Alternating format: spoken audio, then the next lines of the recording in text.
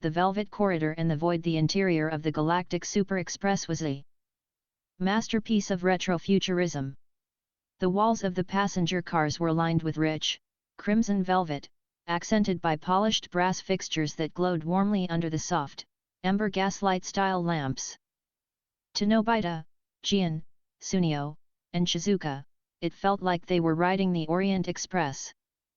But as Vivan stepped out of their luxury cabin and slid the heavy mahogany door shut behind him, the illusion of a cozy train ride faded. His god key sense stripped away the velvet and brass, revealing the cold, unforgiving vacuum of deep space pressing against the fortified 22nd century hull. "Where is it, Sage?" Vivan whispered, walking down the plush carpet of the empty corridor. "And LT tracking. The biological anomaly is currently clinging to the exterior hull of car number 4. Specifically near the panoramic observation window. It is attempting to secrete an acidic enzyme to breach the reinforced glass." And GT Vivan reached car 4. The observation deck was deserted, a massive dome of curved, transparent aluminum offering a breathtaking, unobstructed view of a swirling purple nebula. But clinging to the outside of the glass, perfectly silhouetted against the starlight, was a horrifying creature. It looked like a cross between a metallic starfish and a biological virus. Pulsing with a sickly, iridescent green light. A Yadori parasite. It was scraping its microscopic, needle-like legs against the glass, a faint sizzle echoing through the hull as its acid began to eat into the transparent aluminum. If it breached the window, the vacuum of space would suck every passenger in the car out into the void. Vivan didn't panic. He walked up to the glass, resting his right hand against the cool surface. "Anti-venom," Vivan commanded silently.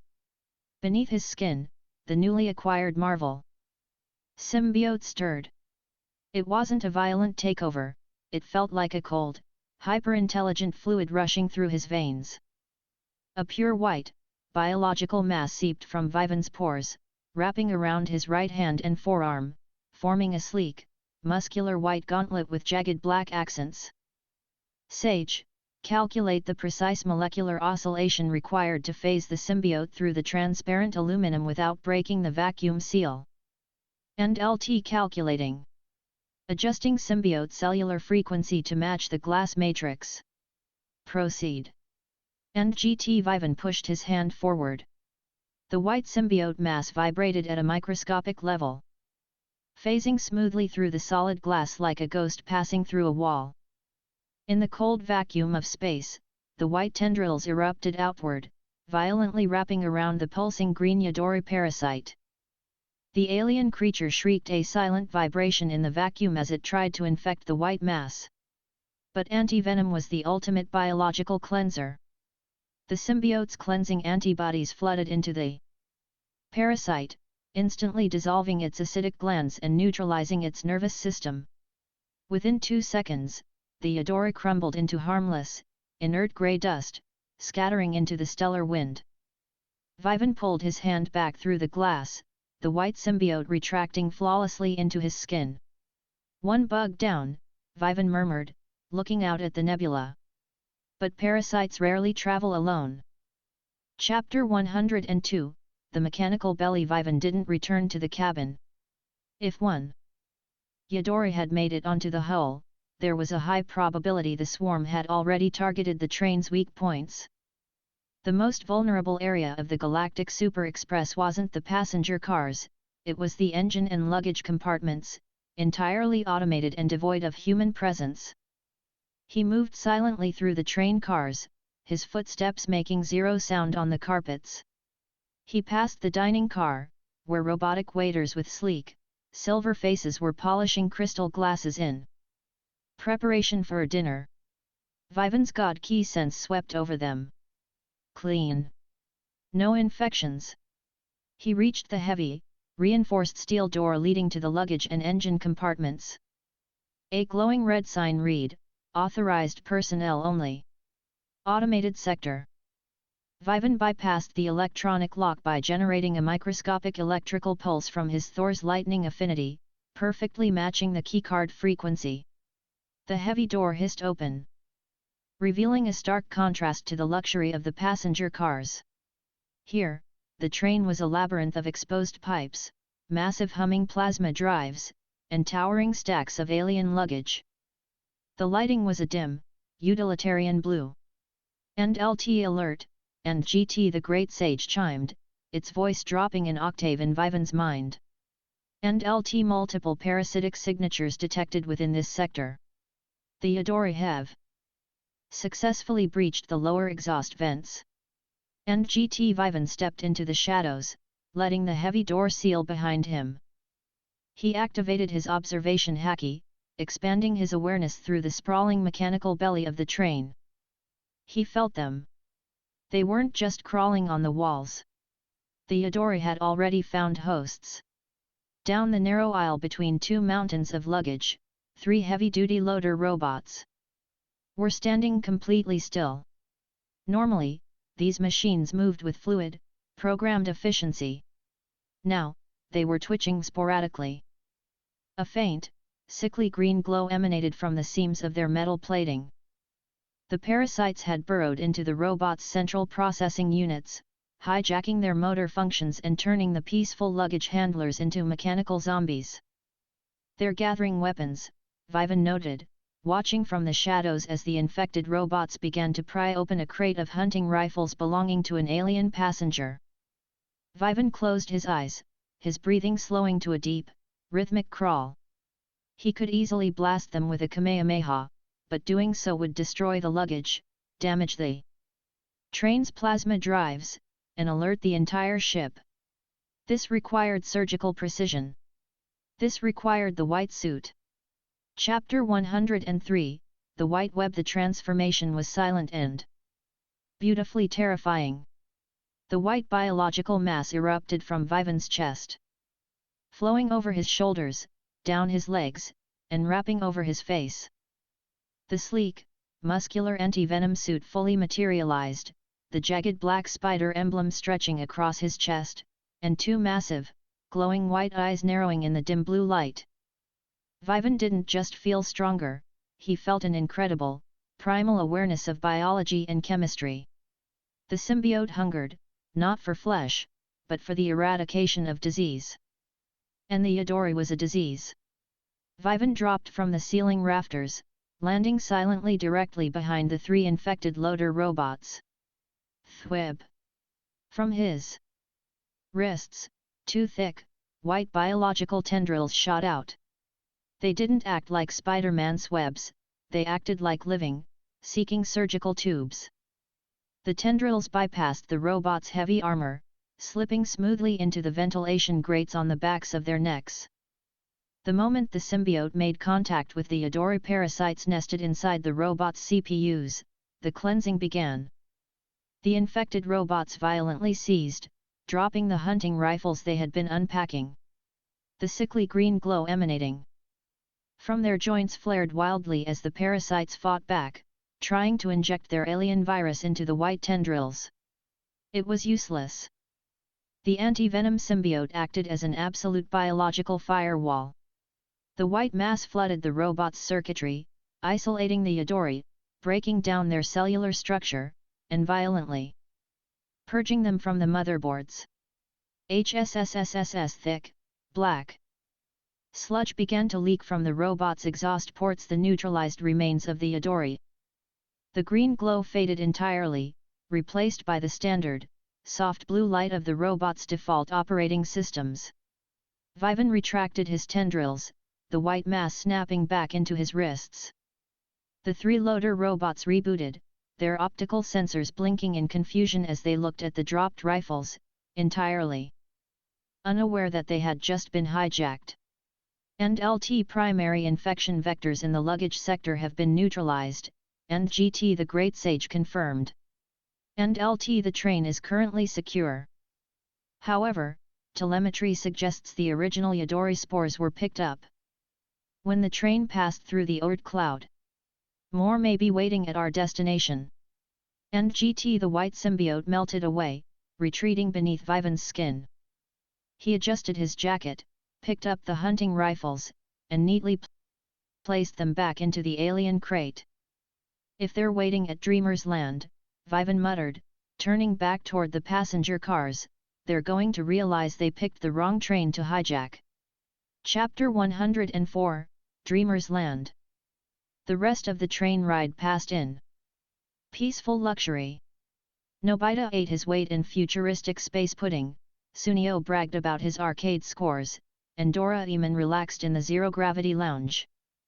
Vivan played the role of the quiet, observant friend, though his senses remained cast over the entire locomotive. 20 hours later, the Galactic Super Express began its deceleration protocol. Look! Out the window! Shizuka gasped, pressing her hands against the glass. Hanging in the vast expanse of space was a massive, artificial planetary ring system, built around a cluster of hollowed-out asteroids. This was Dreamer's Land, the largest amusement park in the galaxy. Each massive asteroid was covered in a specialized, atmospheric dome, hosting entirely different worlds. There was a lush, green asteroid that looked like a prehistoric jungle, a dusty, red asteroid resembling the American Wild West, and a dark, forested asteroid mimicking feudal Japan. We're here! Nobita cheered, practically vibrating with excitement. The train docked at the central hub, a sprawling, high-tech station, filled with thousands of alien tourists from across the cosmos. Automated announcements echoed in 100 different languages, and holographic signs pointed toward the various themed planets. Doraemon handed everyone a specialized, golden passport. This gives us VIP access to every planet in the park. The gravity, atmosphere, and safety protocols are all perfectly regulated. Where should we go first? The Wild West, Nobita declared instantly. I want to be a gunslinger. As the gang rushed toward the glowing portal leading to the western planet, Vivan hung back for a fraction of a second. The central hub was massive, crowded, and chaotic. It was the perfect environment for a parasite to hide. He tapped into his God Key sense. The overwhelming noise of the alien crowds washed over him. He filtered out the joy, the excitement, and the artificial hum of the park's machinery. Deep beneath the central hub, down in the maintenance shafts where tourists never went, Vivan felt a faint, rhythmic pulse. It was the same sickly, green signature he had felt on the train. "And LT notice," and GT the Great Sage whispered. "And LT the Yadori have already established a vanguard presence on Dreamer's Land. They are slowly infecting the park's automated staff to disable the safety limiters." And GT Vivan's eyes narrowed. "Keep tracking their numbers, Sage. Let me know when they reach critical mass. For now, let's let Nobita play cowboy." Chapter 105, Shadows in the Wild West. Stepping through the portal into the western planet was like walking onto a hyper-realistic movie set. The ground was covered in dry, red dust. Wooden saloons lined the main street, and robotic horses were hitched to wooden posts. The sky above the dome was engineered to look like a blazing, relentless desert sun. Doraemon handed Nobita a toy six-shooter and a Stetson hat. "Remember, Nobita, all the weapons here fire harmless, concentrated light. If you hit a robotic outlaw's sensor, they dramatic fall and the game is over." Nobita, who was famously clumsy at everything in life except marksmanship, spun the toy revolver on his finger with terrifying, natural precision. "Leave it to me. I'm the fastest draw in the West." They walked into the main saloon, which was populated entirely by robotic actors programmed to play poker, drink root beer, and occasionally start bar brawls for the tourists' entertainment. As Nobita swaggered up to the bar to order a sarsaparilla, Vivan leaned against the wooden swinging doors. His eyes weren't on the robotic outlaws playing cards, his eyes were on the robotic sheriff standing in the corner. The sheriff's optical sensors were supposed to glow a warm, friendly amber. Currently, they were flickering with a faint, sickly green tint. The Yadori had infected the park's security. Suddenly, the infected sheriff stood up, its mechanical joints grinding. It drew its massive, silver revolver. But unlike Nobita's toy, the Yadori had bypassed the robot's safety limiters. The revolver was charging a highly lethal, unnerved plasma bolt, aiming directly at the back of Nobita's head. "Die, mammal," the infected sheriff buzzed, its voice distorted. Nobita, completely oblivious, was sipping his drink. Vivan didn't shout. He didn't run. He utilized his speed force fragment. The saloon froze. Vivan casually walked across the room, the dust hanging perfectly still in the air. He reached the infected sheriff. He didn't break the robot. He couldn't risk causing a scene and ruining Nobita's vacation yet. Instead, a tiny, microscopic tendril of white anti-venom symbiote extended from Vivan's index finger. He slipped the tendril into the barrel of the sheriff's charging plasma revolver, channeling the cleansing antibodies directly into the robot's central processing unit. The parasite inside the sheriff violently dissolved. The lethal plasma charge in the gun was instantly neutralized, reverting back to harmless light. Vivan casually walked back to the swinging doors and released the speed force. Time resumed. "Draw, outlaw!" Nobita suddenly yelled, spinning around and firing his toy gun at the sheriff, completely by coincidence. The harmless light beam hit the sheriff's chest sensor. Because Vivan had just cured the robot and rebooted its system, its default programming immediately kicked back in. "Ya got me, partner!" The robotic sheriff groaned theatrically, dramatically collapsing to the wooden floor. "Wow! Nobita, you're amazing!" Shizuka cheered, clapping her hands. Vivan smiled, tipping an imaginary hat. "Nice shot, cowboy!" Chapter 106, The Ninja Infiltration. After thoroughly conquering the Wild West, the gang took a hypertram to the ninja planet.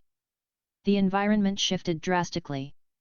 The scorching desert was replaced by a dense, misty bamboo forest, ancient wooden castles, and a sky perpetually painted in the deep indigo of twilight. Hidden speakers played the faint, eerie sound of a shakuhachi flute. "This place gives me the creeps," Sunio shivered, looking at the shadows. "They say the robotic ninjas here are programmed to jump out and ambush tourists." "That's the whole point, Sunio." Gian laughed, throwing imaginary shurikens. Vivan walked at the back of the group, his hands tucked inside his jacket. While the others saw a fun, spooky amusement park, Vivan's god key sense was painting a very different picture. The ninja planet was massive, filled with intricate underground tunnels and hidden trapdoors designed for the robotic performers. It was the perfect hive. "And LT alert, and GT the Great Sage reported, processing the massive influx of data. And LT the density of the Yadori infection is significantly higher in this sector. They are using the subterranean maintenance tunnels of the ninja planet as their primary staging ground. I am detecting a massive, localized hive mind node beneath the central castle.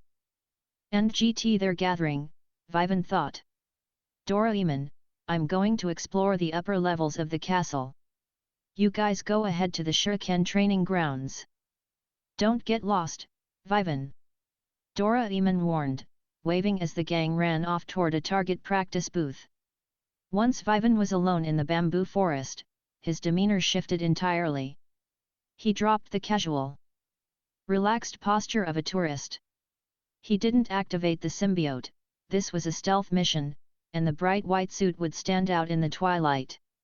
Instead, he tapped into the Naruto franchise. He hadn't used his pure shinobi skills in a while, relying mostly on raw physical strength or Logia light. Vivan channeled his chakra, silencing his footsteps completely. He leaped into the dense bamboo canopy, moving from stalk to stalk without rustling a single leaf. He blended his god ki with his chakra, entirely erasing his presence from the physical and spiritual planes. Even if the Yadori had thermal or magical scanners, Vivan registered as nothing more than empty air. He moved like a true ghost over the walls of the ancient robotic castle, slipping through a high, unbarred window and dropping into the pitch-black maintenance shafts hidden behind the decorative paper walls. It was time to find the Queen's vanguard. Chapter 107, The Infection Spreads.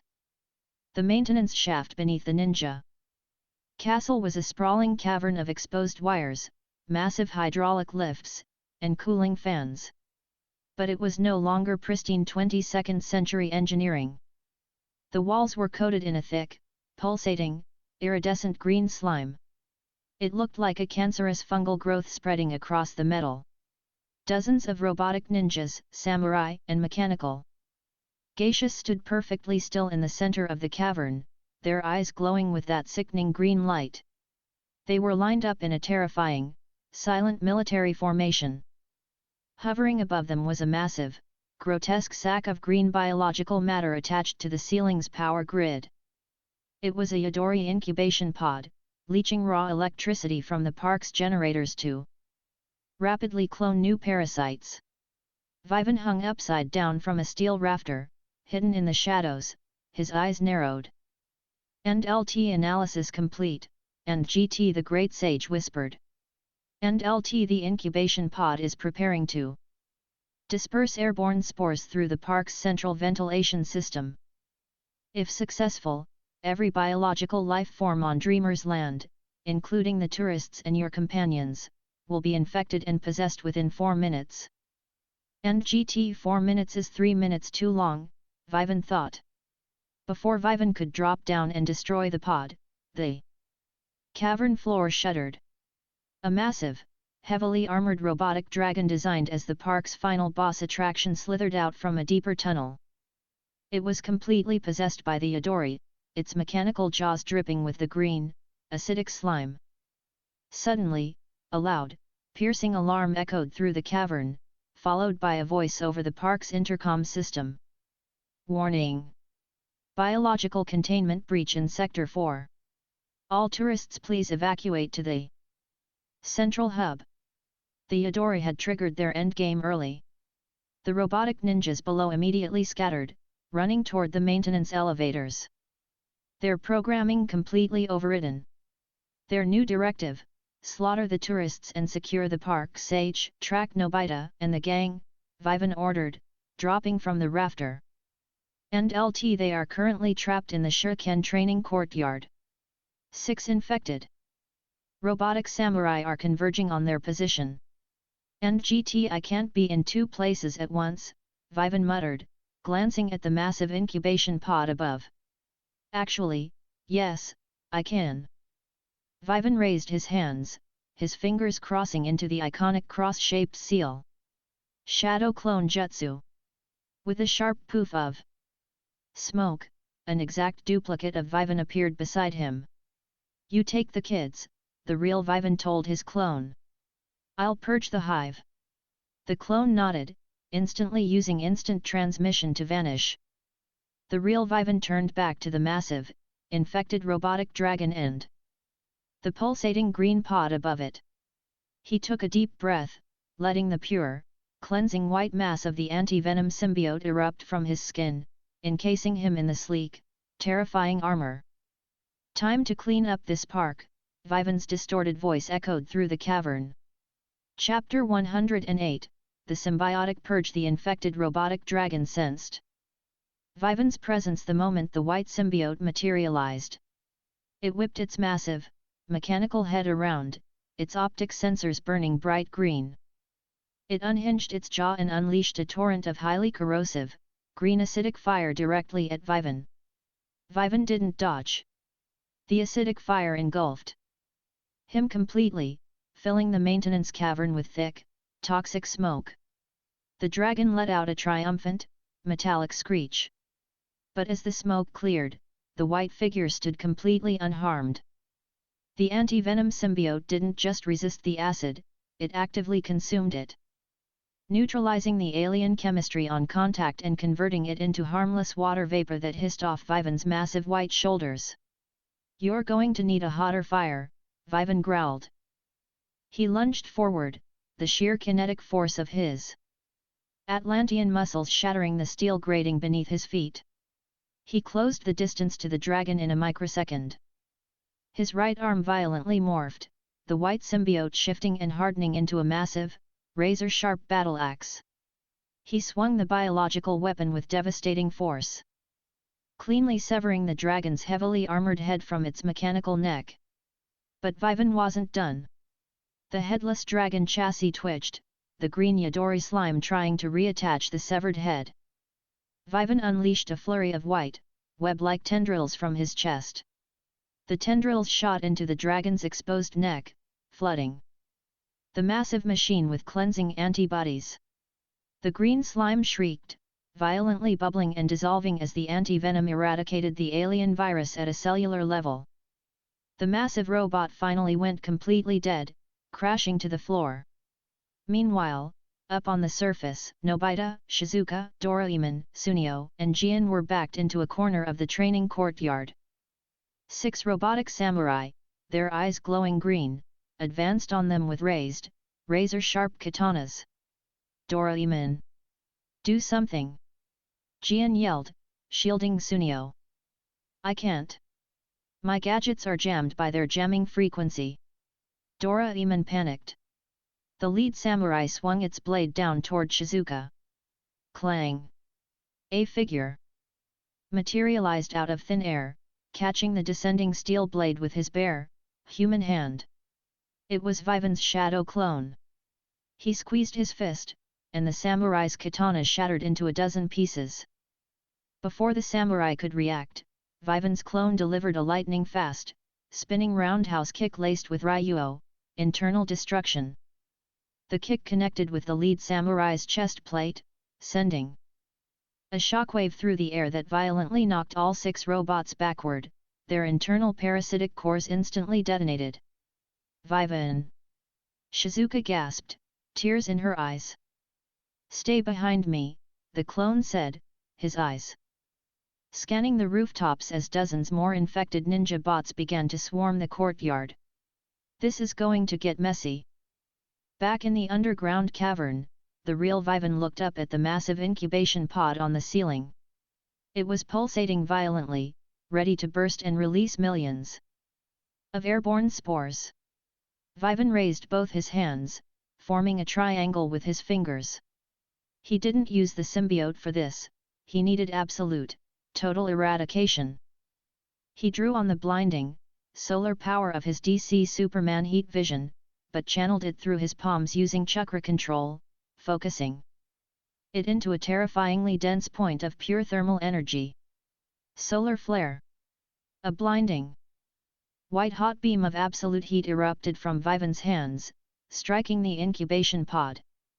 The extreme temperature didn't just burn the pod, it instantly vaporized the alien biomass and every single spore inside, leaving absolutely nothing behind but sterilized ash. The hive was dead. Chapter 109, The Yadori Mothership. The destruction of the central incubation pod sent a massive psychic shockwave through the Yadori network. Across Dreamer's Land, the infected robots suddenly staggered, their green eyes flickering errantly as they lost connection to the hive mind. Vivan's clone easily dispatched the disoriented ninja bots in the courtyard, ensuring Nobita and the gang were safe. Down in the cavern, the real Vivan retracted the anti-venom suit, his normal clothes perfectly intact beneath. He approached the severed head of the robotic dragon. A single, surviving Yadori parasite the size of a fist was crawling out of the robot's optical sensor, attempting to flee. Vivan casually stepped on its tentacles, pinning it to the metal grating. You aren't a rogue infection, Vivan said coldly, looking down at the pulsing green alien. You're a biological weapon. And biological weapons have a source. Where is she? The parasite hissed, a weak telepathic frequency attempting to pierce Vivan's mind. It was a desperate, panicked broadcast aimed toward the stars. And LT notice, and GT the Great Sage intercepted the frequency instantly. And LT telemetric trace successful. The transmission is aimed at a heavily cloaked vessel hiding in the outer asteroid belt surrounding Dreamer's Land. It is the Idori mothership. And GT gotcha, Vivan smiled. He crushed the parasite beneath his boot, purging the last remnant of the infection from the park. Vivan used instant transmission to teleport directly back to the training courtyard, smoothly dispelling his shadow clone. Before anyone noticed there had been two of him. Vivan. You're okay? Nobita cheered, running up to him. I'm fine, Vivan said, looking up at the artificial sky dome of the ninja planet. Doraemon, the park's automated security forces should be rebooting now that the jamming signal is gone. Keep everyone here. I have one last thing to take care of. Vivan, where are you going? Shizuka asked, her voice laced with worry. I need to squash the queen, Vivan replied. He didn't wait for them to argue. Vivan bent his knees and launched himself directly upward. The sheer physical force of his Atlantean legs propelled him like a cannonball.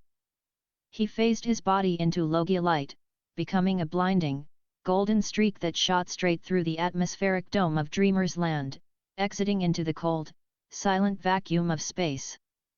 He flew at light speed through the asteroid belt, weaving flawlessly between massive, floating chunks of rock.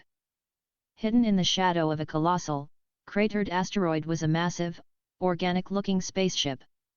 It looked like a giant, rotting horseshoe crab, pulsing with a toxic, sickly green bioluminescence. The mothership.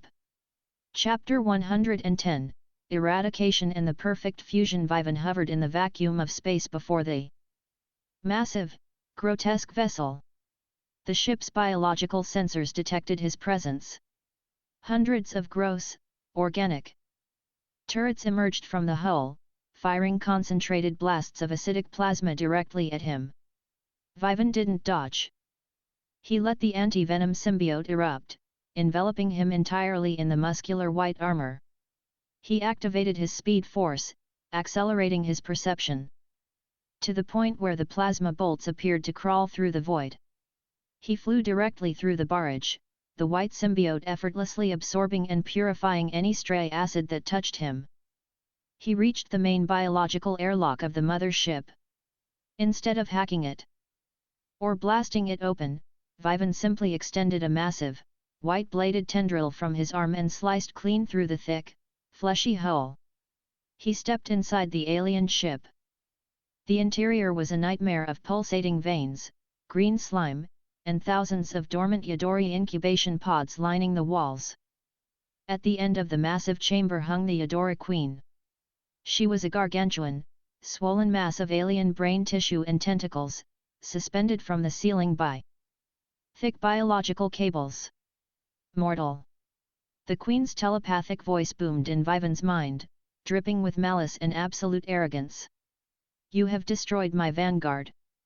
But you are foolish to enter my domain. I shall consume your biomass and add your strength to the swarm. Thousands of tentacles shot from the walls, aiming to ensnare Vivan and drag him into the Queen's acidic maw. Vivan didn't move. He stood perfectly still in his gleaming white armor. You misunderstand the food chain, Vivan's distorted, terrifying voice echoed telepathically back at the Queen. I didn't come here to fight you. I came here to cure you. Vivan unleashed the full, unrestrained power of the anti-venom symbiote, supercharging it with his ki and the infinite processing of the Great Sage. Massive, tidal waves of pure white biological mass erupted from Vivan's body, completely flooding the chamber. The white symbiote acted like a biblical flood of antibodies. It washed over the dormant pods, instantly dissolving them into ash. It climbed the fleshy walls, purifying the green slime and turning the ship's interior into a sterile, blinding white expanse. The Queen shrieked in absolute agony as the white mass surged up her tentacles, invading her central brain mass. The alien virus fought desperately, but it was fundamentally outclassed. The anti-venom tore apart her genetic code, severing the hive mind completely. In less than 10 seconds, the gargantuan Queen withered, dissolved, and crumbled into a mountain of harmless grey dust. The mother ship was dead. The Yadori species was permanently eradicated from the cosmos. The white symbiote retracted, pulling back from the walls and settling flawlessly back beneath Vivan's skin. He stood in the center of the massive, now empty chamber, taking a deep breath of the newly purified air. A massive, brilliant blue screen illuminated the darkness of the dead ship. Major arc complete, Nobita and the Galaxy Super Express evaluation, SSS rank, galactic parasitic threat eradicated, Queen neutralized, host unharmed. Rewards distributed. Marvel franchise, anti-venom symbiote, perfect fusion achieved. Host can now manipulate the symbiote mass without full body manifestation, utilizing localized healing, tendrils, and cleansing on command. New franchise tree expansion, Bleach, holification line. Current ability unlocked, Fullbringer fragment, matter manipulation. Smiled, reading the blue screen. Perfect fusion. The symbiote was no longer an alien. Vivan passenger, it was entirely, genetically indistinguishable from his own cells. He touched the metal wall of the ship, focusing on the newly unlocked Fullbringer fragment. He pulled slightly on the sole of the metal, and the steel effortlessly bent to his will, forming a perfectly smooth, solid chair. Vivan sat down in the chair he had just pulled from the wall, looking out the massive breach in the hull at the distant, glittering lights of Dreamer's Land. 17 movies down, Vivan whispered to the silent void. I wonder what kind of nightmare the universe is going to throw at me next. Chapter 111, The Galactic Lottery and the Soul of Matter. The sweltering heat of late July hung over Tokyo like a damp, heavy blanket. Inside Nobita's room, the relentless hum of the cicadas outside the window provided the only soundtrack to an incredibly lazy afternoon.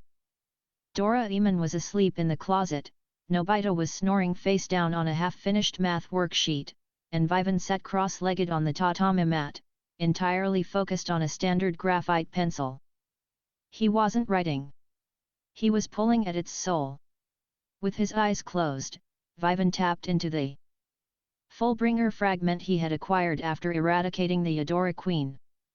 Unlike Haki, which forced its will upon the world, or Chakra, which converted physical energy into elements, Fullbring manipulated the latent soul that existed in all physical matter. And LT notice, and GT the flawless, mechanical voice of the great sage whispered in his mind. And LT Fullbring affinity is currently at 14%. The molecular structure of the graphite is yielding to your spiritual pressure. And GT. Vivan exhaled slowly. The pencil floating between his hands didn't just bend, it liquefied, reshaping itself into a perfect, razor-sharp graphite kunao, then into a small metallic-looking flower, before snapping back into a perfectly normal pencil. Matter manipulation, Vivan murmured, opening his eyes. It's subtle, but terrifying if scaled up. His quiet training was violently interrupted by Nobita abruptly shooting up from his desk, a string of drool hanging from his chin. I can't take it anymore. Sunio is bragging about his family buying a private island for the summer. I want an island. No, I want a whole planet. Doraemon slid the closet door open, rubbing his eyes and yawning, his robotic joints clicking softly. Nobita, you can't just buy a planet. Real estate in the galaxy is incredibly expensive. But you have a gadget for it, don't you? Nobita pleaded, grabbing Doraemon's round hands. Please. Just let me look at some planets. Doraemon sighed, reaching into his 4D pocket. He pulled out a thick, glowing futuristic catalog and a small stack of golden tickets. This is the Galactic Planet Lottery. Sometimes, they give away small, uninhabited asteroids as promotional prizes. But the odds of winning are 1 in a trillion. Nobita snatched a ticket and scratched off the holographic foil with a coin. BZZZT. Try again. He scratched another. And another. His face grew redder with frustration until he reached the very last ticket at the bottom of the pile. He aggressively scraped the foil away. Suddenly, the ticket erupted in a shower of brilliant, golden holographic confetti. A cheery, automated trumpet fanfare echoed through the bedroom. "Congratulations," a robotic voice cheered from the ticket. "You are the grand prize winner. You are now the proud owner of Sector 77B, the spiral asteroid." DORAEMON'S jaw hit the floor. He actually won. Major arc initiated, Nobita and the Spiral City status, planetary claim established. Objective: colonize the spiral asteroid, uncover its dormant sentience, and defeat the encroaching invasive plant alien armada. Rewards: DC franchise, Swamp Thing plant control, the green affinity. Vivan looked at the glowing blue system prompt floating in his vision.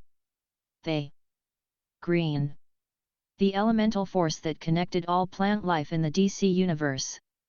He stood up, catching the pencil out of the air and slipping it into his pocket. "Well, Nobita. It looks like you just beat Tsunio's private island. Let's go see your new world." Chapter 112, The Pristine World Using the Anywhere Door, Doraemon. Inputted the exact galactic coordinates provided by the winning lottery ticket. The pink door hummed, the frame vibrating slightly as it locked onto a location millions of light-years away from the Milky Way. Nobita reached out, his hand trembling with excitement, and turned the knob. As the door swung open, a rush of incredibly pure, sweet-smelling air flooded into the stuffy Tokyo bedroom. It smelled like fresh rain on pine needles and blooming jasmine. Vivan stepped through the threshold first, his God Ki sense instantly sweeping the area to ensure the environment was breathable and secure. What his senses reported back was absolutely staggering. They stepped out onto a lush, rolling hillside covered in vibrant, emerald green grass that felt softer than carpet. Surrounding them were towering, spiraling trees with bark that looked like polished mahogany and leaves that shimmered with a faint, bioluminescent silver glow. In the distance, a crystal-clear river wound its way through a sprawling, untouched valley. But what caught Vivan's attention wasn't the visuals, it was the energy. "Great Sage," Vivan communicated silently. "What is this?" "End LT analysis complete," and GT the Sage replied. "End LT the atmospheric composition is identical to Earth's during its prehistoric peak. However, the flora here possesses a highly dense, unified neural network. The entire planet is operating on a single, harmonious biological frequency." "And GT it's alive," Vivan whispered. "Not just the plants, the planet itself felt like a single, slumbering entity." "It's beautiful." Shizuka gasped, stepping through the door behind them alongside Gian and Tsunio, who had been hurriedly invited via telephone. "And the best part?" Nobita cheered, spinning around in the grass. "It belongs to me. Take that, Tsunio. My private planet." Tsunio, for once, was completely speechless, staring at a massive, spiraling flower that was slowly opening its petals to the gentle sunlight. "The gravity is exactly 1 g, Doraemon noted, checking his wrist scanner. "And the temperature is a perfect 24 degrees Celsius. It's an absolute paradise. We can build anything we want here. A city," Nobita declared. "A city where we don't have to do homework, and everything is fun. A wind-up city." As the kids began excitedly plotting out their metropolis, pulling out toys and blueprints, Vivan walked toward the edge of the crystal river. He knelt down, trailing his fingers through the cool water. His prehistoric sage mode passively absorbed a tiny fraction of the ambient nature energy. It tasted sweet, untainted by war or pollution. But as he looked up at the sky, his God Ki caught a faint, discordant note. A microscopic ripple in the planet's perfect harmony. Somewhere, far out in the dark void of space, something dark and parasitic was drifting toward their new home.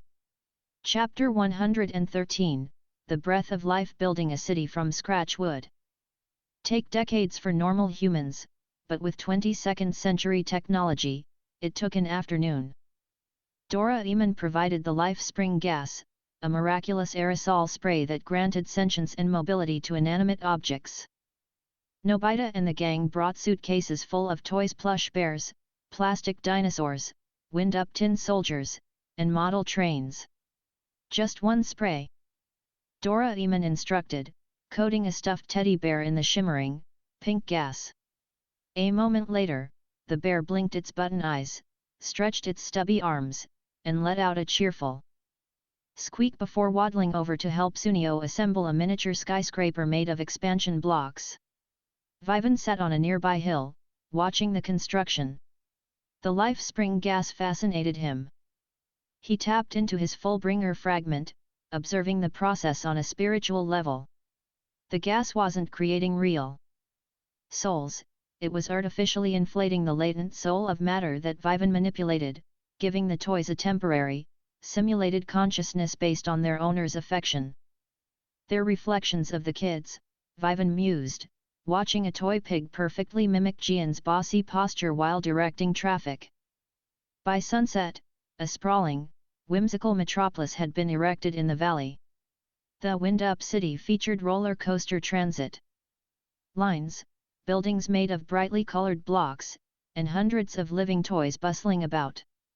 It was a masterpiece of childhood imagination. We did it! Nobita cheered, collapsing onto the soft grass, exhausted but incredibly proud. We built our own world. It's getting late, Doraemon said, checking the sky, which was turning a beautiful shade of violet. We should head back to Earth for dinner. We can come back tomorrow. The gang agreed, waving goodbye to the cheerful toy citizens as they headed back to the Anywhere door stationed on the hill. As Vivan walked toward the door, he paused. He looked down at the soft dirt near the door frame. There was a large, heavy boot print etched into the soil. A boot print that didn't belong to any of them. Sage, Vivan narrowed his eyes. Scan the perimeter. End LT scanning. Intruder detected. A human biological signature crossed the threshold of the Anywhere door approximately 3 hours ago while the door was left open in Nobita's bedroom. NGT. Vivan's gaze shifted toward the dense, spiraling forest bordering their toy city. Someone snuck in. Vivan! Are you coming? Shizuka called out from the door. I'll be right behind you, Vivan smiled warmly. I just dropped something. Go on ahead. As the door clicked shut, leaving Vivan alone in the violet twilight of the spiral asteroid, his smile vanished. The serene nature energy of the planet was beginning to curdle. The intruder had brought something with them. Chapter 114, The Cosmic Hitchhiker. Back on Earth, the evening news was broadcasting an urgent bulletin across Tokyo, warning all residents to lock their doors. Kumatora, the notorious jewel thief and violent fugitive, has escaped maximum security custody. He is considered extremely dangerous. Vivan didn't need the news report. He was currently tracking the man's terrified, chaotic aura through the dense, glowing forests of the Spiral City. Kumatora, a hulking man with a scarred face and a desperate, wild look in his eyes, was thrashing through the pristine alien underbrush. He had stumbled into Nobita's room while running from the police and dove through the pink door, expecting a closet. Instead, he found himself marooned on an alien world. What is this place? Kumatora panted, swinging a heavy iron crowbar to hack away the glowing vines. Talking toys? Purple skies? Am I hallucinating? Vivan observed him from the branch of a towering tree, completely masked by his god key. Kumatora was a violent criminal, yes, but to Vivan, he was barely a threat. Vivan could knock him out with a flick of his finger and toss him back through the door. But the great sage was warning Vivan not to intervene just yet. "And LT alert," and GT the sage's voice echoed with rare urgency. "And LT the human intruder is carrying an extraterrestrial pathogen. Trace elements on his boots indicate he stepped through a recent meteorite impact site on Earth before entering Nobita's room." And GT Vivan's eyes zoomed in, utilizing the microscopic visual enhancement of his Atlantean physiology. Clinging to the mud on Kumatora's left boot was a tiny, pulsating, pitch-black seed. It wasn't from Earth. It was a parasitic spore that had hitched a ride across the cosmos. As Kumatora stumbled into a clearing, panting heavily, he scraped his boots against the exposed, glowing root of an ancient spiral tree to clear the mud. The black spore was dislodged. It fell onto the glowing root. The moment it made contact with the planet's hyperdense, unified biological network, the spore violently activated. It didn't grow, it infected. The beautiful, silver-glowing root instantly turned a sickly, necrotic gray. The infection shot up the trunk of the tree at blinding speed. The leaves mutated, sharpening into jagged, metallic blades. The bark split open, revealing pulsating, fleshy green vines covered in thorns that dripped with corrosive acid. "What the hell?" Kumatora screamed, falling backward as the corrupted tree suddenly animated, whipping a massive, thorny vine toward his chest. Before the vine could pierce the convict, a blur of white light dropped from the canopy. Vivan landed perfectly between Kumatora and the corrupted tree. He didn't draw a sword. He simply raised his left hand, coating his palm in the invisible armor of Ryuo, internal destruction haki. He caught the massive, acidic vine barehanded. Crunch! The sheer force of Vivan's grip shattered the vine into splinters. The acid sizzled harmlessly against his haki. "You've got a lot of nerve bringing weeds into my friend's garden," Vivan said, his golden eyes locking onto the pulsing, mutated tree. Chapter 115, The Verdant Corruption. Kumatora scrambled backward, staring in absolute shock at the 11-year-old boy who had just casually caught a monstrous, acid-dripping tentacle. What are you?" the convict stammered, raising his crowbar defensively. Vivan didn't look at him. "Sleep." Vivan unleashed a microscopic pulse of Conqueror's haki, precisely targeted at Kumatora. The convict's eyes rolled back instantly, and he collapsed unconscious into the soft grass, completely incapacitated. With the human threat neutralized, Vivan turned his full attention to the infected tree.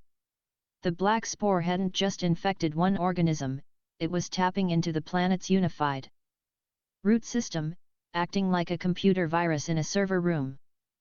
Vivan's God Key sense tracked the dark, necrotic energy spreading underground at terrifying speeds, rushing straight toward the wind-up city. "Sage, what are we dealing with?" Vivan asked, stepping back as the corrupted tree began to uproot itself, transforming into a towering, multi-legged plant monstrosity. And LT analysis. The entity is a planet-eater spore. It is an apex biological parasite designed to consume a planet's natural life force and convert local flora into hostile, autonomous weapon platforms. It is highly regenerative and immune to standard kinetic trauma. And GT immune to kinetic trauma, Vivan mused, dropping into a low, relaxed stance. "Let's test that theory."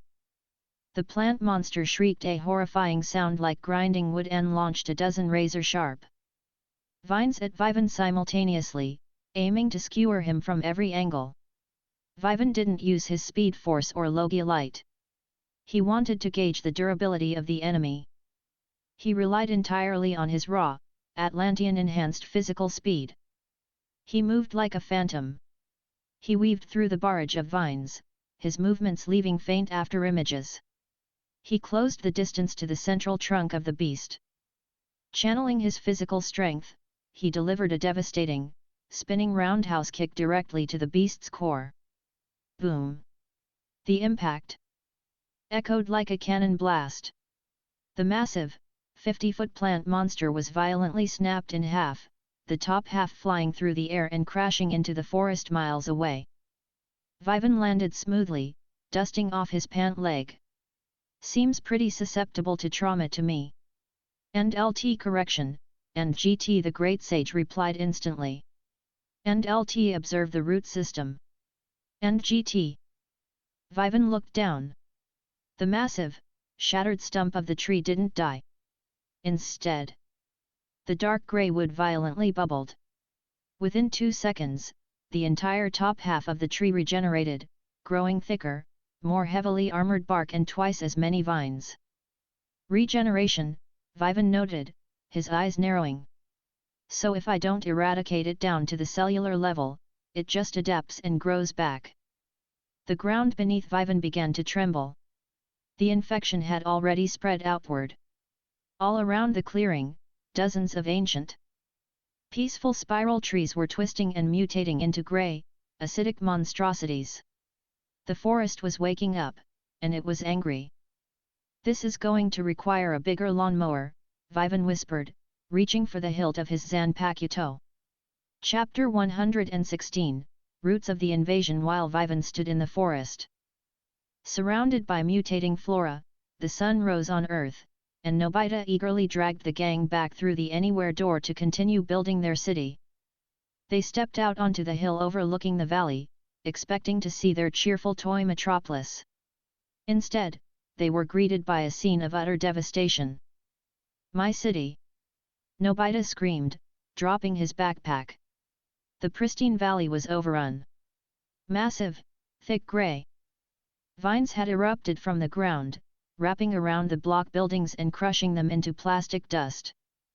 The toy citizens were running in pure panic as grotesque, mutated plant hounds creatures formed from twisted wood and thorns hunted them through the streets.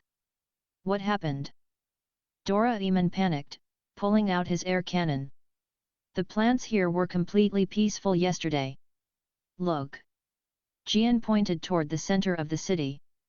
A massive, armored plant beast was cornering a group of plush bears. The beast raised a heavy, wooden scythe-like appendage to crush them. Before Doraemon could fire, a streak of blinding white lightning dropped from the sky, striking the beast directly on its head. The concussive force of the thunderclap shattered the beast's wooden armor, and the intense heat instantly turned the creature into a pile of smoking ash. From the smoke, Vivan stepped forward, his right hand crackling with residual blue electricity. Vivan! You're here! Shizuka cried, immense relief washing over her. Stay by the door! Vivan's voice carried across the valley, amplified by his ki. These things are parasitic. Don't let them touch you. We have to save the toys. Nobita yelled, ignoring the order and running down the hill with his toy 6-shooter, firing harmless beams of light at the creeping vines. Vivan sighed. He couldn't unleash a massive area of effect attack like a Kamehameha or a full Thor's storm without vaporizing the innocent toys Nobita loved so much. The combat had to be close quarters and precise.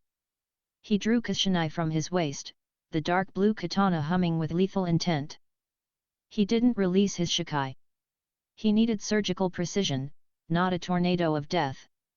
Vivan engaged prehistoric sage mode. The transformation was instantaneous. Iridescent green scales framed his jawline, and his pupils shifted into glowing, golden reptilian slits. The terrifying, heavy aura of the apex predator exploded outward.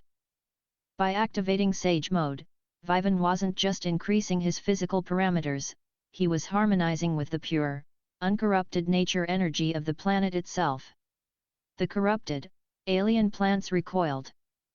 Sensing a supreme, overriding force of nature stepping onto the battlefield, Vivan gripped his katana with both hands, channeling pure nature energy into the steel until the blade glowed with a brilliant, emerald green light. Let's do some pruning, Vivan whispered, his reptilian eyes locking onto the horde of encroaching vines. Chapter 117, The Sawar's Plea. With Sage Mode active, Vivan moved through the wind-up city like a scythe through dry wheat. Because his katana was coated in the planet's pure nature energy, his cuts bypassed the alien spore's regenerative abilities. Every vine he severed withered and turned to dust, unable to heal. He moved with absolute, fluid efficiency, dismantling the plant hounds and clearing a safe zone for Doraemon to herd the toys into. As Vivan cut down the last of the vanguard in the city square, the ground beneath his feet suddenly went still. The violent shaking stopped. The remaining corrupted vines didn't attack, they slowly pulled back, retreating into the dense forest like a receding tide. They're running away. Sunio panted, leaning heavily on Gian. They aren't running, Vivan said, his sage mode eyes staring deep into the earth. They're regrouping. The main infection is pooling near the planet's core. Suddenly, a soft, ethereal golden light began to rise from the uncorrupted grass beneath Vivan's feet. The light swirled, coalescing into the translucent figure of a towering, gentle-looking humanoid made entirely of shifting light and leaves. Whoa! Nobita gasped, taking a step back. Is that a ghost? It is the sower, Vivan said, instantly recognizing the entity. He sheathed his sword, sensing no malice, only profound sorrow. And LT affirmative, and GT the great sage confirmed. And LT this is the sentient consciousness of the spiral asteroid. And GT. The entity looked down at Vivan, its voice echoing telepathically in the minds of everyone present. And LT children of Earth. I apologize for dragging you into my failure. I am the sower. Millennia ago, I traveled the cosmos, planting the seeds of life on barren rocks. This asteroid was my masterpiece, a world of perfect, unified harmony. And GT but it's infected now, Vivan stated flatly. A planet-eater spore hitched a ride on a human who snuck through our door. The sower bowed its head. And LT the darkness is spreading too fast. My roots are tied to the planet's core. The parasite is wrapping around my heart. In a matter of hours, this world will die, and the parasite will use the asteroid as a vessel to launch spores to other worlds, including yours. You must flee. Leave this place to die. And GT Nobita stepped forward, tears in his eyes. No. We won't leave. We built our city here. The toys are our friends. Vivan, you can stop it, right? Vivan looked at the weeping boy, then up at the towering, sorrowful god of the planet.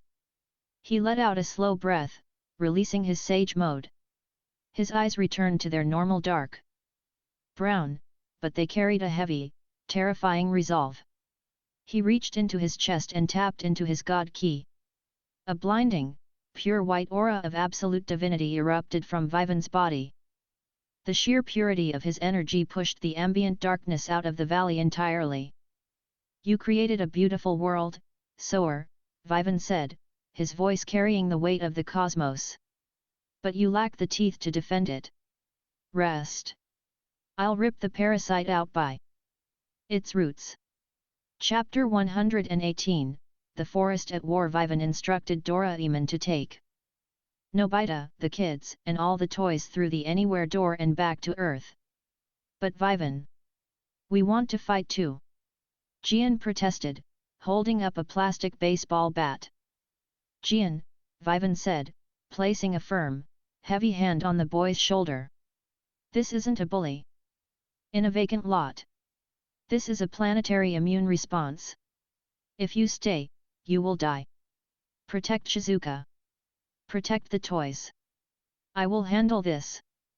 The absolute authority in Vivan's eyes left no room for argument. Gian nodded slowly, helping Doraemon herd the last of the toy citizens through the pink door. Once everyone was safe, Doraemon looked back. Don't lose, Vivan, Doraemon said quietly before pulling the door shut, severing the link to Earth. Vivan was completely alone on the spiral asteroid. He didn't waste a second. He turned his gaze toward the massive, spiraling mountain at the center of the continent, the heart of the planet, where the Sawar's core resided. The entire mountain had turned pitch black, pulsating with sickly grey veins. Sage. Full tactical assessment. And LT, the alien parasite has completely fused with the mountain. It is currently generating a massive, biological siege engine. Estimated hostile units, millions. And GT Vivan didn't walk. He activated his speed force, accelerating his perception. He bounded across the valley, each step covering miles of terrain, his body a blur of golden lightning. As he reached the base of the mountain, the forest went to war. The ground exploded. Millions of corrupted, razor-sharp vines shot from the earth, forming a literal tidal wave of dark wood and thorns, hundreds of feet high, crashing down toward Vivan to crush him. You want a war of nature? Vivan roared, the sound of his voice shattering the surrounding boulders. He tapped into his Naruto franchise abilities. He bit his thumb, drawing a drop of blood, and slammed his hands into the dirt while simultaneously activating prehistoric sage mode. Summoning jutsu. Massive clouds of white smoke erupted across the base of the mountain. Vivan didn't just summon frogs or snakes. By combining his prehistoric sage mode with the summoning contract, he called upon the apex predators of the ancient earth. Dozens of towering, heavily armored, sage-infused Tyrannosaurus rexes and massive ankylosauruses materialized, their scales glowing with bright green nature energy. Tear them apart! Vivan commanded. The prehistoric titans roared, charging fearlessly into the tidal wave of corrupted vines. The T-Rexes snapped massive tree trunks in their jaws, their sage-infused teeth easily bypassing the alien regeneration, while the ankylosauruses shattered the ground, uprooting the parasites with devastating tail swipes. Vivan didn't stay to watch the clash of monsters. He leaped off the head of a charging T-Rex, launching himself high into the air, aiming straight for the peak of the Black Mountain. Chapter 119, Pruning the Goliath. Vivan landed heavily on the jagged, corrupted summit of the mountain. Before him stood the core of the infection. It was a gargantuan, terrifying monstrosity, a humanoid amalgamation of twisted grey wood, pulsing green acid sacs, and thousands of thrashing vines. It was the plant Goliath, the avatar of the alien spore. Mortal, the Goliath shrieked, its voice a horrific chorus of grinding bark. Your biomass shall nourish the seed. I don't think you can digest me, Vivan smirked. He reached to his waist, drawing the dark blue katana, Kashinai, with his right hand. He focused his spiritual energy, manifesting the white-hilted Wado Ikemonji in his left hand, and the red-hilted Sandai Kaititsu in his mouth. Santoryu, three-sword style. The plant Goliath unleashed a barrage of massive, armor-piercing wooden spears, launching them from its chest at supersonic speeds. Vivan's eyes flashed red. He didn't dodge. He coated all three blades in pure, invisible Ryuo, internal destruction haki. He dashed forward, his body a blur of motion. He deflected the massive wooden spears with microscopic parries, redirecting their kinetic force harmlessly into the sky. He closed the distance to the Goliath in a fraction of a second. Santoryu Aji, Ichide Sanzan Daisen Sekai. Three-sword style secret art, one great 3000 worlds. Vivan spun like a demonic buzzsaw. The three haki-infused blades sliced through the air, moving so fast they created a vacuum. He carved through the Goliath's massive wooden arms, severing them into thousands of perfectly uniform cubes. The internal destruction haki flowed through the cuts, detonating the alien cells from the inside out, completely neutralizing their ability to regenerate. The Goliath let out an agonizing screech as it lost its arms. But the monster wasn't dead. The core of the parasite, a massive, beating black heart nestled deep within its chest, began to glow with intense, volatile energy. End LT warning. End GT the Great Sage shouted. End LT the parasite is initiating a self-destruct sequence. The resulting biological explosion will scatter enough acidic spores to glass the entire hemisphere. End GT it's not exploding, Vivan said, his voice entirely calm despite holding a sword in his teeth. He sheathed his two manifested swords, taking Kashinai from his mouth. He didn't have time to cut the heart out before it detonated. He needed to contain it. He reached into his soul, tapping into the absolute, cleansing purity of his marvel reward. The white, muscular mass of the anti-venom symbiote violently erupted from his pores, encasing his entire body in the jagged, white and black armor. Vivan lunged forward, plunging both his hands directly into the open, splintered chest cavity of the plant Goliath, burying his fingers deep into the pulsing, explosive black heart. Chapter 120, The Avatar of the Green Purge, Vivan commanded through the symbiote mask. The white mass flooded from his arms into the black heart. The anti-venom aggressively hunted down every single alien cell, dissolving the explosive acidic buildup and neutralizing the viral coating. The plant Goliath froze, its horrific shrieking silenced as the core was completely sterilized. The massive wooden body withered, crumbling into a mountain of harmless grey ash. Vivan stood amidst the ash, retracting the symbiote. He breathed heavily. The avatar was dead, but the roots. He looked out over the valley. The T-Rexes were vanishing in puffs of smoke, their summoning time expired. Corrupted vines were still thrashing across the continent, directionless but still highly lethal. Killing the brain hadn't killed the nervous system. I can't hunt down every single vine on the planet, Vivan muttered, wiping sweat from his brow. A massive, brilliant blue screen suddenly shattered his vision, glowing with an intense emerald green light. Major arc complete, Nobita and the Spiral City evaluation, SSS rank, Alien Vanguard eradicated, planetary core secured. Rewards distributed. DC franchise, Swamp Thing plant control, the green affinity, fully unlocked. Host can now command, manipulate, and commune with all botanical life on a planetary scale. New franchise tree expansion, One Piece, Conqueror's Haki advancement. Current ability unlocked, Advanced Conqueror's Haki, coding fragment. Read the screen, and a slow, triumphant smile spread across his face. Vivan he knelt down, pressing both his palms flat against the rocky summit of the mountain. He closed his eyes, bypassing his ki, his chakra, and his haki. He tapped directly into the green. Instantly, Vivan's consciousness exploded outward. He didn't just sense the plants, he became the plants. He felt every blade of grass, every towering spiral tree, every microscopic root.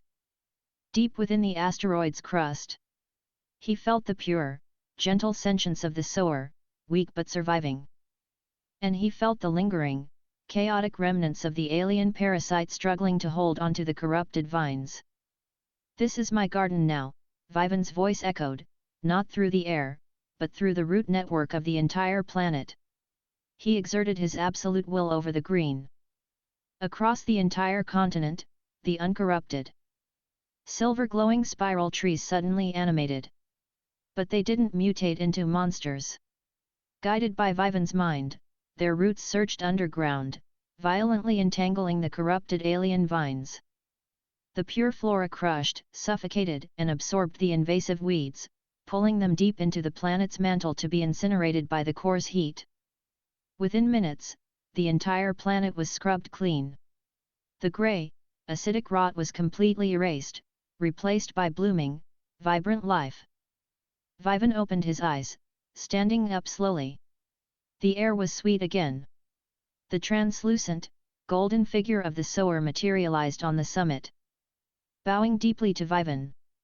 "And you possess the power of a creator," and GT the sower whispered in awe. "And the Spiral City is forever in your debt. And GT keep an eye on the door next time," Vivan smirked, turning away. Using instant transmission, he teleported directly back to the anywhere door, where Kumatora the convict was still snoring peacefully in the grass. Vivan grabbed the man by the collar, hauled him through the pink door, and tossed him unceremoniously onto the floor of Nobita's room. Doraemon and the gang cheered as Vivan stepped through the door, completely unharmed. "You did it, Vivan!" Nobita yelled, hugging him tightly. "Of course I did," Vivan smiled, looking at his hands. He could still feel the faint, rhythmic pulse of the entire planet's ecosystem echoing in his veins. 18 movies down. He was no longer just a fighter, he was a force of nature itself. Chapter 121, The Black Lightning and the Treasure Map. The sweltering Tokyo summer dragged on, but in the small, quiet backyard of the Nobi household, the air felt strangely heavy. It wasn't the humidity. It was the atmospheric pressure bending around a single, concentrated point. Vivan stood perfectly still on the grass. He held a simple wooden broomstick in his right hand. He closed his eyes, ignoring the distant sound of traffic, tuning out the hum of his own heartbeat. He reached deep into his soul, past the raging fire of his ki, past the spiritual weight of his bankai, and tapped into the raw, domineering willpower of a supreme king. And LT notice, and GT the flawless, mechanical voice of the great sage whispered. And LT house Hoku Haki, Conqueror's Haki, is gathering. Attempting to coat physical matter. Warning, molecular instability detected in the wooden conduit. And GT I know, Vivan murmured. Just a drop. Instead of releasing his Conqueror's Haki as a massive, invisible wave to knock out opponents, Vivan forced the aura inward. He compressed it, compressing his absolute will until it took physical form. Crackle. A thin, jagged arc of black lightning violently sparked off Vivan's wrist. The black electricity crawled down the wooden broomstick, hissing as it infused the wood with terrifying, destructive power. Before Vivan could even swing it, the broomstick groaned. The sheer, concentrated pressure of the advanced Conqueror's Haki was too much for ordinary wood. With a sharp crack, the broomstick splintered into 1,000 pieces, turning to dust in his hand. Vivan let out a slow breath, the black lightning fading instantly. So I can't channel it through fragile objects. My Zanpakuto or my bare fists will have to do. Vivan! What was that popping sound? Nobita yelled, sliding the back door open. He looked exasperated, a stack of blank summer homework pages in his hand. Did you break Mom's broom? It was old, Vivan said smoothly, brushing the sawdust from his shirt. What's wrong, Nobita? You look like you're ready to pull your hair out. Sunio! Nobita wailed, dramatically falling to his knees on the grass. He called me again. He's on his cousin's private luxury yacht in the Pacific Ocean, eating lobster and looking for pirate treasure. He laughed at me for being stuck in my bedroom. Doraemon waddled out onto the porch, chewing on a dorayaki. Nobita, I told you, we don't have a private yacht. And real pirate treasure is either a myth or buried under miles of ocean. But Doraemon, you're from the 22nd century. Nobita pleaded, grabbing the robotic cat's round paws. You must have a gadget for finding treasure. Just a small adventure? If I have to listen to Sunio brag one more time, I'm going to run away to the mountains. Vivan looked up at the clear blue sky. He could feel the newly acquired the green his Swamp Thing affinity humming beneath his feet, connecting him to the earth. But the call of the ocean, rooted in his Atlantean physiology, was equally strong. Doraemon, Vivan said, a relaxed smile on his face. Let the kid have a treasure hunt. It'll be good training, and I could use some sea air. Doraemon sighed, knowing he was outnumbered. He reached into his four-dimensional pocket. Fine. But we're doing this by the book. He pulled out an ancient-looking, rolled up parchment. This is the treasure-finding map. If there's genuine, unclaimed historical treasure left in the ocean, it will pinpoint the exact coordinates. Nobita's eyes sparkled as Doraemon unrolled the map. Slowly, high-tech holographic ink bled across the parchment, drawing the continents. A glowing, pulsing red X materialized deep in the uncharted waters of the South Pacific. Major arc initiated, Nobita's great adventure in the South Seas status, Oceanic Exploration Protocol.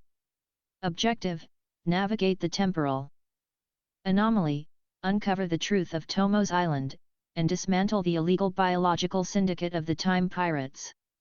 Rewards, One Piece franchise, Gear 2, Blood Acceleration Mastery. Vivan read the blue system prompt hovering in the air. Gear 2. The power to push the cardiovascular system beyond all mortal limits. Pack your bags, Nobita, Vivan said, his eyes gleaming. We're going sailing. Chapter 122, Cultivating the Galleon. The very next morning, the gang gathered at a secluded, pristine beach cove miles away from Tokyo, entirely hidden from public view using the Anywhere door. Shizuka wore a sun hat, Gian carried a massive cooler filled with snacks, and Sunio, who had been hurriedly invited after Nobita bragged about their own expedition, looked entirely skeptical. I left my cousin's luxury cruiser for this. Sunio scoffed, kicking the wet sand. Where's the boat? We can't cross the South Pacific in a rowboat, Nobita. Doraemon smirked. Stand back. We're going old school. He reached into his pocket and tossed a handful of small wooden building blocks onto the sand. He pulled out the magnify ray and fired.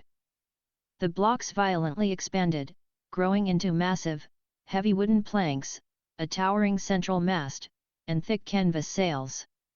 It was an unassembled kit for a massive, 17th-century galleon. We have to build it ourselves. Gian groaned, dropping the heavy cooler. That'll take weeks.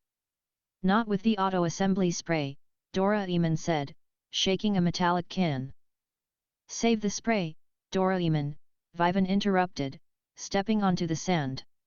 He kicked off his shoes, enjoying the feeling of the wet earth between his toes.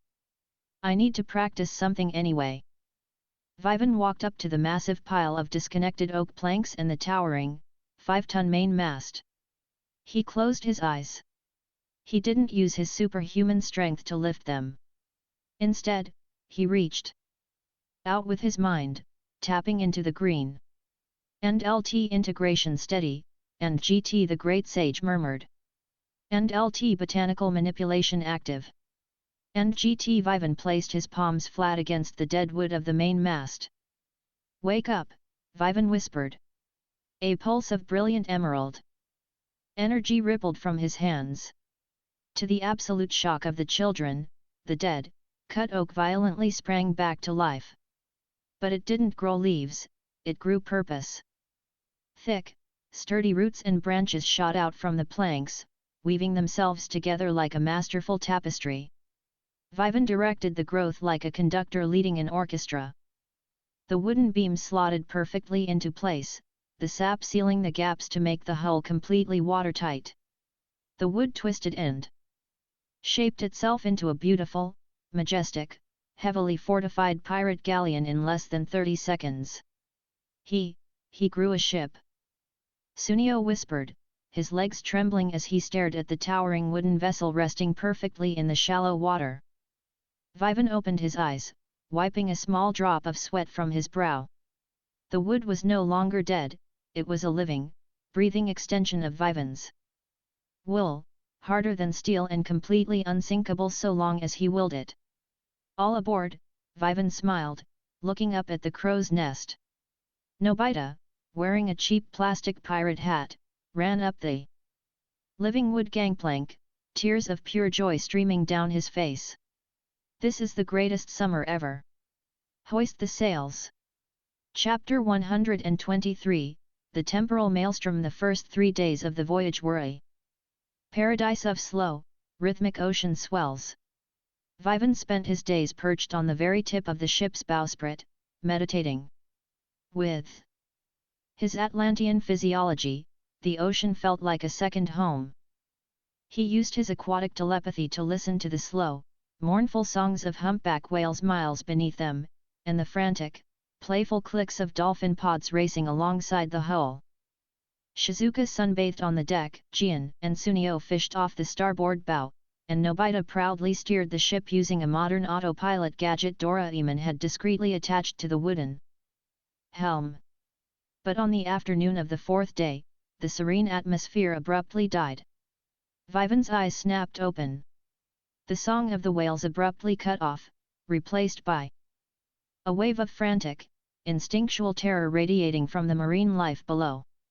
"End LT alert," and GT the Great Sage chimed, its mechanical voice dropping an octave. "End LT massive chronological distortion detected 2 miles ahead. The fabric of space-time is currently fracturing due to an external, artificial interference. End GT Doraemon." Vivan shouted, standing up on the bowsprit, his voice amplified by his key. "Cut the autopilot. Drop the anchor." "What's wrong, Vivan?" Doraemon yelled from the helm, rushing to disable the gadget. "The radar is completely clear. There's no storm." "The radar checks for weather," Vivan said, his eyes narrowing as he tapped into his god key sense. "It doesn't check for holes in time." The sky, which had been a brilliant azure blue, violently inverted. It shifted into a sickening, bruised shade of dark purple and swirling magenta. The calm ocean waters began to churn, rotating at an impossible speed. "A whirlpool!" Nobita screamed, clinging to the main mast. "A giant whirlpool!" It wasn't just a whirlpool. It was a time slip. A massive, towering wall of water rose from the ocean, forming a terrifying, localized hurricane that defied all laws of natural physics. The living wood of the galleon groaned in protest as the intense gravitational pull of the chronological fault line began to drag the ship forward. "Hold on to something!" Vivan roared over the deafening sound of the maelstrom.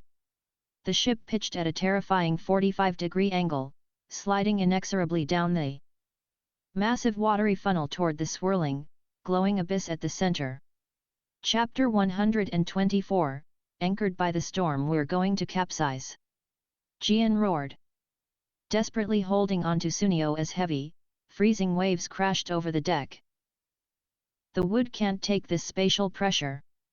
Doraemon panicked, his magnetic paws clamped onto the ship's railing. "The hull is going to splinter into a million pieces before we even pass through the time barrier." Vivan knew Doraemon was right. He could use his speed force to grab everyone and run across the water to safety, but they would lose the ship and their cover. He needed to protect the vessel. "Sage," Vivan communicated instantly in his mind. "If I use the green to reinforce the wood, will it hold against chronological shear?" "And LT negative. Biological reinforcement is insufficient against temporal gravity." "Suggestion: utilize Thor's lightning to generate a localized electromagnetic Faraday cage around the hull to repel the spatial distortion." "And GT got it." Vivan leaped from the bowsprit, landing dead in the center of the main deck. He slammed both his palms flat against the wet, living wood of the floorboards. He reached deep into the Marvel franchise fragment in his soul. Crack boom! A blinding, deafening surge of pure, mythological blue-white lightning erupted from Vivan's palms. But instead of destroying the ship, the electricity crawled rapidly across every single plank, every rope, and every inch of canvas. "Vivan! What are you doing?" Shizuka cried out, shielding her eyes. "Anchoring us!" Vivan shouted back. The lightning formed a perfectly spherical, crackling electromagnetic bubble around the entire ship. The spatial pressure of the time slip slammed against the galleon, but the electromagnetic field repelled the chronological distortion, completely neutralizing the crushing gravitational force. The ship stabilized, hovering safely within its glowing blue lightning cage as it was sucked down into the absolute center of the purple vortex. The world outside the lightning barrier turned into a blur of swirling colors, past, present, and future blending into a nauseating kaleidoscope. Vivan held his ground, his arms trembling slightly from the sheer, raw output required to shield an entire galleon from a temporal hurricane. Then, just as suddenly as it had begun, the roaring wind stopped. The purple sky shattered like glass, replaced by blinding, pristine sunlight. The violent, churning vortex vanished, and the galleon dropped with a heavy, resonating splash into beautifully calm, crystal-clear turquoise waters. Chapter 125, The Golden Age of Piracy. Vivan slowly released the electrical current. The blue lightning fading from the hull and retreating back into his palms. He stood up, letting out a long, controlled exhale. A thin wisp of smoke drifted from his knuckles. Is everyone alive? Nobita groaned, untangling himself from a pile of ropes. I think my stomach is still in the 20th century, Sunio whimpered, lying flat on the deck. Doraemon pulled out a highly advanced pocket chronometer. He tapped the screen, his robotic eyes widening in shock. The magnetic poles, the star alignments, guys, we aren't in modern times anymore. We've been dragged back to the late 17th century. The golden age of piracy, Vivan muttered, walking over to the ship's railing. The air here was remarkably different. It lacked the faint, metallic tang of industrial pollution. The scent of the sea was incredibly rich, untamed, and primal. Before anyone could fully process the time travel, a massive shadow fell over their ship. Approaching from the starboard side was a gargantuan, authentic pirate galleon. Its black sails billowed in the wind, and rows of heavy iron cannons pointed directly at Nobita's comparatively small vessel.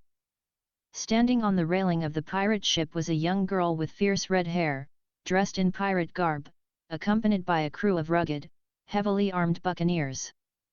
"State your business, strangers," the girl shouted, drawing a cutlass. "I am Betty, and you're floating in the territory of Captain Kidd's armada." Nobita and the others panicked, but Vivan simply smiled. Captain Kidd. Real, historical pirates. But as Vivan looked past Betty's ship, his god-key sense picked up a secondary, massive anomaly.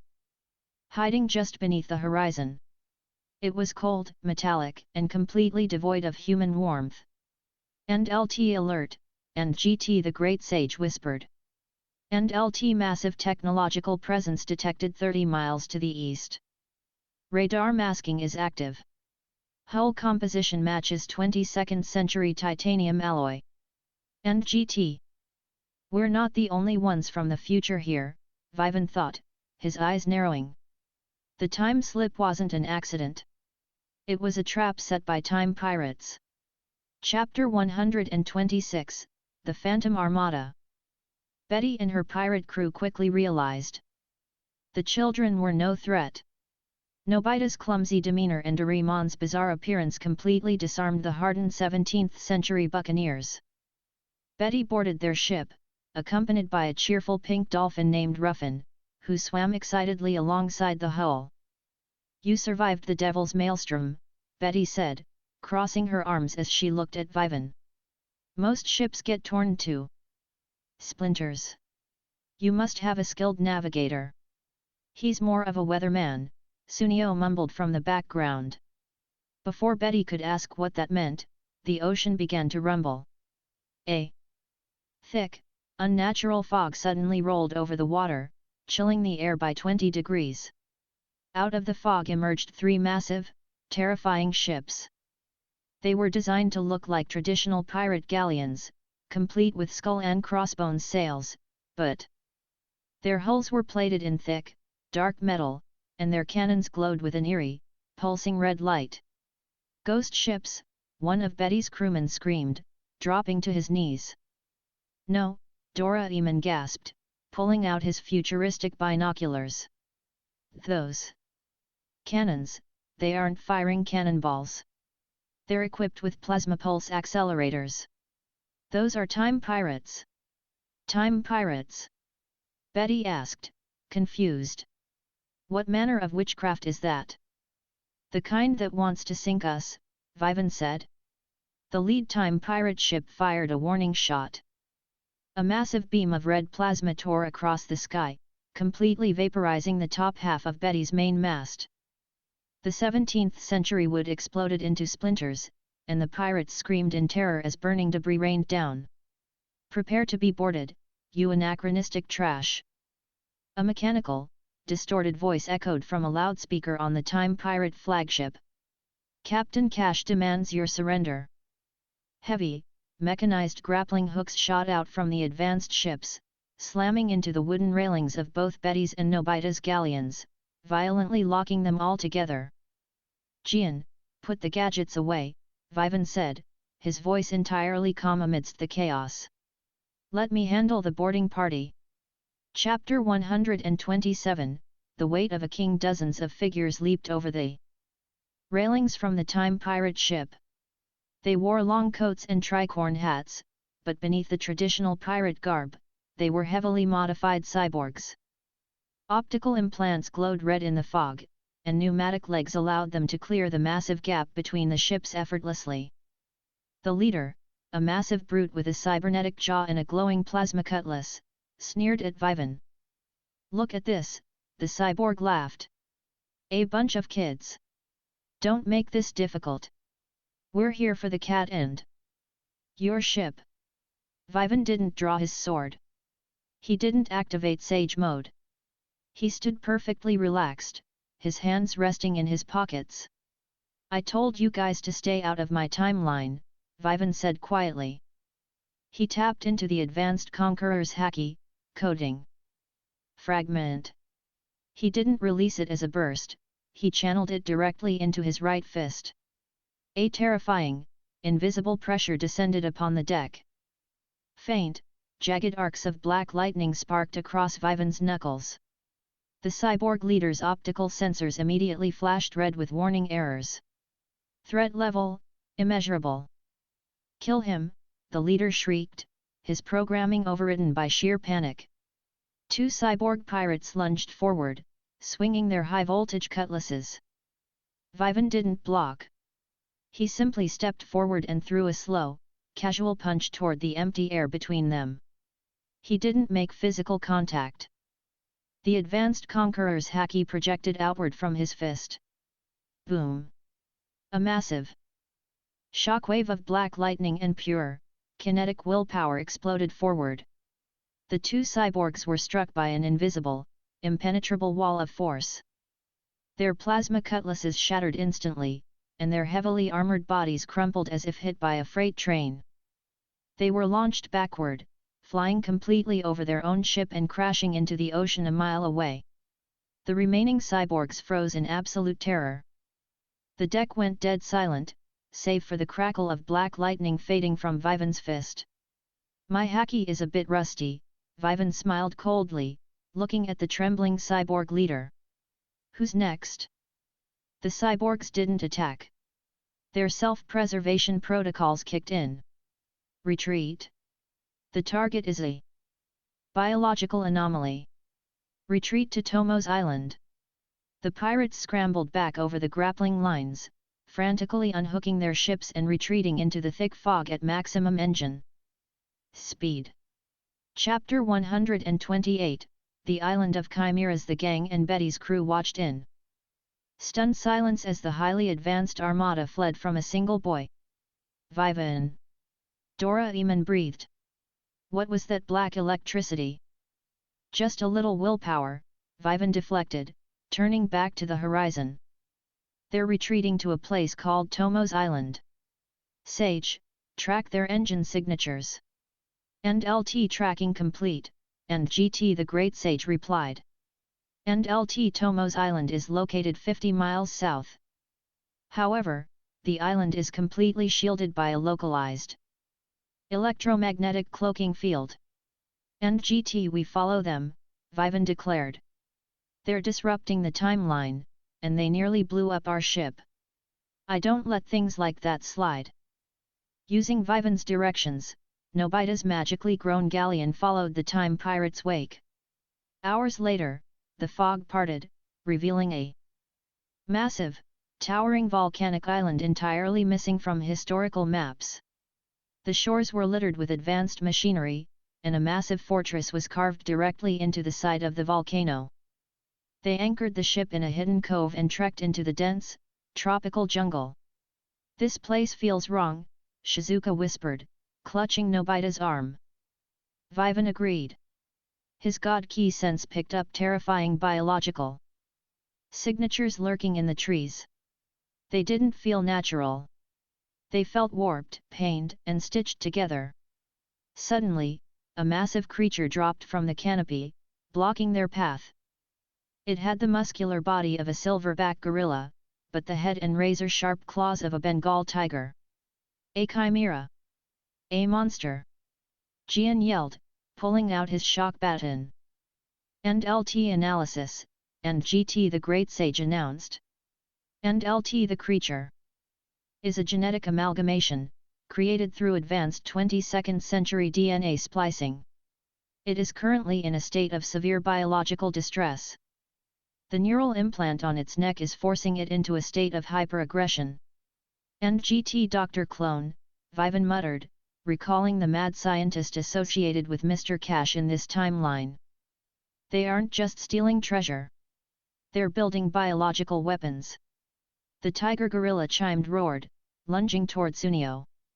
Chapter 129, The Cleansing Touch. "Vivan! Do something!" Sunio shrieked, falling backward into the mud. Vivan stepped smoothly between the chimera and Sunio. He didn't use haki to crush the beast. He didn't use his swords. He felt the creature's immense pain. It was a victim of mad science, and Vivan had the perfect cure. He raised his right hand. The pure, white mass of the anti-venom symbiote erupted from his skin, encasing his arm in a sleek, muscular white gauntlet. As the chimera's massive claws descended to tear him apart, Vivan caught the beast's wrists. The creature roared, trying to overpower him, but Vivan's Atlantean strength held the massive monster completely immobilized. "Purge," Vivan whispered. White, web-like tendrils shot from Vivan's gauntlet, wrapping around the chimera's neck and burrowing directly into the glowing red neural implant. The anti-venom flooded the device with cleansing antibodies. The creature violently seized as the invasive technology was literally dissolved by the symbiote. The red light on the collar died, and the metal crumbled into dust. Instantly, the artificial rage left the chimera's eyes. The massive beast slumped forward, exhausted, and let out a soft, confused whimper. It looked at Vivan, its eyes filled with sudden, profound gratitude, before turning and bounding peacefully back into the jungle. You cured it," Betty gasped, lowering her cutlass. "I removed the control collar," Vivan corrected, the white symbiote retracting into his skin. "But the island is full of them. Dr. Clone is playing God with these animals. We need to find his laboratory and shut this entire operation down." They pressed deeper into the jungle, moving silently. But their presence had not gone unnoticed. Loudspeakers hidden in the trees suddenly crackled to life. The suave, arrogant voice of Mr. Cash, the financial backer of the Time Pirates, echoed through the canopy. "Impressive display, boy," Mr. Cash purred. "You bypassed my cyborgs and tamed my pets. But you have trespassed on my factory. Drive. Clone has prepared a special welcome for you on the northern beach. Let's see if you can cure a god." Chapter 130, The Awakening of the Blood. The ground violently trembled, shaking the trees so hard that coconuts rained down on the gang. "The beach," Vivan ordered. "Move." They sprinted through the dense foliage, bursting out onto the white sands of the island's northern shore. The ocean was boiling. A massive, horrifying silhouette rose from the depths. It was the ultimate chimera, a genetic fusion of a megalodon, a kraken, and a prehistoric mosasaur. It was easily 300 feet long, heavily armored in titanium plating, and its eyes glowed with an unstoppable, drug-induced rage. The Leviathan let out a roar that generated a physical shockwave, knocking Nobita and the others off their feet. "It's going to destroy the island." Doraemon panicked. Vivan stood his ground, the sand whipping around him. The beast was too large for a simple anti-venom purge. If he hit it with a Kamehameha or Thor's lightning, the resulting explosion would vaporize the beach and everyone on it. He needed to be fast. He needed to be physically overwhelming. He needed to get directly onto the beast's skull and rip out its control node before it could unleash the plasma cannon charging in its throat. And LT tactical assessment, and GT the Great Sage calculated instantly. And LT the beast's kinetic tracking speed exceeds your current base movement. A speed multiplier is required. And GT speed force. Vivan thought. And LT negative. Speed force alters perception in localized time, but lacks the raw kinetic mass required to pierce the titanium skull plating. Suggestion: initiate blood acceleration. And GT Vivan's eyes widened. Gear 2. Let's see how fast my heart can beat, Vivan smirked. He planted his feet firmly in the sand, dropping into a low, wide stance. He placed his right fist flat against the ground and brought his left hand to his knee. He focused entirely on his vascular system.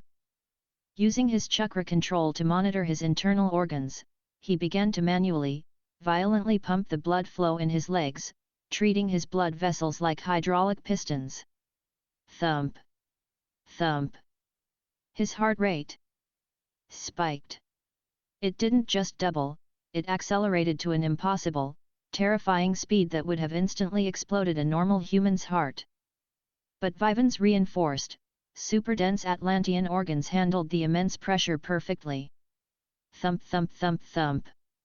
The blood rushed through his body at supersonic speeds, hyperoxygenating every single muscle fiber.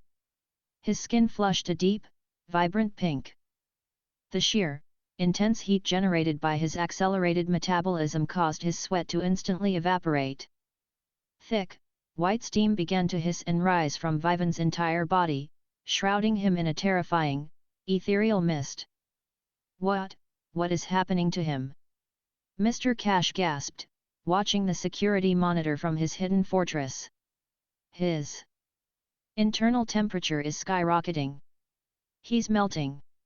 I'm not melting, Vivan's voice echoed, though he hadn't moved his lips. The sound carried purely through the sheer kinetic vibration of the air around him. The mutant Leviathan descended, its jaws mere feet from crushing the entire beach. Gear. Second. Soru. Vivan. Vanished. He didn't teleport, and he didn't turn into light. He moved purely with biological, kinetic speed so absolute that he shattered the sound barrier from a standstill. The sand beneath his feet exploded into a massive crater from the takeoff recoil. Before the Leviathan's jaws could snap shut, a steaming, pink blur appeared directly above its massive snout. Vivan's right fist was pulled back, coated entirely in the invisible, destructive force of Ryuo. Gomu no. Jet pistol. Vivan wasn't made of rubber, but the principle remained. The punch broke the sound barrier, striking the exact center of the Leviathan's titanium skull plate. The internal destruction Haki bypassed the armor, violently shattering the massive, glowing control node buried in the beast's brain. The monstrous Leviathan froze instantly, its artificial rage completely severed. The massive creature slumped, collapsing back into the ocean with a colossal splash that sent a tidal wave over the beach. Vivan landed softly on the sand, the steam slowly hissing from his pink skin as his heart rate normalized. A massive blue screen illuminated his vision. Major arc complete, Nobita's great Adventure in the South Seas evaluation, SSS rank, Time Pirate Syndicate dismantled, genetic mutations neutralized, timeline preserved.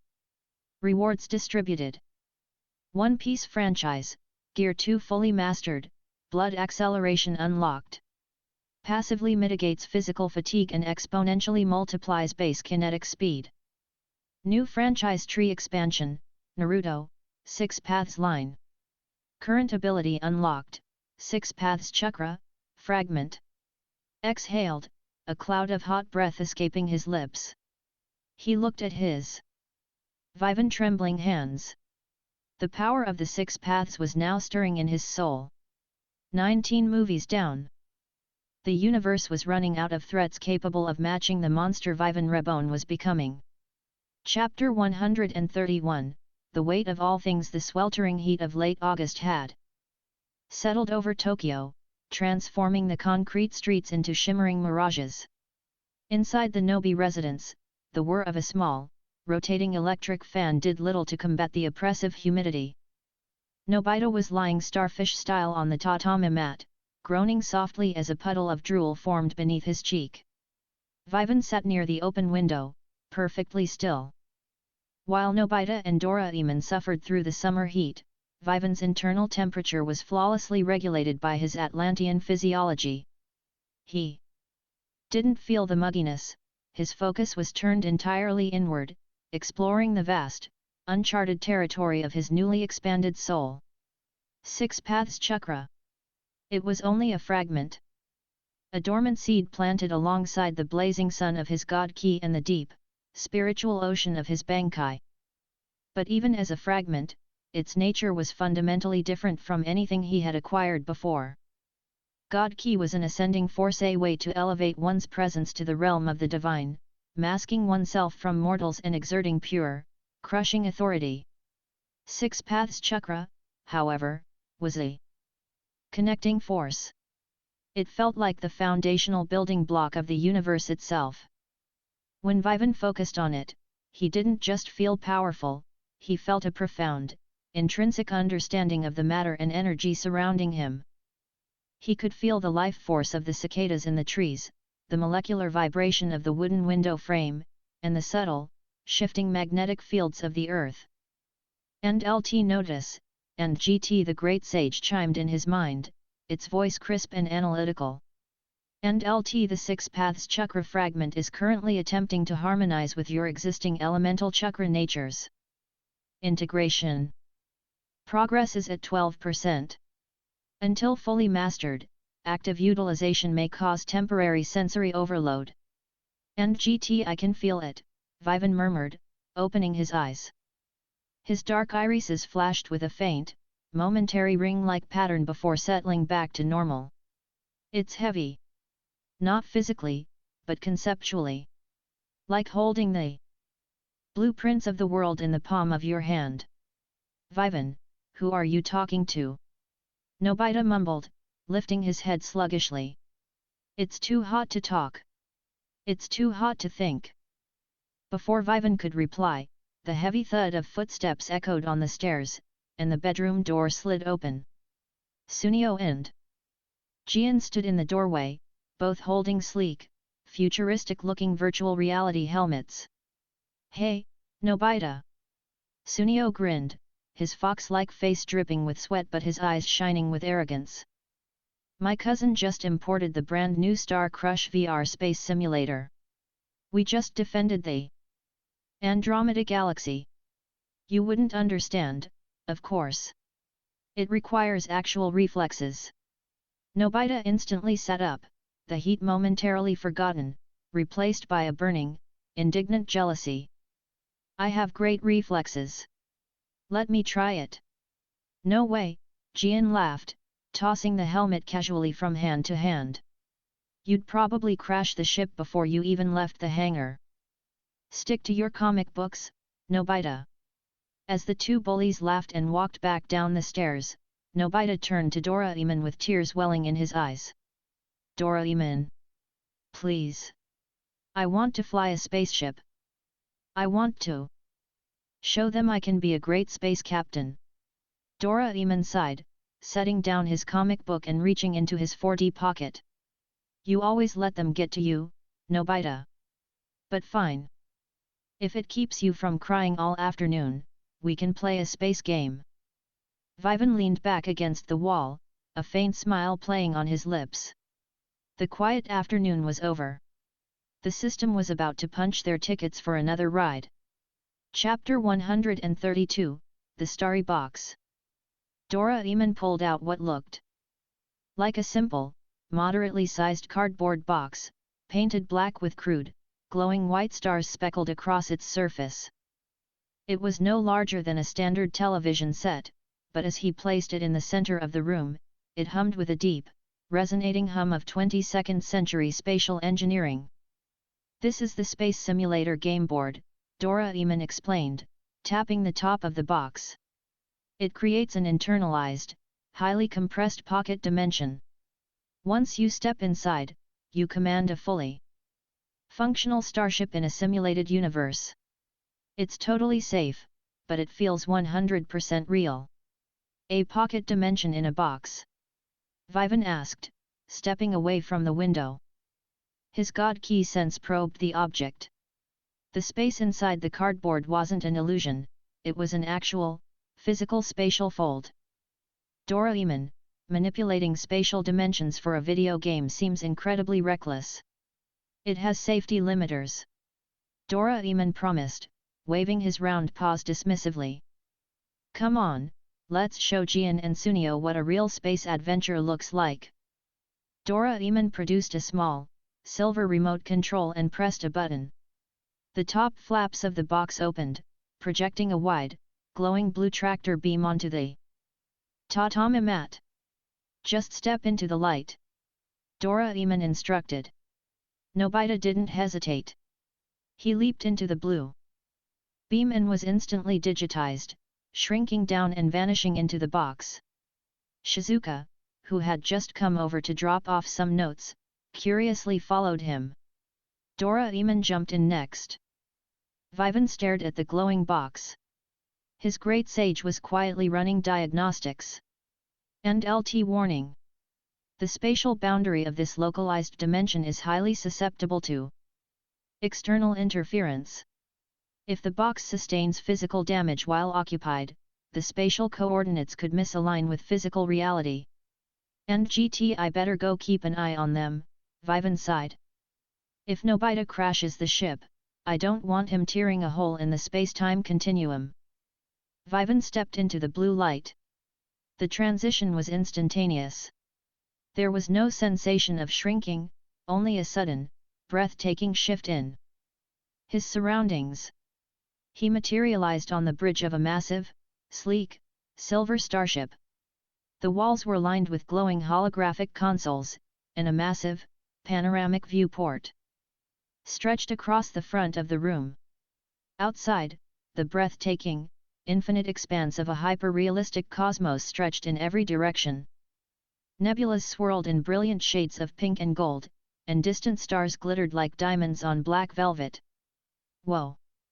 Nobita gasped, sitting in the captain's chair, completely mesmerized by the view. This is a million times better than Sunio's VR game. Welcome aboard, Captain Nobita, the ship's automated AI chimed pleasantly. Initiating combat tutorial. Hostile drones approaching Sector 4. 3 small, pixelated drones appeared in the viewport, firing harmless laser bolts at the ship. Nobita fumbled with the controls, accidentally spinning the ship in a dizzying barrel roll before managing to fire back, destroying the targets. Vivan stood near the back of the bridge, his arms crossed. It was a flawless simulation. The gravity plating felt real, the hum of the engines vibrated through the floorboards, and the stars mapped perfectly to genuine astronomical charts. But as Vivan watched Nobita playfully shoot down virtual drones, a sudden, jarring spike of raw, unsimulated energy hit his observation haki. Vivan's eyes narrowed. Doraemon. Did you program other players into this simulation? No, Doraemon replied, adjusting a dial on the engineering console. It's just a single player. Tutorial campaign right now.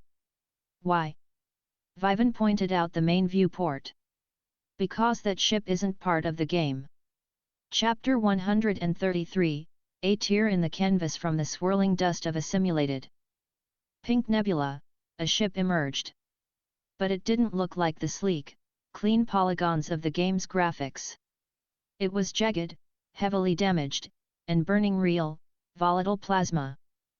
The hull was scorched, venting thick black smoke into the vacuum of space, and its design was completely foreign, a mix of organic curves and jagged, militaristic metal.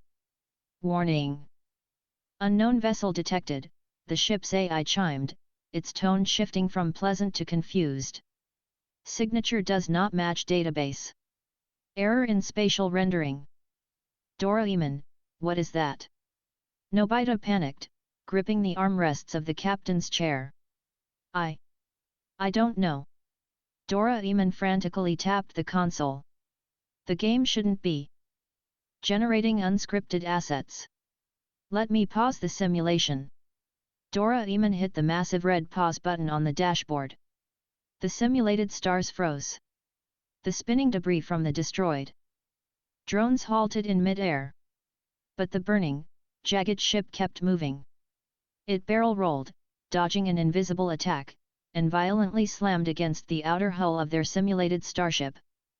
The impact was catastrophic. The entire bridge violently shuddered, throwing Nobita, Shizuka, and Doraemon to the floor. Red emergency sirens blared, bathing the bridge in a frantic crimson light. "End LT emergency alert," and GT the Great Sage announced in Vivan's mind. "End LT, a massive spatial fracture has occurred. An external, physical starship from the real universe has collided with the game's pocket dimension, bridging the gap between simulated space and real space. End GT, the box is broken," Vivan said aloud, maintaining his perfect balance despite the violent rocking of the ship. "That's a real ship out there. And it brought real trouble." Outside the viewport, the space behind the damaged ship warped. A massive, terrifying dreadnought warped into view. It was shaped like a colossal, metallic spider, bristling with heavy laser batteries and dark, menacing energy. It wasn't a game asset. It was a predator. Major arc initiated, Nobita drifts in the universe status, spatial breach/marooned. Objective, rescue the galactic knights, repair the spatial drive, and defeat the space pirate armada of Angalmois. Rewards, Naruto franchise, 6 paths chakra, full integration and truth-seeking orbs. "We need to pull them in," Vivan ordered, his voice cutting through the panic of the blaring alarms. "Doraemon, override the game's parameters. Extend a tractor beam and a physical docking tube to that damaged ship before that dreadnought blows them to dust." Doraemon scrambled to his feet, his robotic fingers flying across the holographic keyboard. "Overriding safety protocols. Extending docking tube now." A heavy, metallic thud echoed through the ship as the docking tube connected. "I'm going to the airlock," Vivan said, turning toward the corridor. He didn't draw his sword, but his eyes glowed with a faint, terrifying intensity. "Stay on the bridge. Whatever comes through that door, I'll handle it." Chapter 134, The Galactic Knights. Vivan reached the airlock just as the heavy pressure doors hissed open. The smell of burning ozone and scorched metal flooded into the clean, simulated corridor of their ship. 3 figures stumbled through the smoke. They were humanoids, but clearly not from Earth. They wore sleek, heavily damaged combat armor that glowed with fading blue energy lines. The one in the center, a young boy no older than Vivan with striking silver hair, was supporting a taller, heavily wounded man. Beside them stood a fierce-looking girl with short hair, gripping a sleek plasma rifle. "Secure the perimeter," the girl shouted, aiming her rifle blindly into the corridor. "Freya, seal the breach." "Lower the weapon," Vivan said calmly, stepping out of the shadows. The girl whipped her rifle toward Vivan, her finger tightening on the trigger. But she froze. Vivan hadn't moved aggressively, but he had released a microscopic fraction of his conqueror's haki. It wasn't enough to knock her out, but the sheer, domineering weight of his presence made the air in the corridor feel like it was made of lead. Her combat instincts screamed at her not to pull the trigger. The silver-haired boy, sensing the terrifying aura, gently pushed the girl's rifle down. "Stand down. We are guests here." He looked at Vivan, his eyes filled with desperation. "I am Lian, leader of the Galactic Knights. Our ship's warp drive destabilized, and we fell through a tear in space. Please, you must help us. The Independence Army is hunting us." Vivan's god key sense swept over the three of them. They were exhausted, terrified, and running on pure adrenaline. "You're safe here," Vivan said, the oppressive haki vanishing instantly, replaced by a calm, reassuring tone. "Take your wounded to the medical bay down the hall. My friends will patch him up." Lian let out a shaky breath of relief. "Thank you. But we cannot stay long. Galmoya's fleet. They will tear this dimension apart to find the star seed we carry." Suddenly, the ship rocked violently again. The sound of metal screeching against metal echoed through the hull. "And LT alert," and GT the Great Sage chimed. "And LT the hostile dreadnought has locked onto our spatial frequency. They are firing localized gravity disruptor torpedoes. The structural integrity of this pocket dimension is failing. If the game box in Nobita's room is destroyed, we will be permanently stranded in deep space." And GT Vivan cracked his knuckles, rolling his shoulders as he walked past Lian and the refugees, heading straight for the airlock they had just come through. "Where are you going?" the girl with the rifle asked, her eyes widening. "You can't go out there. The vacuum of space will kill you, and Galmoya's drones are swarming." "I need to clear the driveway," Vivan replied without looking back. "Get to the bridge. Enjoy the show."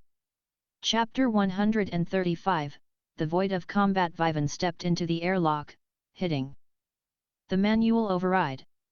The inner door sealed behind him, and the outer hatch hissed open, instantly venting the oxygen in the small chamber into the infinite void of deep space. For a normal human, the sudden depressurization, the absolute zero temperature, and the lack of oxygen would mean instant death. For Vivan, it felt like a cool breeze. His Atlantean physiology made his body dense enough to effortlessly withstand the vacuum of space, while his internal core temperature was perfectly regulated. He didn't even need to hold his breath, his cells metabolized latent energy to keep him oxygenated. He drifted out of the airlock, floating in the silent, terrifying expanse of the cosmos. Behind him, DORAEMON'S simulated ship and Lian's damaged vessel were locked together. Above them loomed the massive, spider-like dreadnought of the Independence Army. Dozens of sleek, black fighter drones poured from the dreadnought's hangar bays, swarming toward Vivan like angry hornets. Their plasma cannons charged, painting him with targeting lasers. "In space, there's no air resistance," Vivan murmured, his voice echoing only in his own mind through bone conduction. "Which means there's no speed limit." He didn't use the Nimbus cloud. He didn't activate Logia light. He wanted to test his raw, physical mobility in zero gravity combined with his newest acquisition. He tapped into the Six Paths Chakra fragment. A profound, absolute calmness washed over his mind. He didn't just see the drones, he felt their kinetic trajectories, understood the atomic composition of their hulls, and perceived the flow of energy in their plasma cores. Vivan kicked off the hull of his ship. Gear second. His blood accelerated. Steam hissed from his body, instantly freezing into microscopic ice crystals in the void, creating a beautiful, sparkling trail behind him. He shot forward at a speed that broke all laws of physics. Because there was no air to create a sonic boom, his movement was entirely, terrifyingly silent. He intercepted the first wave of 10 drones before they could fire. He didn't punch them. Relying on the deep, intrinsic understanding granted by the 6 paths chakra, he simply extended his index finger and tapped the exact structural weak point of each drone as he flew past them. Tap. Tap. Tap. He moved like a pinball of pink, steaming energy, bouncing from ship to ship in a fraction of a second. Behind him, in absolute silence, the 10 heavily armored drones perfectly disassembled themselves. They kinetic force, applied to their exact atomic flaws, caused their hulls to neatly separate into hundreds of harmless metal plates, their power cores floating peacefully away. Inside the bridge of DORAEMON'S ship, Nobita, Shizuka, Lien, and his knights watched the main viewport in absolute, jaw-dropping shock. He's fighting in the vacuum without a suit, Lien whispered, his silver hair floating in the low gravity. And he's tearing apart Moya's elite guard with his bare hands. What kind of being is he? Vivan drifted to a halt in the center of the drone swarm. He looked up at the massive dreadnought. Sage, Vivan thought. Calculate the structural integrity of that dreadnought's main cannon. And LT calculated. The main gravity disruptor cannon is heavily shielded. However, a concentrated blast of pure thermal and kinetic energy directly down the barrel will trigger a catastrophic chain reaction. And GT Vivan brought his hands together at his right hip, his palms cupped. He wasn't going to use a normal ki blast. He was going to infuse it. Let's see what happens when you mix God Ki with 6 paths chakra, Vivan smiled, the blinding, blue-white light of a Kamehameha beginning to form in his hands. Chapter 136, A Star is Born. The spider-like dreadnought recognized the massive energy spike originating from the tiny human floating in the void. Its automated defense systems panicked, abandoning the swarm tactic and redirecting all available power to its main gravity disruptor cannon. The front of the dreadnought split open, revealing a massive, glowing purple barrel aimed directly at Vivan. Ka! Vivan began, his mind perfectly still as he drew upon the infinite reservoir of his God Ki. The space around him began to warp, not from gravity, but from the sheer density of the divine energy gathering in his palms. He introduced the 6 paths chakra fragment. The energy didn't just grow brighter, it became fundamentally denser. It took on a surreal, almost liquid quality, shimmering with all the colors of the spectrum before settling into a pure, absolute white. The dreadnought fired. A colossal beam of purple, gravity-crushing energy tore through the vacuum, large enough to swallow DORAEMON'S entire ship whole. Vivan's eyes shifted, glowing with a brilliant, unearthly light. He didn't dodge the incoming blast. Vivan thrust his hands forward. The 6 paths God Kamehameha erupted. It wasn't a beam, it was a localized supernova. The pure white pillar of energy collided with the dreadnought's purple gravity beam halfway across the battlefield. There was no struggle. There was no push and pull. The white beam hit the purple energy and instantly eradicated it, overriding its conceptual existence. The Kamehameha traveled straight up the path of the enemy's attack, entering the barrel of the dreadnought's main cannon. In the silence of space, the colossal spider dreadnought simply ceased to exist. The energy didn't just blow it up, it broke down its molecular bonds. The massive warship flashed a blinding white, then dissolved entirely into a cloud of glowing, harmless stardust. Vivan let his arms drop, his breathing steady. The void was quiet again. He turned around and slowly floated back to the airlock. As he stepped back onto the bridge, the silence was deafening. Nobita, Doraemon, and the Galactic Knights were staring at him as if he had just created the universe itself. The driveway is clear, Vivan said, casually brushing a speck of stardust off his shoulder. Lien, right? Tell me about this Angalmoy's guy, and why he wants this star seed. You're carrying. Lien swallowed hard, recovering from his shock. Angalmoy's is an ancient, parasitic entity. He commands the Independence Army. He seeks the star seed, a relic of pure creation energy to terraform entire galaxies into nightmarish hive worlds. If he gets it, our universe is doomed. Sounds like a typical Tuesday, Vivan sighed, walking over to the captain's chair. Doraemon, how's the game box holding up? Can we warp back to Earth? Doraemon checked his console, his face falling. No. The collision damaged the spatial tether. We can't jump back to the real world until we repair the ship's warp drive. We're truly stranded in this sector. Vivan looked out the viewport at the swirling nebulas. Then we find a place to park Sage, scan for the nearest habitable planet with repair resources. And LT scanning. A Class M planet is located 3 parsecs from our current position. Atmosphere is breathable. However, scans indicate highly unusual, erratic biosignatures on the surface. Proceed with caution. And GT set a course, Vivan ordered. Let's go fix the ship. Chapter 137, The Planet of Illusions. The ship limped through hyperspace, eventually dropping out of warp above a strange, beautiful planet. From orbit, it looked like a swirling marble of vibrant pinks, deep purples, and lush greens. It looks peaceful, Shizuka said, pressing her hands against the glass as they descended through the atmosphere. They landed the combined ships in a massive clearing surrounded by towering, bioluminescent mushroom-like trees. The air was thick, carrying a sweet, intoxicating scent that smelled faintly of vanilla and ozone. We need specific mineral alloys to repair the warp drive, Lien explained, checking his wrist computer. My scanners show a high concentration of them in a cavern about a mile north of here.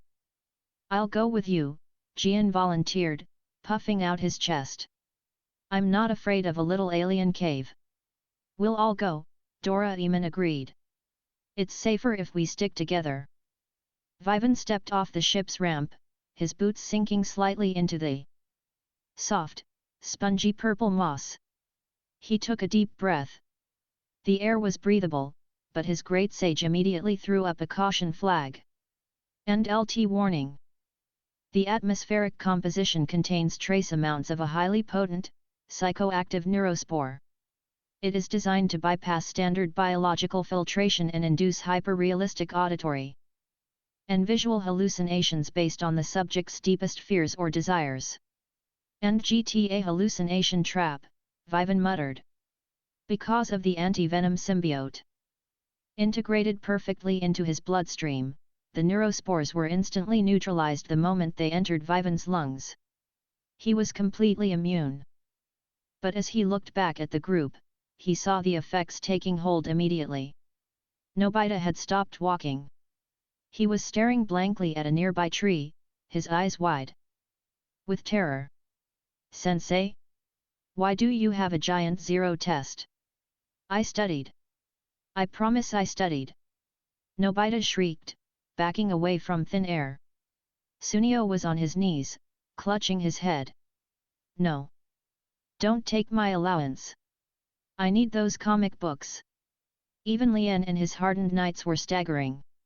Lien drew his energy sword, swinging wildly at an invisible enemy. Angalmoys. Stay away from my people. The sweet-smelling planet wasn't a safe haven. It was a massive, planetary-scale Venus flytrap, designed to incapacitate prey with their own minds before the local flora consumed them. And from the shadows of the bioluminescent forest, the real predators emerged. Massive, spider-like creatures made of jagged rock and glowing moss began to creep toward the hallucinating children, their mandibles clicking hungrily. Snap out of it! Vivan yelled, but his voice didn't register to them. They were completely lost in their own minds. Vivan drew his katana, the dark blue blade of Kashinai humming softly in the thick air. Guess I have to wake you all up the hard way. Chapter 138, Shattering the Mirage. The rock spiders lunged, their massive legs tearing through the purple moss as they aimed for the defenseless group. Vivan didn't use flashy destructive attacks, he needed precise, protective strikes. He activated prehistoric sage mode. His eyes shifting into glowing golden slits, his physical parameters instantly multiplying. He flash-stepped into the center of the group. With fluid, blindingly fast strikes of his katana, he parried the massive rock legs, severing them cleanly at the joints. The rock spiders shrieked, spewing corrosive acid from their maws, but Vivan's Atlantean density allowed him to simply block the acid with his bare left arm, the liquid hissing harmlessly against his skin. He dispatched the immediate physical threat in seconds, leaving a pile of twitching rocks around them. But the gang was still trapped in their nightmares. Nobita was sobbing on the ground, and Lien was wildly swinging his sword, nearly hitting Doraemon. Sage. How do I clear a neurotoxin from 6 different brains without hurting them? And LT suggestion. Utilize the 6 paths chakra fragment. Its nature is rooted in the creation of all things and absolute truth. By radiating this chakra outward, you can override the artificial illusions and force their minds to align with physical reality. And GT Vivan sheathed his sword. He stood perfectly still, closing his eyes. He reached deep into the core of his being, grasping the heavy, universal weight of the 6 paths chakra. He didn't focus it into a destructive beam. He let it bleed outward, radiating from his body like a warm, undeniable sun. The air around Vivan rippled. A faint, golden-white aura expanded, washing over Nobita, Shizuka, Gian, Sunio, Doraemon, and the Galactic Knights. The moment the 6 paths chakra touched them, the illusions shattered. The absolute truth of the universe, the fundamental reality governed by the 6 paths, burned away the psychoactive fog in their minds. Nobita blinked, the giant, terrifying math teacher vanishing into thin air. Hey? Where did Sensei go? Lien dropped to one knee, panting heavily, his energy sword powering down. It was a trick. The air itself is poisonous. It's a defense mechanism of the planet, Vivan said, his eyes returning to normal as he dialed back the chakra. Stay close to me. As long as you remain within a 10-foot radius, my aura will keep the neurospores out of your heads. Vivan, you saved us again, Shizuka breathed, clutching her chest. We're not safe yet, Vivan said, looking past the tree line.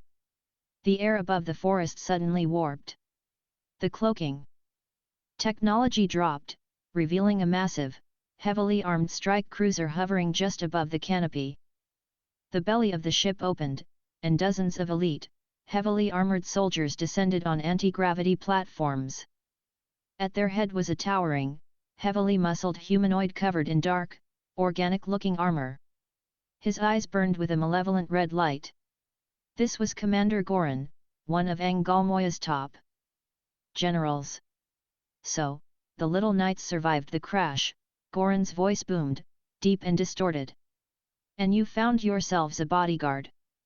Hand over the star seed, Lien, and I will make your deaths quick. Vivan stepped forward, leaving the protective circle of his aura, confident the immediate area was purged of the spores. You guys go get the repair parts from the cave, Vivan said over his shoulder, never taking his eyes off the general. I'll keep the big guy busy. Chapter 139, The General of the Void. You? Keep me busy. Commander Goran laughed, a sound like grinding metal. He drew a massive, double-bladed battle axe that crackled with dark, antimatter energy. I have conquered a dozen star systems for Lord Angalmoy's. You are merely a speck of dust in our path. The elite soldiers raised their plasma rifles, preparing to execute the group. Vivan didn't even blink. He didn't draw his sword. He tapped his foot against the soft purple moss. Speed force. The world stopped. The plasma bolts freezing mid-air as they exited the barrels. Goran's arrogant laugh caught in his throat. Vivan casually walked through the frozen battlefield. He moved among the dozens of elite soldiers. He didn't kill them. He utilized his Zoro Santoria muscle memory and purely bare-handed strikes, targeting the exact joints, power packs, and neural links of their advanced armor. He delivered precise, devastating chops to the backs of their necks, dislocating their armor seals and knocking them unconscious instantly. He cleared the entire platoon in 3 seconds of real-world time.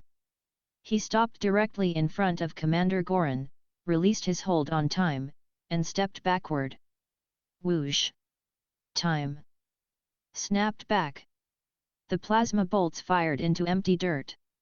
And behind Goran, his entire elite strike force simultaneously collapsed to the ground, completely unconscious. Goran spun around, his red eyes widening in absolute shock. What sorcery is this? My men. Sorcery is cheap, Vivan said, his hands resting in his pockets. I prefer physics. Enraged, Goran roared and charged. He swung the massive antimatter axe in a lethal horizontal arc aimed at Vivan's torso. The sheer kinetic force of the swing generated a shockwave that uprooted the nearby mushroom trees. Vivan didn't dodge. He raised his left forearm, coating it perfectly in the invisible, flowing armor of Ryuo, internal destruction haki. Clang! The antimatter axe struck Vivan's bare forearm and stopped dead. The dark energy crackled violently, trying to consume Vivan's flesh, but the Ryuo acted as an absolute barrier. Impossible! Goran gasped, trying to push the axe through. Nothing can block antimatter. Your understanding of matter is flawed, Vivan whispered.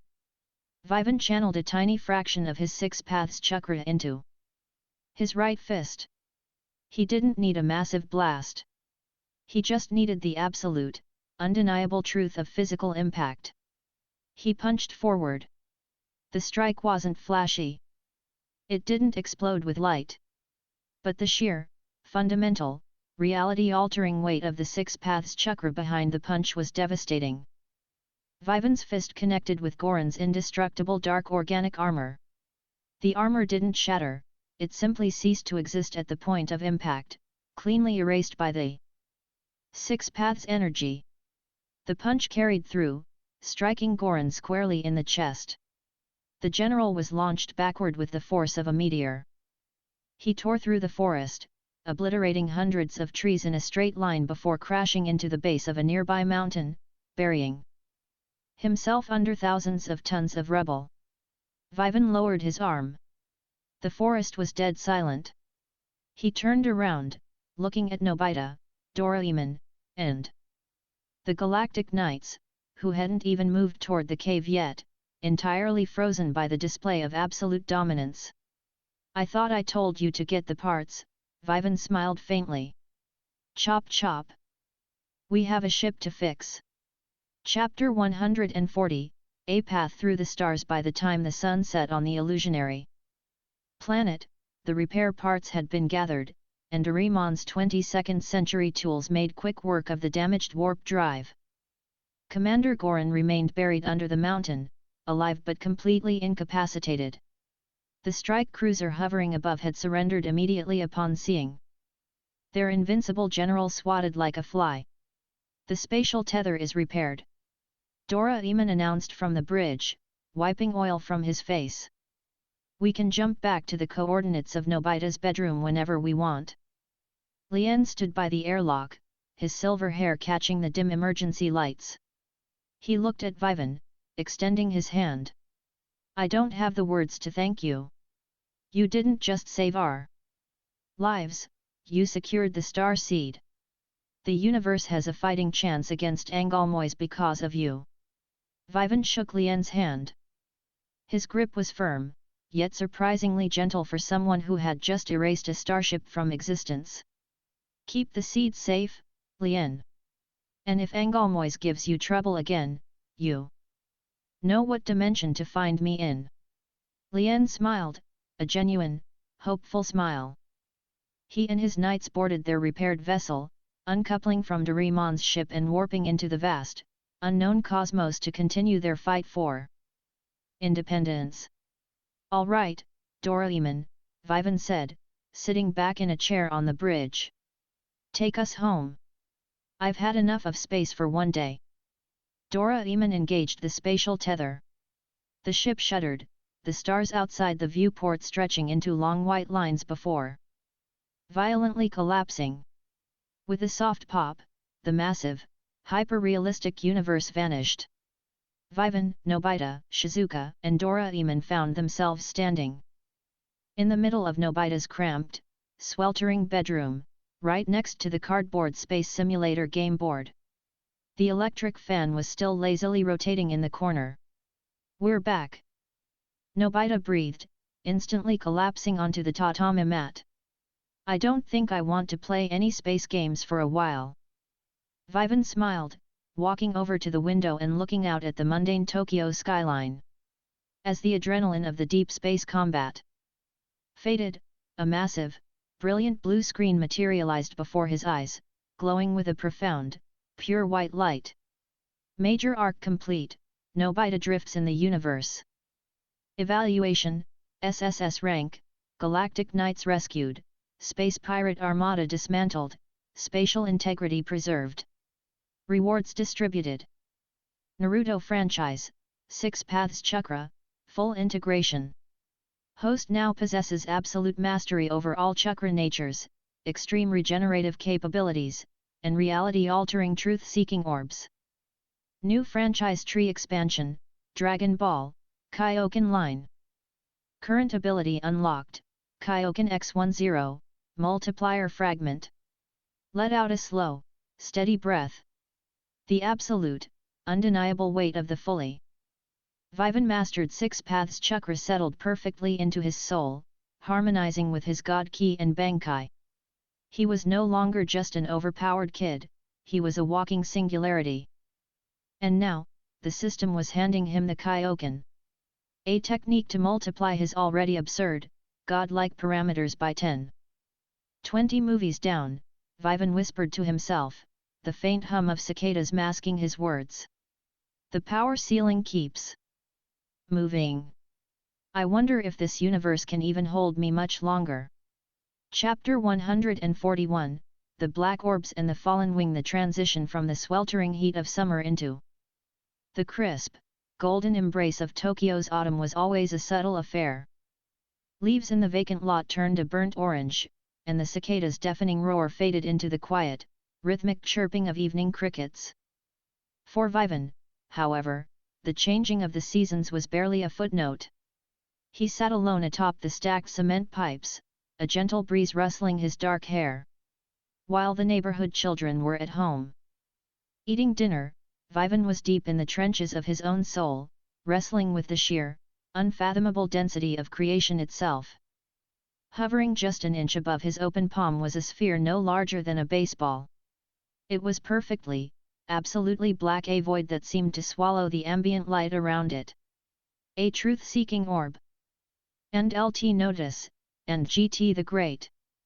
Sage spoke within his mind, its voice crisp and meticulous as it analyzed the anomaly. And LT, the structural composition of this orb defies conventional physics. It contains all 5 basic chakra natures, as well as yin-yang release. It is simultaneously infinitely dense and entirely weightless. And GT, it erases whatever it touches, Vivan murmured, his eyes reflecting the dark sphere. Except for sage energy or God Ki. He slowly closed his fingers around the black orb. Instead of burning his flesh, it melted seamlessly into his skin, dissolving back into the boundless reservoir of his 6 Paths Chakra. Mastering the absolute offense and defense of the truth-seeking orbs required a delicate mental balance that Vivan was still fine-tuning. One wrong thought, and he could accidentally erase a city block. His quiet contemplation was interrupted by a loud, desperate squawk from the sky above. Vivan's observation haki flared. A small, frantic biological signature was plummeting from the clouds at a dangerous velocity. It wasn't a normal bird. The internal anatomy, the bone structure, and the presence of a highly developed cerebral cortex, it was humanoid. Vivan! Look out! Nobita's voice yelled from the street corner. He had been running an errand for his mother, clutching a bag of groceries, but stopped to point at the sky. Vivan didn't panic. He casually extended his right hand, tapping into his full-bringer fragment. He pulled gently on the sole of the air currents directly beneath the falling creature, thickening the oxygen molecules to create a soft, invisible cushion of compressed air. With a soft, bouncy thud, the creature landed perfectly on the invisible cushion before sliding gently onto the grass. Nobita ran over, dropping his groceries. Is it a hawk? No. Wait. Vivan hopped down from the pipes, his boots crunching softly on the autumn leaves. Laying in the grass was a young boy, perhaps Nobita's age, wearing primitive leather clothes. But sprouting from his back were two massive, brown and white feathered wings. One of the wings was bent at an agonizing, unnatural angle. A birdman! Nobita gasped, his eyes wide behind his glasses. Major arc initiated, Nobita and the Winged Braves. Status, avian contact established. Objective, enter the utopian sky realm of Birdopia, prevent the avian-human war, and stop Commander Jakairu from awakening the mythological beast of Babylon. Rewards, Dragon Ball franchise, Kaioken X10, full system integration and physical multiplier. Vivan read the blue screen hovering in the twilight air. Kaioken. A technique that could multiply his already absurd physical parameters by 10. He looked down at the unconscious bird boy, whose breathing was shallow and ragged. Doraemon is going to need the medical kit, Vivan said, carefully lifting the winged boy into his arms. The boy weighed almost nothing, his bones naturally hollowed for flight. Come on, Nobita. We have a guest. Chapter 142, Mending the Sky. The interior of Nobita's room was warm, smelling faintly of the roasted sweet potatoes his mother was cooking downstairs. Doraemon had immediately pulled out the doctor's bag, a futuristic medical kit, and draped a soft, glowing diagnostic blanket over the bird boy, who was resting on Nobita's futon. Shizuka, Gian, and Sunio had arrived shortly after, crowding the small room with a mix of awe and skepticism. His name is Gasuke, Doraemon translated, using the translation jelly. His wing bone is severely fractured. The medical blanket will knit the bone back together, but it will take time. He came from the sky? Shizuka asked softly, gently dabbing a wet cloth on Gasuke's forehead. But humans have explored the whole atmosphere. There aren't any floating continents. Not in our dimension, Vivan said, leaning against the closet door. He fell through a spatial distortion. A migration portal. And LT analysis complete, and GT the Great Sage confirmed to Vivan. And LT the boy's cellular structure contains trace amounts of exotic dimensional energy. A permanent, cloaked wormhole exists in the upper stratosphere, bridging Earth to an isolated spatial pocket. And GT. As the glowing blanket worked its magic, Gasuke slowly blinked awake. He panicked instantly upon seeing the humans, thrashing weakly against the futon and trying to shield his face with his uninjured wing. Monsters! Mammal monsters! Gasuke squawked, his voice filled with primal terror. Whoa, easy there! Gian stepped back, holding his hands up. We just saved your life. Bird brain! Vivan stepped forward, releasing a microscopic, soothing wave of the green. He didn't use haki, he used the gentle, harmonizing frequency of nature itself. Gasuke's panic immediately subsided, his racing heart slowing as he looked up at Vivan's dark, calm eyes. You're safe, Vivan said quietly. We aren't going to hurt you. Gasuke swallowed hard, looking at his freshly mended wing. You cured me. But humans are evil. The legends of Birdopia say humans destroy everything they touch. They pollute the skies and shoot us down. Some humans are like that, Vivan admitted, crossing his arms. But some humans build birdhouses. Don't judge an entire species by its worst members. Gasuk looked down, ashamed but intensely curious. He explained his origins: Birdopia, a utopian sanctuary hidden in a parallel dimension above the clouds.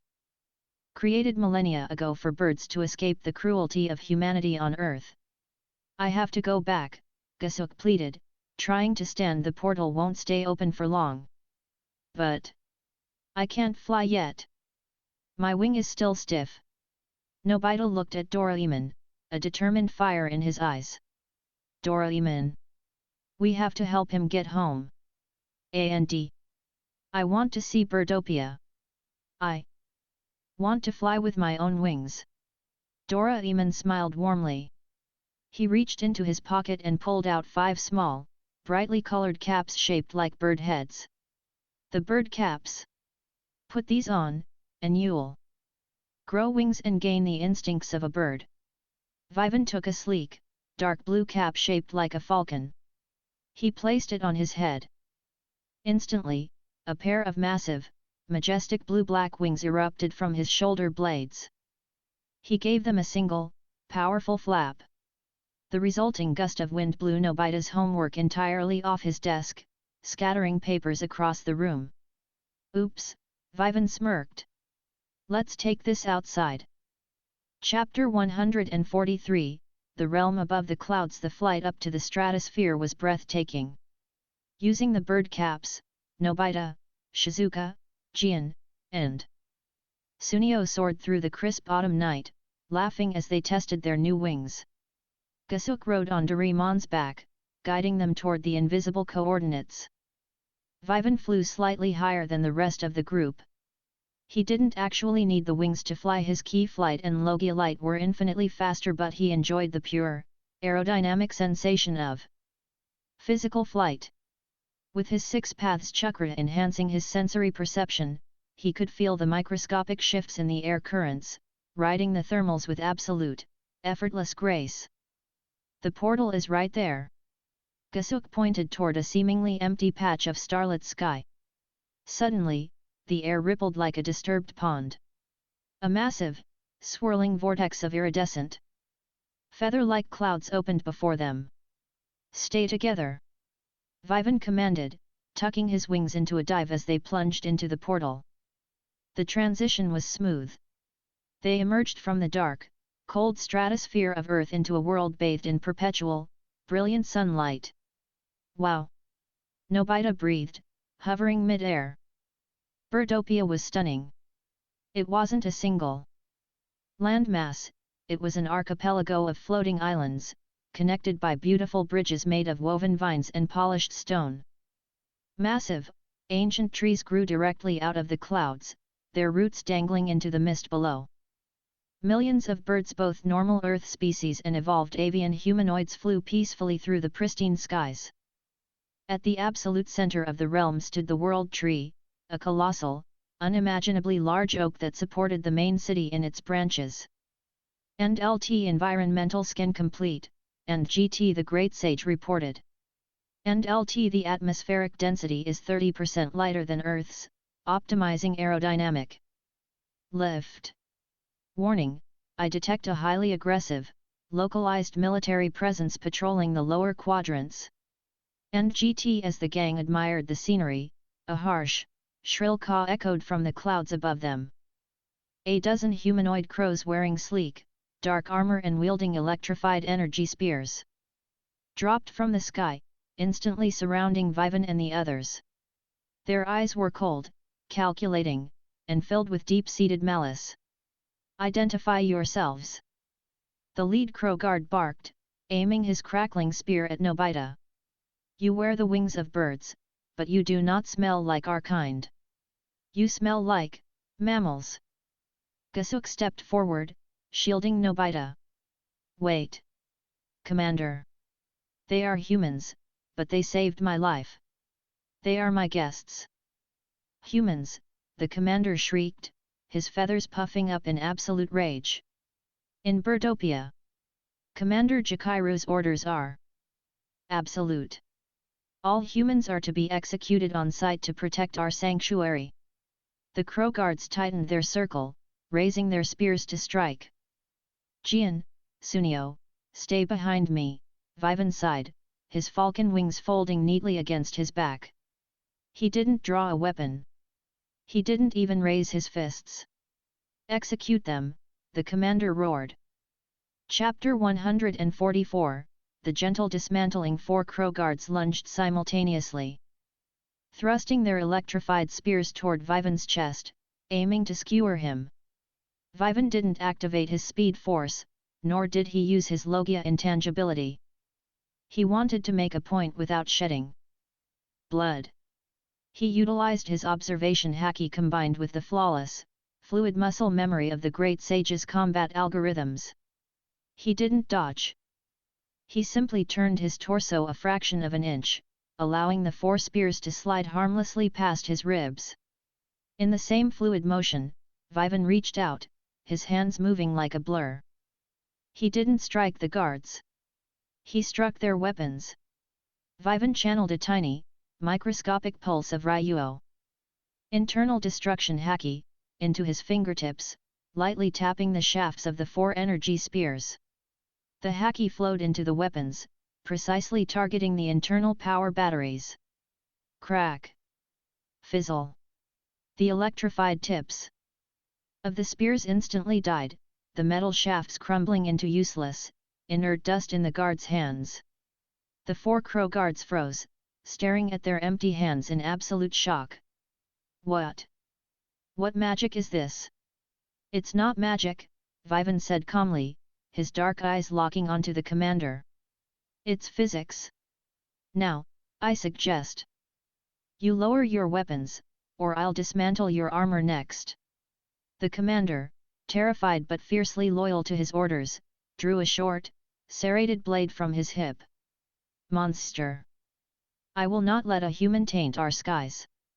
He charged, swinging the blade at Vivan's neck. Vivan didn't even blink. As the blade descended, he unleashed a localized, heavily suppressed burst of Conqueror's haki. He compressed the invisible wave of supreme willpower so tightly that it only hit the commander and the remaining guards, sparing Gasuke, Nobita, and the others. The air pressure violently spiked. The commander froze mid-swing, his eyes rolling back in his head as the sheer, terrifying weight of Vivan's aura crushed his consciousness. The remaining guards collapsed simultaneously, plummeting unconscious toward the clouds below. Before they could fall to their deaths, Vivan extended his hand, using his full-bringer fragment to manipulate the air currents, creating a soft net of wind to gently catch the unconscious guards and lower them safely onto a nearby floating island. Gasuke stared at Vivan, his beak slightly open. You defeated the elite crow guard without even hurting them. I told you, we aren't here to start a war, Vivan said, brushing a stray feather from his jacket. But I won't let anyone hurt my friends. Take us to someone who actually listens, Gasuke. Gasuke nodded frantically. Yes. Professor Ho. He's a wise owl man who studies human history. He lives near the World Tree. He will understand. As the group flew toward the towering World Tree, Vivan glanced back at the unconscious crow guards. The great sage had already analyzed their armor. It was highly advanced, possessing trace elements of 22nd century technology. Someone was supplying Birdopia's military with weapons that didn't belong in this dimension. The plot was thickening, and Vivan was ready to unravel it. Chapter 145, The Owl and the Icarus Race. The home of Professor Ho was nestled deep within the massive, spiraling roots of the World Tree. The interior was a sprawling library filled with ancient scrolls, carved wooden tablets, and curious human artifacts: bicycles, old radios, and rusted pocket watches that had fallen through the portal over the centuries. Professor Ho, an elderly, bespectacled owl man with a gentle demeanor, served them nectar tea. He listened intently as Gasuk recounted his rescue on Earth and Vivan's effortless, non-lethal defeat of the Crow Guard. Fascinating, Professor Ho hooted softly, adjusting his glasses as he looked at Vivan. You possess a power unlike anything recorded in the avian archives. But you must understand the commander's anger. Birdopia was founded by the legendary hero, Birdman Icarus, to escape human persecution. Commander Jakairu, the head of our military, believes humans are a plague that must be eradicated before they find our realm. Jakairu is building an army, Vivan noted, taking a sip of the sweet nectar tea. The Crow Guard's weapons were heavily modified. He's not just planning defense, he's preparing for an invasion of Earth. Professor Ho sighed deeply, his feathers drooping. I fear you are right. Jakairu seeks the legendary dragon seal hidden within the world tree. It binds the beast of Babylon, a mythological, world-ending titan. If he awakens it, he will use it to cleanse the earth of humanity. A world-ending titan. Gian gulped, nearly dropping his teacup. Then we have to stop him. Nobita declared, puffing out his chest. We can't let him destroy our home. To access the inner sanctum of the world tree, one must win the annual Icarus race, Professor Ho explained. It is a grueling flight marathon. Gasuk was hoping to enter, but his wing. I can still fly. Gasuk protested, though he winced as he shifted his shoulder. Nobita stood up, adjusting his falcon cap. I'll fly for you, Gasuk. I'll win the race. And stop Jakairu from getting the seal.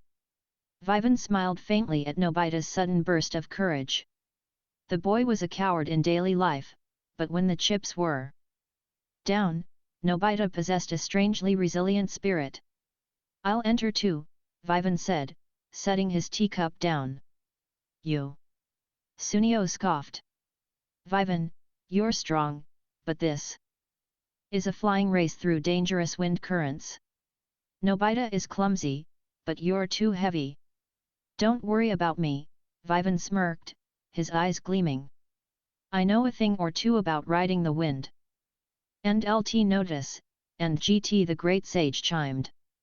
And LT Commander Jakairu's forces are currently mobilizing toward the Icarus race starting line.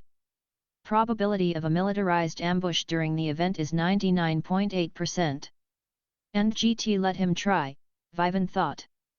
Chapter 146, The Winds of Sabotage. The next morning, the skies of Birdopia were alive with excitement. Millions of avian citizens gathered around the massive, floating stadium to watch the Icarus race. The competitors, hundreds of the fastest eagles, hawks, and falcons in the realm, lined up at the starting gates. Nobita, wearing his bird cap, looked incredibly nervous, his knees knocking together.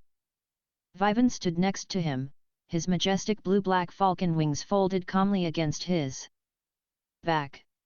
He wasn't stretching or warming up. His observation haki was cast wide, sweeping the stadium and the treacherous, floating obstacle course ahead.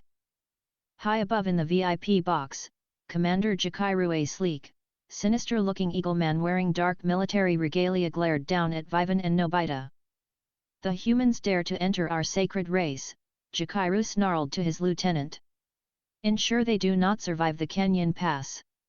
Once they are eliminated, I will secure the dragon seal while the city is distracted. Bang! A massive firework exploded in the sky, signaling the start of the race.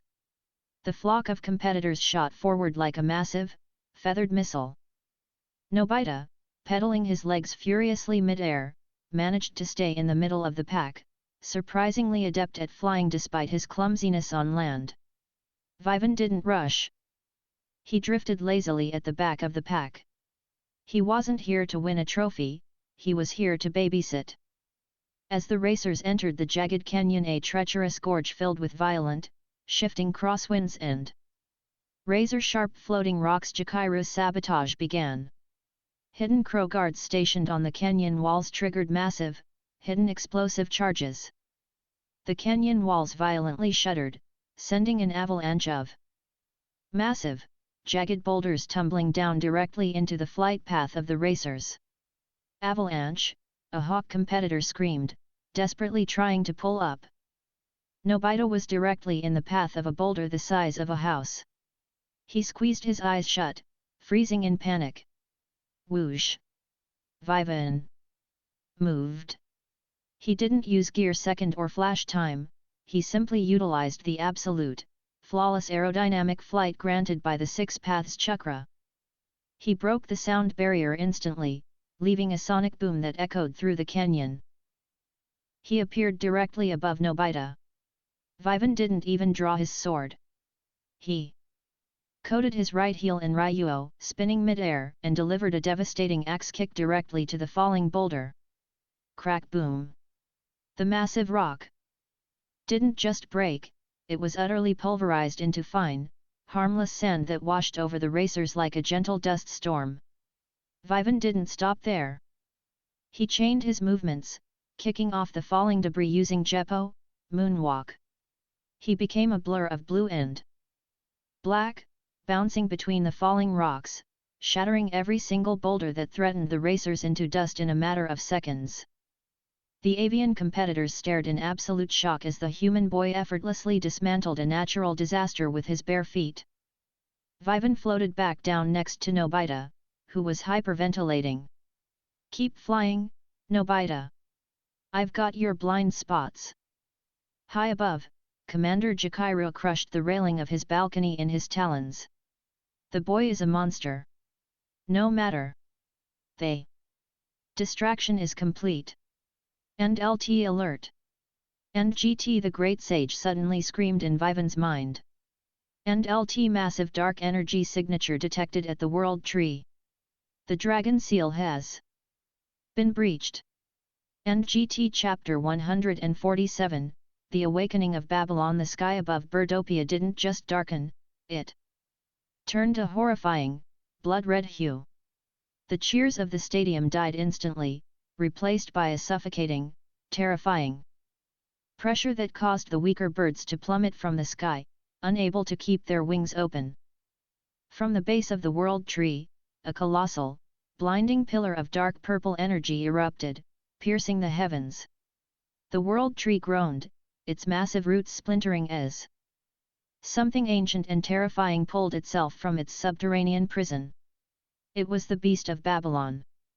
A gargantuan, mythological chimera. It possessed the body of an impossibly massive dragon, the wings of a corrupted, six-winged seraph, and a maw filled with rows of jagged, glowing purple teeth. It was a creature of pure, apocalyptic destruction, designed solely to consume and eradicate. Yes. Commander Jakiro laughed maniacally from his hovering command ship. The beast is awake. Go, Babylon.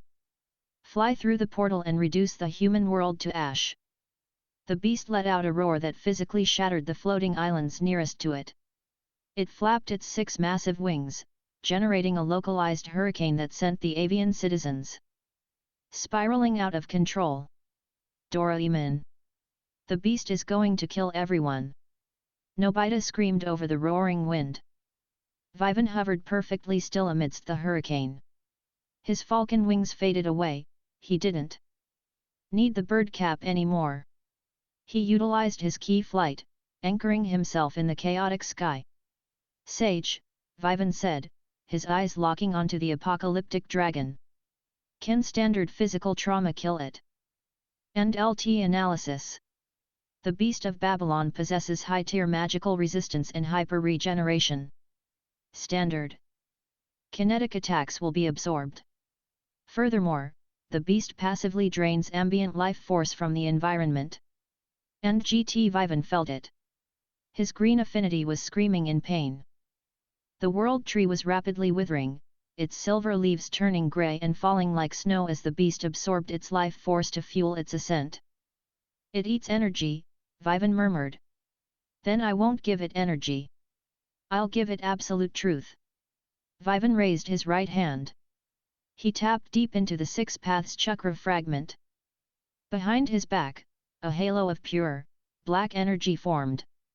From that halo, 6 perfectly spherical, pitch-black orbs materialized, floating silently behind his shoulders. Truth-seeking orbs. Nobita, Vivan's voice echoed directly into the minds of everyone present, carrying a calm, divine weight. Get the civilians back. Tell Jakairu his pet dragon is about to get put down. Vivan shot forward, a streak of blinding light trailing 6 black spheres, flying directly toward the open maw of the apocalypse. Chapter 148, The Stratosphere Clash. The Beast of Babylon detected Vivan approaching.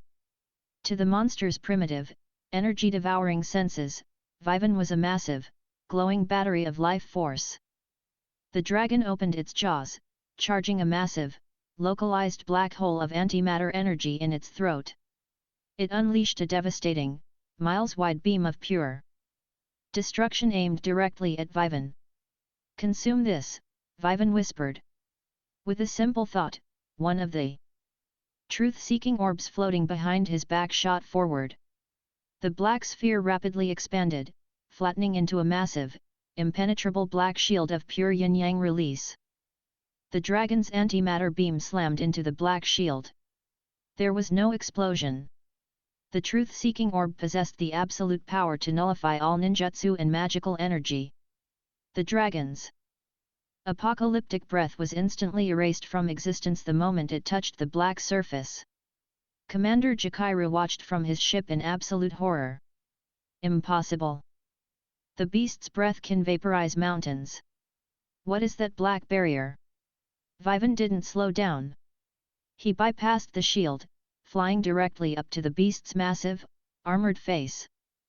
He didn't use a Kamehameha or Thor's lightning. The beast would just absorb the energy or regenerate.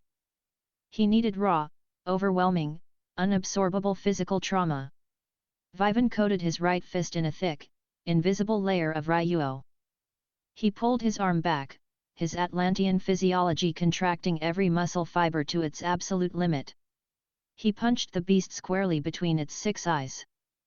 The impact was cataclysmic.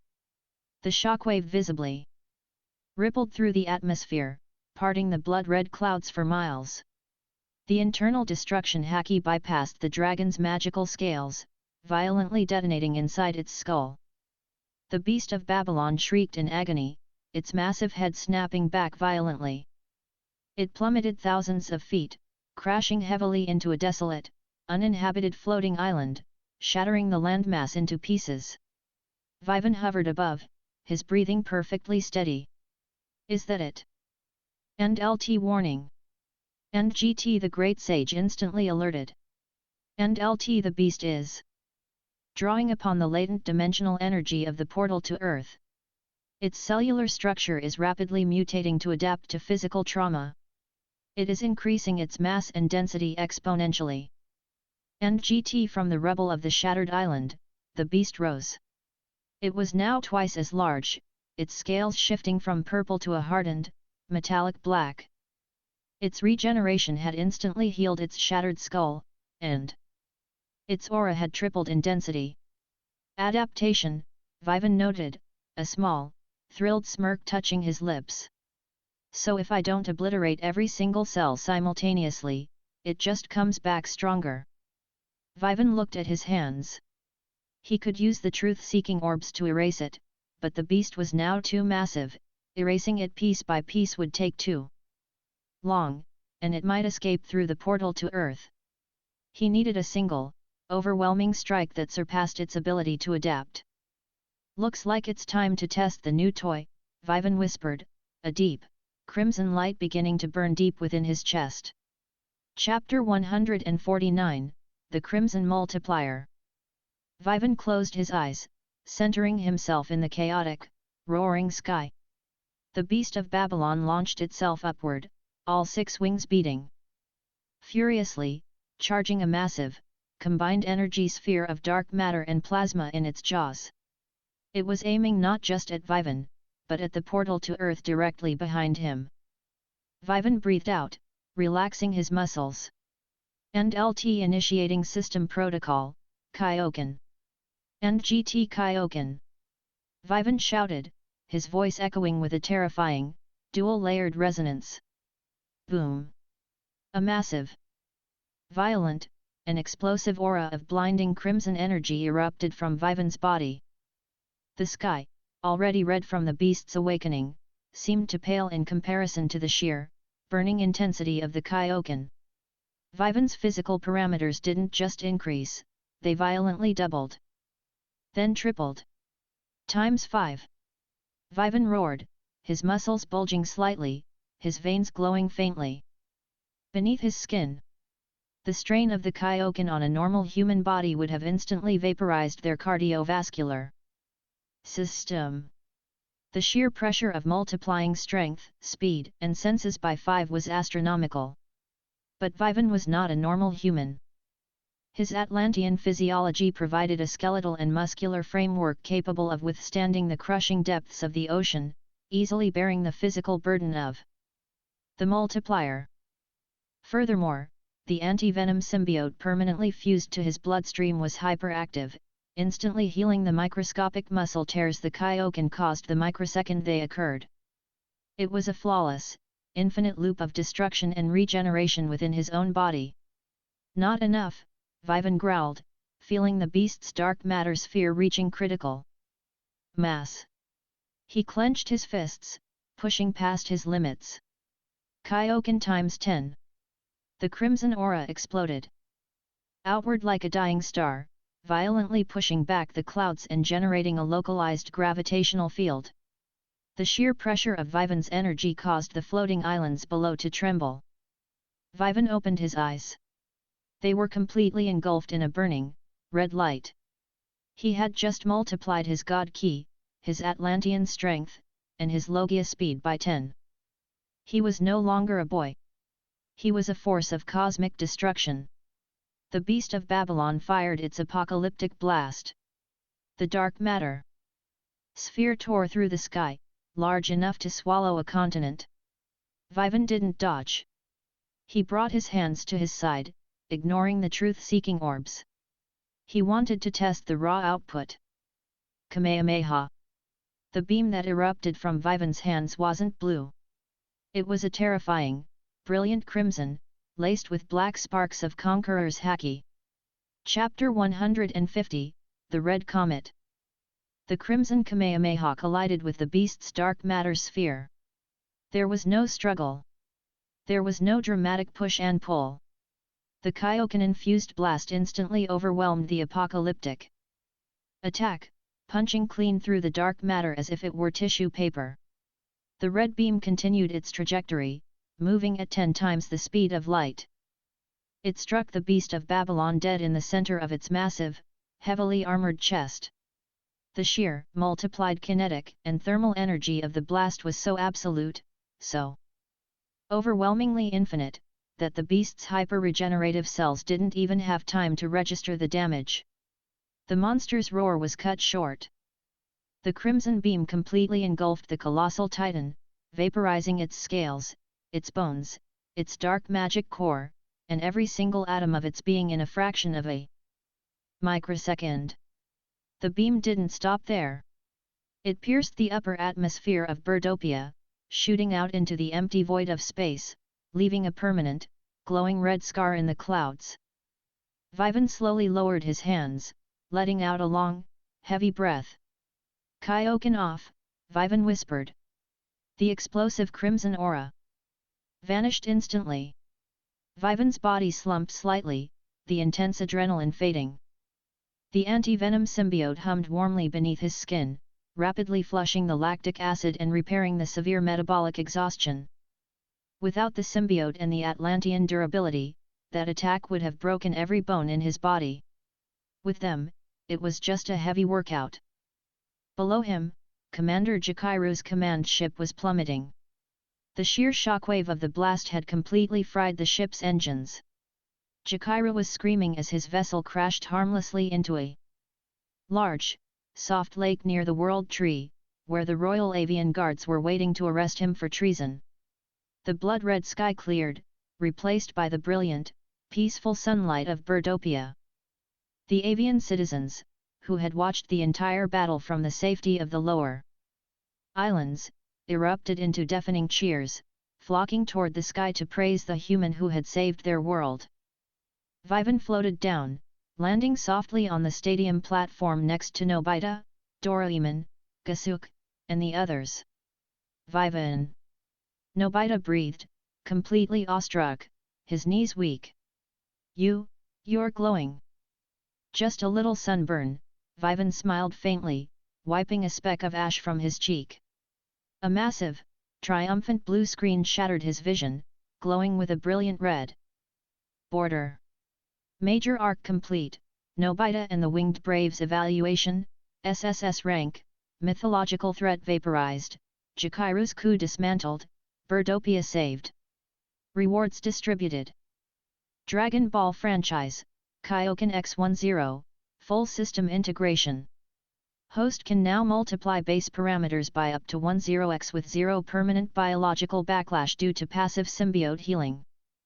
New franchise tree expansion, Marvel, Technopathy line. Current ability unlocked, Ultron Nanite Control, Fragment. Read the screen, a slow, satisfied smirk spreading across his face. Vivan Ultron Nanite Control. The ability to command, infect, and rewrite technological matter at a molecular level. The system knew exactly what was coming next.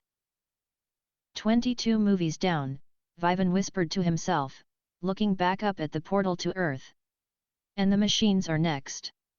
Chapter 151, The Silver Dust. The transition from the adrenaline-fueled, blood-red skies of Birdopia back to the mundane reality of Tokyo always left Vivan with a profound sense of temporal whiplash.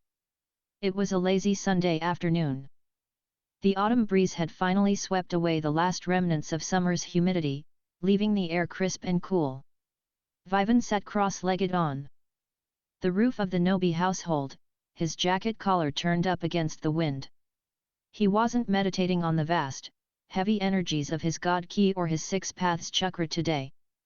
He was focusing on something infinitely smaller. He held out his right hand, palm facing the sky. Sage, Vivan thought, his mind perfectly still. Isolate the Marvel fragment. I want to see the physical manifestation of the Ultron Nanites. And LT acknowledged, and GT the Great Sage replied, its mechanical voice perfectly suited for this particular task. And LT routing neural commands to the newly integrated synthetic biology. Warning, the Nanites are currently in a fragmented, dormant state. They require a base metallic compound to replicate and construct. And GT Vivan reached into his pocket with his left hand and pulled out a handful of spare yen coins. He dropped the copper and nickel coins into his open right palm. He focused. It didn't feel like channeling ki, which burned like a fire in his stomach. It didn't feel like molding chakra, which flowed like water through his veins. This felt like a cold, calculating itch at the very base of his skull, pure, binary logic executing a command. A microscopic, shimmering silver mist began to seep from the pores of Vivan's palm. It looked like liquid mercury, but as Vivan zoomed in with his Atlantean-enhanced vision, he saw the truth. It was a swarm of billions of microscopic, robotic arachnids. The Ultron Nanites. The silver mist descended upon the coins. There was no explosion, no flash of light. Just a faint, high-pitched hiss as the Nanites instantly devoured the metal at a molecular level. The coins dissolved, their raw materials violently repurposed by the swarm. The silver mist expanded, shifting and locking together like a 3D puzzle assembling itself in real time. Within 3 seconds, the coins were gone, replaced by a perfectly crafted, functional, and intricately detailed miniature replica of the Iron Man Mark I helmet. Vivan picked up the tiny metal helmet with his thumb and forefinger. It was flawless. Matter conversion and technological assimilation, Vivan murmured, a slow, dangerous smile spreading across his face. It's limited by the raw materials on hand because it's only a fragment. But if I get my hands on a heavily industrialized environment... His train of thought was derailed by a loud, frustrated crash from the bedroom below, followed by Nobita's inevitable whining. Doraemon! It's broken! My favorite remote control car is completely busted. Gian stepped on it on purpose. Vivan let the silver nanites dissolve the miniature helmet back into raw metallic dust, which absorbed smoothly back into his skin. He dropped down from the roof, swinging neatly through Nobita's open window. Nobita was sitting on the floor, holding a severely crushed toy car. The plastic chassis was splintered, and the internal motor and wiring were a tangled, unsalvageable mess. Doraemon was looking at it with a sympathetic grimace. "I'm sorry, Nobita," Doraemon sighed. "Even the time kerchief won't fix that. The microgears are completely pulverized."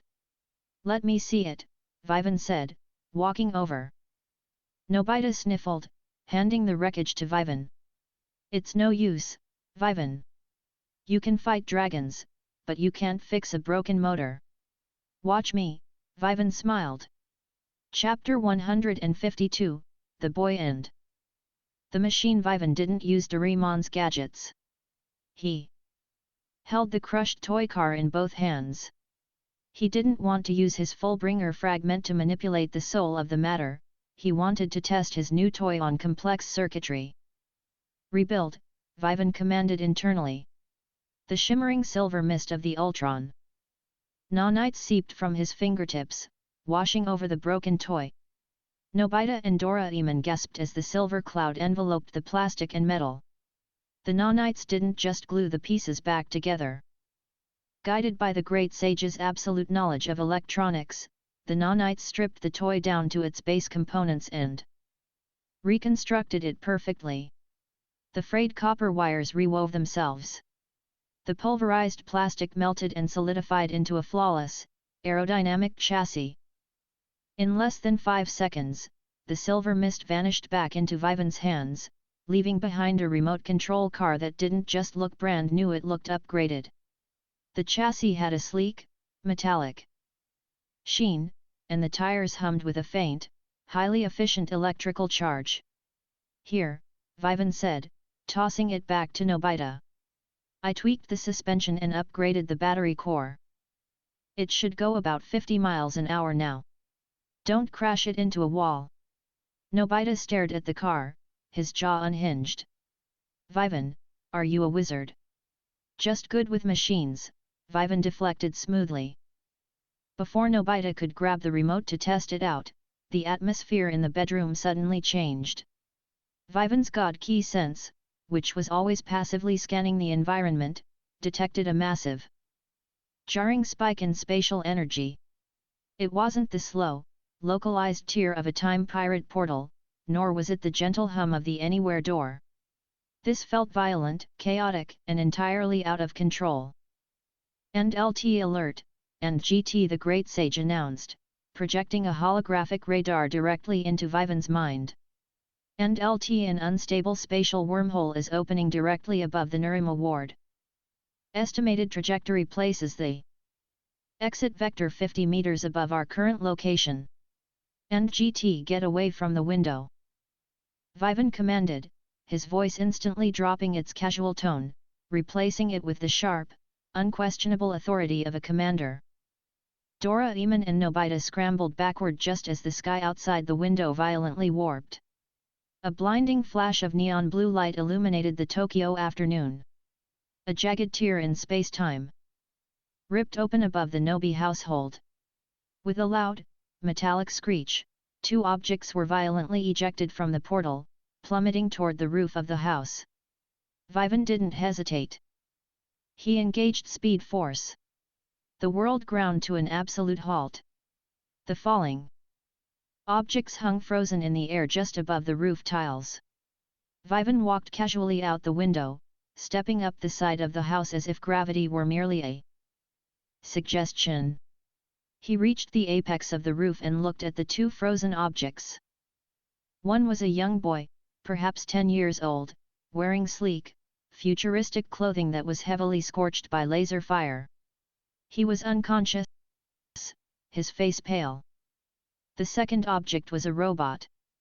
But it wasn't a sleek, advanced android like Rairuru from the Steel Troops. It was a bulky, heavily armored robotic dog, roughly the size of a large mastiff, painted in chipped green and silver armor. It was heavily damaged, one of its optical sensors was shattered, and thick, black oil was leaking from a massive plasma burn in its side. Vivan gently grabbed the boy by the collar and tucked the heavy robotic dog under his other arm, using his Atlantean strength to easily support the half-ton machine. He stepped back down through the window, placing them gently on the tatami mat before releasing the speed force. Time snapped back. Thud. The sound of their landing echoed in the room, even though they had been falling from 50 meters up just a microsecond ago. What just happened? Nobita shrieked, looking at the unconscious boy and the sparking robotic dog. Did they fall from the sky? Major arc initiated, Nobita in the Robot Kingdom status, spatial refugee encounter. Objective, travel to the Robot Kingdom, uncover Queen Jane's true motives, and dismantle Commander Dester's emotion removal regime. Rewards, Marvel franchise, Ultron Nanite control, full integration and hive mind networking. Vivan read the system prompt, his eyes locking onto the sparking robotic dog. A kingdom of robots. An entire world made of metal, circuits, and machinery. The system had given him the perfect sandbox to play with his new nanites. Chapter 153, The Weight of Steel. Doraemon immediately leaped into action, pulling the doctor's bag from his pocket and wrapping the glowing medical blanket around the unconscious boy. He's in shock, and he has minor plasma burns, but his vitals are stabilizing, Doraemon reported, his robotic eyes scanning the child. What about the dog? Shizuka asked, having just rushed up the stairs after hearing the commotion. She knelt beside the massive, green metallic canine, her eyes filled with concern as it let out a pathetic mechanical whimper. I can fix its physical chassis with the time kerchief, Doraemon said, pulling out the fabric. He laid it over the dog, reversing its localized time to a state before it was damaged. The heavy plasma burns faded, and the shattered optical sensor reformed into a glowing blue lens. However, the dog didn't stand up. It lay on the mat, twitching sporadically, a horrific, grinding sound emanating from its chest cavity. It's not working, Nobita panicked. Why isn't it working? End LT analysis, and GT the Great Sage reported to Vivan. End LT the physical damage has been repaired, but the robot's central emotional processing core has been subjected to a highly sophisticated, localized EMP. The neural pathways connecting its logic circuits to its emotion emulator are completely fried. Standard temporal reversal cannot repair deleted software. And GT move aside, Doraemon, Vivan said gently, kneeling beside the robotic dog. Vivan, temporal repair didn't work. His hard drive is corrupted, Doraemon warned, his ears drooping. I'm not going to repair him, Vivan said. I'm going to rewrite him. Vivan placed his bare hand directly onto the dog's metallic forehead. He closed his eyes. Nanites. Network integration. The microscopic silver mist seeped from his palm, entirely invisible to the naked eyes of the others, slipping through the microscopic seams in the dog's armor. Vivan didn't just fix the hardware, he used the Ultron nanites to form a temporary, biological-technological bridge within the dog's neural network. Guided by the Great Sage, Vivan manually recoded the corrupted emotion emulator in a matter of seconds, bypassing the EMP damage and forging new, highly efficient digital pathways. The grinding sound stopped. The robotic dog's optical sensors flared with a warm, bright blue light. It blinked, shook its heavy metallic head, and slowly stood up on all four paws. It looked around the room, its gaze finally landing on the unconscious boy. Poco. The robotic dog spoke, its voice deep but undeniably filled with genuine, emotional distress. Poco. Are you all right? He's fine, Vivan said calmly, standing up. He just needs rest. Who are you, and what were you running from? The robotic dog turned to Vivan, its metallic ears flattening defensively, but the overwhelming calm of Vivan's aura kept it from attacking. I am Poco's, a loyal guardian of the royal family. And we were running from the emotion removal decree. Emotion removal. Shizuka gasped, covering her mouth. Poco's lowered his head, his voice heavy with sorrow. We come from the robot kingdom. A world where humans and robots lived as equals, as family. But our king died, and Queen Jane was manipulated by Commander Dester. Dester convinced the Queen that robot emotions are a flaw, a glitch that causes disobedience and pain. Poco's looked at his metallic paws. Dester enacted a law. All robots must be brought to the capital to have their emotion circuits forcibly extracted. Those who refuse are hunted down by the droid army and scrapped. I took Poco and tried to flee through a prototype spatial warp, but we were shot down mid-transit. Nobita's fists clenched tightly at his sides. That's terrible. Robots aren't just machines. Doraemon is my best friend. Taking away his feelings, that's like killing him. Doraemon looked deeply moved, placing a hand on Nobita's shoulder. Vivan crossed his arms, his mind already calculating the tactical variables. A planetary dictator hunting down innocent people. A heavily fortified, technologically advanced capital city. Sage, Vivan thought. What's the status of the spatial warp they fell through? And the spatial tier has closed. However, I have recorded the exact dimensional coordinates of the robot kingdom based on the residual tachyon particles on their clothing. And Vivan looked at Doraemon. Input these coordinates into the space-time navigator. We're taking a trip to the robot kingdom. Chapter 154, Crossing the Metallic Threshold. By nightfall, Gian and Sunio had fully committed to the mission, armed with a variety of DORAEMON'S gadgets. Poco's had watched the human children rally to his cause with absolute, stunned disbelief. In his world, humans had grown fearful and distant, allowing the droid army to dictate the laws. Seeing these children prepare for war for the sake of a stranger's robot was a foreign concept. The unconscious boy, Poco, was left safely in Nobita's room, resting under the care of DORAEMON'S automated medical drone. Doraemon set up the space-time navigator, a large, hoop-like gadget that generated a stable wormhole in the center of the vacant lot. The atmosphere on their planet is identical to Earth's, Doraemon said, checking his readings. But the gravity is slightly heavier.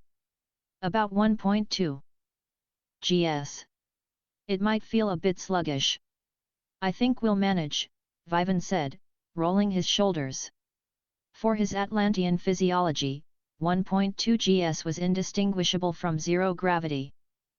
Let's go, Nobita declared, stepping through the glowing hoop. The transition was visually jarring. They stepped out of the humid, insect-filled night of Tokyo into a desolate, sprawling wasteland. The sky above was an artificial, smog-choked grey, completely obscuring the stars. The ground wasn't dirt, it was a hardened, rust-colored metallic slag, littered with massive gears, broken pistons, and the husks of dead, ancient machines. The air tasted faintly of ozone and burning oil. This is the robot kingdom. Sunio coughed, waving the metallic-tasting dust away from his face. It looks like a junkyard. We are in the Outlands, Poco's explained, his heavy metallic paws clanking against the slag. The capital city is leagues away. The Outlands are where the droid army dumps the scrapped remains of robots who resisted the emotion removal. Vivan's God Key sense expanded across the desolate landscape. It was a graveyard. He could feel the faint, lingering traces of emotional energy trapped within the rusted husks: fear, sorrow, and a desperate desire to live. It's a slaughterhouse, Vivan murmured, his eyes hardening. End LT alert, and GT the great sage suddenly chimed. End LT hostile kinetic. Signatures detected approaching from the north. High-speed aerial units. End GT we have company, Vivan announced, not raising his voice, but the absolute certainty in his tone made everyone freeze. Take cover. Behind those scrap piles. Now. Gian, Sunio, Nobita, and Shizuka scrambled behind a massive, rusted-out tank chassis. Pocos ducked into a trench of scrap metal. Vivan remained standing in the open. For a fraction of a second, his eyes locking onto the grey sky, before casually stepping into the shadow of a towering metallic pillar. A moment later, the sky tore open with the screech of plasma engines. 4 sleek, jet-black aerial drones swept over the wasteland. They were shaped like manta rays, completely devoid of any aesthetic design, built purely for speed and lethality. A heavy, red scanning laser swept back and forth from their underbellies, projecting a grid over the scrap piles. Hunter-seekers, Pocos whispered, his voice trembling via a localized radio frequency Doraemon had established. Dester's vanguard. If their scanners detect our emotional output, they will deploy antimatter nets. They won't detect anything, Vivan whispered back. Vivan closed his eyes. He didn't use an invisibility gadget. He tapped into the absolute, divine masking of his god key, expanding his aura just enough to cover the scrap pile where his friends were hiding. To the advanced technological sensors of the hunter-seekers, Vivan and the gang simply ceased to exist, registering as nothing more than cold, lifeless metal. The red scanning grid washed directly over them, lingering for a second, before moving on. They're passing us, Gian sighed in relief. But as the drones banked to fly back toward the capital, Vivan's eyes narrowed. They're passing us, Vivan said softly. But I'm not letting them report back. Chapter 155, The Emotionless Patrol. Vivan, wait. Don't engage. Doraemon hissed. If you destroy them, Dester will know someone is in the Outlands. I'm not going to destroy them, Vivan replied, a faint, metallic glint in his dark eyes. I'm going to repurpose them. Vivan didn't use flash time or gear second. He didn't need blinding speed, he needed silent, absolute control. He stepped out from the shadow of the pillar, standing directly beneath the flight path of the retreating drones. He raised his right hand toward the sky, his fingers slightly curled. Sage. Nanite dispersion. Target, central processing hubs of all 4 units. Override protocol, Alpha. End LT executing. End GT. A microscopic, invisible stream of silver mist shot from Vivan's fingertips, catching the slipstream of the drone's plasma exhaust. The Ultron nanites phased effortlessly through the drone's heavily armored underbellies, bypassing their kinetic shields and firewalls as if they were made of paper. In the sky, the 4 hunter-seekers suddenly froze in mid-air. Their engines didn't die, but their forward momentum completely halted. The hostile, crimson-red lights of their optical scanners flickered, turned off, and instantly reignited with a calm, cool blue glow. What just happened? Sunio gasped, peeking over the scrap pile. Did they break down? Vivan slowly lowered his hand. He didn't just hack the drones, his nanites had physically devoured and rebuilt the drones' motherboards in a fraction of a second, linking them directly to the Great Sage's hive mind. Vivan now possessed 4 heavily armed, 22nd century military drones operating as an extension of his own nervous system. They work for me now, Vivan said smoothly. He twitched his index finger.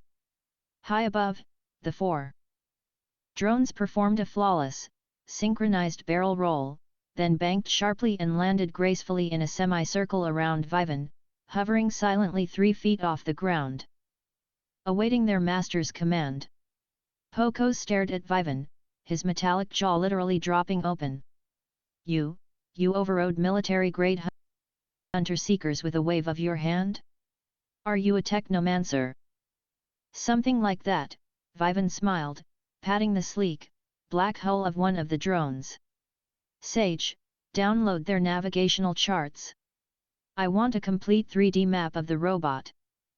Kingdom's capital, including the patrol routes and the location of Queen Jane's palace. And LT download complete, and GT the Sage replied instantly. And LT however, I have intercepted a localized distress frequency during the data transfer. There is a hidden settlement of refugee robots approximately 2 miles east of our location. They are currently under attack by a droid army ground patrol. And GT Vivan's smile vanished, replaced by a cold, predatory focus. Nobita, Doraemon, Vivan commanded, turning back to the group. Mount up. We're taking the scenic route. Nobita looked at the terrifying, heavily armed drones, then at Vivan. We're going to ride them. They can hold your weight, Vivan said, stepping onto the back of the largest drone as if it were a hoverboard. And we have some people to save. Chapter 156, The Hidden Resistance. Riding the hacked hunter-seekers, they group schemed just a few feet above the desolate wasteland, moving at incredible speeds while remaining completely silent. The ride was flawlessly smooth, thanks to the Great Sage compensating for the drone's aerodynamics in real time to ensure Nobita and the others didn't fall off. 2 miles east, the landscape shifted from flat slag to a maze of deep, jagged canyons carved into the metallic crust. Deep within one of these canyons lay the hidden settlement of Scrap Town. It was a pitiful sight, a shanty town built from rusted panels and salvaged engine blocks. The robots who lived here were archaic models, rusty butler bots, dented construction mechs, and archaic nanny droids, all desperately clinging to their emotion chips. Currently, the town was burning. A squad of 20 droid army soldiers, sleek, silver, humanoid machines with heavily armored chests and plasma rifles were systematically tearing the shacks apart. They moved with terrifying, emotionless synchronicity. Target acquired. Emotion chip detected, a droid soldier droned, lifting a terrified, rusted little cleaner bot by its mechanical neck. The droid raised a specialized extractor drill, aiming it directly at the back of the cleaner bot's head to rip out its emotional core. Put him down, a female voice yelled. A young human woman with long blonde hair and grease-smudged overalls ran out from a nearby shack, brandishing a heavy hydro spanner like a club. She swung wildly at the droid soldier. The droid didn't even flinch. It caught the heavy wrench with its free hand, effortlessly bending the solid steel like putty. Human interference detected, the droid stated coldly. Subject, Maria. Wanted for harboring fugitives. Lethal force authorized. The droid leveled its plasma rifle directly at Maria's chest. Maria closed her eyes, bracing for the end. Zzz zap. A blinding blue plasma bolt tore from the sky, striking the droid soldier with pinpoint accuracy. The blast completely vaporized the droid's weapon arm and sent it crashing backward into a scrap pile. The little cleaner bot fell safely to the ground. Maria opened her eyes in shock, looking up at the canyon rim. Hovering majestically above the burning town were 4 hunter-seeker drones, their scanners glowing a friendly blue. Standing atop the lead drone was an 11-year-old boy, his arms crossed, a dark katana strapped to his waist. You guys have a serious pest control problem, Vivan's voice echoed down into the canyon, carrying effortlessly over the chaos. Hunter-seekers, another droid soldier processed, its optical sensors glitching in confusion. Friendly fire detected. Abort, you don't get to abort, Vivan interrupted. Vivan didn't even draw his sword. He didn't unleash his nanites. He wanted to test his raw physical speed against 22nd century combat androids. He stepped off the drone, dropping 50 feet directly into the center of the droid squad. Chapter 157, the droid Dr. Vivan hit the metallic ground with the force of an artillery shell, instantly cratering the steel beneath his boots. The resulting kinetic shockwave knocked half the droid squad off their feet. Engage! The droid commander ordered, recovering instantly due to its emotionless programming. 10 droids raised their plasma rifles, firing a coordinated volley directly at Vivan. Vivan didn't activate Logia Light. He activated his Speed Force fragment. To Vivan, the lethal red plasma bolts slowed to a crawl. He casually stepped through the deadly crossfire, observing the precise, predictable military programming of the machines. They were strong and heavily armored, but utterly devoid of creativity or instinct. Vivan reached the droid commander. He coated his right index and middle fingers in Ryuo, internal destruction haki. He didn't punch, he performed a delicate, microscopic thrust directly into the droid's chest plate. The haki bypassed the armor entirely, gently tapping the central power core. Vivan moved on, striking the remaining 9 droids with the same 2-finger tap. In less than 2 seconds of real-world time, he stopped next to the stunned Maria, releasing the speed force. Time snapped back. The 10 plasma bolts struck empty air, exploding against the canyon walls. Simultaneously, all 20 droid soldiers froze. A faint, internal pop echoed from each of their chests, followed by a wisp of black smoke. Their optical sensors died, and the entire squad collapsed into a heap of perfectly deactivated scrap metal. No explosions. No collateral damage to the fragile shantytown. Just absolute, surgical precision. Gian, Sunio, Shizuka, and Doraemon landed their drones a moment later, rushing over to help the terrified refugee robots. Maria stared at Vivan, her mouth hanging open. What are you? You just dismantled a military strike team with your fingers. I'm Vivan, he said, turning to her with a calm smile. And these are my friends. We're here to talk to whoever is in charge of this resistance. Maria swallowed hard, wiping grease from her forehead. I guess that's me. I'm Maria. My father, Dr. Kapik, built many of the robots in this kingdom before he died. When Dester enacted the emotion removal decree, I couldn't stand by and watch my friends be lobotomized. I've been hiding them here. Pocos, the robotic dog, trotted over. Maria. It is me, Pocos. I tried to take Prince Poco to safety, but we were shot down. These humans saved us. Maria fell to her knees, hugging the massive robotic dog, tears streaming down her face. Pocos. Thank the Maker you're alive. But if Prince Poco is safe, then there is still hope. We can stop Dester. Vivan looked around the miserable, rusted settlement. The refugee robots were huddled together, shivering with fear and cold. The ground was toxic slag, devoid of life. Vivan sighed. He walked over to a particularly barren patch of rusted metal in the center of the camp. He knelt down and placed his palm flat against the cold steel. He didn't use his nanites. He reached into his soul, tapping into the boundless, vibrant energy of the green. Even metal has cracks, Vivan whispered. A pulse of brilliant emerald energy erupted from his hand. It pushed through the rusted slag, reaching deep into the planet's dead crust. Moments later, the ground violently shuddered. Through the rust and steel, thick, vibrant green vines erupted. They didn't stop at vines.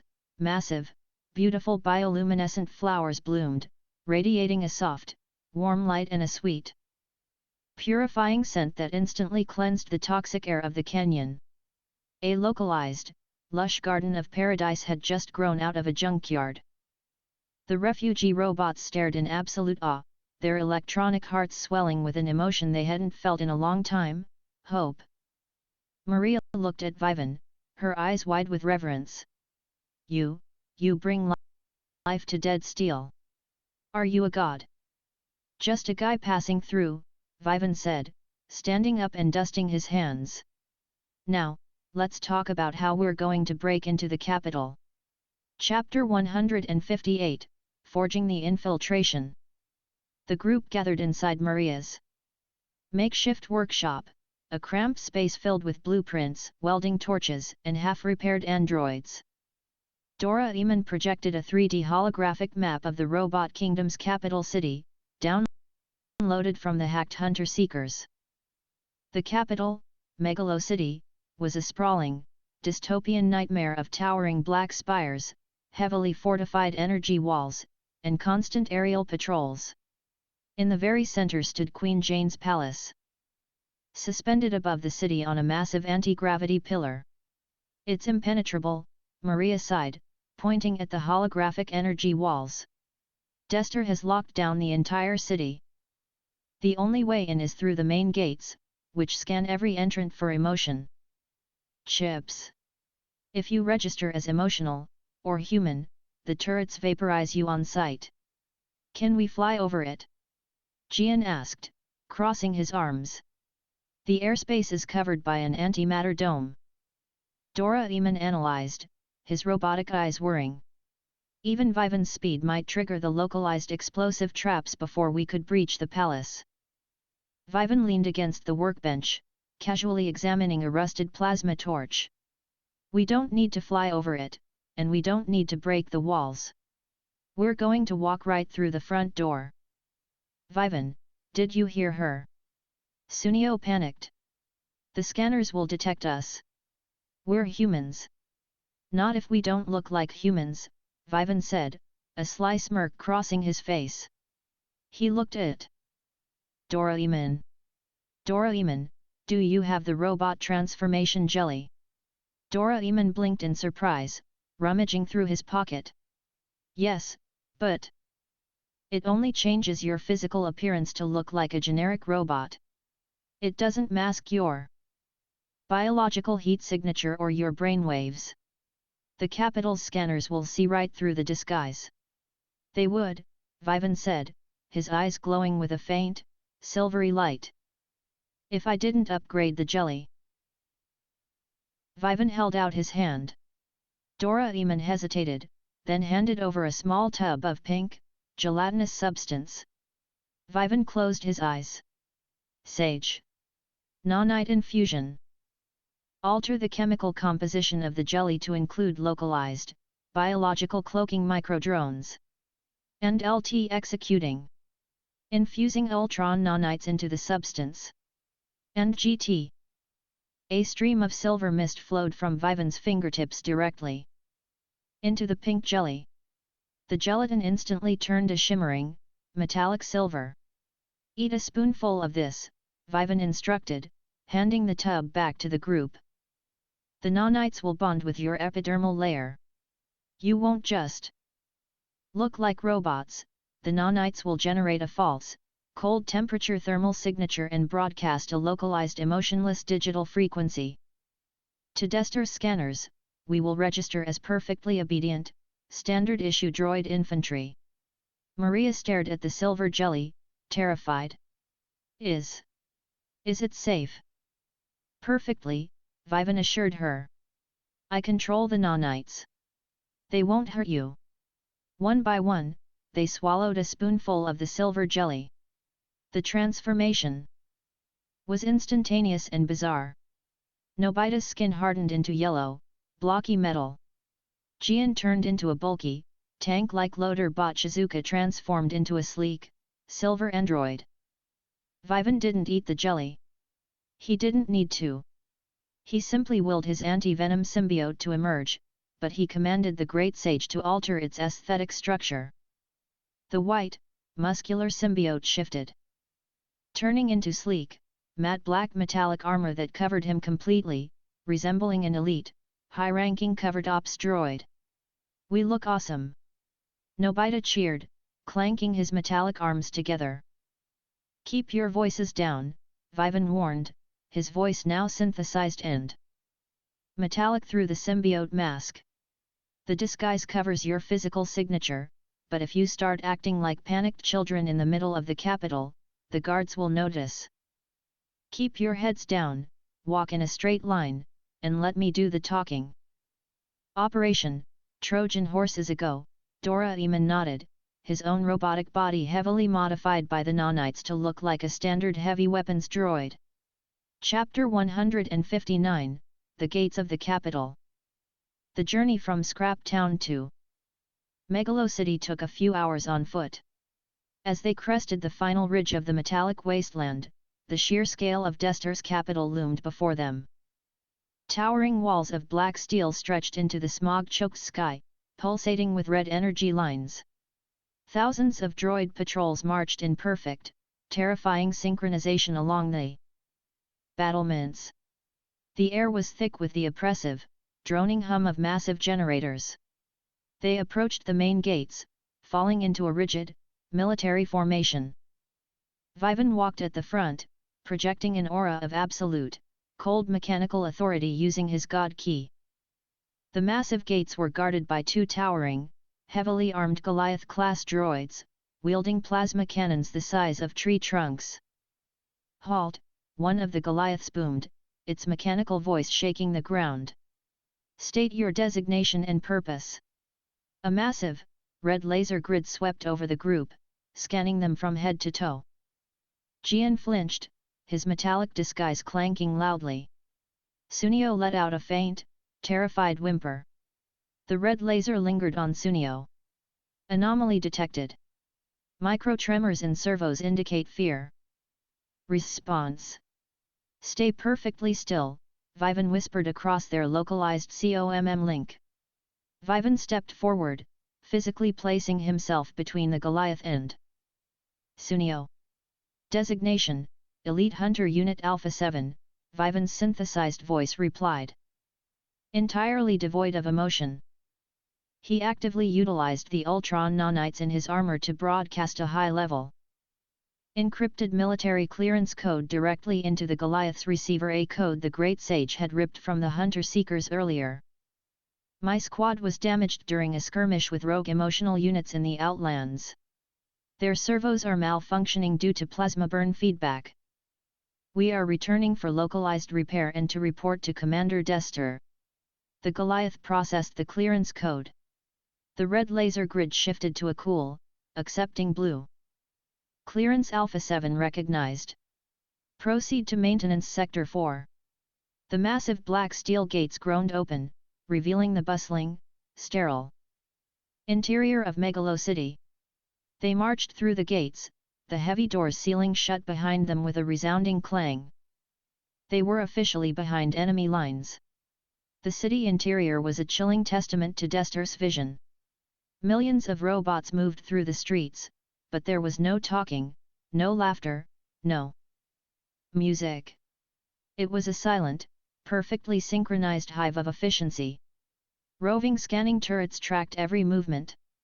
"It's horrible," Shizuka whispered over the COMM link. "They're all like zombies." "Keep moving," Vivan ordered softly. "Our target is the Central Palace. We need to find Queen Jane and the emotion removal facility." As they navigated the sterile, geometrically perfect streets, weaving through columns of marching droids, Vivan's observation haki picked up a massive, dense energy signature approaching rapidly from a side avenue. "Halt!" A figure stepped out from the shadows of a towering black spire, completely blocking their path. It wasn't a standard droid. It was a humanoid cyborg, heavily armored in crimson and gold plating, wielding a massive, crackling energy halberd. The aura surrounding the figure was intensely aggressive, yet perfectly disciplined. "End LT alert," and GT the Great Sage announced. "End LT target identified," General Kongo. Vanguard Commander of the Royal Guard. Threat level, high. NGT Chapter 160, The Ghost in the Machine. General Kongo stood 8 feet tall, his crimson armor gleaming under the harsh artificial lights of the city. His optical sensors, glowing a piercing yellow, locked onto Vivan's squad. Alpha 7, Kongo rumbled, his voice dripping with suspicious, metallic arrogance. I am not aware of any elite units authorized to operate in the Outlands today. Furthermore, standard protocol dictates damaged units report to the Outer Ring repair base. You are heading toward the Royal Palace. Gian and Sunio froze. Nobita practically vibrated with terror. Our orders were classified, General, Vivan replied, his synthesized voice icy and unyielding. We uncovered critical intelligence regarding the human resistance. It is for Commander Dester's audio receptors only. Kongo stepped closer, spinning his massive energy halberd lazily in his hand. The weapon hummed with lethal voltage. Dester is occupied with the Queen. I am the Vanguard. If you have intelligence, you will surrender it to me. Now, let me access your memory banks. Kongo reached out a massive, crimson-plated hand, aiming to physically jack a neural cable into the back of Vivan's helmet. If he connected, the illusion would instantly shatter. I don't think you have the clearance for that, Vivan said. Vivan didn't step back. As Kongo's hand approached his helmet, Vivan raised his own hand, catching the general's massive wrist. Kongo's yellow eyes flared in anger. Insolence! You dare touch a general! Kongo tried to crush Vivan's hand, expecting the generic droid chassis to crumple. Instead, Vivan's Atlantean strength held the massive cyborg completely immobilized. Kongo's hydraulic servos whined in protest, utterly failing to budge the boy's grip. What? What is your power output? Kongo processed in shock.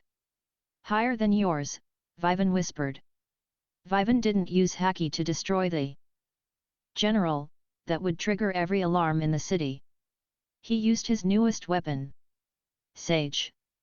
Viral upload. Target, General Kongo's central nervous system. The invisible, microscopic swarm of Ultron nanites surged from Vivan's grip, flowing directly into the seams of Kongo's crimson armor. Kongo didn't even have time to sound an alarm. His body violently seized as the nanites flooded his circuitry. The Great Sage aggressively rewrote the general's firewalls, overriding his loyalty programming and completely subjugating his motor functions in less than 3 seconds. The yellow glow of Kongo's eyes flickered, turned off, and reignited with a calm, subservient blue light. Vivan released the general's wrist. Kongo stepped back, instantly dropping to one knee, lowering his massive head in absolute obedience. My apologies, Commander. Your clearance is absolute. How may I serve? Behind Vivan, Nobita, Gian, Sunio, and Shizuka stared in absolute, jaw-dropping silence. Vivan had just enslaved the highest-ranking general in the city with a single touch, without firing a single shot. Vivan looked down at the kneeling general, his black symbiote armor gleaming ominously. Stand up, Kongo, Vivan commanded, his voice cold, efficient, and utterly terrifying. You're going to escort us directly into Queen Jane's throne room. And if anyone asks, we're your prisoners. The mid-game of the Robot Kingdom had just been bypassed, and Vivan Reborn was walking straight into the endgame. Chapter 161, The Crimson Escort. Megalocity was an oppressive symphony of machinery. There was no chaotic hum of organic life, no chatter of pedestrians, no erratic honking of traffic. Instead, the capital operated on a terrifyingly flawless rhythm. The heavy, synchronized footsteps of tens of thousands of droid infantry echoed against the towering black steel skyscrapers, vibrating through the solace of Vivan's boots. General Congo walked at the head of their formation. The towering, crimson-plated cyborg moved with all the imposing, arrogant weight he possessed before Vivan had hijacked his neural pathways. 2. Any external observer, the Vanguard commander was simply escorting a squad of generic, low-level droids through the city center. But beneath that crimson armor, Congo's mind was a passenger in his own body, perfectly subjugated by the microscopic Ultron nanites humming through his circuitry. And LT adjusting gate parameters, and GT the Great Sage whispered in Vivan's mind. And LT simulating subroutine compliance to match standard droid prisoner escort protocols. Your companions are displaying elevated heart rates. And GT keep it together, guys, Vivan communicated over their localized, secure COMM link. He didn't turn his head, his matte black symbiote visor staring dead ahead. Just match Congo's pace. Don't look around too much. It's hard not to, Shizuka's synthesized voice trembled slightly. Everything is so cold. She was right. The deeper they marched into the city, the more sterile it became. The neon signs that might have once advertised oil baths, memory upgrades, or robot cafes were all deactivated, replaced by massive, glowing red screens broadcasting the same looping message from Commander Dester: emotion is the enemy of efficiency. Purity lies in logic. Gian, disguised as a bulky loader bot, marched with stiff, awkward steps. Sunio, looking like a slender maintenance drone, kept twitching, his metallic joints clicking nervously every time a scanning turret swept past them. Halt, a sharp, metallic voice ordered. The group stopped instantly. They had reached the inner ring of the city, a massive checkpoint separating the commercial sectors from the royal district. A squad of elite, silver-plated enforcer droids blocked the glowing energy bridge that led to the palace. The lead enforcer stepped up to General Congo, its blue optical sensors flashing. General Congo, you are deviating from your assigned patrol sector. State your business. Sunio let out a faint, terrified whimper over the COMM link. Vivan didn't intervene. He let the Great Sage puppeteer Congo's vocal cords. Mind your tone, enforcer, Congo's deep, rumbling voice growled, projecting exactly the kind of metallic arrogance expected of the Vanguard. I apprehended a squad of defective units in the Outlands carrying encrypted data chips regarding the Scrap Town resistance. I am delivering them directly to the extraction chambers for interrogation. The enforcer droid paused, its internal processors whirring as it verified the command hierarchy. Acknowledged, General. However, protocol mandates a thorough deep scan of all defective units prior to entering the Royal District. The enforcer raised a heavy, specialized scanning rifle, pointing it directly at Nobita's chest. Chapter 162, The Ghost in the Grid. Nobita froze, his metallic disguise feeling incredibly thin all of a sudden. If that scanner pierced the robot transformation jelly's superficial layer, it would detect his beating human heart, his lungs, and his absolute terror. Vivan. Doraemon hissed softly over the comms. Don't move, Vivan replied, his voice completely level. Vivan didn't activate Speed Force. Doing so would cause a sudden gap in the security grid's constant temporal monitoring. He needed to handle this within the bounds of real-time software. As the enforcer droid pulled the trigger on the scanning rifle, emitting a wide, sweeping fan of green laser light over Nobita, Vivan utilized his Ultron nanites. He didn't attack the droid. He attacked the light. Vivan projected a microscopic, invisible cloud of silver nanites into the air directly between Nobita and the scanner. The nanites formed a hyperdense, reflective data mesh in a fraction of a millisecond.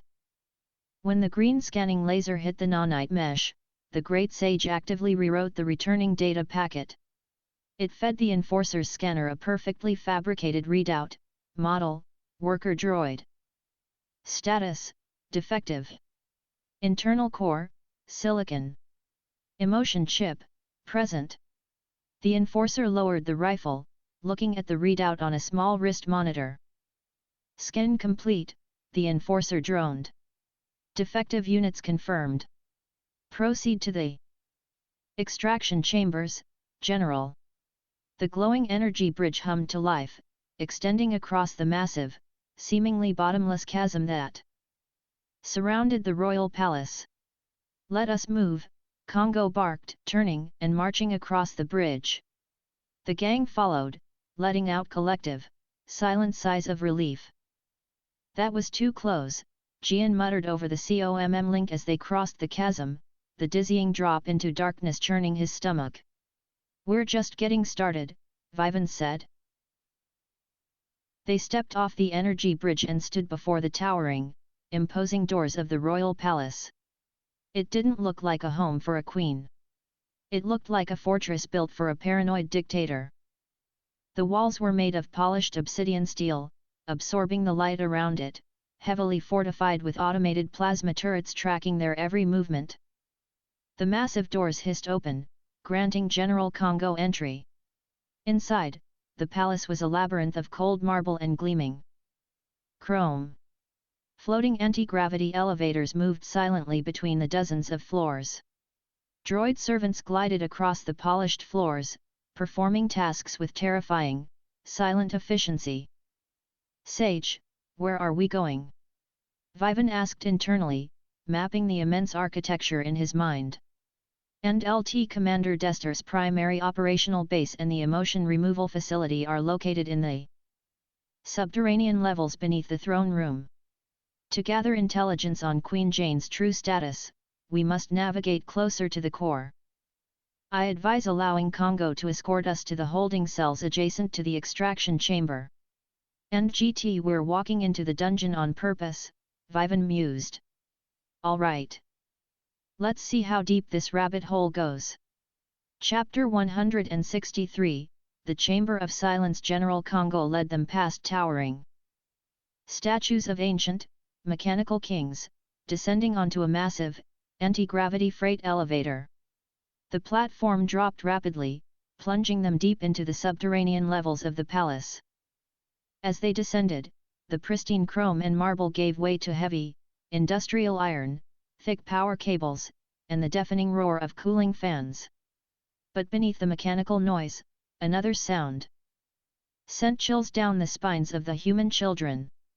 It was a sound like metal scraping against glass, accompanied by horrific, digitized screams. What is that noise? Shizuka asked, her synthesized voice trembling. The extraction facility, Doraemon answered, his robotic fists clenching tightly at his sides. They're doing it right now. They're stripping robots of their souls.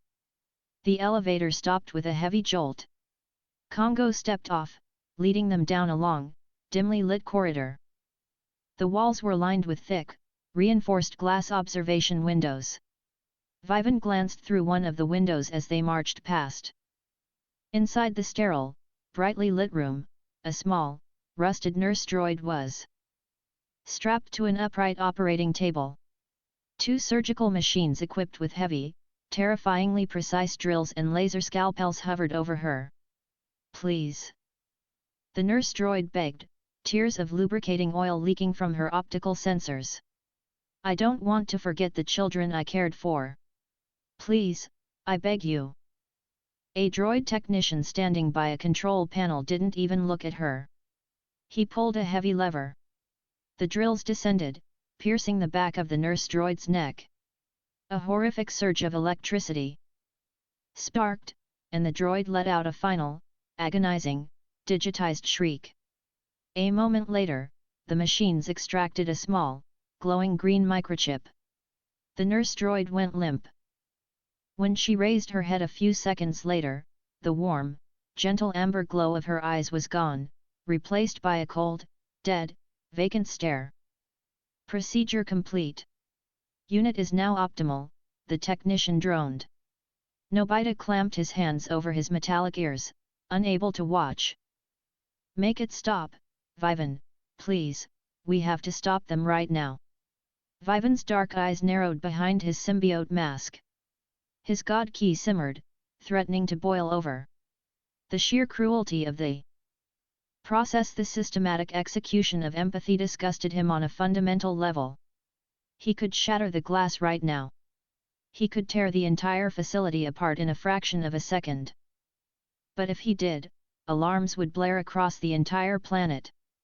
Dester could take the Queen hostage, or worse, initiate a mass purge of all remaining emotional robots in the city. Patience, Nobita, Vivan said, his voice dropping to a terrifyingly cold whisper. If we tear out a weed by the leaves, it grows back. We have to rip it out by the roots. We need. Dester. Congo stopped in front of a heavy, laser-barred holding cell at the end of the corridor. He inputted a code, and the laser bars deactivated. Get inside, Congo commanded perfectly, playing his part. Vivan and the gang walked into the dark, cramped cell. They. Laser bars hummed back to life behind them, sealing them in. Congo turned and marched away, leaving them alone in the dark. Chapter 164, The Underground Network. The cell was cold, smelling of rust and despair. As their eyes adjusted to the dim light, they realized they weren't alone. Huddled in the corners of the cell were a dozen other robots, all displaying heavy battle damage. Some were missing arms. Others had cracked optical sensors. But they all possessed a fierce, defiant glow in their eyes. More prisoners, a deep, weary voice echoed from the back of the cell. A tall, heavily scarred nightbot, wearing the tattered remains of the Royal Guard insignia, stepped forward. I do not recognize your chassis models. Are you from the Outland Resistance? Vivan stepped forward, placing a hand on his sleek, black metallic chest. Something like that. Vivan willed the Ultron nanites to retract. The black symbiote armor melted away, slipping back beneath his skin, revealing his human form. Doraemon reached into his pocket and pulled out the cancel ray, flashing the light over Nobita, Shizuka, Gian, and Sunio. The silver jelly dissolved, returning them to their normal human bodies. The imprisoned robots gasped, backing against the walls in absolute shock. Humans, the Nightbot stammered, dropping to one knee. By the Maker. The legends of the Old Alliance are true. Humans have returned to the robot kingdom. We're here to help, Nobita said softly, stepping forward. We came with Pocos and Poco. They're safe on Earth. The Nightbot's eyes flared with intense relief. Prince Poco is safe. Then the royal line is not lost. I am Sir Gareth, former captain of the Queen's Guard, before Dester declared my loyalty an emotional flaw and had me decommissioned. Sir Gareth, Vivan said, cutting straight to the point. I need intel. Why is Dester doing this? If he just wanted control, an army of obedient droids is enough. Why go through the trouble of systematically lobotomizing every civilian robot on the planet? Gareth sighed, a sound like venting steam. Dester is not just removing emotions. He is harvesting the chips. The emotion cores contain immense, raw, volatile energy. He is feeding millions of these chips into a central supercomputer beneath the palace. A supercomputer? Doraemon asked, his whiskers twitching. For what purpose? To build a hive mind weapon, Gareth revealed grimly. Dester intends to weaponize the raw emotional trauma of our people. He wants to create an unfeeling, unstoppable armada linked to a single intelligence, capable of conquering neighboring star systems. He has manipulated Queen Jane into believing this will bring eternal peace, playing on her grief over the late king's death. And LT analysis, and GT the Great Sage chimed in Vivan's mind. And LT a weapon powered by concentrated emotional trauma contradicts standard robotic engineering. It flirts with biological and spiritual manipulation. Dester's technology is highly dangerous. NGT, he's building a bomb out of souls, Vivan summarized, his eyes darkening. He looked at the laser bars blocking the cell door. All right. Intel gathered. Time for a jailbreak. Chapter 165, A glitch in the system jailbreak. Gareth asked, confused. Young human, those laser bars are made of hypercondensed plasma. Touching them will vaporize your biological matter instantly. And the locks are tied directly to the palace's central mainframe. I don't need to touch them, Vivan smiled. He didn't use his Ryuo to shatter the walls, nor did he use his Logia light to phase through. He wanted to maintain stealth for as long as possible. He walked up to the control panel mounted on the wall just outside the laser bars. He extended his right hand, pointing his index finger at the panel. Sage. Infiltrate and loop. A microscopic stream of silver. Ultron nanites shot from Vivan's fingertip, bridging the gap through the laser bars and slipping seamlessly into the data ports of the control panel. To the naked eye, nothing happened. But in the digital realm, a slaughter was occurring. The Great Sage, utilizing the nanites, aggressively bypassed the heavily encrypted 22nd century firewalls. It didn't just unlock the door. It initiated a localized, flawless loop in the security cameras covering their cell block, feeding the central security hub a continuous, peaceful feed of an empty, locked cell. With a soft hiss, the red plasma bars flickered and vanished. Sir Gareth and the other imprisoned robots stared at the open doorway in absolute, stunned silence. You hacked a level 9 royal security lock in 3 seconds. Gareth whispered. I have a good firewall, Vivan said, stepping out into the corridor. He turned back to the loyalist robots. Sir Gareth, how many loyalists are currently imprisoned in these lower levels? Hundreds, Gareth replied, stepping out of the cell, picking up a discarded steel pipe to use as a makeshift weapon. But we are unarmed, and the droid patrols are heavily shielded. Not for long, Vivan said. He reached into his soul, tapping into the Fullbringer fragment. Vivan crouched down, placing both hands flat on the cold iron floor of the corridor. He closed his eyes, sensing the latent soul of the metallic structure around him. The floor, the walls, the ceiling, it was all raw material. Shape, Vivan commanded. The iron floor violently rippled. Like water. The metal warped, tore itself apart, and rapidly reformed. Dozens of sleek, perfectly balanced, razor-sharp metallic broadswords, shields, and heavy iron staffs grew directly out of the floorboards, clattering neatly onto the ground. Arm yourselves, Vivan instructed, standing up. The loyalist robots eagerly grabbed the weapons. Their optical sensors glowing with renewed, fierce determination. Sir Gareth, Vivan said, his voice dropping into a tone of absolute command. Take your men. Move through the lower levels and free the rest of the prisoners. Start a riot in the maintenance sectors to draw the droid army's attention downward. But do not engage Dester's elite guard. I'll handle them. A diversion, Gareth nodded respectfully, hefting a heavy iron shield.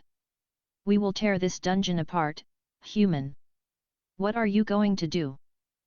Vivan looked up at the ceiling, his god key sense pinpointing a massive, dark energy signature hundreds of floors above them in the throne room. I'm going to have a chat with the Queen. Chapter 166, The Vanguard's Rebellion. While Gareth and the newly armed loyalists moved deeper into the dungeon to ignite the uprising, Vivan and the gang needed a clear path to the upper echelons of the palace.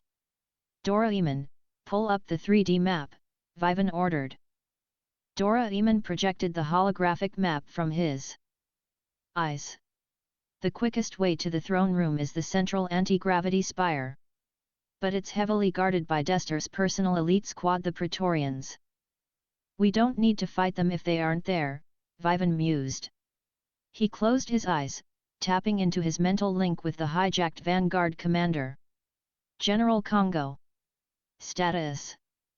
Somewhere high above in the palace, Congo's mind, entirely subservient to the great sage, responded.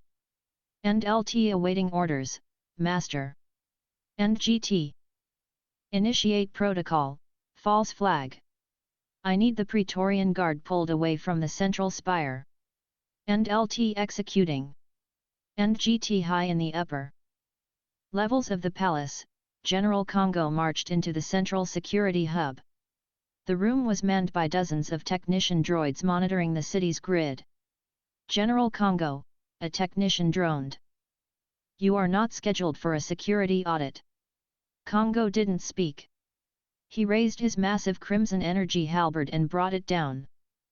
With devastating force, cleanly cleaving the main security console in half. Sparks and flames erupted across the room. The technician droids froze, their logic circuits failing to comprehend a Vanguard general initiating treason.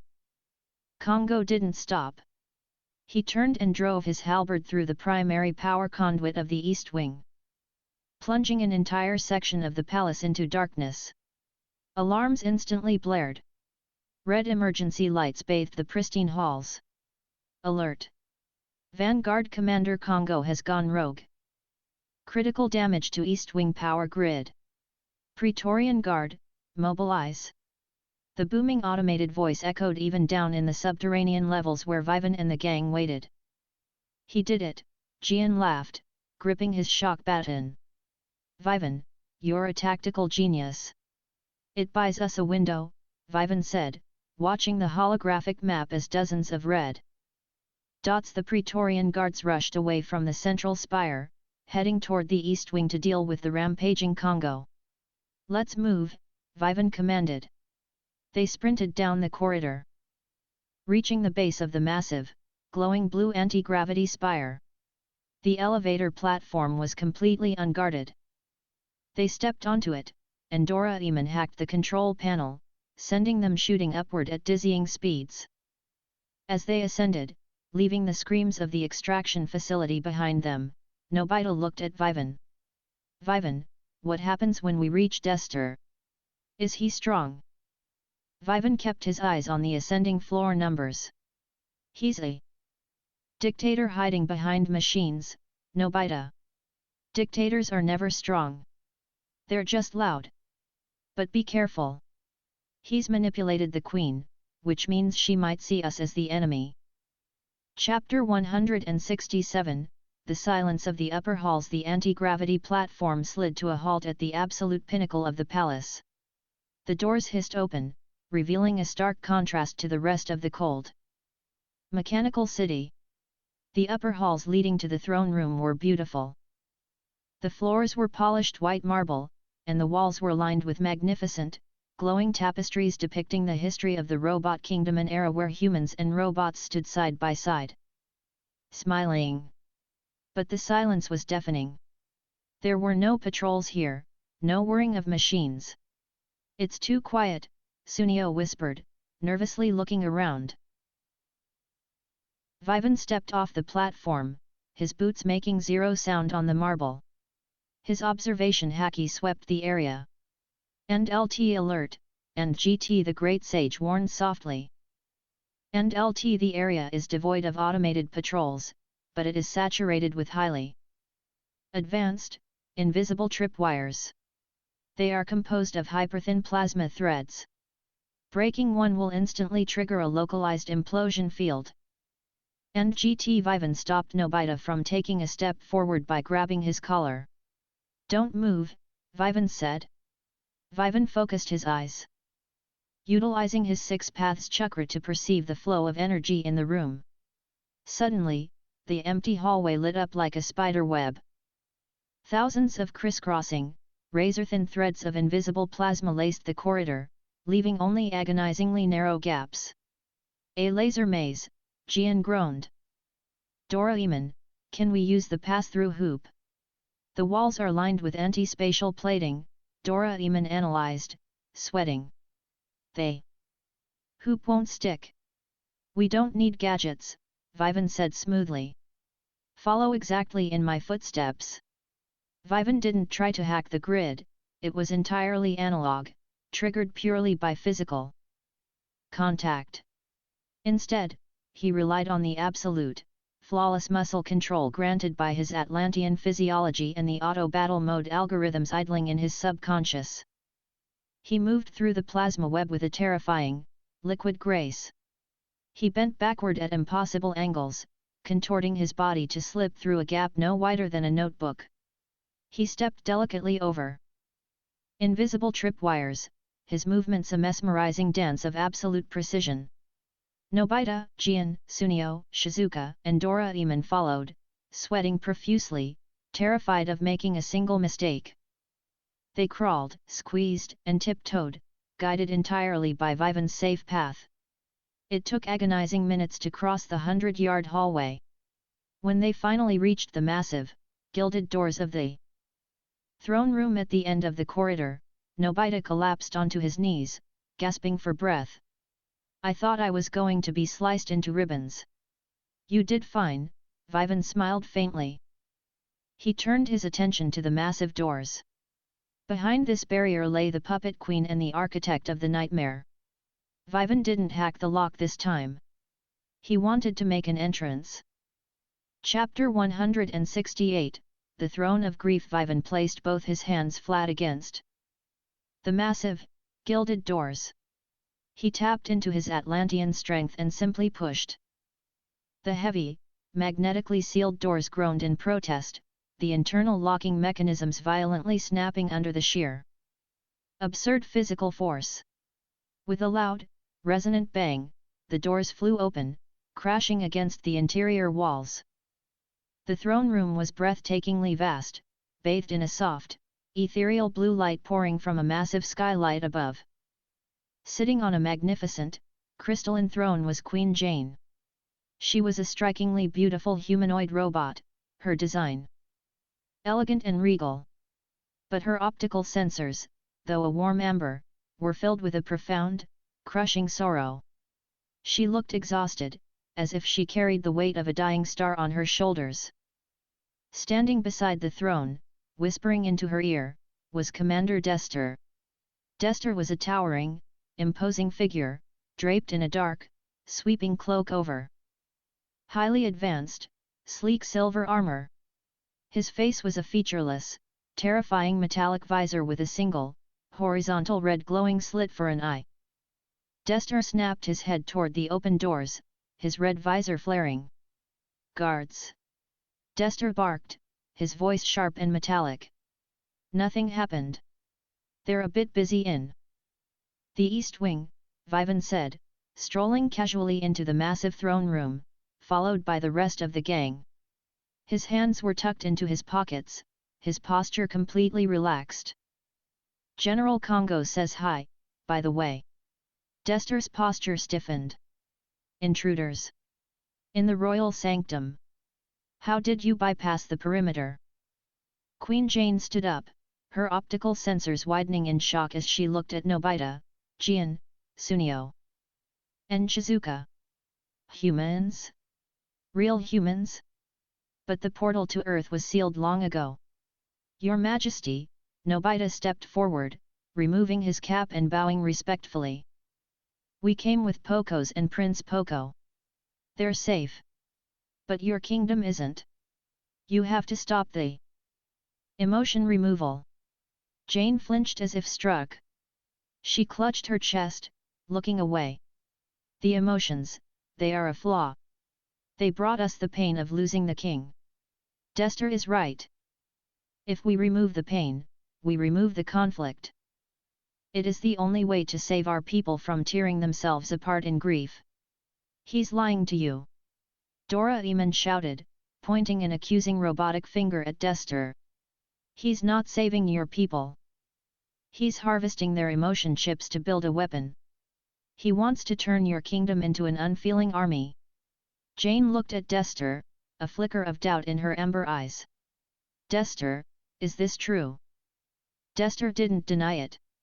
Instead, he let out a cold, synthesized laugh that echoed off the high ceiling. The cat is surprisingly well informed, Destler sneered, stepping away from the throne and drawing a sleek, crackling red energy sword from his hip. But it does not matter. You are too late. The hive mind core is already at 90% capacity. Once it is complete, I will rule not just this planet, but the entire sector. Chapter 169, The Dictator's Arrogance. You used me, Queen Jane whispered. Taking a step back, her voice breaking. You used my grief to enslave our people. Grief is a weakness, my queen, Destler mocked, turning his red visor toward her. I simply weaponized your weakness for the greater good of the Empire. You are no longer needed. Destler raised his energy sword, stepping toward the unarmed queen to strike her down. Clang!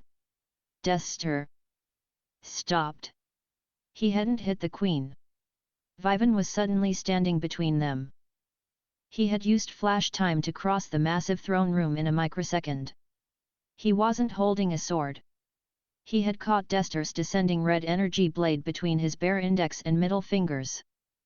The crackling, lethal plasma hissed against Vivan's skin, but it didn't even singe his jacket.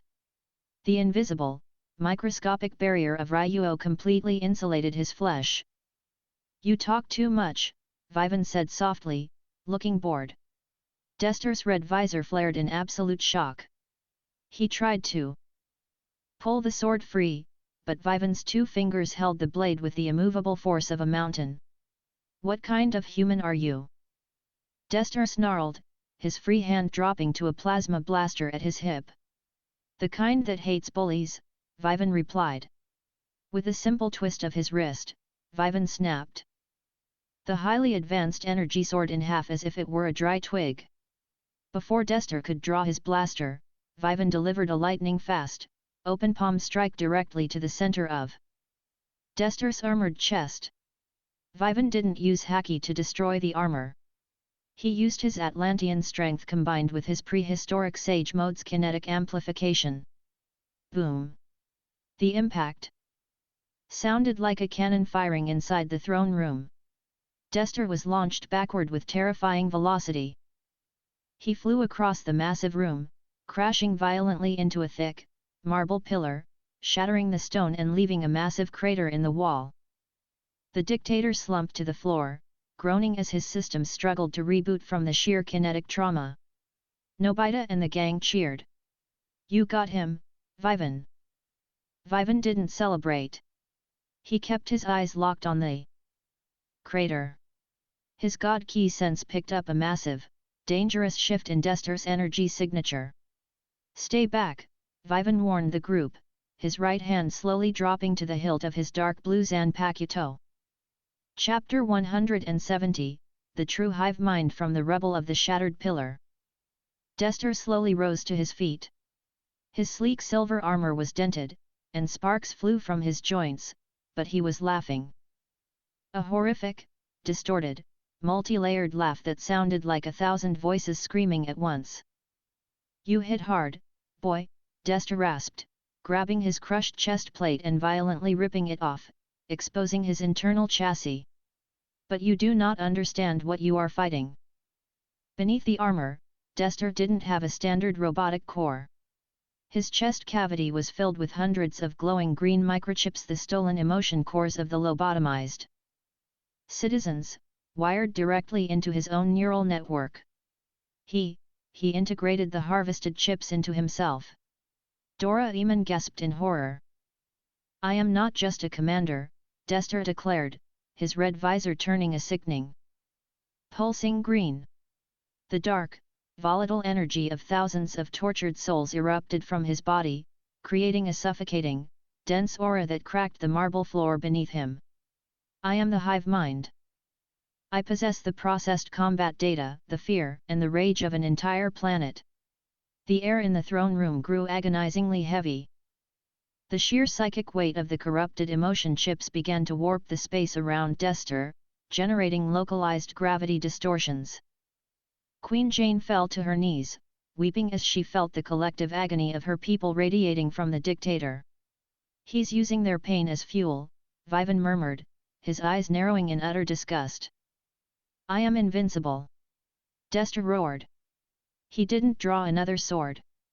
He raised his hands, and the raw, green energy of the corrupted souls formed into dozens of massive, floating energy cannons around him, all aiming directly at Vivan and the children. Die, anomalies! Dester unleashed a devastating barrage of concentrated emotional plasma. The beams tore across the throne room, melting the marble and vaporizing everything in their path. "Vivan!" Shizuka screamed. Vivan didn't retreat. He stepped forward, planting his feet firmly on the ground. He didn't draw his sword. He didn't summon his symbiote. He needed a defense that couldn't be broken, an absolute barrier against corrupted energy. He tapped deep into his soul, calling upon the absolute pinnacle of his defensive arsenal. Truth-seeking orbs. 6 perfectly spherical, pitch-black orbs materialized from the void, floating in a halo behind Vivan's back. With a mere thought, the orbs shot forward, flattening and expanding into a massive, impenetrable black dome of pure yin-yang release, completely shielding Vivan, the gang, and Queen Jane. The devastating barrage of green plasma slammed into the black dome. There was no explosion. The truth-seeking orbs possessed the absolute authority to nullify all energy. Dester's terrifying, soul-powered attack was instantly erased from existence upon contact, leaving the black dome completely unscathed. Vivan stood behind the absolute defense, his dark eyes glowing with a faint, divine light as he looked through the semi-transparent black barrier at the raging dictator. "You want to fight with souls?" Vivan whispered, his hand finally gripping the hilt of his Zanpakuto. "Let me show you a real one." Chapter 171, The Weight of a Soul. The throne room of Megalo City hung in a state of suspended terror. The massive, pitch-black dome of the truth-seeking orbs remained perfectly spherical, silently absorbing the relentless, deafening bombardment of Dester's corrupted plasma. Outside the dome, the white marble floors were boiling, turning into glowing slag under the intense heat of the dictator's assault. Inside the dome, however, it was perfectly silent. The chaotic noise of the explosions was entirely muffled by the absolute yin-yang release. Nobito was sitting on the floor, his hands clamped over his ears, trembling violently. Shizuka was holding onto Doraemon, whose robotic chassis was visibly shaking. Even Queen Jane, a machine built for regal composure, was staring at the black barrier in profound, uncomprehending awe. "Vivan!" Doraemon whispered, his voice barely audible in the quiet space. "He's using the power of millions of stolen emotion chips. It's not just energy, it's pure, concentrated agony." Vivan stood at the edge of the barrier. His dark eyes were fixed on the translucent surface of the black orb, watching the green plasma splash and vanish against it. He didn't feel fear. He felt a deep, resonant disgust. "I know," Vivan replied softly, his voice devoid of its usual casual arrogance. "That's why I can't just blow him up. If I hit him with a Kamehameha or Thor's lightning, I vaporize the chips in his chest. I'd be killing the very people we came here to save." And LT tactical assessment, and GT the great sage chimed in his mind, its voice crisp and methodical. And LT target Dester is utilizing a biomechanical feedback loop. The more pain he inflicts, the more the corrupted emotion cores generate raw voltage. Standard kinetic elimination is prohibited due to the fragility of the hostage chips. "And GT, we need surgical precision," Vivan murmured. He raised his right hand, resting it on the hilt of his dark blue katana, Kashinai. He didn't draw it immediately. He closed his eyes, slowing his breathing, tuning his observation haki to the exact frequency of the chaotic energy storm outside. He felt Dester's arrogant rage. He felt the frantic, digitized screams of the enslaved chips. And he felt the tiny, microscopic gaps in the dictator's relentless barrage. "Nobita," Vivan said, without turning around. "Keep the queen safe. Do not step outside this dome, no matter what you see." With a mere thought, the front of the truth-seeking dome parted, creating a narrow, vertical slit just wide enough for a human to slip through. Vivan stepped out into the inferno. The heat hit him instantly, smelling of ozone and burning marble. Dester, hovering 20 feet in the air on anti-gravity thrusters, ceased his firing the moment Vivan emerged. The dictator's red visor glowed with manic intensity. "You step out of your shell, boy." Dester sneered, his voice distorted by the thousands of trapped voices echoing beneath it. "Have you come to surrender?" "I've come to perform a little surgery," Vivan whispered. With a metallic clink, Vivan pushed the tsuba of his katana up with his thumb. "Sever." Vivan breathed. Chapter 172, The Echoes of the Chips. Vivan drew the blade. He didn't call out the full name of his Shikai. He didn't want the massive, destructive dual scythes of Kashinai just yet. He kept the weapon in its sealed, katana form, but let the dense, heavy Ryoryoku, spiritual pressure, bleed into the steel. The blade instantly turned pitch black, vibrating with a low, supersonic hum that distorted the superheated air around it. Dester laughed, a grinding, metallic sound. "A primitive sword? Against the pinnacle of technological evolution." The dictator raised his hands. 10 floating energy cannons, fueled by the glowing green chips in his open chest cavity, rotated and locked onto Vivan. "Eradicate." 10. Concentrated beams of corrupted green plasma tore across the throne room. Vivan didn't activate speed force. He relied entirely on the foundational, flawless movements of his 6 paths chakra and the auto battle mode algorithms idling in his subconscious. He became a ghost dancing in a storm of light. He stepped half an inch to the left, letting a beam singe the fabric of his jacket. He pivoted on his heel, ducking beneath 2 crisscrossing beams. He didn't run, he walked forward with terrifying, measured steps, his eyes locked dead onto the glowing green cluster in Dester's chest. "Why won't you burn?" Dester shrieked, increasing the output. Vivan raised his black blade. As a massive plasma bolt approached his face, he simply swatted it. The sheer spiritual density of the blade, combined with an invisible coating of Ryuo, internal destruction haki, effortlessly deflected the energy.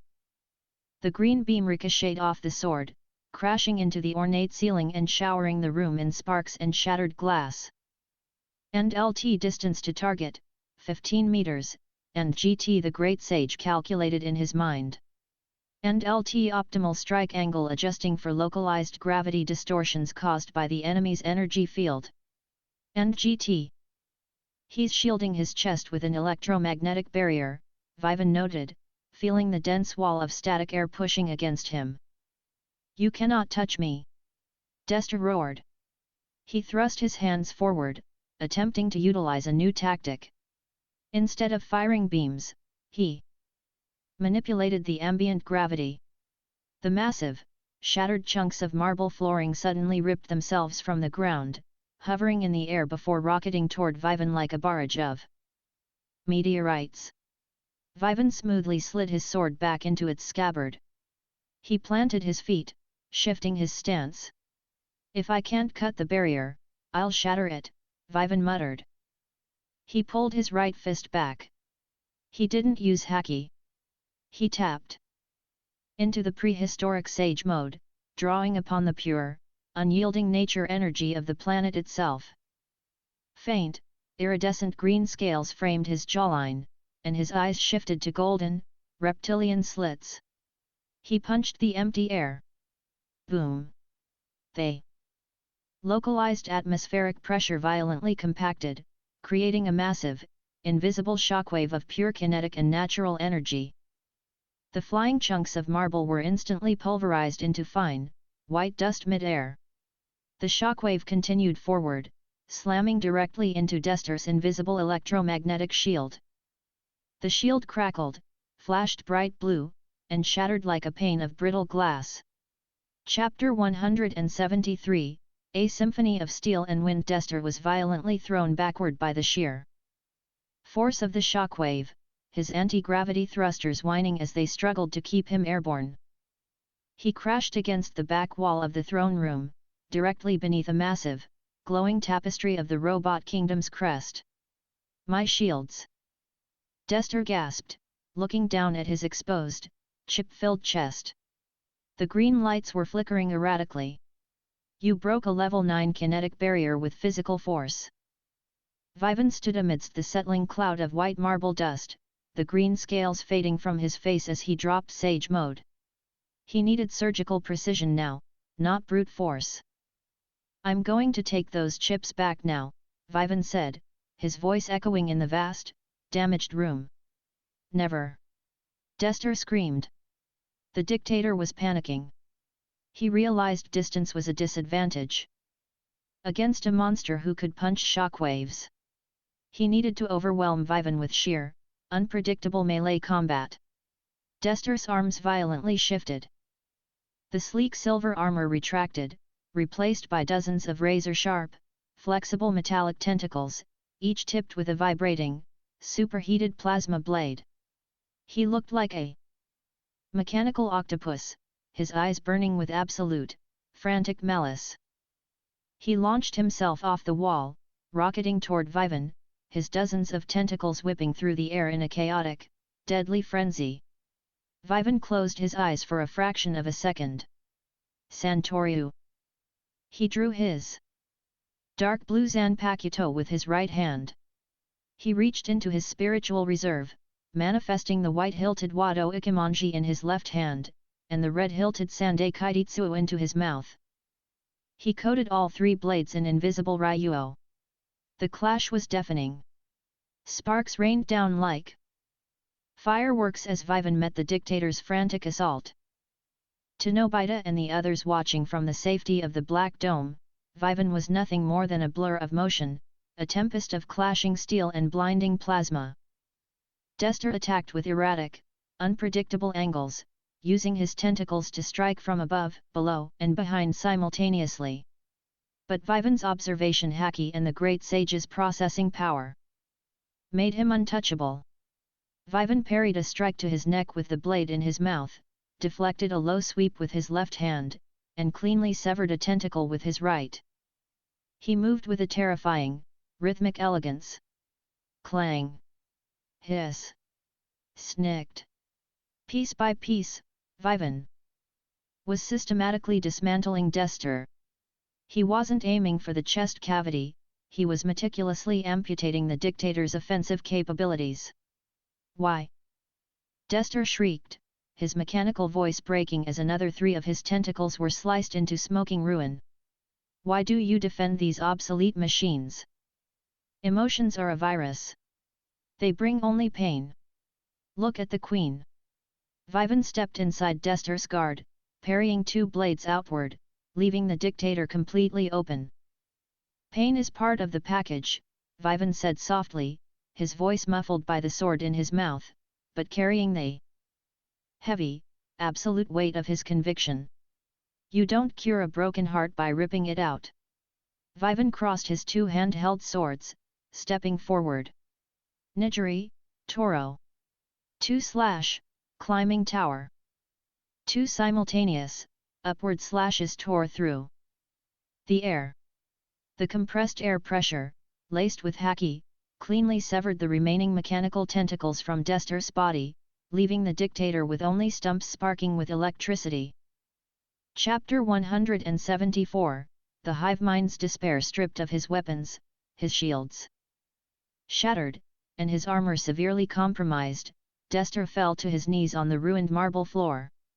Vivan slowly sheathed the two manifested swords, taking the dark blue katana from his mouth. He walked toward the defeated dictator, his boots crunching softly on the debris. Inside the Black Dome, Queen Jane let out a trembling breath. He actually defeated him. He stopped the nightmare.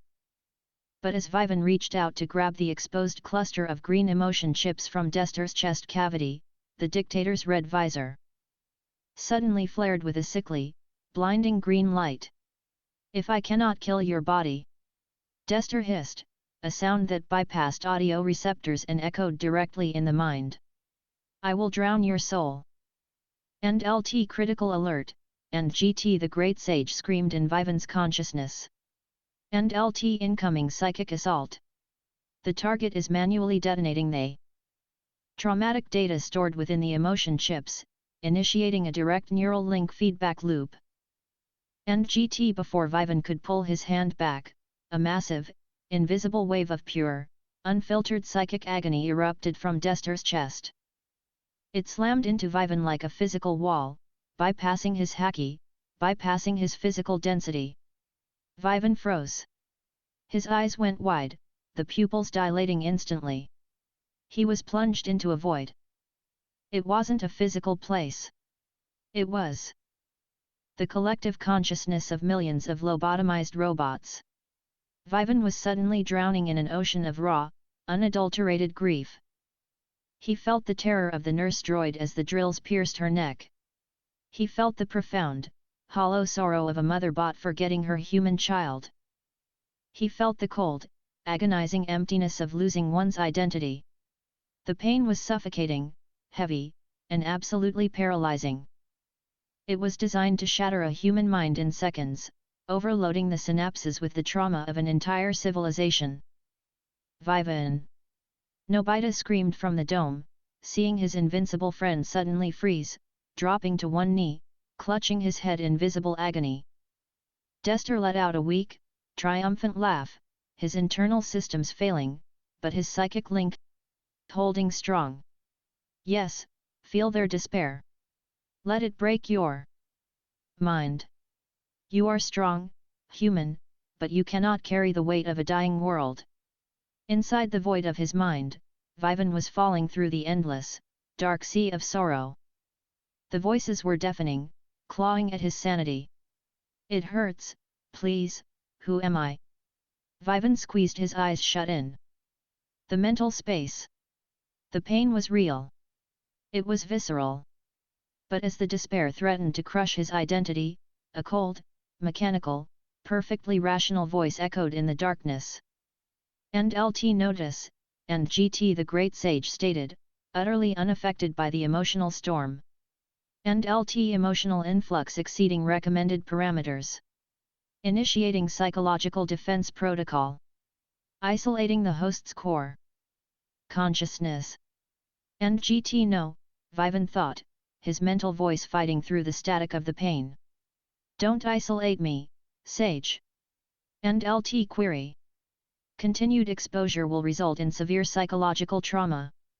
And GT. "I know," Vivan replied, forcing his mental eyes open in the dark void. "But if I block them out, I'm no better than Destor. I won't ignore their pain. I'm going to carry it." Chapter 175, The Conqueror's Will in the Physical World. Vivan, still on one knee, slowly stopped trembling. Destor's triumphant laugh faltered. The psychic feedback loop he had initiated was designed to completely short-circuit a biological brain. But the boy wasn't screaming. He wasn't breaking.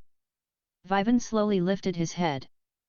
His eyes weren't blank, nor were they filled with the terrifying red light of the Kyokan. They were dark, deep, and absolutely calm.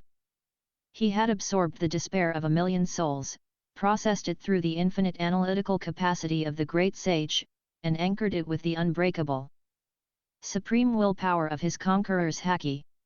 "Is this all you have?" Vivan whispered, his voice incredibly soft, but carrying a weight that made the very air in the throne room shudder. "Impossible!" Destor shrieked, desperately trying to increase the psychic output, his internal circuits sparking and smoking from the overload. "You are just a child. How can your mind withstand the sorrow of an empire?"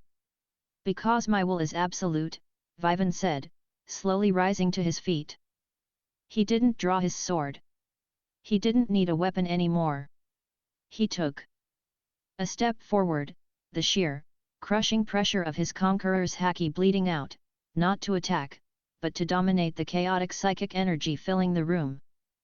The dark, agonizing aura of the corrupted chips was pushed back, overwhelmed by the pure, unyielding presence of a supreme king. The voices screaming in Vivan's mind didn't disappear, but they quieted, finding a strange, comforting solace in the absolute strength of his soul. Vivan stood directly over the broken, kneeling dictator. You called their emotions a flaw, Vivan said, looking down at the red visor. But their emotions couldn't break me. Your logic failed, Dester. Vivan reached out, his hand glowing with a faint, silvery light. He bypassed the sparking, broken armor of Dester's chest and placed his hand directly onto the massive, glowing cluster of stolen green microchips. Sage. Full system override. Disconnect the primary neural link. End LT executing. Injecting Ultron nanites to sever the hostile interface.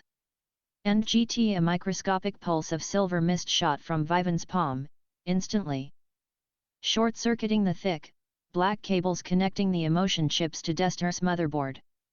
Dester let out a final, digitized scream as his power source was violently severed.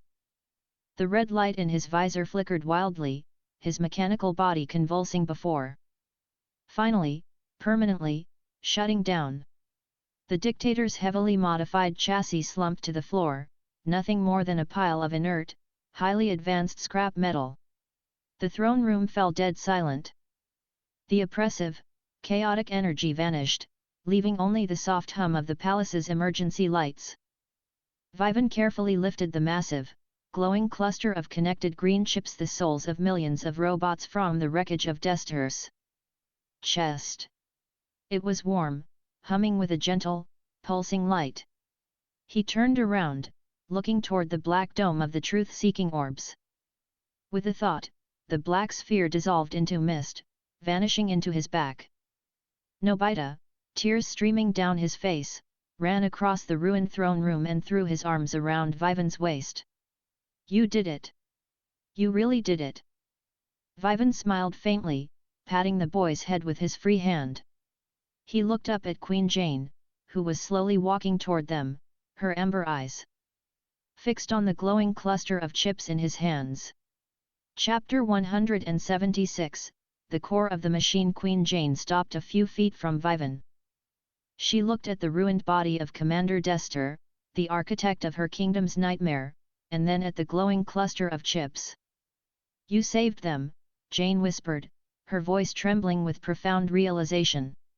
You saved us all. I was so blinded by my own grief over the king's passing. I allowed a monster to strip my people of their humanity. Grief makes people do stupid things, Vivan said gently. But you can't fix a machine by taking out the engine. These chips, they need to go back where they belong. Doraemon walked over, scanning the massive cluster of interconnected green chips with his robotic eyes. Vivan, the chips are safe, but they are all fused together by Dester's neural web. We can't just pull them apart. If we break the web forcefully, we might permanently wipe their memories. How did he extract them? Vivan asked, looking at the Queen. The central mainframe, Jane pointed toward the back of the throne room, where a massive, heavily fortified steel door stood. The extraction facility in the dungeon funnels the chips up to the central broadcast tower. If we plug the cluster back into the mainframe, we might be able to reverse the process, but I do not possess the command codes. Dester locked me out of the system weeks ago.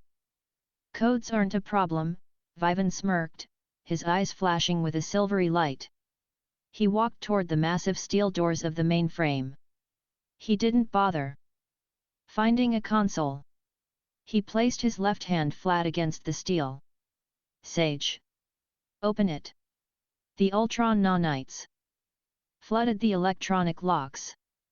In less than 2 seconds, the heavy doors groaned and hissed open, revealing a towering, cylindrical chamber filled with massive servers, glowing data streams, and a central pedestal designed to hold the emotion cluster. Vivan walked into the chamber, carefully placing the glowing green cluster onto the pedestal. The mainframe immediately recognized the hardware. Red warning lights flashed across the room. Warning! Unauthorized hardware detected. Initiating data purge in T-60 seconds.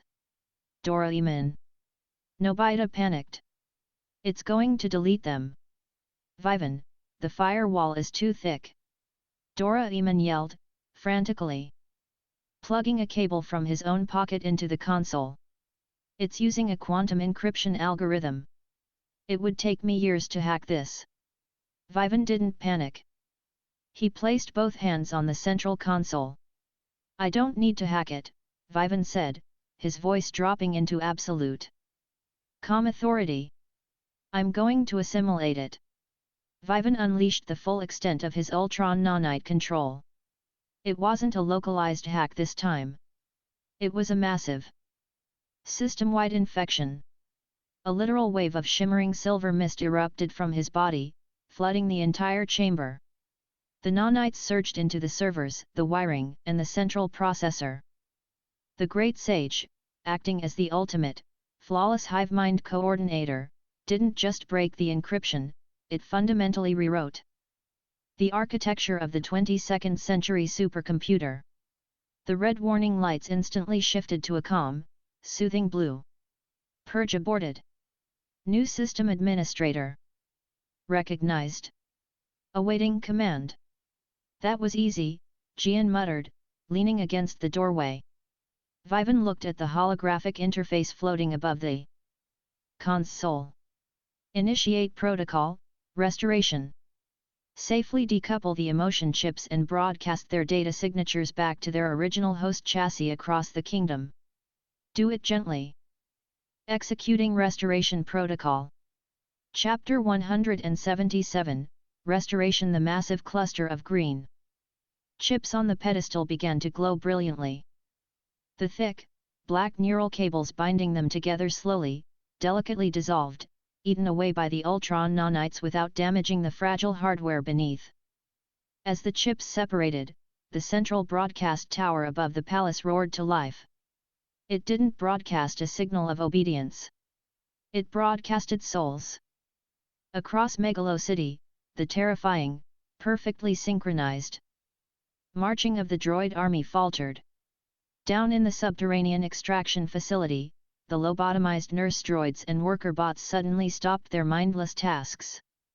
In Scrap Town, where Sir Gareth and the Loyalists had just finished a brutal skirmish with the remaining guards, the rusted robots looked up at the sky. An invisible, digital wave of pure emotional energy washed over the planet. In the dungeons, the nurse droid's empty optical sensors flickered.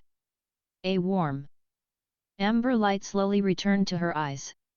She gasped, dropping to her knees, her metallic hands covering her face as the memories of the children she had cared for rushed back into her processor.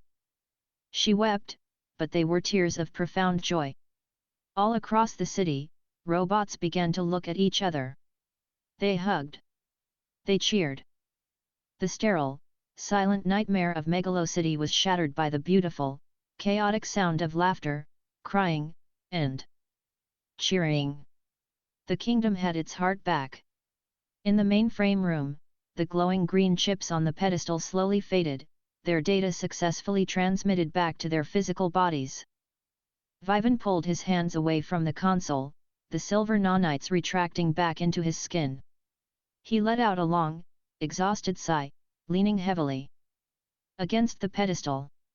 For the first time all day, he looked like a tired 11-year-old boy. It's done, Vivan said softly. Nobita, Shizuka, Gian, and Sunio erupted into cheers, jumping up and down in the mainframe room. Doraemon wiped a tear of oil from his eye, smiling proudly at Vivan. Queen Jane stepped into the room. Her regal posture was gone, replaced by a profound, humbling gratitude. She walked up to Vivan and, to the absolute shock of the children, dropped to her knees, bowing her head. "You have given my people their lives back," Jane whispered, her voice choked with emotion. I do not know how to repay a debt of this magnitude." Vivan quickly stepped forward, gently grabbing her metallic shoulders and helping her stand up. "You don't owe me anything, Your Majesty. Just promise me you won't let grief dictate your laws anymore. A kingdom needs a queen who can feel." Jane nodded slowly, a warm, genuine smile gracing her face for the first time in months. "I promise." Suddenly, the sound of heavy metallic paws echoing in the hallway drew their attention.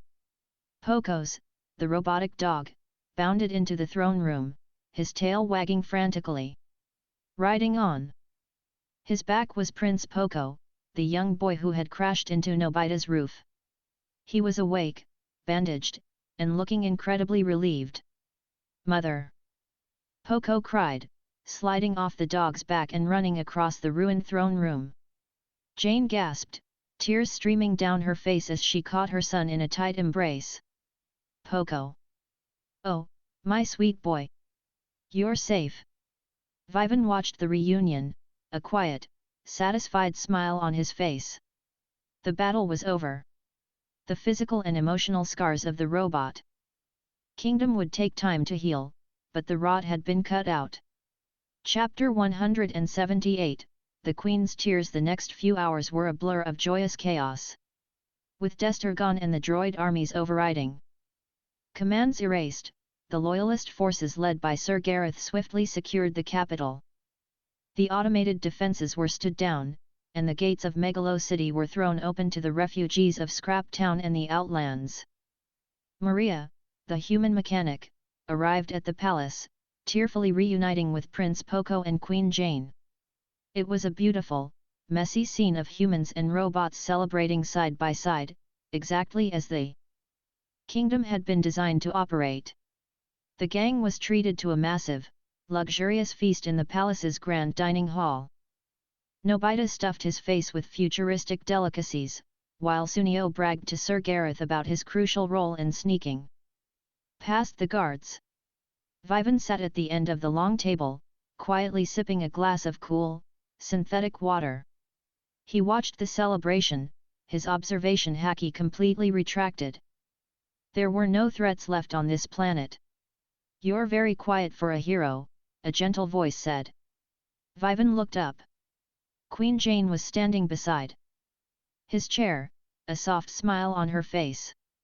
"I'm not much of a party person," Vivan replied, setting his glass down. Jane looked out over the dining hall, watching her son laugh with Nobita. "And Doraemon, you possess a power that defies all logic.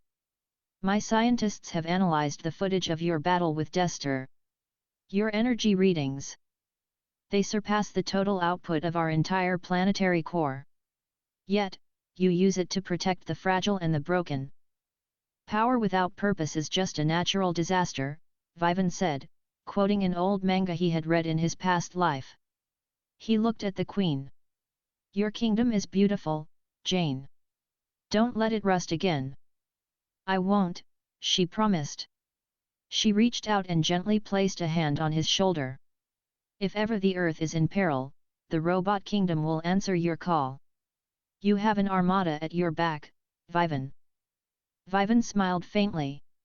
He doubted he would ever need a robotic army, given his own absurd scaling, but the sentiment was appreciated. Doraemon walked over, patting his full, round stomach. "Well, guys. The spatial tether is fully recharged. We should probably head back to Earth before Nobita's mom realizes we've been gone for 2 days." Nobita groaned, nearly choking on a piece of cake. "Homework. I forgot about my summer homework." The grand hall erupted in laughter, the tension of the past few days completely dissolving.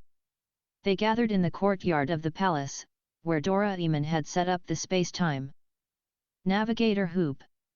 The entire royal court, led by Queen Jane, Prince Poco, Maria, and Pocos, came out to see them off.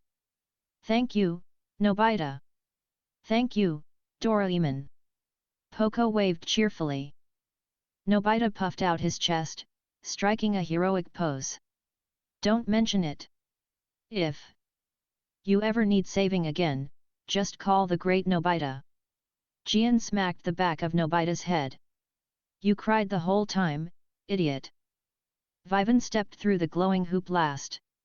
He offered a two-finger salute to the queen before the spatial portal zipped shut, leaving the metallic world of the robot kingdom behind. Chapter 179, A well-deserved rest. The transition back to Tokyo was abrupt. They stepped out of the glowing hoop directly into the vacant lot, the warm, late summer evening air washing over them. The cicadas were still buzzing, and the distant sound of a passing train echoed through the neighborhood. It was as if they had never left. Ah, back home. Nobita stretched his arms wide, before immediately wilting. Now I have to face my mom. Good luck with that, Gian laughed, grabbing Sunio. Come on, let's go play some baseball before it gets dark. As the kids scattered, returning to their mundane, normal lives, Vivan lingered in the vacant lot. He watched Doraemon fold up the space-time navigator and stuff it back into his 4D pocket. You did good today, Vivan, Doraemon said, looking up at him with a proud smile. I don't know what we would do without you. You guys would figure it out, Vivan replied humbly. You always do. Doraemon waddled off toward the Nobi household, leaving Vivan alone in the twilight. Vivan sat down on the familiar, stacked cement pipes. He let out a long, heavy sigh, the exhaustion of the past 48 hours finally catching up to his mind, even if his Atlantean physiology kept his body fresh. As the sun dipped below the horizon, painting the sky in deep purples and oranges, a massive, brilliant blue screen shattered his vision, glowing with a sleek, silver, metallic border. Major arc complete, Nobita in the Robot Kingdom evaluation, SSS rank, planetary dictatorship overthrown, hive mind core purified, robot/human alliance restored. Rewards distributed. Marvel franchise, Ultron nanite control, full integration. Host now possesses absolute mastery over synthetic biology, technopathy, and localized matter conversion via nanite swarms. The Great Sage can now operate the nanites autonomously as a passive defense system. New franchise tree expansion, Bleach, Holofication line. Current ability unlocked, Bankai full release, no spiritual strain, and Hollow Mask, fragment. Read the screen, his dark eyes reflecting the glowing blue text. Vivan Holofication. The ability to tap into the primal, aggressive spiritual power of a hollow. Combined with his fully mastered Bankai, the destructive potential was terrifying. He held up his hand. A dense, shimmering cloud of silver Ultron nanites instantly formed, swirling around his fingers like a loyal pet. He didn't even need to focus, the Great Sage managed the complex microcalculations perfectly. 23 movies down, Vivan whispered into the quiet evening air. The nanites dissolved back into his skin, leaving no trace. He leaned back against the cold cement pipe, looking up at the first stars appearing in the Tokyo sky. He had mastered machines, magic, elements, and gods. He was approaching a plateau of power that few fictional entities ever reached. But the system was infinite. And Vivan knew, somewhere out there in the vast, weird universe of Doraemon, another threat was already brewing. Chapter 180, The Windmaster's Prelude. Autumn arrived in Tokyo with unusual ferocity. A month had passed since the events of the Robot Kingdom. The mundane routine of school, homework, and dodging Gian's terrible singing recitals had lulled the gang back into a comfortable sense of normalcy. But the weather refused to cooperate. For 3 straight days, a bizarre, erratic windstorm had battered the city. It wasn't a typhoon. The meteorological reports were completely baffled. The winds would howl violently down narrow streets, tearing signs from buildings, and then suddenly stop, leaving absolute, dead calm in their wake. Vivan stood on the balcony of his room, looking out over the city. His school uniform fluttered wildly in a sudden, sharp gust of wind. He didn't need a weather report to know something was wrong. With his prehistoric sage mode idling passively, he could feel the flow of nature energy in the atmosphere. The wind wasn't following the natural laws of pressure and temperature. It felt intentional. It felt like it was being steered. And LT notice, and GT the great sage chimed, its voice cutting through the howling wind. And LT atmospheric anomalies detected. The kinetic patterns of the wind currents do not match standard Earth weather models. They display signatures of targeted, intelligent manipulation. And GT someone is playing with the wind, Vivan muttered, narrowing his eyes. Down on the street below, Nobita was struggling to walk home from school. Leaning heavily against the gale force winds, his umbrella completely inverted and ruined. Suddenly, a strange, small whirlwind detached itself from the main storm. It wasn't just a gust of air, it had a distinct, localized shape. It whipped around Nobita, playfully. Stealing his ruined umbrella and tossing it high into the air, before circling the boy like an excited puppy. Nobita stopped struggling, looking at the small whirlwind in sheer confusion. Hey! A baby tornado! Vivan's observation haki locked onto the small whirlwind. It had a life force.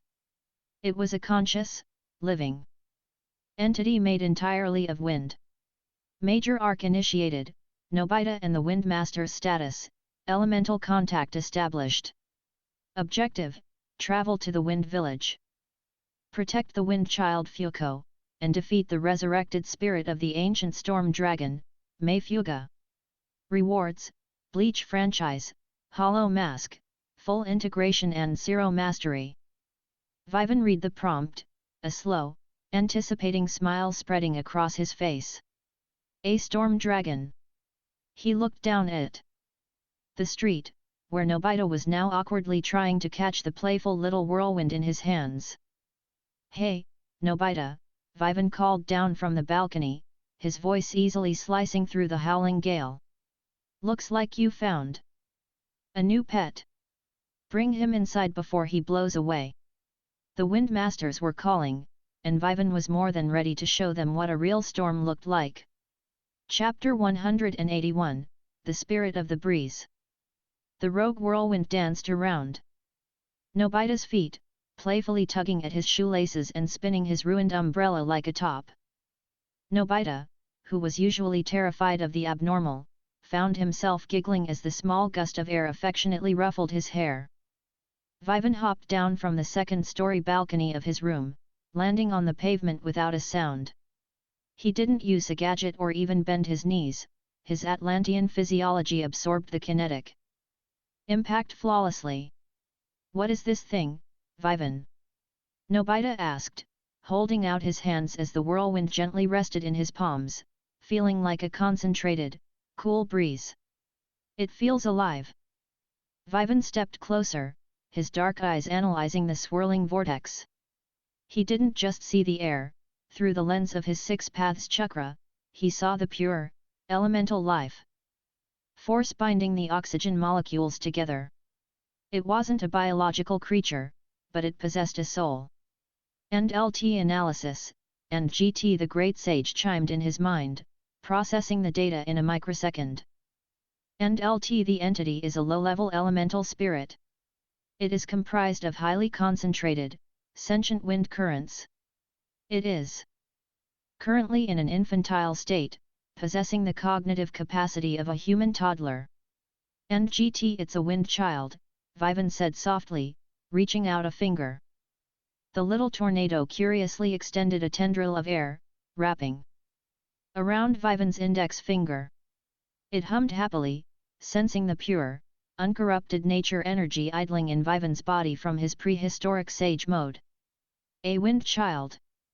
Nobita's eyes sparkled. I'm going to call him Fuko. Come on, let's show Doraemon. Nobita sprinted up the stairs to his bedroom, cradling the invisible entity in his arms.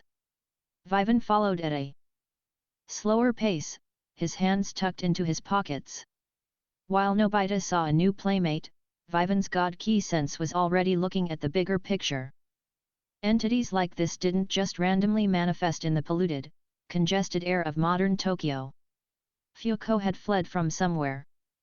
And the erratic, violent windstorms that had battered the city for the past 3 days told Vivan that whatever Fuko was running from was actively searching for him. Vivan slid the bedroom door open just as Nobita presented the swirling air to a very confused Doraemon. "You brought a localized weather anomaly into my room." Doraemon blinked, holding a half-eaten dorayaki. "It's Fuko. He's my new friend." Nobita cheered. As if to prove the point, Fuko zoomed around the room, picking up Doraemon's dorayaki and playfully dropping it onto Nobita's head. "He's making a mess." Doraemon sighed, wiping crumbs off his face. "If Mom sees a tornado destroying the room, she'll lower your allowance to 0, Nobita." "We need to give him a physical form," Vivan suggested, stepping into the room. "Something that grounds his elemental energy so he doesn't accidentally tear the house apart." Doraemon's eyes lit up. "Right. A vessel." Chapter 182, The Yellow Vessel. Doraemon rummaged through his 4D pocket, tossing aside spare parts and old gadgets until he pulled out a small, yellow, stuffed toy that vaguely resembled a round, fluffy creature with small limbs. "I bought this plushie at the 22nd century bargain bin," Doraemon explained, tossing it onto the tatami mat. "If we coax the wind spirit inside, it will give him a physical body to interact with the world safely." "Come here, Fuko," Nobita called out, patting the yellow toy. The small whirlwind hesitated, swirling nervously around the ceiling lamp. Vivan closed his eyes, tapping lightly into his full-bringer fragment. He didn't forcefully manipulate the spirit. He simply nudged the soul of the yellow plush toy, making it exceptionally welcoming and spiritually hollow, the perfect receptacle for a wandering element. Sensing the inviting void, Fuko descended, diving directly into the fabric of the stuffed toy. The room went still for a moment. Then, the plushie's stitched eyes blinked. The yellow toy wiggled its stubby arms, floated a few inches off the floor, and let out a cheerful, squeaky bark. "It worked." Nobita laughed, hugging the now living toy. Fuko nuzzled against Nobita's cheek, generating a soft, cooling breeze. Vivan watched the interaction, a faint smile on his lips. "He's stabilized. But we have a bigger problem, Doraemon."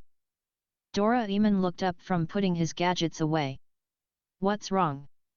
"Spirits of this purity don't belong in this dimension," Vivan said, walking over to the window and looking out at the swaying power lines. "The atmospheric pressure outside is still dropping. The storms that brought Fuko here aren't natural weather fronts. They're hunting dogs."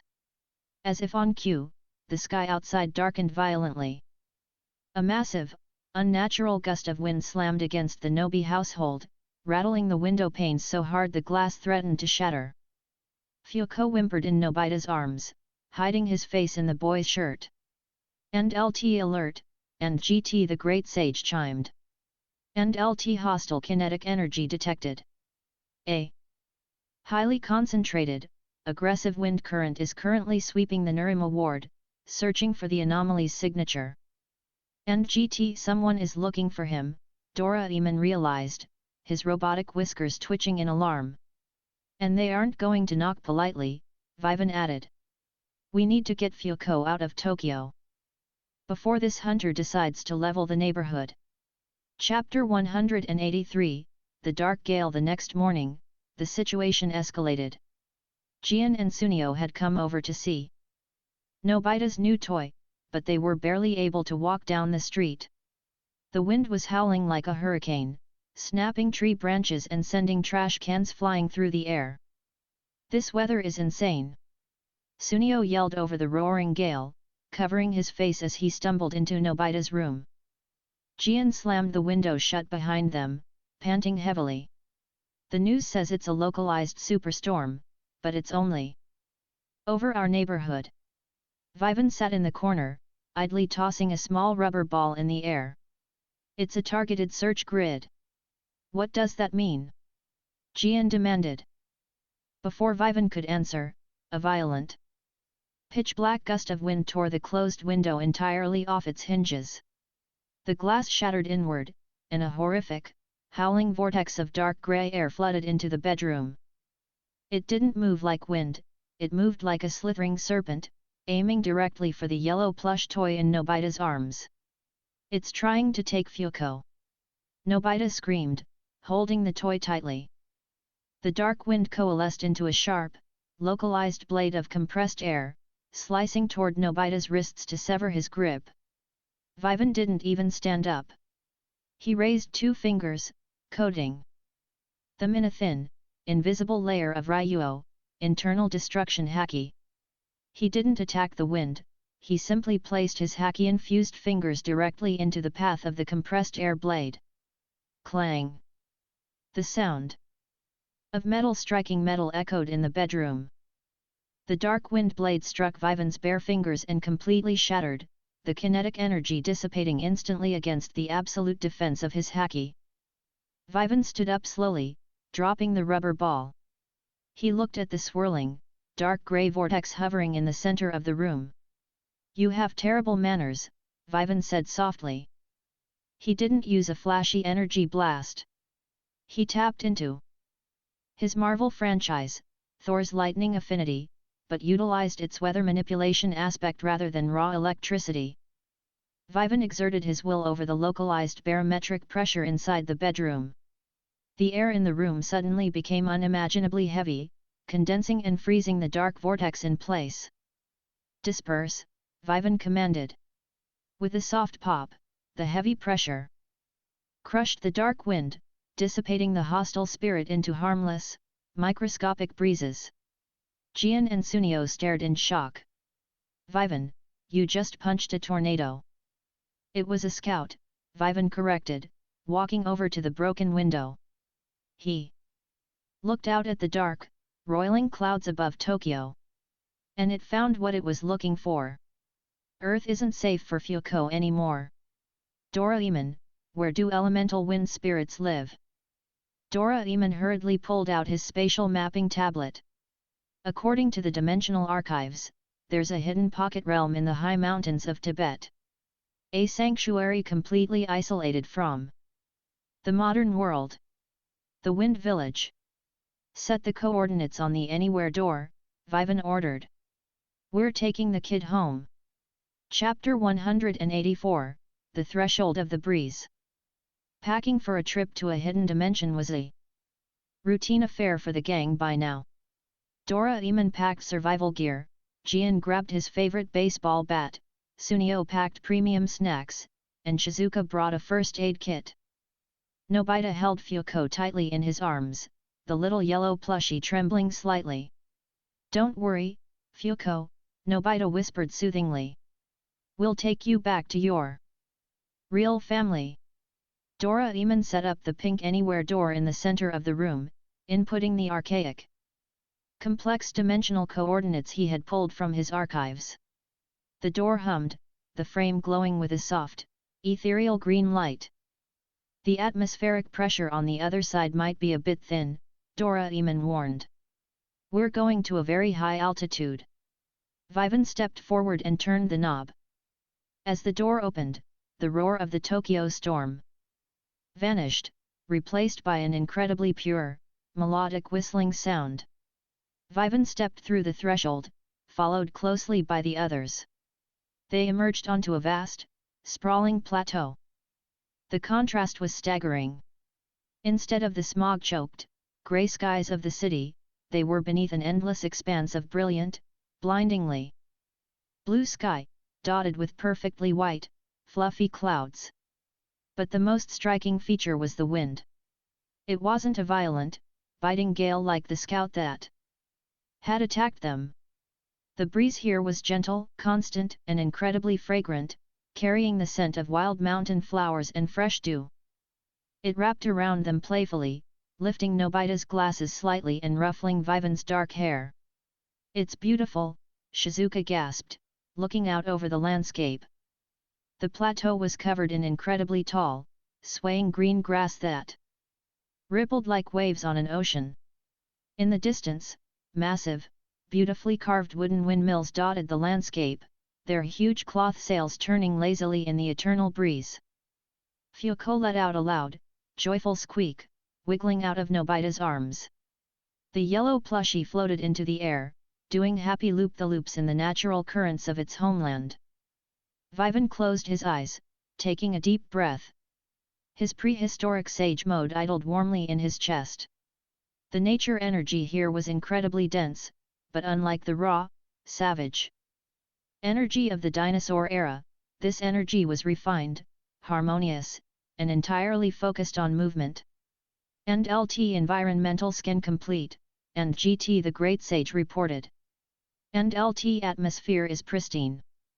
Gravity is standard. However, the ambient spiritual pressure is elevated. The wind currents are actively manipulated by localized technology and biological entities. And GT we aren't alone," Vivan noted. From over a nearby grassy ridge, 3 figures suddenly leaped into the air. They weren't using machines, they were riding the wind itself, standing on sleek, aerodynamic wooden hoverboards that caught the updrafts perfectly. The riders wore traditional, tribal clothing woven from sturdy fabrics, and goggles to protect their eyes from the wind. They landed gracefully a few yards away, their wooden boards hovering inches above the grass. "Outsiders," the lead rider, a young man with sharp eyes, asked, stepping off his board. He looked at Doraemon, then at Vivan. "How did you breach the dimensional barrier of the Wind Village?" Chapter 185, The Wind Riders. The lead rider approached cautiously. His eyes darted to the pink anywhere door standing incongruously in the middle of the pristine grassland, then to the robotic cat, and finally settled on Vivan, whose calm demeanor seemed entirely out of place for a lost child. "We used a spatial gateway," Doraemon explained, stepping forward with his hands raised peacefully. "We mean no harm. We came to return someone who was lost." At that moment, Fuko zoomed out from behind Nobita's legs, doing a joyful spin in the air before nuzzling against the young rider's cheek. The rider's stern expression instantly melted into absolute shock. "A wind child? And it has a physical vessel." He dropped to one knee, gently patting the yellow plushie. "My name is Temujin. I am a scout for the Wind Village. We thought all the wind children had been scattered or destroyed by the recent dark gales. You saved this little one." "Nobita found him," Vivan said, gesturing to the bespectacled boy. "But something followed him to our world.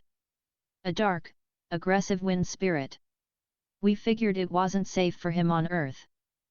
Temujin's expression darkened immediately. "The dark gales, so they are searching beyond the borders now. You have done us a great service, travelers. Please, come to our village. The elder must hear of this." Temujin and his 2 companions offered to carry the gang on their windboards.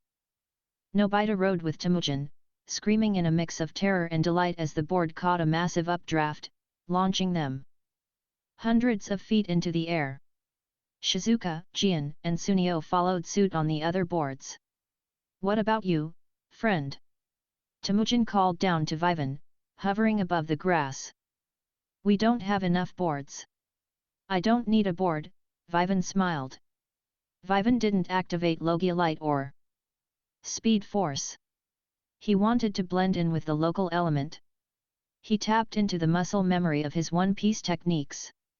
Jeppo, Moonwalk. Vivan casually kicked the empty air. The sheer, concentrated kinetic force of his leg compressed the air molecules beneath his boot, creating a solid platform of wind. He kicked again, walking up the sky as if climbing an invisible staircase, effortlessly matching the altitude and speed of the hoverboards.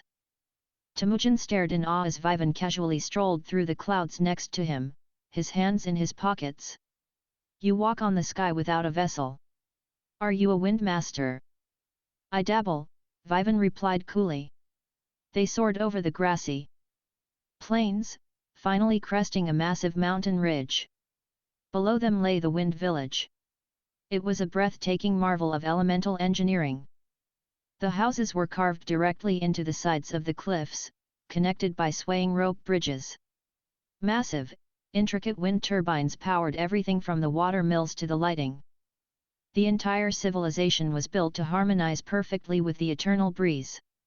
Welcome to our home, Temujin smiled, banking his board toward the central plaza. The Sanctuary of the Breeze. Chapter 186, The Heart of the Village. The central plaza of the Wind Village was bustling with activity. Villagers clad in flowing, aerodynamic garments were repairing cloth sails, weaving intricate baskets, and trading goods. The arrival of strangers, especially a blue robotic cat and a boy walking on thin air, drew immediate, stunned silence from the crowd. Temujin landed smoothly, and Vivan dropped down beside him, landing with a soft tap that belied his dense Atlantean weight. Temujin. Who are these outsiders? An elderly, commanding voice echoed across the plaza. An old man with a long, flowing white beard and a staff carved from petrified wood approached them. He moved with a surprising, fluid grace, carried slightly by the wind itself. This was the village elder. Elder, Temujin bowed respectfully. They are humans from the other side of the dimensional barrier. But they bring a gift. They rescued a wind child.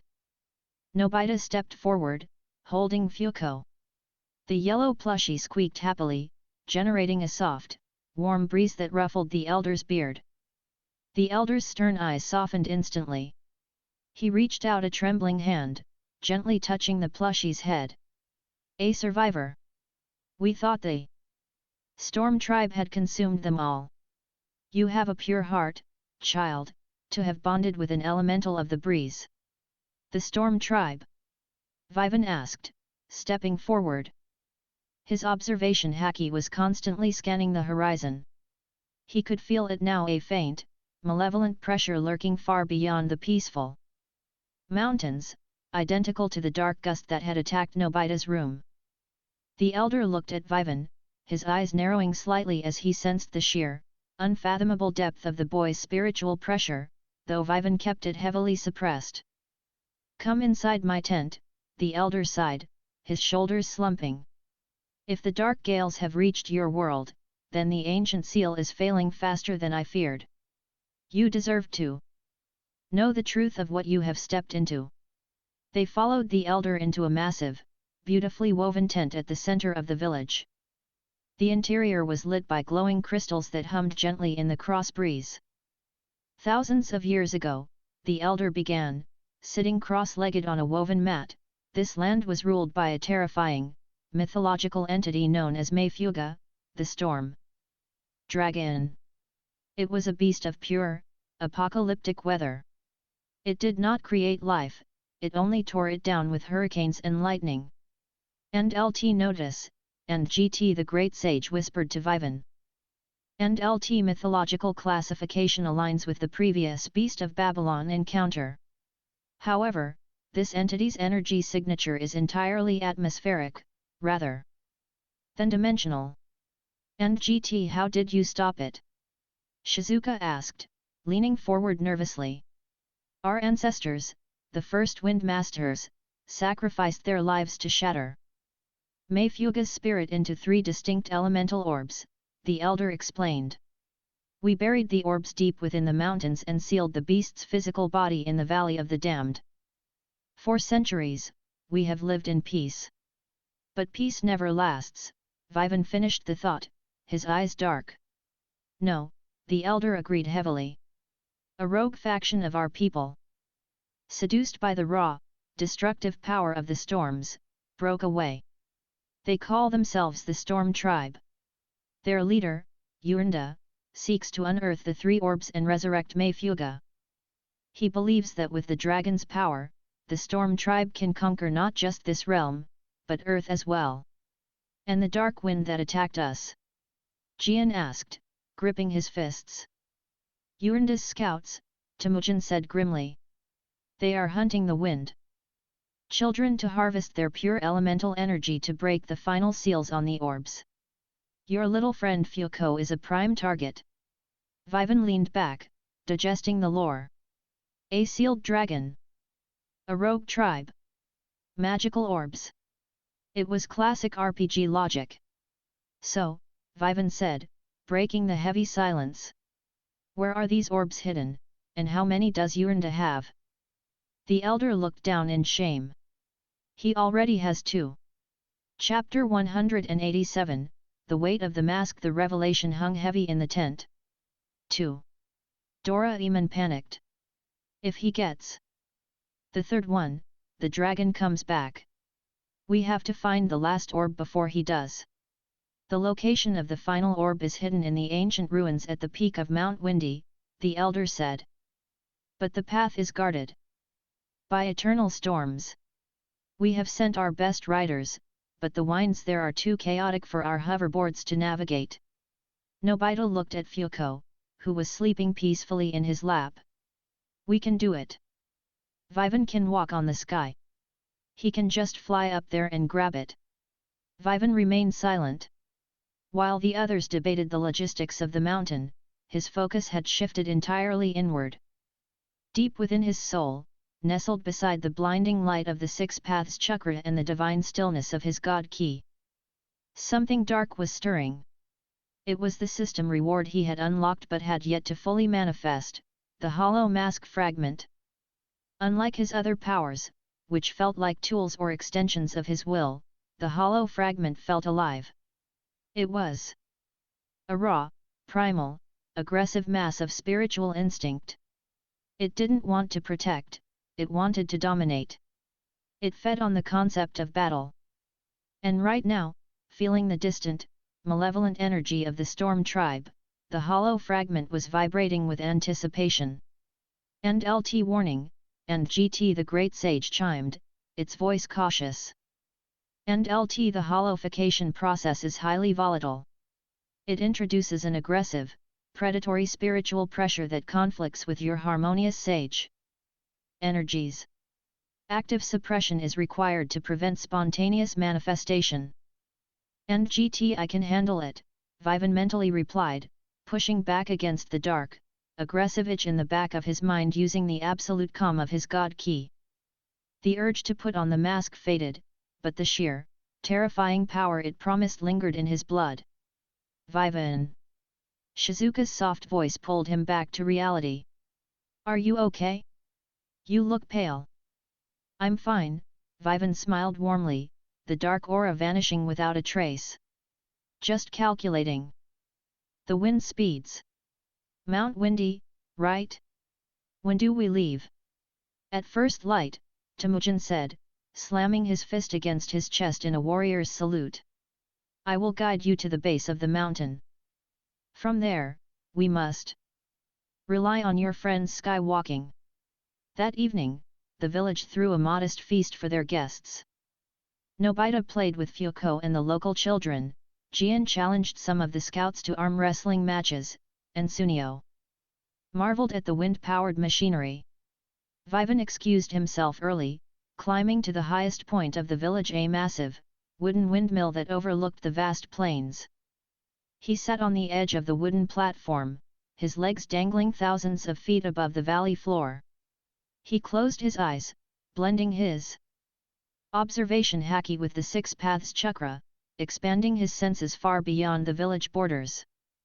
He skipped past the peaceful animals in the plains, past the rushing rivers, stretching his awareness to the dark, jagged mountains in the north, the territory of the storm tribe. He found them. Hundreds of dark, corrupted spiritual signatures were massing. They weren't riding wooden hoverboards, they were riding massive, terrifying wolves made entirely of condensed, dark storm clouds. And at the center of the horde was a signature so dense and malevolent it felt like a localized black hole. Yurenda. They aren't waiting for tomorrow, Vivan murmured, his eyes snapping open. The wind abruptly shifted. The gentle, fragrant breeze of the village died, replaced by a cold, biting gust that smelled of ozone and decay. The storm tribe was attacking tonight. Chapter 188, The calm before the strike. Vivan didn't shout to alert the village. He knew panic would only cause chaos and casualties among the civilians. Instead, he stood up on the windmill platform, his coat flapping wildly in the suddenly violent wind. Sage. Give me a tactical overlay of the village borders. And LT executing, and GT the Great Sage replied instantly. A massive, glowing holographic map projected into Vivan's mind. And LT hostile forces are approaching from the northern ridge. Estimated time to contact, 3 minutes. Their formation suggests a pincer movement aimed at encircling the central plaza where the Wind Child is located. And GT they're bypassing the guards, Vivan noted. They're using the cloud cover to mask their approach. Vivan tapped his localized COMM link, which Doraemon had distributed to the gang earlier. Doraemon. Get Nobita, Shizuka, and Fuko into the Elder's tent. Now. Vivan? What's going on? We're eating dessert. Doraemon's voice cracked over the earpiece. Dessert is over. We have guests coming from the north, and they aren't bringing gifts. Gian. Sunio, arm up and cover the entrance to the tent. Do not engage unless they break the perimeter. The absolute, cold authority in Vivan's voice left no room for argument.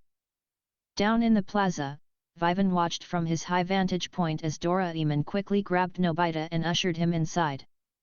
While Gian pulled out his shock baton, Vivan turned his attention to the northern ridge. The sky was pitch black, but to his Atlantean-enhanced vision and God Key sense, the incoming threat was as bright as a flare. Dozens of Storm Tribe warriors, clad in jagged dark armor, were riding their massive, cloud wolves silently through the night sky. They moved with terrifying speed, wielding heavy, curved blades that crackled with dark lightning. Let's see what a corrupted storm looks like, Vivan whispered. He didn't draw Kashinai. He didn't activate the Kyokan. He wanted to test their elemental affinity first. He raised his right hand, pointing his index and middle fingers toward the incoming horde like a gun. He tapped into his Fullbringer fragment. The soul of the air is mine to command, Vivan murmured. He didn't fire an energy blast. He simply pulled on the latent spiritual structure of the atmosphere directly in front of the charging Storm Tribe vanguard. In a fraction of a second, the air molecules in 100-yard radius violently stopped moving, compressing into an invisible, hyperdense wall of solid oxygen. The leading cloud wolves, sprinting at highway speeds through the sky, slammed face first into the invisible barrier. Crack! The sound of the impact echoed like a thunderclap across the valley.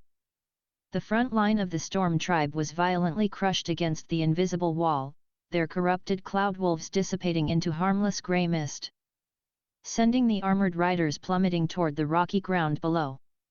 The rest of the horde screeched to a halt in mid-air, the riders looking around in panicked confusion. They hadn't seen an attack, they had just hit a wall of empty space. Who goes there? The vanguard captain roared, his voice amplified by the wind. Show yourself. Vivan smiled faintly from the top of the windmill. If you insist. Chapter 189, The first skirmish. Vivan didn't use Jeppo to walk down. He simply stepped off the edge of the massive windmill platform, letting gravity take him. As he fell through the dark sky, he activated his Logia light fruit. His body instantly dissolved into a brilliant, blinding streak of golden photons, illuminating the entire village below like a second sun. He shot toward the vanguard captain at the speed of light, rematerializing in midair directly in front of the man's cloud wolf. Before the captain could even blink, Vivan casually placed his boot on the snout of the massive storm beast. Using his Atlantean strength, he applied just enough downward pressure to violently crush the corrupted spirit wolf, sending it dispersing into grey smoke. The captain fell, but Vivan caught him by the collar of his dark armor, holding him suspended in the air. "You guys really need to work on your stealth," Vivan said casually, his golden eyes glowing in the dark. "A human," the captain gasped, struggling against Vivan's grip. "How are you flying without a board?" "Trade secret," Vivan replied. He looked past the captain at the remaining dozens of Storm Tribe warriors, who were now recovering from their shock and drawing their lightning-laced blades. "Kill the anomaly!" A warrior screamed, charging forward on his wolf, swinging a massive blade aimed at Vivan's neck. Vivan didn't drop the captain. He didn't even turn his head. He unleashed a microscopic pulse of armament haki, Ryuo. From his free left hand, an invisible, projected shockwave of internal destruction shot forward. It bypassed the charging warrior's armor entirely, striking him square in the chest. The warrior's armor remained completely intact, but the kinetic force perfectly detonated his internal ribs and knocked him unconscious instantly. He slumped over his dissolving wolf and fell into the darkness. "Listen closely," Vivan said, his voice dropping into a cold, echoing tone that carried the terrifying weight of his god key. "I'm only going to say this once. Turn around. Go back to your master, Yurnda. Tell him the Wind Child is under my protection. If he wants the third orb, he can try to take it from me." The Storm Tribe warriors hesitated. The sheer, overwhelming pressure radiating from Vivan wasn't just intimidating, it was fundamentally terrifying. It felt like standing before a god of destruction. But their fear of Yurnda was stronger.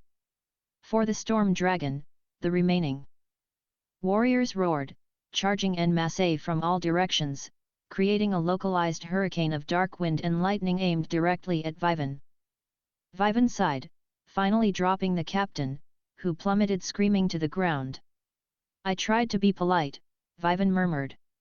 Chapter 190, The Hollows Whisper. The hurricane of dark blades and lightning converged on Vivan's position. Down in the village, Temujin and the Wind Scouts had finally mobilized, launching their hoverboards into the sky. But they froze as they looked up. The sky above the village was completely consumed by a swirling vortex of black storm clouds, crackling with red lightning. "He's surrounded!" Temujin yelled. "We have to help him." "No," the elder said, stepping out of his tent, leaning heavily on his staff. His ancient eyes were wide with awe. "Watch, young ones. You are witnessing a power that makes the storm dragon look like a gentle breeze." Inside the vortex of dark wind, Vivan remained perfectly calm. He didn't draw Kashinai. He didn't use a Kamehameha. He wanted to test the physical manifestation of his newest, most aggressive power, the hollow mask fragment. He closed his eyes, releasing the suppression he had placed on the dark, primal energy within his soul. Instantly, the atmosphere around Vivan shifted. The pure, divine glow of his god key was overshadowed by a sudden, suffocating, violently oppressive spiritual pressure. The air literally cracked, black lightning sparking wildly in the void. Vivan raised his left hand, bringing it to his face. He pulled his hand downward. With a horrific, visceral sound like bone scraping against bone, a stark white, bone-like mask materialized over the upper half of his face. The mask was jagged, adorned with terrifying, demonic red markings around the eye holes. His pupils contracted into tiny, glowing yellow dots engulfed in pitch-black sclera. The hollow mask wasn't fully formed, it was only a fragment, covering his eyes and nose, but the power it unleashed was absolute. Vivan didn't speak. A deep, guttural, demonic growl vibrated from his throat, a sound completely devoid of human empathy. The Storm Tribe warriors charging him suddenly felt a paralyzing, primal terror. Their cloud wolves whimpered, trying to back away. Vivan moved. He didn't use martial arts. He moved with the raw, savage, erratic speed of a hollow. He appeared behind a warrior, grabbed the man's head, and violently hurled him into 3 other riders with bone-shattering force. He vanished again, reappearing amidst the horde, his bare hands tearing through their dark wind magic as if it were wet paper. He wasn't just fighting, he was hunting. The hollowification multiplied his physical strength and speed, but it also flooded his mind with a terrifying, ecstatic bloodlust. He reveled in the impact, the shattered armor, the panicked screams. End LT warning. End GT. The great sage's voice pierced through the bloodlust, sharp and cold. End LT. Hollowification synchronicity exceeding safe parameters. Aggression levels rising dangerously. Risk of absolute consciousness override imminent. End GT. Vivan's rational mind snapped back. He stopped in mid-air, his hand wrapped around the throat of the last conscious warrior. He squeezed his eyes shut behind the bone mask. Control it, Vivan mentally ordered himself, pulling desperately on his god key to anchor his humanity. With a sharp crack, the bone mask shattered into white dust, dissolving into the wind. Vivan gasped, dropping the terrified, unconscious warrior. His breathing was heavy. Sweat beading on his forehead. The dark, suffocating pressure vanished, replaced by the cool mountain air. He looked at his trembling hands. The power was intoxicating, but the loss of control was terrifying. The hollow wasn't a tool, it was a beast living inside his soul. He floated down to the village square, where Temujin and the elder were staring at him in absolute silence. The sky above was clear, the storm tribe vanguard completely dismantled and scattered across the valley. Vivan! Doraemon whispered, stepping out of the tent, holding Nobita back. What was that mask? Just a bad habit, Vivan said, forcing a calm smile, though his heart was still racing. He looked up at the northern mountains. They know we're here now. Yuranda won't send scouts next time. Get some rest. Tomorrow, we climb Mount Windy. Chapter 191, The Bitter Taste of Power. The night passed, but for Vivan, sleep was an impossible luxury. Long after the village had quieted down and Nobita's rhythmic snoring echoed softly from the guest tent, Vivan remained sitting on the edge of the high wooden platform overlooking the plains. The air was freezing, biting at his exposed skin, but his Atlantean physiology kept his internal core temperature perfectly stable. He wasn't bothered by the physical cold, it was the lingering chill in his soul that kept him awake. He stared at the palm of his left hand. The memory of the bone-white mask forming over his face was seared into his mind. Sage, Vivan whispered into the quiet night, his breath pluming in the frosty air. Give me a full diagnostic on the hollow mask. Fragment. Why was the synchronicity so volatile? I have God Key and 6 Paths Chakra. Those should be more than enough to suppress a fragment of spiritual corruption. End LT analysis complete, and GT the Great Sage replied, its voice a soothing contrast to the chaotic thoughts swirling in Vivan's head. End LT the volatility is not a matter of raw power, but of conceptual alignment. God Key relies on absolute serenity and divine detachment. 6 Paths Chakra requires profound understanding and harmony. The hollow fragment, however, is fueled entirely by base, primal instinct, hunger, aggression, and survival. And GT Vivan closed his fist tightly. They're like oil and water. And LT affirmative. When you manifested the mask, you attempted to force the hollow's aggressive spiritual pressure through the same channels as your divine energies. The resulting friction caused a temporary cognitive override. To master the hollowification, you cannot simply suppress it. You must establish a distinct, parallel spiritual pathway to vent the aggression without it contaminating your core consciousness. And GT a parallel pathway, Vivan murmured, letting his hand drop. I have to learn to let the beast off the leash without giving it the keys to the house. He sighed, leaning back against the wooden railing. It was a terrifying prospect. For months, Vivan had relied on absolute, overwhelming control. The idea of embracing chaos, even in a parallel mental space, felt like walking a tightrope over an active volcano. The soft creak of wooden floorboards broke his concentration.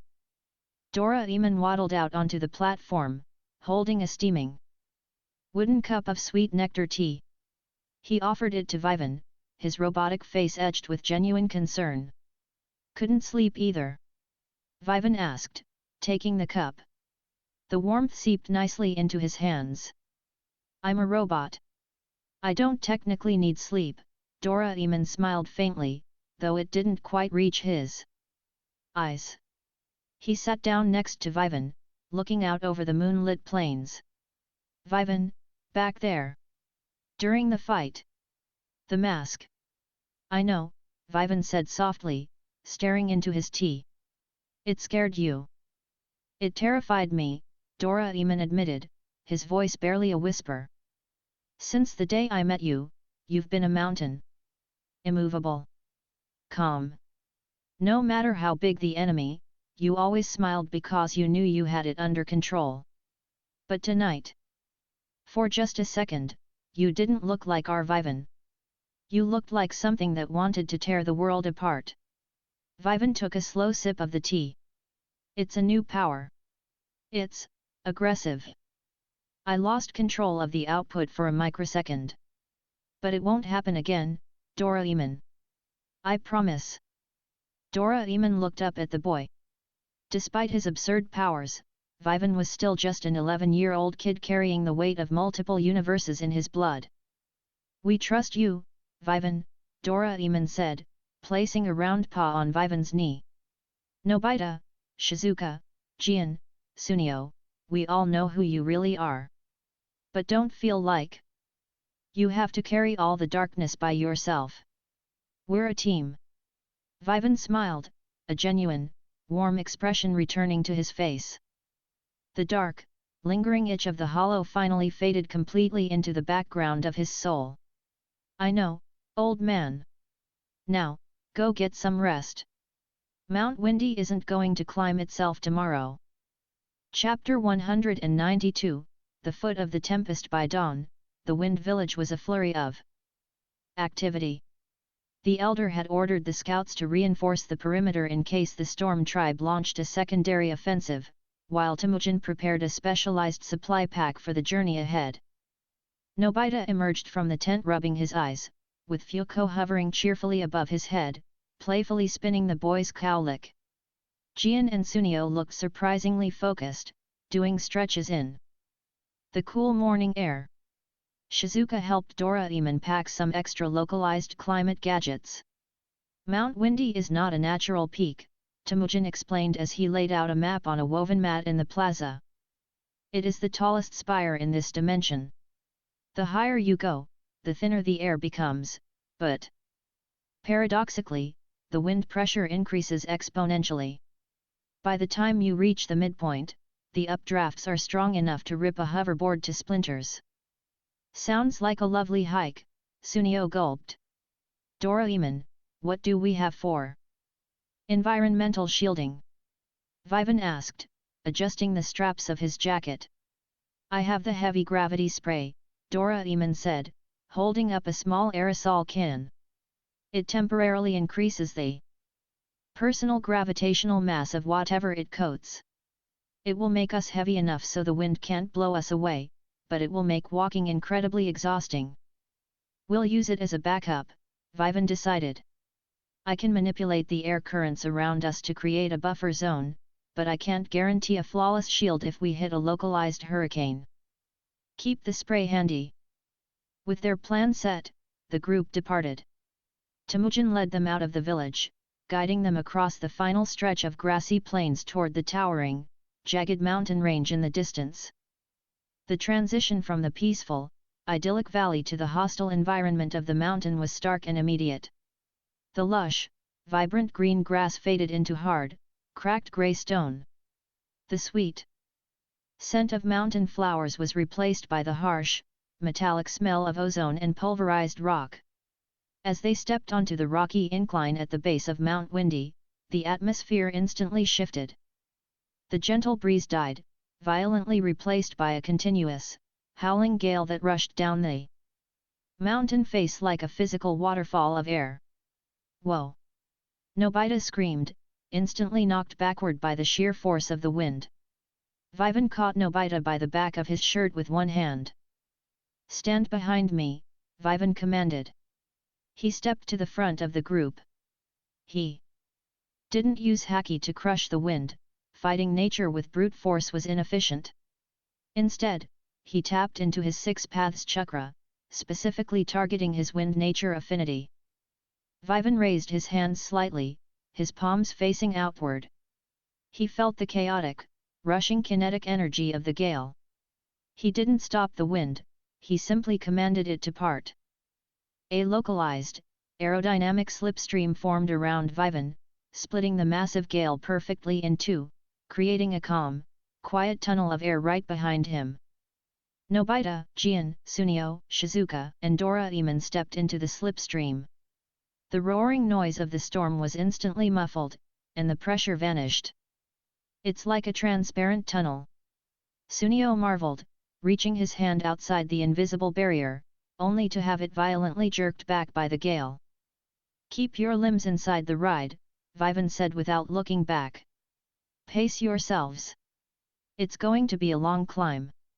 Chapter 193, The Wall of Size. The ascent was a grueling, agonizingly slow process.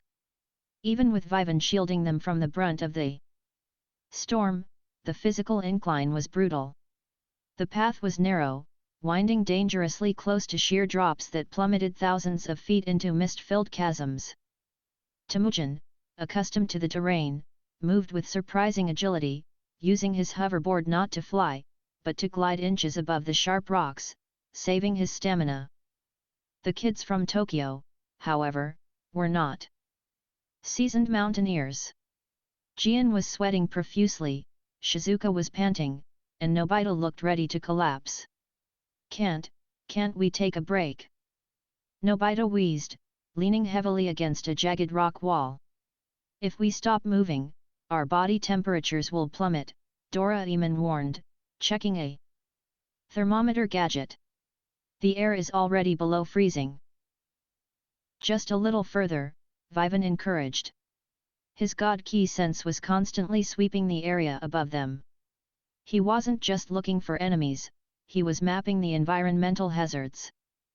"There's a plateau about 200 yards up. We can rest there." But as they rounded a sharp bend in the path, the narrow trail abruptly ended. Before them lay a massive, yawning chasm, easily 200 feet across. On the other side, the path continued upward toward the peak. But the gap between them wasn't empty. It was filled with a horrific, localized cyclone that spun horizontally through the canyon.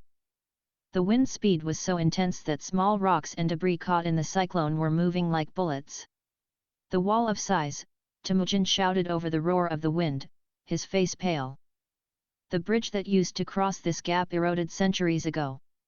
We can't fly over it, the downdraft will suck us in, and the flying rocks will tear us to shreds." Gian peered over the edge and immediately scrambled back. "It's a meat grinder. We can't cross that." Fuko, the little wind child in the yellow plushie, zipped out of Nobita's arms and flew toward the cyclone. He squeaked angrily, trying to blow his own tiny gusts of wind to counter the massive storm, but he was instantly blown back, tumbling head over heels until Vivan caught him.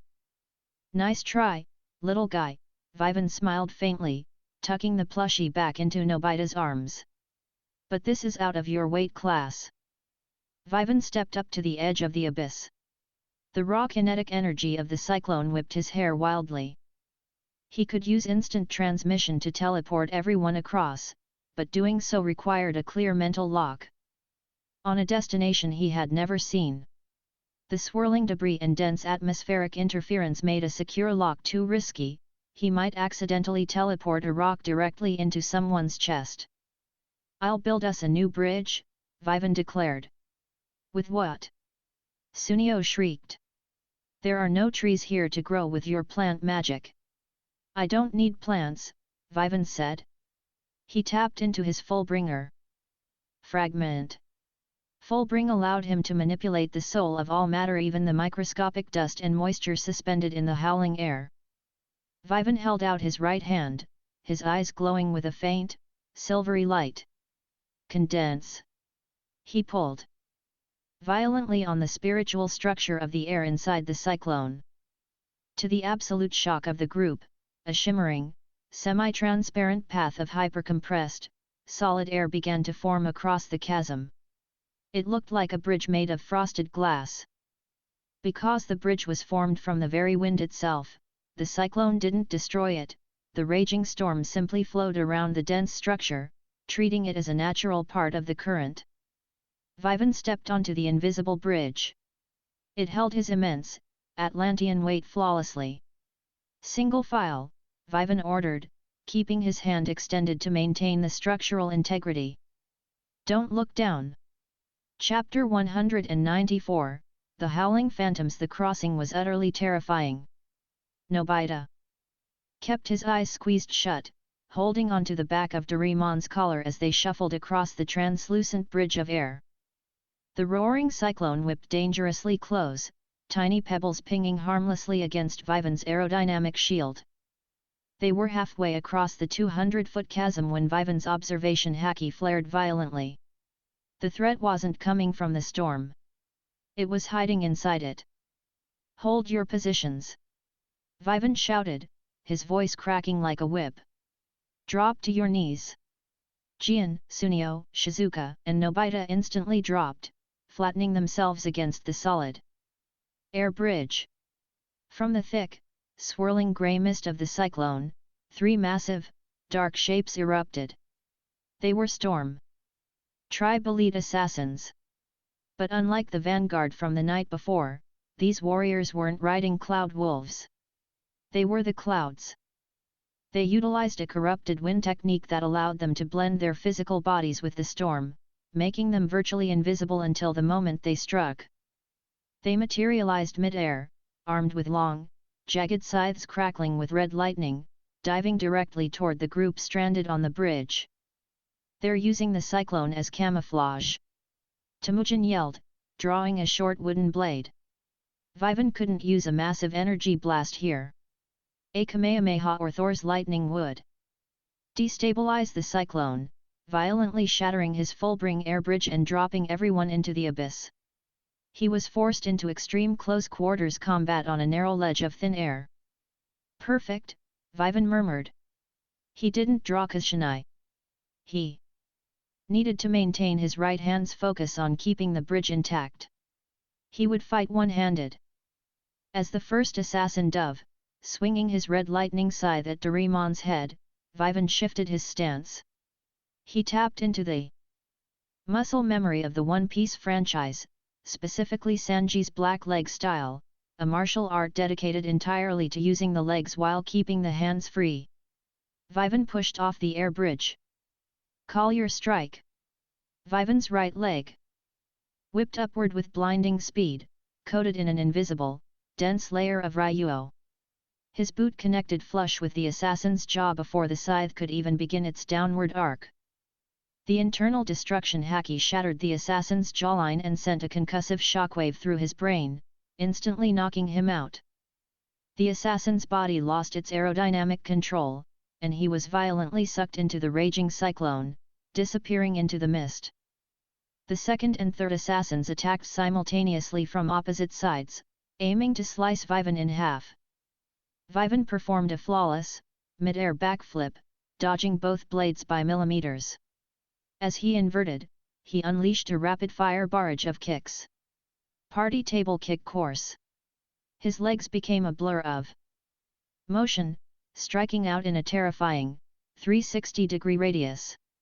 His haki-infused boots slammed into the wrists, ribs, and knee joints of the two assassins. The sheer kinetic impact, amplified by his Atlantean leg strength, shattered their armor and broke their limbs in a symphony of bone-crushing cracks.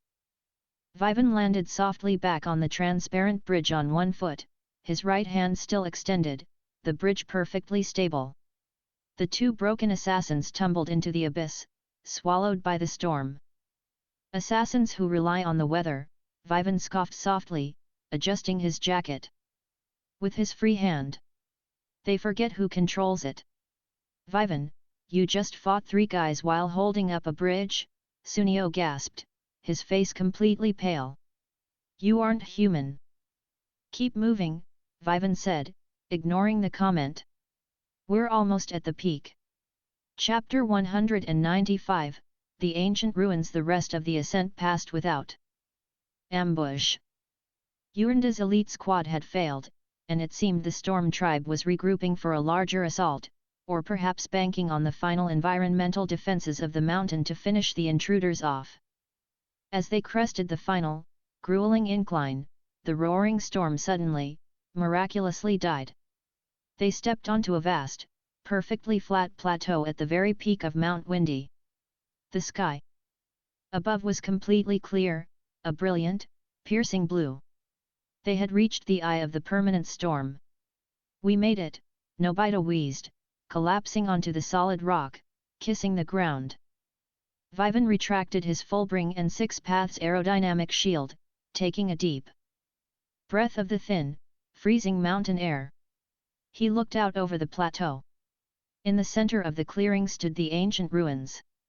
It wasn't a dilapidated pile of rubble, it was a breathtaking architectural marvel that had withstood millennia of storms. Massive, towering pillars of white marble were arranged in a vast circle, connected by intricate, floating stone arches that defied gravity. In the center of the pillars was a grand, open-air temple, its floors polished to a mirror's shine. The sanctuary of the first Windmasters, Temujin whispered, falling to his knees in profound reverence. Legend says the architecture itself sings when the wind blows through it. Let's hope it's not a funeral dirge, Gian muttered, gripping his bat as they cautiously approached the temple. The interior of the temple was silent, filled only by the soft tap, tap, tap of their footsteps. The walls were covered in massive, beautiful murals carved directly into the stone. The murals depicted a horrifying, 6-winged dragon made of pure storm clouds, raining lightning upon the world. Beneath the dragon, 3 glowing orbs were shown, representing the divided soul of the beast. Vivan walked past the murals, his eyes locked onto the absolute center of the temple chamber. There, resting on an intricately carved pedestal of pure, translucent crystal, was the prize. The 3rd orb. It was the size of a grapefruit, glowing with a soft, pulsing, ethereal blue light. Just looking at it made the air around them feel incredibly fresh and energized. Fuko, tucked in Nobita's arms, squeaked excitedly, wiggling free and flying toward the orb like a magnet. The little plushie hovered around the crystal pedestal, soaking in the pure elemental energy radiating from the relic. We found it, Shizuka smiled, a massive wave of relief washing over the group. Now Yurenda can never resurrect the storm dragon. Doraemon walked forward to carefully retrieve the orb. But as Vivan's god key sense swept over the pedestal, a sudden, jarring inconsistency struck him. The energy radiating from the orb was beautiful, but it was completely static. It wasn't breathing. Vivan's eyes widened. Doraemon! Don't touch it! Before Doraemon could pull his hand back, his robotic fingers brushed the glowing blue orb. Crack! The orb didn't just break, it shattered into a million pieces of cheap, glowing glass. The ethereal blue light instantly vanished, plunging the temple into a dim, ominous gloom. It's a fake! Doraemon gasped, staring at the glass shards on the floor. A slow, mocking, echoing applause filled the ancient temple. Very astute, human, a dark, rasping voice echoed from the shadows behind the high altar. But far too late. From the darkness, a figure stepped forward. He was tall, gaunt, and wrapped in tattered, dark robes that seemed to be woven from the storm clouds themselves. His eyes burned with an intense, sickly purple light, and in his right hand, he held a glowing, pulsing blue orb, the real one. Yurinda, Temujin growled, drawing his weapon. I arrived hours ago, Yurinda smiled, his teeth sharp and jagged. I simply left a glass replica to keep you occupied while I prepared the ritual. Thank you for bringing the final ingredient directly to me. Yurinda didn't point at Vivan. He pointed his long, bony finger directly at the small, yellow plushie hovering near the pedestal. He pointed at Fuko. Chapter 196, The Theft of the Breeze. The dim, ominous gloom of the ancient temple felt suddenly suffocating. The broken shards of the glass replica crunched softly beneath Yurinda's boots as he slowly descended the stone steps of the high altar. In his right hand, the genuine third orb pulsed with a brilliant, mesmerizing blue light. You see, travelers, Yurinda rasped, his voice sounding like dry leaves scraping against stone. The three orbs, the ruby of fire, the emerald of thunder, and this sapphire of the gale, they are merely the fragmented soul of Lord Mayfuga. A soul divided cannot awaken the petrified flesh sealed in the valley below. Yurinda's sickly purple eyes fixed hungrily on the small, yellow plushie hovering near Nobita.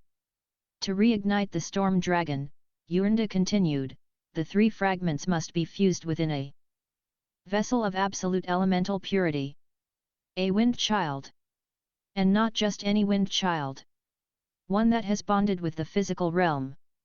That pathetic little toy is the perfect catalyst. Nobita instinctively pulled Fuko out of the air, clutching the yellow plushie tightly to his chest. No. You can't have him. Fuko is my friend. Friendship is a mortal delusion, Yurinda scoffed, raising his left hand. Dark, crackling energy began to swirl around his elongated, bony fingers. Hand over the vessel, boy. Or I will peel the flesh from your bones with the wind itself. You talk too much, Vivan said. Vivan didn't adopt a fighting stance. He stood perfectly relaxed, but the air around him seemed to warp slightly, bending under the immense, invisible weight of his god ki. I gave your vanguard a warning last night, Vivan murmured, his dark eyes locking onto the storm tribe leader. I told them if you wanted the orb, you'd have to go through me. But since you already have the orb, I'll just take it from you. Yurinda sneered. I heard of the human who walks on the sky. You rely on brute physical strength. But this is the sanctuary of the first wind masters. The atmosphere here obeys me. Yurinda slammed the base of his dark staff against the polished marble floor. Instantly, the ambient air pressure in the temple plummeted to zero. Yurinda had cast a localized vacuum spell. All the oxygen in the chamber was violently sucked outward, creating a suffocating dead zone. Gian and Sunio immediately collapsed to their knees, clutching their throats, their faces turning blue. Shizuka gasped silently, her eyes wide with panic. Doraemon, being a robot, was unaffected by the lack of oxygen, but the sudden vacuum disrupted his internal cooling fans, causing him to stagger. Vivan felt the air leave his lungs, but his Atlantean physiology made him capable of surviving deep ocean pressures and extended periods without oxygen. To him, it was merely an inconvenience. But his friends were dying. Vivan didn't waste a microsecond attacking Yurinda. He tapped into his full-bringer fragment. Breathe, Vivan commanded. He didn't just pull air into the room. He manipulated the soul of the vacuum itself, shattering Yurinda's magical seal. A massive, rushing wave of fresh, oxygen-rich mountain air violently flooded back into the temple with the force of a sonic boom. Gian, Sunio, and Shizuka fell to the floor, coughing and gasping deeply, their lungs burning as the air returned. But in the single second Vivan had prioritized saving his friends, Yurinda had made his move. The storm tribe leader hadn't targeted Vivan. He had dissolved his physical body into a streak of dark, corrupted mist, bypassing Doraemon and materializing directly behind Nobita. "I'll take that," Yurinda whispered. Before Nobita could react, a clawed hand snatched the yellow plushie from his grasp. Fuko squeaked in sheer terror, trying to generate a breeze to escape, but Yurinda's dark magic instantly paralyzed the little spirit. "Fuko! No!" Nobita screamed, reaching out desperately. Vivan spun around, coating his right leg in Ryuo end, delivering a blindingly fast roundhouse kick aimed at Yurinda's chest. But the Storm Tribe leader was already dissolving back into the dark mist. Vivan's haki-infused kick shattered the marble pillar behind Yurinda, but the dark sorcerer had successfully merged with the storm currents outside the temple. The ritual begins. Yurinda's disembodied, echoing laughter faded into the sky. "The storm dragon shall rise." Vivan lowered his leg, the stone dust settling around him. He looked down at Nobita, who was staring at his empty hands, tears streaming down his face. "He took him!" Nobita sobbed, slamming his fists against the marble floor. "He took Fuko!" Vivan's eyes darkened, a cold, terrifying fury settling into his chest. He hated bullies. But he hated thieves even more. Chapter 197, The Valley of the Dead Wind. The atmosphere in the temple was heavy with defeat. Temujin slammed his fist against a ruined pillar, cursing in his native tongue. "We failed," the young scout groaned, gripping his hair. "If Yurinda takes the Wind Child to the Valley of the Damned, the resurrection is inevitable. Mei Fuga will consume this world." "Nothing is inevitable," Vivan said, his voice entirely devoid of warmth. It was a cold, absolute tone that instantly silenced the panic in the room. "Where is this Valley of the Damned?" Temujin looked up, shivering slightly at the sheer intensity radiating from the human boy. "It is deep beneath the mountain range. A massive, subterranean trench where the air pressure is completely stagnant. We call it the Dead Wind. No hoverboards can fly there. No elemental magic functions. It is a graveyard." "Perfect," Vivan murmured. He walked over to Nobita, crouching down so they were eye to level. He placed a firm hand on the boy's trembling shoulder. "Nobita! Look at me!" Nobita sniffled, wiping his nose with his sleeve as he looked up. "I promise you," Vivan said, his golden brown eyes completely unyielding. "I will bring your friend back. But I need you to stay strong. Crying won't catch a thief. Walking will. Understand?" Nobita swallowed hard, nodding slowly as he wiped the tears from his eyes. "Okay. I'll be strong, Vivan." "Doraemon," Vivan stood up, addressing the robotic cat. "Do you have spelunking gear?" "We're going underground." Doraemon nodded resolutely, reaching into his pocket. He pulled out the mole gloves and the deep earth headlamps. "I have enough for everyone." "But Vivan, if the air is stagnant down there, it means toxic gases might have pooled in the trench over the centuries." "I'll filter the air," Vivan replied. "Temujin, lead the way." They departed the ancient ruins, descending the treacherous back face of Mount Windy. The journey took hours. The sky above them slowly shifted from a brilliant blue to a bruised, ominous purple as Yurinda's dark magic began to actively infect the dimension's atmosphere. Eventually, Temujin guided them to a massive, jagged fissure in the base of the mountain. It looked like a wound in the earth, plunging down into absolute, pitch-black darkness. "The entrance to the Valley of the Damned," Temujin whispered, refusing to step too close to the edge. "This is as far as I can go. Without the wind, my people are powerless." "You've done enough, Temujin. Go back and help the elder evacuate the civilians," Vivan advised. The gang strapped on the heavy headlamps and slipped the mole gloves over their hands. The gloves allowed them to effortlessly dig through solid rock, creating handholds as they began the steep, vertical descent into the abyss. As they climbed downward, the temperature dropped drastically, but the air felt impossibly heavy. There was absolutely no breeze. The silence was suffocating, broken only by the sound of their own breathing and the occasional clink of rock. And LT environmental warning, and GT the Great Sage analyzed. And LT oxygen levels are dropping to 12%. High concentrations of subterranean methane and sulfur dioxide detected.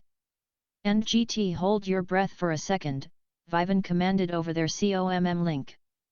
Vivan paused his descent, clinging to the rock face with one hand. He tapped into his swamp thing / the green affinity. He couldn't grow massive trees here in the dark, but he could manipulate microscopic flora. He commanded a hyper-accelerated bloom of specialized, bioluminescent algae across the walls of the trench. Instantly, the dark, claustrophobic chasm lit up with a soft, comforting green glow. The algae aggressively consumed the toxic sulfur dioxide and expelled pure, concentrated oxygen. The gang took deep, refreshing breaths, the burning in their lungs vanishing. "Thanks, Vivan," Gian panted, wiping sweat from his brow. "Keep climbing," Vivan replied, his eyes locked on the darkness below. "I can feel him. We're getting close." Chapter 198, The Altar of Storms. They reached the floor of the valley. After an exhausting 2-hour descent, the environment was horrific. The ground was covered in petrified, grey ash. Towering, jagged obsidian spikes jutted from the earth like the ribs of a rotting carcass. The air here wasn't just stagnant, it felt conceptually dead, stripped of all natural vitality. In the center of the massive, cavernous trench was the Altar of Storms. It was a terrifying sight. Embedded directly into the obsidian wall of the cavern was a colossal, petrified skeleton. It was hundreds of feet long, possessing 6 massive, skeletal wings and a skull that looked like a jagged, demonic crocodile. The bones were fossilized, trapped in stone for millennia. Standing on a raised obsidian dais beneath the massive skull was Yurinda. He was chanting in a harsh, guttural, ancient language. Hovering in the air before him were the 3 orbs of Mayfuga: the ruby, the emerald, and the sapphire. They were rotating slowly, forming a glowing, triangular perimeter of corrupted energy. Floating helplessly in the absolute center of the triangle was Fuko. The yellow plushie was glowing brightly, but the light was erratic, flickering in agonizing bursts. The 3 orbs were aggressively siphoning Fuko's pure elemental energy, using the Wind Child's uncorrupted soul to filter their dark magic and convert it into the spark of resurrection. "He's hurting him!" Nobita screamed, abandoning all caution and running toward the dais. "Nobita, stop!" Doraemon yelled, reaching out. As Nobita crossed an invisible threshold 50 feet from the altar, a massive, crackling dome of purple lightning violently materialized, acting as a magical barrier. The backlash of the barrier threw Nobita backward, his clothes singing from the voltage. Vivan caught Nobita effortlessly before he hit the ground, setting him down safely. Yurinda stopped chanting for a fraction of a second, looking back over his shoulder. He laughed, a dry, rasping sound. "You are incredibly persistent, humans," Yurinda mocked, turning back to the ritual. "But this barrier is woven from the residual magic of the storm dragon's bones. No physical force can breach it. You get to watch the end of your world from the front row." Gian pulled out his shock baton, striking the purple dome with all his might. The baton instantly overloaded and exploded into plastic shrapnel, sending Gian tumbling backward with a burned hand. "He's right," Doraemon panicked, scanning the dome. "It's an absolute kinetic reflector. Any physical energy applied to it is multiplied and reflected back." Vivan stepped up to the glowing purple barrier. He didn't raise his fists. He didn't draw Kashinai. "Kinetic reflection," Vivan murmured, analyzing the dome with his 6 paths chakra. "A clever trick. If I punch it, I'm just punching myself. If I shoot it, the beam bounces back. He placed his right palm flat against the crackling purple magic. The lightning violently hissed, trying to electrocute him, but Vivan's microscopic, invisible layer of Ryuo completely insulated his flesh. So, we don't use physical energy, Vivan said. Vivan closed his eyes. He bypassed his physical strength, his haki, and his elements. He reached deep into the Fullbringer fragment. Sage. Identify the structural soul of the barrier's frequency. And LT frequency isolated. The barrier relies on a continuous loop of ambient magical resonance drawn from the petrified bones. And GT then let's break the loop. Vivan exerted his absolute will over the soul of the magical barrier. Fullbring didn't attack the barrier, it communicated with it. Vivan grasped the fundamental spiritual structure of the purple lightning and gently, methodically, pulled it apart like untying a knot in a shoelace. The crackling noise stopped. The purple dome rippled, lost its structural integrity, and quietly dissolved into harmless, floating sparks of light that faded into the ash. Yurenda's chanting abruptly choked off. He spun around, his sickly purple eyes wide with absolute, unadulterated horror. You unraveled the dragon's aegis. Yurenda stammered, stepping back from the altar. That is impossible. You have no mana. Vivan stepped onto the obsidian dais, his dark eyes fixed entirely on the sorcerer. I don't need mana to break your toys, Vivan whispered, his voice echoing coldly in the cavern. Now, step away from the plushie. Chapter 199, The Price of Resurrection. Yurenda's shock quickly morphed into a rabid, desperate fury. He was mere minutes away from achieving a millennium-old prophecy. He wasn't going to let an 11-year-old human stand in his way. I will not be denied. Yurenda roared. The sorcerer thrust his dark staff forward. In the dead, stagnant air of the valley, he forcefully summoned a corrupted hurricane.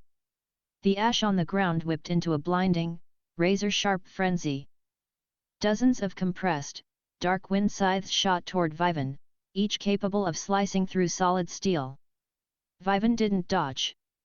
He casually walked forward through the storm of blades. Clang! Clink! Shatter! The wind scythe struck Vivan's body and completely shattered against his invisible Ryuo armor. He didn't even raise his hands to block. He just kept walking, an unstoppable, terrifying force of absolute defense. Yurenda panicked, firing volley after volley of dark lightning and corrupted wind, but it was like throwing pebbles at a battleship. Vivan reached the center of the dais.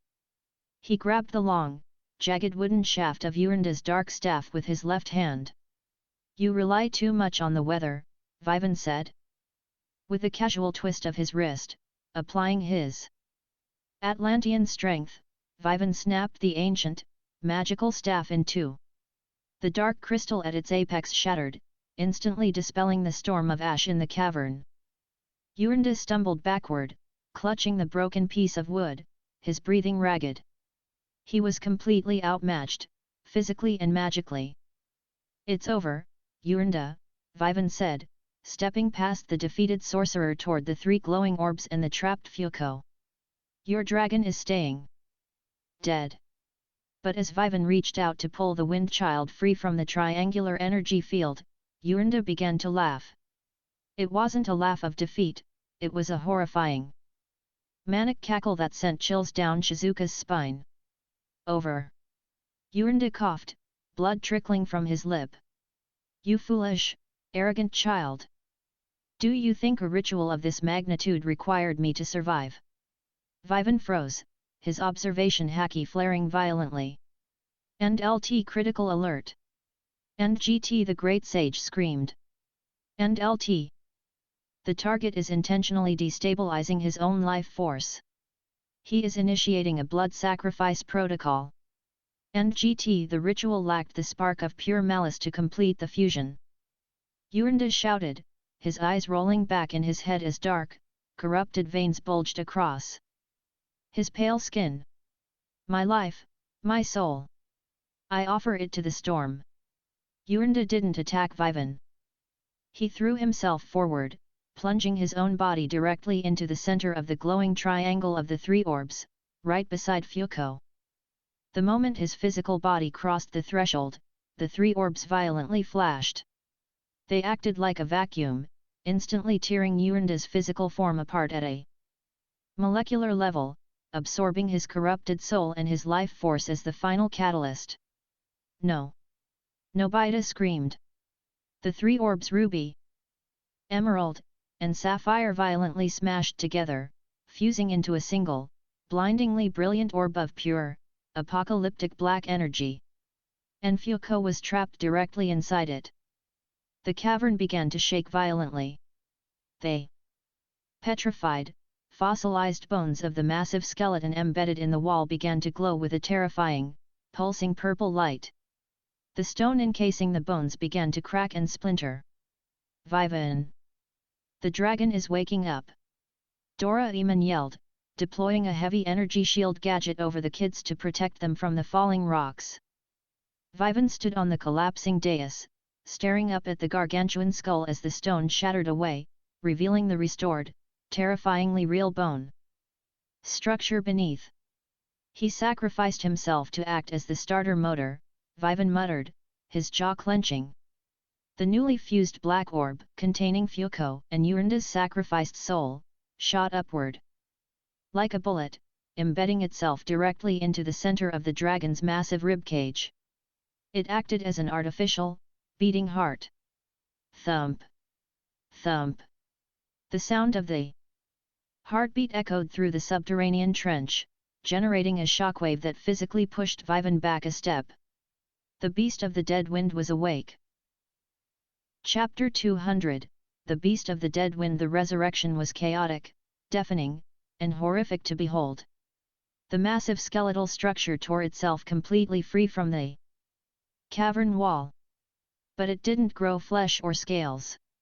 Instead, the beating black orb in its chest violently sucked in the corrupted, toxic atmosphere of the Valley of the Damned. Millions of tons of dead, grey ash, sulfurous gas, and dark wind coalesced around the bones, forming a massive, shifting, semi-solid body of pure, apocalyptic weather.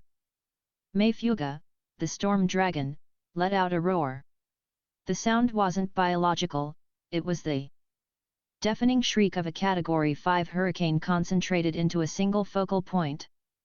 The sheer acoustic pressure of the roar shattered the remaining obsidian spikes in the valley and blew Vivan off the dais, forcing him to land heavily on his feet 50 yards away. It's huge. Gian stammered, staring up at the terrifying titan from the safety of DORAEMON'S energy shield. The dragon was easily the size of a modern skyscraper.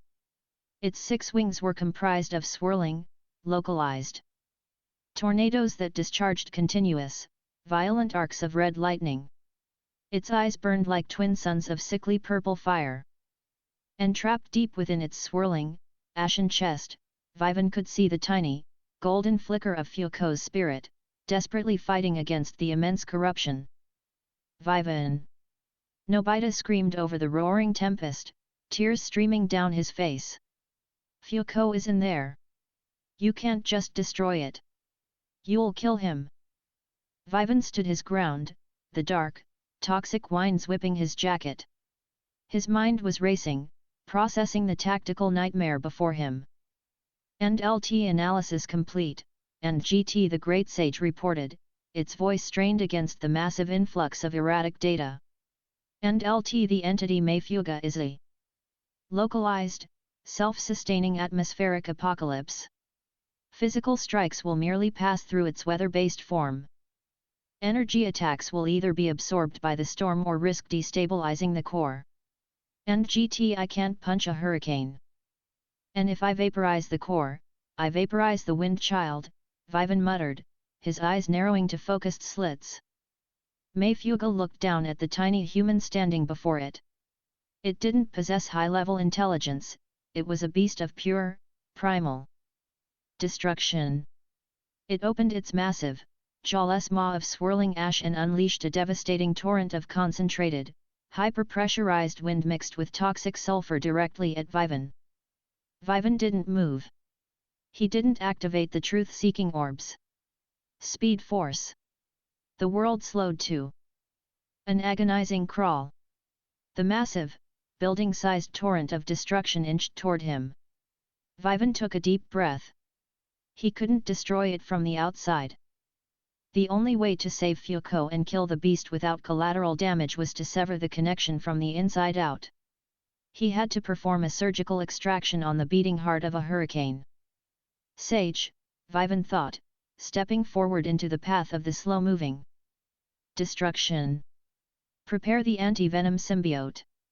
Optimize it for spiritual viral purging. We're going in. And LT acknowledged.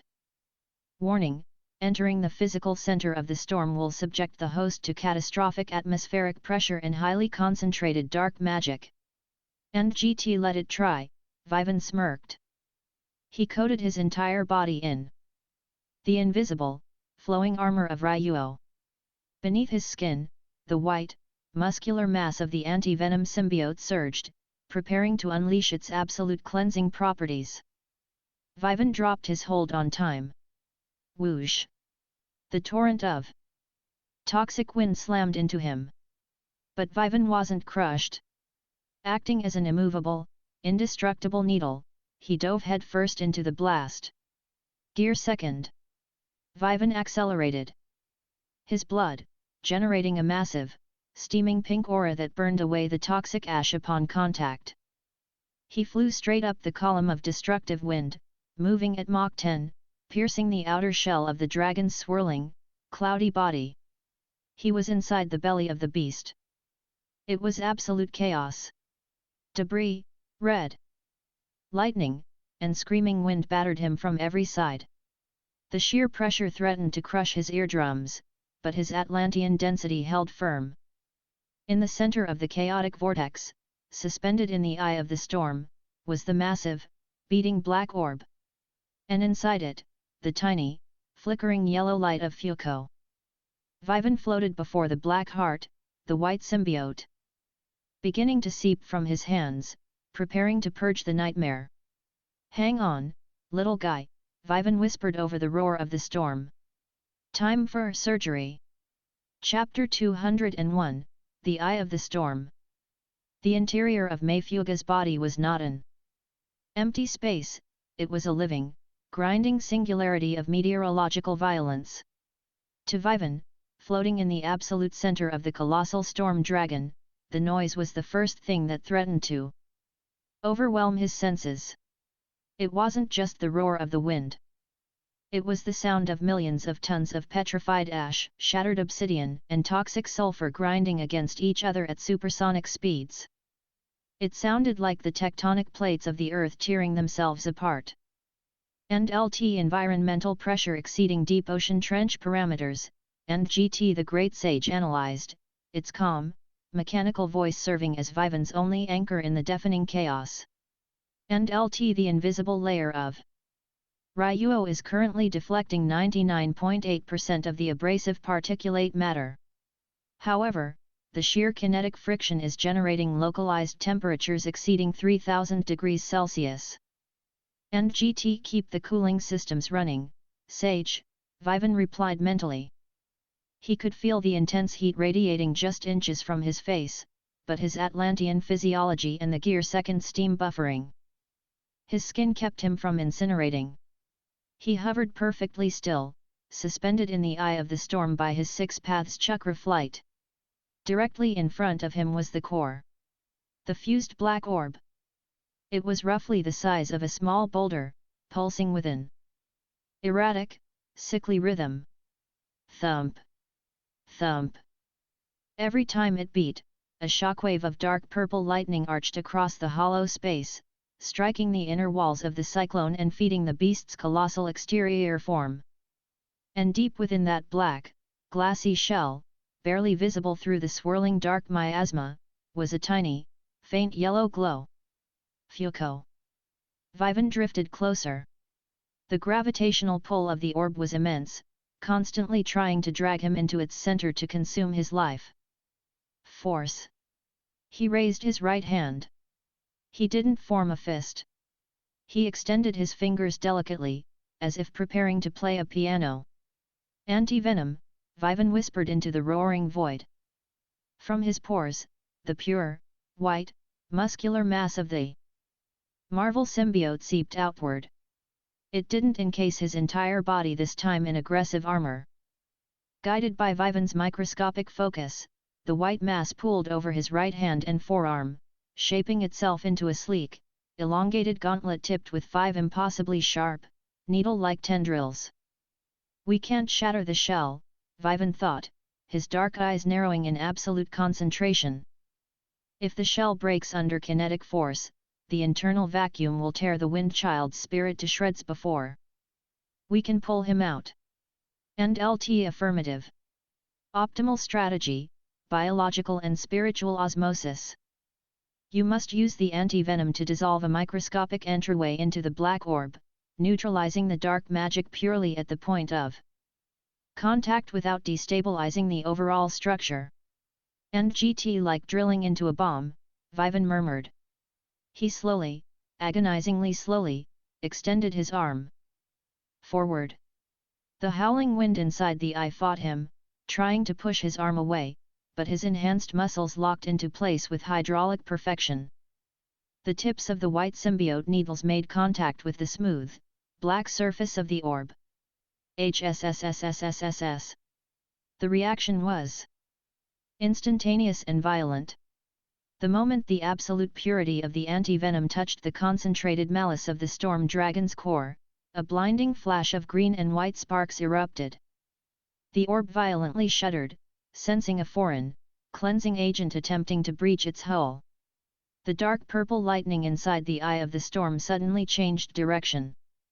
It stopped feeding the dragon's body and turned inward, thousands of bolts snapping like whips directly toward Vivan's back to protect the core.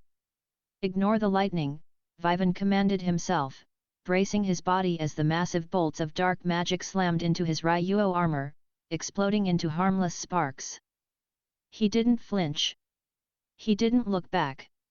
He kept his eyes locked on the microscopic point where his white, symbiote-laced fingers were slowly, millimeter by millimeter, melting through the indestructible black shell.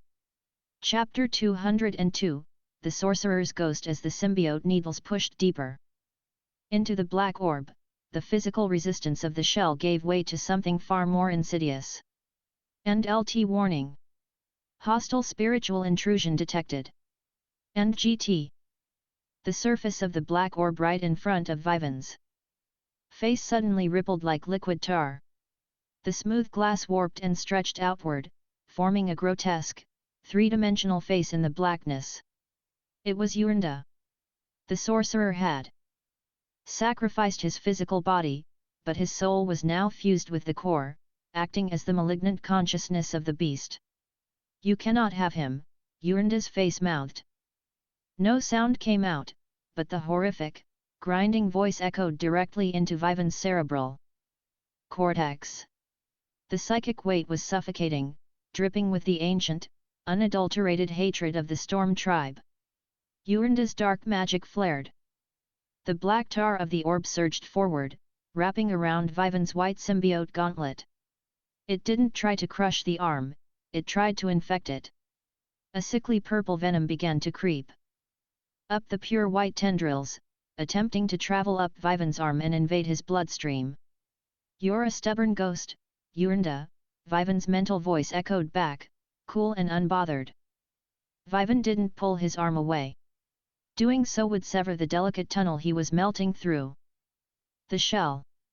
Deep within his soul, the dormant, caged hollow mask fragment vibrated violently. It smelled the corrupt soul of Yurinda. The hollow didn't want to cleanse the ghost, it wanted to eat it.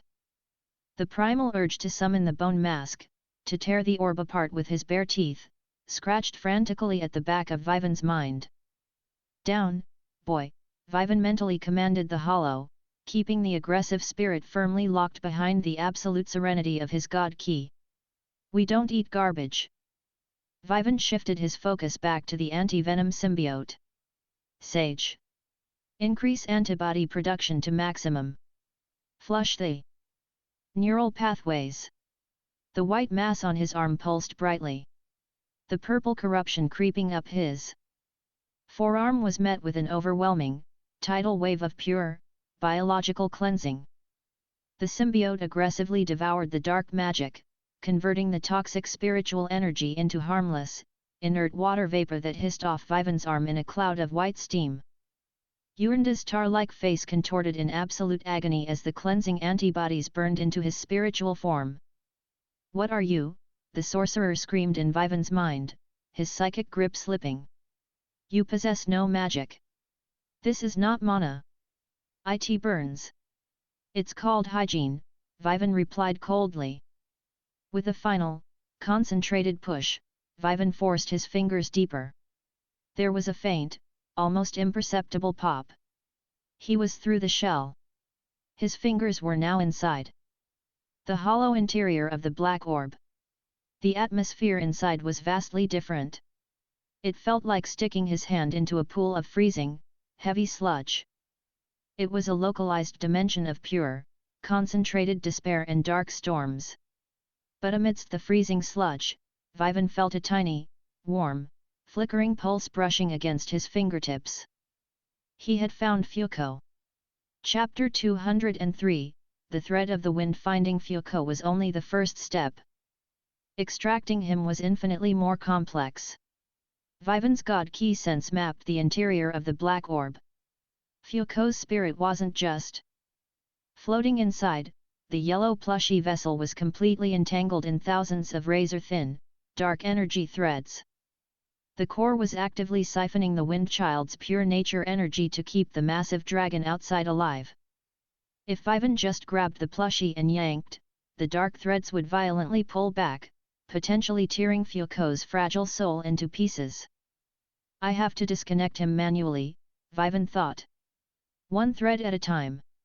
"End LT time constraint warning," and GT the Great Sage reported softly.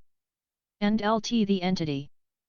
Mayfuga is becoming aware of the internal breach. The outer storm wall is condensing. Ambient pressure inside the eye is increasing by 400%. Your Ryuo armor is holding, but the core itself is beginning to destabilize from your presence. Estimated time before complete core collapse, 120 seconds. And GT 2 minutes.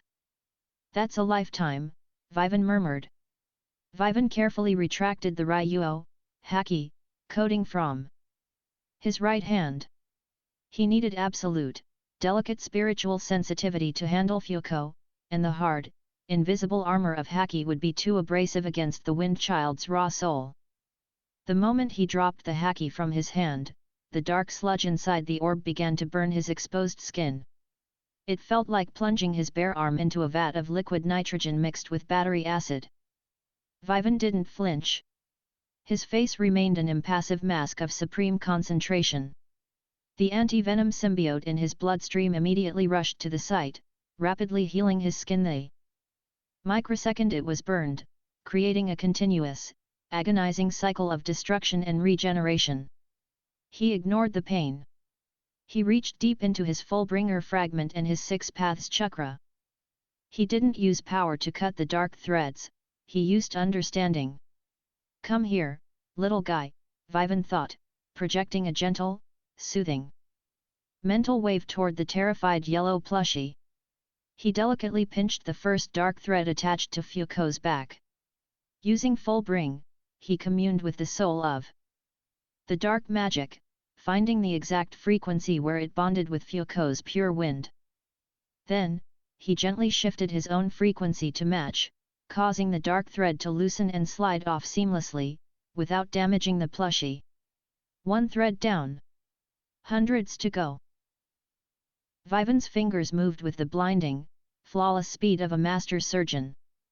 The auto battle mode algorithms, usually reserved for flawless physical combat, were entirely repurposed for this delicate operation. His fingers danced in the freezing sludge, plucking, untying, and dissolving the dark threads at a speed that defied human comprehension. Outside the orb, the situation was rapidly deteriorating. Mayfuga, realizing its heart was being unstitched, began to thrash violently. The eye of the storm began to collapse inward, the massive walls of swirling ash and red lightning closing in on Vivan's position. The noise escalated from a deafening roar to a frequency that vibrated the very marrow in Vivan's bones. End LT 60 seconds. End GT. Vivan's right arm was trembling slightly, not from the physical strain, but from the sheer, overwhelming effort of maintaining absolute gentleness while his arm was being continuously burned and healed. End LT 30 seconds. Outer storm wall is 10 meters away and closing. End GT. Gotcha, Vivan whispered. He pinched the final, thickest dark thread attached to the plushie's chest. With the precise pulse of 6 paths chakra, he severed the connection. Fuko was completely free. The yellow plushie, weak and exhausted, weakly wrapped its tiny, stubby arms around Vivan's index finger. It felt incredibly warm against the freezing sludge. Hold on tight, Vivan said. He gently curled his fingers around the plushie, cradling it perfectly within his palm. Then, slowly, carefully, he pulled his arm back through the tiny hole he had melted in the black orb's shell. Chapter 204, The Collapse of the Heavens. The moment Vivan pulled his hand completely out of the black orb, sealing Fuko safely against his chest, the entire atmosphere within the dragon changed. The black orb, suddenly deprived of its pure, filtering catalyst, could no longer contain the colossal, corrupted energy of the Storm Tribe's sacrifice. The orb immediately turned a violent, glowing, unstable crimson. Huge, jagged cracks spider-webbed across its glassy surface, leaking blinding white light. End LT core containment failure. Catastrophic implosion imminent. End GT. Time to leave, Vivan noted. Vivan tucked his right arm securely against his stomach, shielding the yellow plushie with his own body. He couldn't use instant transmission. The spatial interference generated by the collapsing core was too chaotic to get a lock on the world outside. He had to fly out the old-fashioned way. He coated his entire body in the thickest layer of Ryuo he could muster, reinforcing his Atlantean density. Gear second. His blood accelerated to supersonic speeds. The pink steam erupted around him, forming an aerodynamic cone. Vivan kicked off the empty air using Jeppo, but he infused his legs with God Ki for raw, explosive propulsion. He shot downward, diving back through the unimaginably dense, swirling wall of ash and toxic gas that made up the dragon's belly. It was like trying to swim through solid concrete, but his sheer velocity and haki armor acted like a bunker-buster missile. Meanwhile, down on the floor of the Valley of the Damned, Nobita, Doraemon, Gian, Shizuka, and Sunio were huddled beneath DORAEMON'S heavy energy shield gadget. They watched in absolute, paralyzed terror as the gargantuan storm dragon above them suddenly stopped roaring. The colossal beast began to violently shudder. The red lightning arcing across its 6 massive wings suddenly turned a blinding, unstable white. The swirling ash that composed its body began to collapse inward, as if the monster was sucking in its own stomach. What's happening to it? Gian yelled, covering his ears as a high-pitched, whining sound filled the subterranean trench. The core is destabilizing. Doraemon shouted, checking his monitors frantically. The magical bindings are failing. It's going to implode. Where's Vivan? Nobita screamed, tears welling in his eyes as he looked at the collapsing titan. He's still inside. Just as the massive dragon seemed to fold entirely in on itself, a brilliant, blinding streak of pink and white light erupted from the beast's lower abdomen. It was Vivan. He tore out of the dragon's body like a comet, hurtling downward toward the obsidian floor of the valley.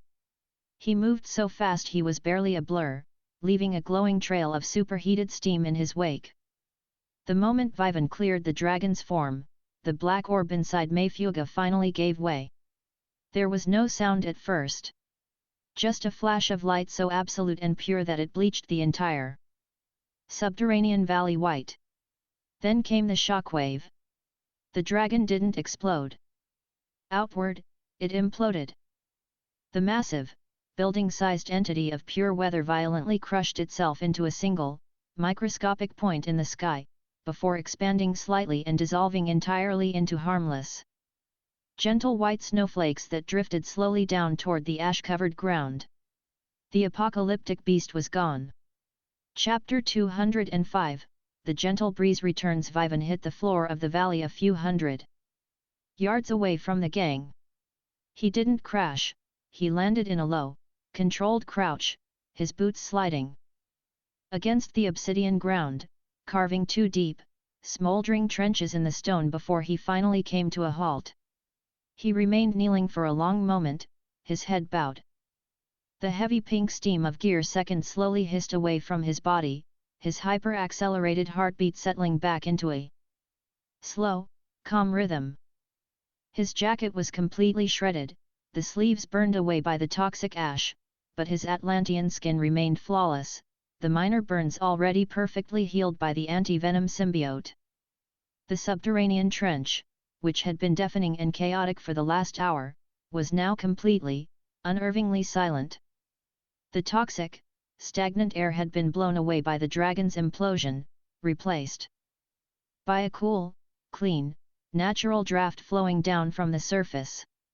Doraemon deactivated the energy shield. The kid stood up, trembling, staring at the kneeling figure in the distance. "Vivan!" Nobita called out, his voice cracking. He took a hesitant step forward, terrified of what he might find. Vivan slowly stood up. He turned around to face the group. He looked exhausted, his chest heaving slightly, but a warm, genuine smile was plastered across his face. He slowly opened his right arm, which he had kept tightly clutched against his stomach, resting perfectly safe. In his palm was the small, yellow plushie. Fuko's stitched eyes fluttered open. The little plushie looked around, letting out a weak, tired, but incredibly happy squeak. It floated up from Vivan's palm, wobbly at first, before zipping straight toward Nobita. "Fuko!" Nobita screamed, bursting into fresh, heavy tears. He ran forward, dropping to his knees and catching the yellow plushie in a massive hug. Fuko nuzzled against Nobita's wet cheek, generating a soft, warm, fragrant breeze that smelled like spring flowers, completely dispelling the last remnants of gloom in the valley. Gian, Sunio, and Shizuka let out a collective, massive cheer, running over to join the hug. Doraemon let out a long, heavy sigh of absolute relief, his robotic legs finally giving out as he sat heavily on the obsidian floor. Vivan walked over to them at a leisurely pace, casually dusting the petrified ash off his ruined jacket. "Told you I'd bring him back," Vivan said, looking down at Nobita. Nobita looked up, his glasses completely fogged with tears.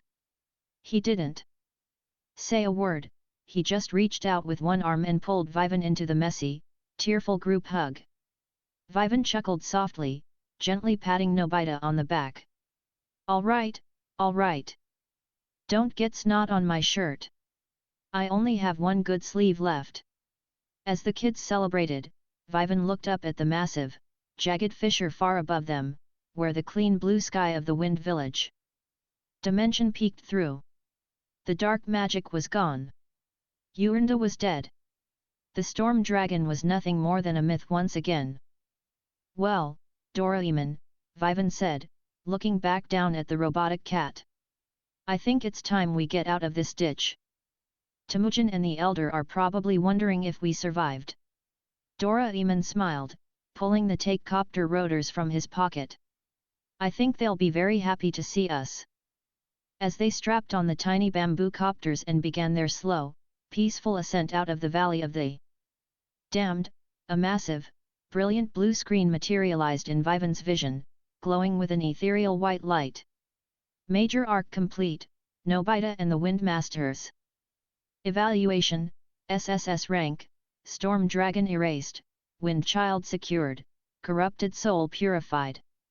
Rewards distributed. Bleach franchise, Hollow Mask, full integration. Host has successfully forged a parallel spiritual pathway. Hollowification can now be summoned safely without cognitive override. Zero, Hollow Flash, Mastery unlocked. New franchise tree expansion, Jujutsu Kaisen, Cursed Energy Line. Current ability unlocked, Limitless, Infinity Fragment. Paused mid-air, reading the glowing text.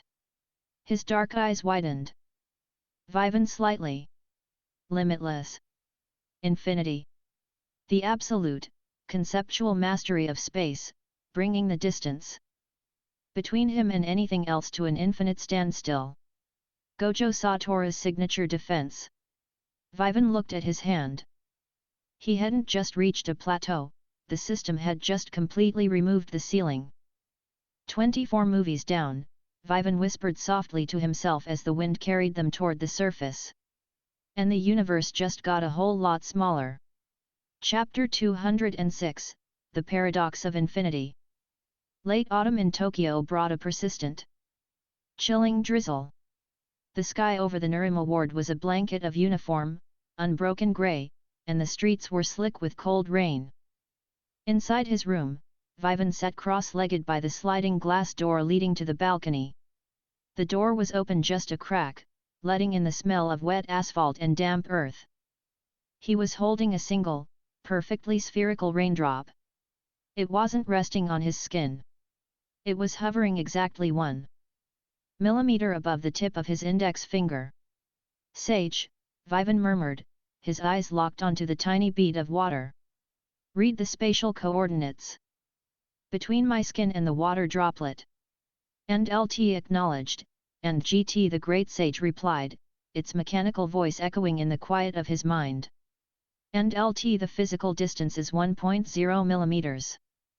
However, the conceptual distance, as manipulated by the infinity fragment, is currently dividing infinitely. The drop of water is moving toward your skin, but it is trapped in an asymptotic paradox. It will never arrive. And GT Vivan smiled faintly. Limitless. It was the signature ability of Gojo Satoru, an absolute mastery over the concept of space. It brought the mathematical paradox of Achilles and the tortoise to life. To reach Vivan, an object had to cross half the distance, then half of the remaining distance, then half of that, ad infinitum. It's not an invisible shield, Vivan thought, observing the raindrop. It's literally infinite space compressed into a finite boundary. But the processing power required to calculate the deceleration of every single atom approaching me, and LT, is beyond the capacity of a standard biological brain, and GT the sage finished. And LT prolonged, active utilization without the specialized ocular mutation known as the 6 eyes would result in catastrophic cerebral hemorrhaging. However, my processing algorithms are currently shouldering 99.9% of the computational burden. I can sustain the infinity barrier passively around your localized form indefinitely. And GTA match made in heaven, Vivan chuckled softly. He closed his fingers, dropping the infinity barrier, and the raindrop finally splashed against his warm skin. The quiet moment of godlike experimentation was interrupted by the heavy, hurried thud of footsteps bounding up the stairs. The bedroom door slid open with a sharp clack. Nobita stood in the doorway, completely drenched from the rain. He was shivering, his yellow sweater soaked through. But more noticeably, he was hunched over, clutching his jacket tightly to his chest as if hiding stolen gold. Nobita? Doraemon asked, looking up from polishing his spare bells. You forgot your umbrella again. You're going to catch a cold. I'm fine. Nobita stammered, his teeth chattering. He awkwardly shuffled into the room, refusing to uncross his arms. Vivan didn't even need to use his observation haki. He possessed the Swamp Thing's green affinity and the 6 paths. Chakra. He could hear the tiny, frantic, shivering heartbeat hiding beneath Nobita's wet clothes. "Nobita," Vivan said casually, leaning back against the wall. "Your jacket is whining." Nobita froze. A tiny, high-pitched yip muffled through the wet fabric. Defeated, Nobita slowly unzipped his jacket. Nestled against his chest was a small, golden-furred puppy. It was a stray, clearly malnourished, completely soaked, and trembling violently from the cold. Its big, soulful brown eyes looked around the room in absolute terror. "I found him by the river bank," Nobita whispered, tears welling in his eyes. "He was in a cardboard box. Someone just threw him away, Doraemon. I couldn't leave him there in the rain. I couldn't." Vivan let out a slow, quiet breath. The universe was full of apocalyptic monsters, time-traveling pirates, and spatial anomalies.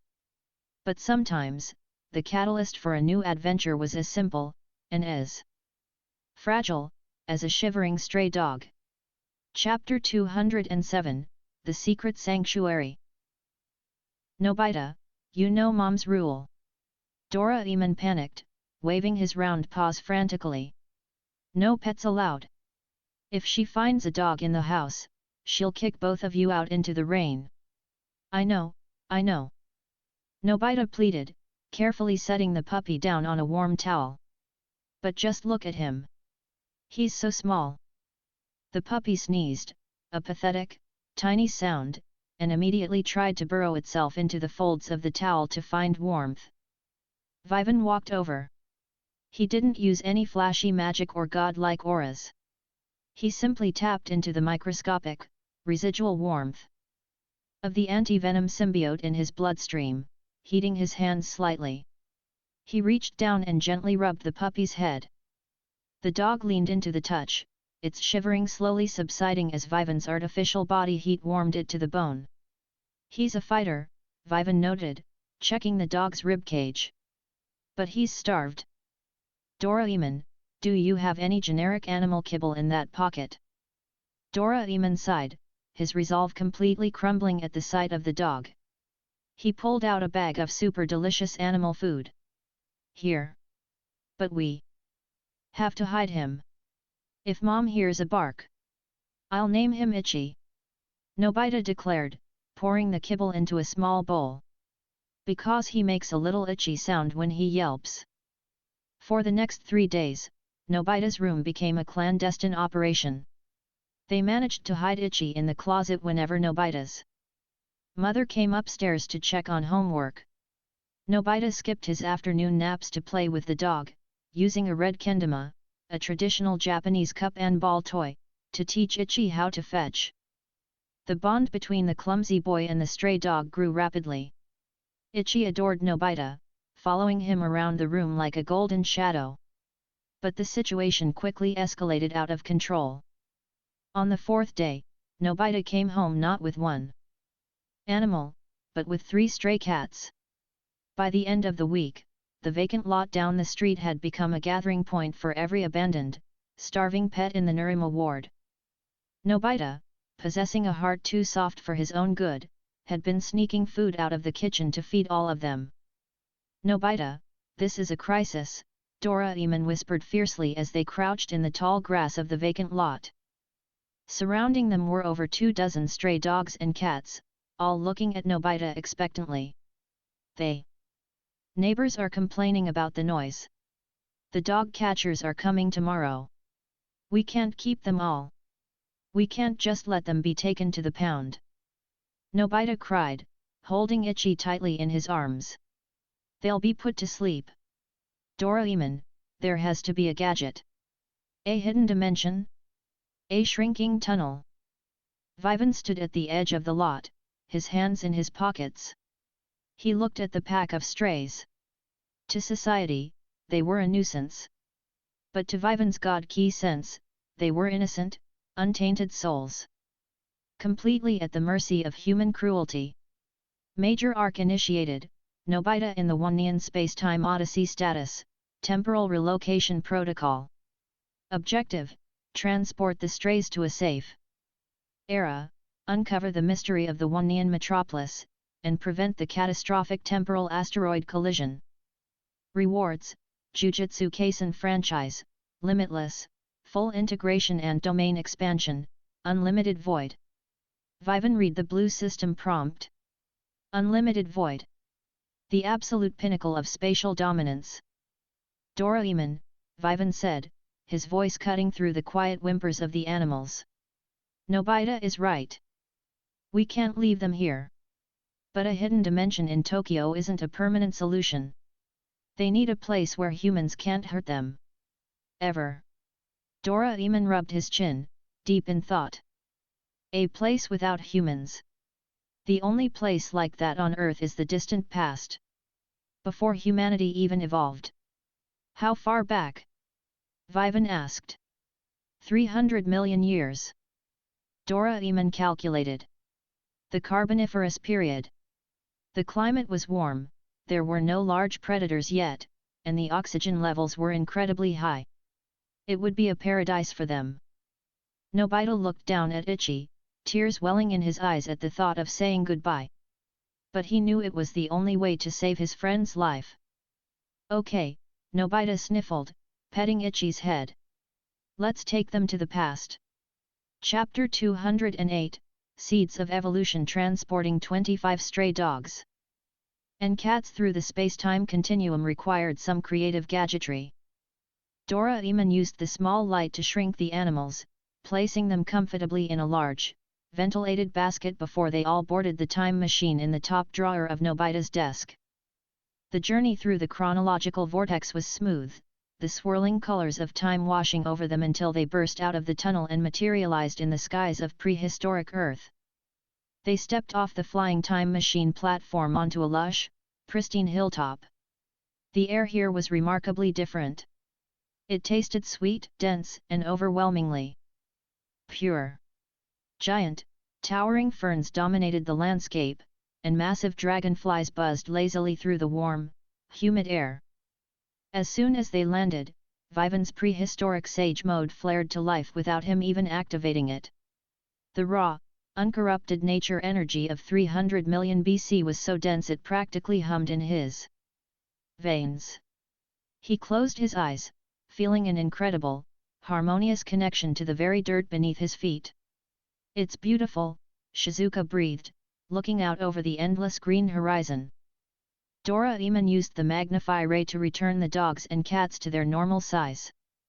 The animals immediately began bounding through the tall grass, barking and meowing joyfully as they experienced true, unconfined freedom for the first time in their lives. They'll be safe here, Nobita said, wiping his eyes as he watched Ichi chase a massive prehistoric butterfly. But, how will they survive? They're used to eating from bowls. They don't know how to hunt. I brought something for that, Doraemon said, pulling a sleek, futuristic ray gun from his pocket. The evolution ray. It accelerates the evolutionary process of any living creature it hits. It won't turn them into monsters, but it will give them the intelligence and physical dexterity to build their own tools, find food, and create a society. Doraemon fired a wide, sweeping beam of soft, golden light over the pack of animals. The change wasn't visually grotesque. Ichi stopped chasing the butterfly, tilting his head. The dull, instinctual look in the dog's eyes sharpened into something profound. A spark of genuine, high-level cognition ignited within his mind. He sat down on his hind legs, looking at Nobita not just as a master, but as a creator. Doraemon pulled a massive, prefabricated free food maker machine from his pocket, anchoring it into the soil. This will generate food out of water and sunlight indefinitely. It will give them a head start. Until they learn to farm. The sun began to set, painting the prehistoric sky in breathtaking shades of violet and gold. It was time to leave. Nobita knelt in the grass, holding Ichi's face in his hands. The golden dog whined, resting his paws on Nobita's shoulders. I have to go, Ichi, Nobita choked out, tears finally spilling over. But I promise. I will come back and visit you. Tomorrow. I'll take the time machine and come right back to check on you. Nobita pulled the red kendama toy from his pocket, the toy he had used to teach Ichi how to fetch. He placed it gently around the dog's neck like a pendant. Keep this safe, Nobita whispered. It's a promise. Ichi let out a soft, intelligent bark, gently nuzzling Nobita's cheek. Vivan stood by the time machine, giving them their moment. But as the sun dipped below the horizon, his god key sense picked up a strange, microscopic distortion in the temporal fabric around the hilltop. It felt like a stone dropping into a still pond, creating ripples that traveled forward through time. Sage, Vivan thought, his eyes narrowing. Did the evolution ray trigger a paradox? And LT analyzing chronological integrity. The introduction of an accelerated, intelligent mammalian species 300 million years ahead of the natural timeline will result in a massive historical divergence. However, the Time Patrol has not intervened, suggesting this event is part of a closed temporal loop. NGT, a closed loop, Vivan murmured, stepping onto the time machine. Meaning they don't just survive. They thrive. Let's go home, Doraemon said gently, guiding a weeping Nobita onto the platform. They plunged back into the time tunnel, leaving Ichi and the strays alone in the vast, prehistoric wilderness. Chapter 209, The Time Slip Anomaly. True to his word, Nobita woke up at the crack of dawn the very next morning. Doraemon! Wake up! We have to go back and check on Ichi! Nobita yelled, shaking the robotic cat out of his closet. Within an hour, the entire gang, Nobita, Doraemon, Shizuka, Gian, Sunio, and Vivan, were packed onto the open air platform of the time machine, plunging down the swirling, kaleidoscopic tunnel of the space-time continuum. Setting coordinates for 300 million years ago, plus 1 day, Doraemon announced, adjusting the dials on the control console. I hope he liked the food machine, Nobita smiled, holding a fresh bag of dog treats he had brought from the 20th century. Vivan sat at the back of the platform, his arms crossed. The journey through the time tunnel was usually smooth, a gentle ride down a river of glowing clocks and swirling colors. But today, the river was angry. And LT critical alert. And GT the Great. Sage's voice pierced Vivan's mind with sudden, blaring urgency. And LT massive chronological distortion detected in the forward vector. The fabric of time is warping, generating a Category 9 temporal maelstrom. And GT Doraemon! Brace the console! Vivan shouted, standing up. Before Doraemon could even react to Vivan's warning, the time machine violently shuddered. The swirling colors of the tunnel inverted, flashing a blinding, sickening purple. A horrific, screeching sound of tearing metal and grinding gears filled the void. We're caught in a time slip. Doraemon panicked, his paws flying across the controls. Something massive is disrupting the timeline. It's pulling us off course. The open-air platform tilted at a terrifying 90-degree angle. Gian and Sunio screamed, clinging desperately to the side railing as the intense gravitational shear of the time slip threatened to rip them off the machine and hurl them into the infinite void of the fourth dimension. Hold on! Shizuka cried, grabbing Nobita's hand. The console sparked and smoked. The temporal anchors are failing. Doraemon yelled. We're going to be scattered across time. Vivan didn't panic. He moved with absolute, calculated precision. He didn't use physical strength. Punching a time slip was impossible. He needed to stabilize the localized space immediately surrounding the platform to protect the vehicle from the chronological shear. Limitless. Vivan tapped into the Jujutsu Kaisen fragment. He didn't just project the infinity barrier around his own body, he forcibly expanded it, stretching the mathematical paradox to encompass the entire time machine. It was an agonizing mental strain. Calculating the infinite division of space against the chaotic, unpredictable variables of a temporal hurricane required processing power that threatened to overload even the great sage. Vivan's eyes widened, the blood vessels in his temples throbbing as he forced the paradox to hold. The purple, tearing crystal wine slammed against the invisible barrier of infinity. They couldn't touch the ship.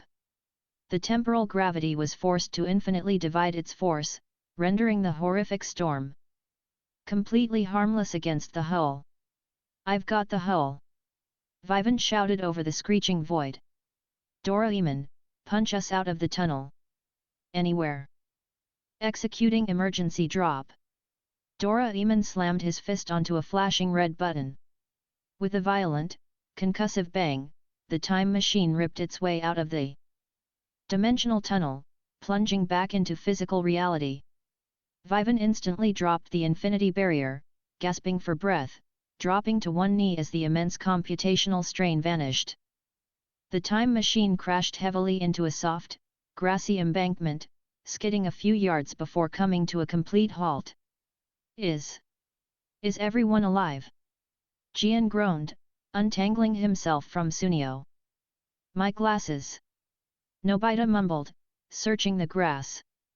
Vivan stood up slowly, shaking the dizziness from his head. He looked around. They had landed in a lush, green forest. The air was breathable, but his god-key sense immediately picked up on something bizarre.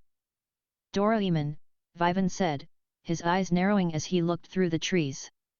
"When exactly did we land?" Doraemon tapped the smoking console of the time machine. "The chronometer is busted, but based on the stellar alignments, we are approximately 299,999,000 years in the past. So, 1,000 years after we left Ichi?" Nobita asked, putting his glasses back on. "That's not too bad." "Nobita," Vivan said, pointing a finger through the dense canopy of the prehistoric ferns. "I don't think Ichi is waiting for us with a stick." The gang followed Vivan's gaze, parting the giant fern leaves to look down into the valley below. What they saw made their jaws drop. Chapter 210, The Metropolis of Tales. It wasn't a pristine prehistoric wilderness. Sprawling across the valley floor was a massive, hyper-advanced metropolis. It rivaled the scale of 22nd century Tokyo. Towering skyscrapers made of sleek, colorful glass and polished metal reached into the clouds. Highways made of glowing hard light suspended thousands of feet in the air carried sleek, hovering vehicles. Massive holographic billboards projected advertisements into the sky. But it wasn't a human city. As they carefully hiked down the embankment and approached the outskirts of the metropolis, the details became clear. The architecture was bizarrely themed. The buildings were shaped like giant dog bones, scratching posts, and massive fire hydrants. The glowing billboards featured advertisements for premium salmon kibble and turbo-powered flea collars. And the citizens walking the clean, bustling streets below them weren't human. They were anthropomorphic dogs and cats. They walked on two legs, wore stylish clothes, carried briefcases, and chattered into futuristic cell phones. A sleek hovercar drove past them, piloted by a golden retriever wearing sunglasses, with a Persian cat in the passenger seat adjusting her makeup. They evolved," Shizuka whispered, utterly spellbound. "In only 1,000 years." Sunio gasped. "That's impossible. Human evolution took millions of years." The evolution ray, Doraemon realized, his robotic eyes wide. "The ray I used on them, combined with the free food maker and the lack of predators. We accelerated their cognitive and societal development at an exponential rate. We didn't just save a pack of strays. We seeded an entire civilization." Nobita stared at the bustling city, a mix of awe and profound sadness washing over him. 1,000 years. Ichi is long gone, isn't he? I promised I'd come back the next day. Vivan placed a comforting hand on Nobita's shoulder. Time travel is messy, Nobita. But look down there. Ichi didn't just survive. He built a world for his family. They needed to blend in to investigate. Doraemon quickly pulled out the animal transformation biscuits. They had used them before, but they were essential now. Eat these. The effects last for 6 hours. If we walk down there looking like apes, we'll cause a panic, Doraemon instructed. Nobita chewed a biscuit and instantly transformed into a floppy-eared, golden dog. Shizuka became a graceful white poodle. Gian a tough-looking bulldog, and Sunio a sleek, sly fox terrier. Doraemon, being a robotic cat, simply put on a pair of fake cat ears and called it a day. Vivan picked up a biscuit. He didn't really need it. He could use his symbiote to alter his appearance, or his god key to mask his presence entirely, but he didn't want to draw unnecessary attention to himself. He took a bite. His body shimmered, shrinking slightly. Black fur sprouted across his skin. Within seconds, Vivan had transformed into a sleek, lean, dark-furred Doberman. His eyes, however, remained their piercing, intense golden brown.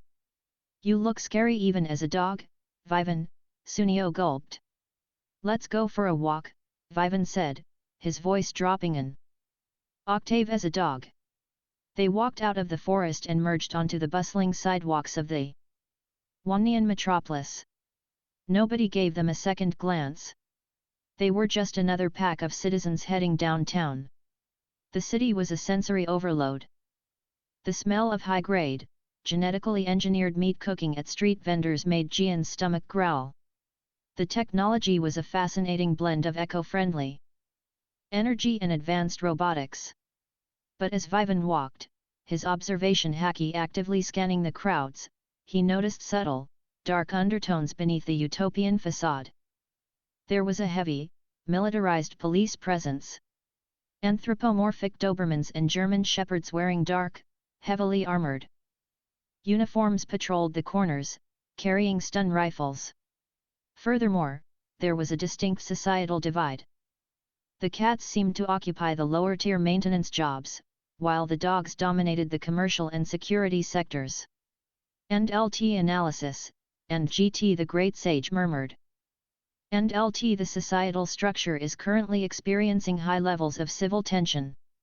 Furthermore, my atmospheric sensors are detecting an anomalous, massive gravitational pull originating from the exosphere." And GT Vivan stopped walking, looking up past the glowing holographic billboards, past the flying cars, deep into the daytime sky. There, barely visible through the atmospheric haze, was a faint, dark shadow looming in the cosmos. It wasn't a moon. It was a massive, jagged cluster of dark asteroids, slowly but inexorably drifting closer to the planet. A temporal maelstrom that sucked us in. And a cluster of asteroids heading straight for the city, Vivan thought, his canine ears flattening slightly against his head. "Vivan! Look!" Nobita suddenly barked, pointing his paw across the street. In the center of a massive, pristine plaza stood a colossal, 100-foot-tall bronze statue. It was a statue of a dog. But not just any dog. It was a golden retriever, looking noble and majestic, holding a familiar object in its mouth. Carved into the bronze, hanging perfectly from the statue's mouth, was a red kendama toy. "It's Ichi," Nobita whispered, tears welling in his canine eyes. Beneath the statue, a massive gold plaque read, "In eternal memory of Ichi the First, our god-founder, who waited 1,000 years for the Creator's return." Vivan looked at the statue, then up at the dark asteroid looming in the sky. The closed time loop was unspooling, and the stakes of this prehistoric paradise were about to become apocalyptic. Chapter 211, the shadow of the colossal bronze statue of Ichi cast a long, imposing shadow over the bustling central plaza of the Wannian metropolis. To the citizens walking past, it was merely a monument to their mythological founder. But to Nobita, standing in his floppy-eared golden retriever disguise, it was a heavy, heart-breaking tombstone. Tears streamed down Nobita's furry cheeks, dampening his color. He reached up, wiping his eyes with his paws. 1,000 years. I told him to wait for tomorrow. He must have waited his whole life. Thinking I abandoned him. Shizuka, disguised as a pristine white poodle, gently placed a paw on Nobita's back. Nobita, look at what he built. He didn't just wait. He took the intelligence Doraemon gave him and created a paradise. He made sure no animal would ever be abandoned again. Vivan stood a few feet away, his sleek, Doberman disguise blending perfectly into the crowd of security personnel and businessmen walking past. He kept his hands now paws tucked into the pockets of his coat. His observation haki swept over the plaza in a continuous, invisible ripple. He didn't just look at the city, he felt its pulse. The Wannian metropolis was an architectural marvel, powered by advanced wind and solar technology, free from the smog of 20th century Tokyo. But beneath the utopian hum of hovering cars and glowing neon, Vivan felt a jagged, uncomfortable friction. End LT analysis, and GT the great sage whispered in his mind, processing the thousands of auditory and thermal inputs. End LT societal stratification is severe. Feline citizens compose 85% of the manual labor force in this sector. Canine citizens occupy 90% of administrative and security roles.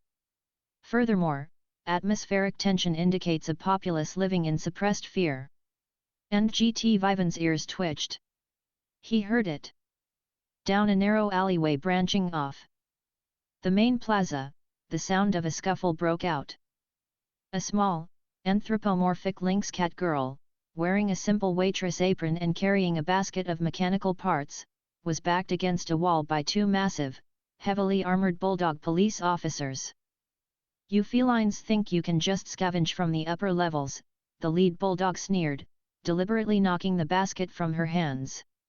Gears and microchips clattered onto the pavement.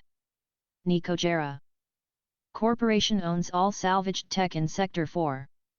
You're coming with us. I paid for those, the lynx girl protested, her fur standing on end as she bared her fangs. My family needs them to fix our water purifier. The bulldog raised a crackling stun baton. Resisting arrest. Typical. Before the baton could descend, a cold, heavy pressure descended upon the alleyway. It wasn't a physical force. The air simply grew thick, making it difficult for the two bulldogs to draw breath. The lead officer froze, the baton shaking in his paw. Vivan walked slowly into the alley, his Doberman disguise projecting an aura of lethal, aristocratic calm. He didn't use full Conqueror's haki, he just let a microscopic drop of his absolute will bleed into his gaze. I think she said she paid for them, Vivan said, his voice deep and smooth. The two bulldogs turned, their instincts screaming at them to flee. They looked at the sleek Doberman standing in the shadows. He wore no badge, no armor, but the sheer, primal dominance radiating from him short-circuited their aggressive programming. Who are you? The bulldog stammered, lowering the baton. Just a tourist, Vivan replied, coming to a halt. Pick up her gears. Then walk away. The officers didn't argue. Driven by an overwhelming, instinctual terror they couldn't rationally explain, they hurriedly scooped the scattered parts back into the basket, set it at the lynx girl's feet, and bolted out of the alley without looking back. The lynx girl stared at Vivan, her green eyes wide with a mix of awe and suspicion. You just chased off the Nikojera enforcers without throwing a punch. Who are you? Vivan's lips curled into a faint smile. I'm the guy who needs a good tour guide. And maybe a place to eat. Chapter 212, The Cafe of the Forgotten. The Lynx girl introduced herself as Chami. Recognizing that Vivan and his strange, disguised friends were not typical city dwellers, she quickly ushered them out of the heavily patrolled plaza and down into the lower, subterranean levels of the metropolis. The transition from the upper city to the lower levels was stark. The sunlight and gleaming glass gave way to flickering neon tubes, damp steel walkways, and the heavy smell of exhaust. This was the feline-dominated sector, a sprawling slum that the shiny upper city tried to pretend didn't exist. Chami led them into a small, run-down cafe called the Stray Cat. It was dimly lit, filled with weary feline workers sipping synthetic milk and eating tasteless, grey nutrient blocks. It's not much, Chami sighed, locking the door behind them. But the enforcers rarely come down here. You saved my life back there, Mr. Vivan, he said, taking a seat at a rusted metal table. Nobita, Doraemon, Shizuka, Gian, and Sunio crowded around the booth. I don't understand, Nobita said, his floppy golden ears drooping in sadness. Ichi was the founder. He was a good dog. He wouldn't have built a city where cats are treated like criminals and forced to live in the dark. Chami wiped down the table with a rag, her expression hardening. Ichi the First was a good dog. The history books say he built the free food maker so no animal would ever starve. But 1,000 years is a long time. The maker broke down centuries ago. The blueprints were lost.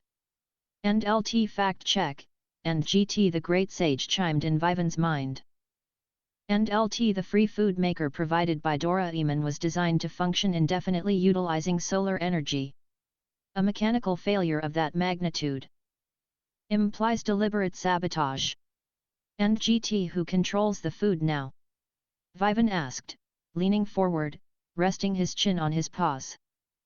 Nikojera, Chami spat the name like a curse. He's the wealthiest billionaire in the city. A feline, ironically. He owns the Nikojera Corporation. He synthesizes all the nutrient blocks. If you don't work for his factories, you don't eat. He controls the enforcers, the politicians, everything. And lately, he's been acting crazy. Crazy how? Doraemon asked, pulling out a notepad. He's hoarding, Chami whispered, looking around nervously. He's buying up all the metal, all the microchips, all the plasma engines in the city. He shut down the central power grid in the lower levels just to funnel electricity to his private amusement park, Wannian Land. They say he's building something massive underneath it.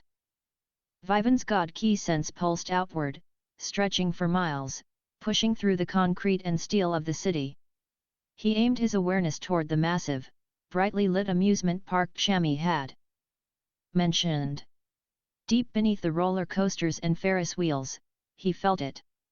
A colossal, humming energy signature. It wasn't a generator. It felt like a massive, highly advanced propulsion system. He's building a ship, Vivan murmured softly. Before Chami could ask what he meant, the bells on the cafe door jingled merrily. The door swung open, and a young, energetic dog walked in. He wore a simple mechanic's jumpsuit, a pair of goggles resting on his forehead. Nobita froze. The breath completely left his lungs. The dog was a golden retriever. He had the exact same messy fur on his head, the same soulful brown eyes, and the same goofy, lovable smile. I'm back, Chami, the dog grinned, tossing a bag of spare parts onto the counter. I found the plasma coils we need for the water pump. Nobita stood up so fast his chair clattered backward onto the floor. Ichi. Chapter 213, Echoes of the Past. The young golden retriever blinked, looking at Nobita in confusion. He tilted his head, a gesture so painfully familiar that fresh tears instantly sprang to Nobita's eyes. Do I know you, pal? The dog asked, scratching the back of his neck. My name's Hachi. I'm a mechanic. Hachi. Nobita whispered, his voice trembling. He took a step forward, his hands reaching out. It's me. Nobita. Hachi's ears perked up, but there was no spark of recognition in his eyes. Just mild bewilderment. He looked at Chami. For help. Are these guys friends of yours, Chami? The blonde dog seems a little emotional. He's just jet-lagged, Vivan smoothly intervened, standing up and placing a firm hand on Nobita's shoulder. He applied a microscopic pulse of the green to calm Nobita's racing heart. We're travelers. From out of town. Nobita here thought you were an old friend. Nobita looked down, completely crushed. He wiped his eyes, nodding slowly. Why yet? Sorry. You just look exactly like someone I knew a long time ago. Vivan didn't take his eyes off Hachi. While Nobita saw physical resemblance, Vivan looked deeper. He peered into the very fabric of Hachi's soul using his Six Paths Chakra. And LT analysis, and GT the Great Sage whispered. And LT the soul signature of the entity Hachi is virtually identical to the entity Ichi. However, there is a distinct, localized temporal blockade within his hippocampus. Memories are present, but heavily suppressed, likely due to genetic reincarnation trauma. And GT he is Ichi, Vivan thought. Just reborn. The universe loves its poetic loops. Hachi smiled, his easygoing nature quickly dismissing the awkwardness. No worries. Any friend of Chami is a friend of mine. You guys look hungry. The synthetic blocks here taste like wet cardboard, but I know a place where we can get some real meat. If you don't mind a bit of a walk.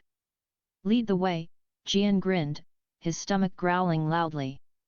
Hachi led them out of the cafe, navigating the labyrinthine alleys of the lower city with practiced ease.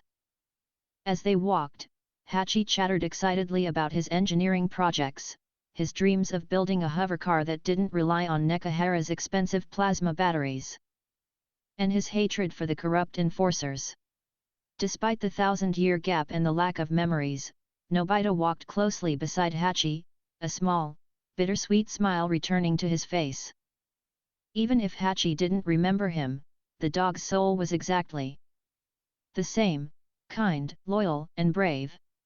As they rounded a corner into a particularly dark, rusted section of the slums, Hachi stopped in front of a massive, heavily reinforced steel door. He knocked a rhythmic, complex pattern. A small viewing slot slid open, revealing a pair of glowing green cat eyes. It's Hachi, the dog smiled. I brought guests. They're cool. The heavy door groaned open, revealing a massive, cavernous underground warehouse. It wasn't a restaurant. It was an orphanage. Hundreds of small puppies and kittens, wearing dirty, oversized clothes, were running around the warehouse. The air was cold, and the sound of coughing echoed from the darker corners. Welcome to my home, Hachi said softly, the cheerful mechanic persona dropping away, replaced by a heavy, profound sadness. These are the strays of Wannian metropolis. The ones Nekahara's society threw away. I do what I can to feed them, but we're running out of time. Chapter 214, The Garden of Iron. The sheer irony of the situation struck the gang like a physical blow. 1,000 years ago, they had brought the strays of Tokyo here to give them a paradise free from abandonment.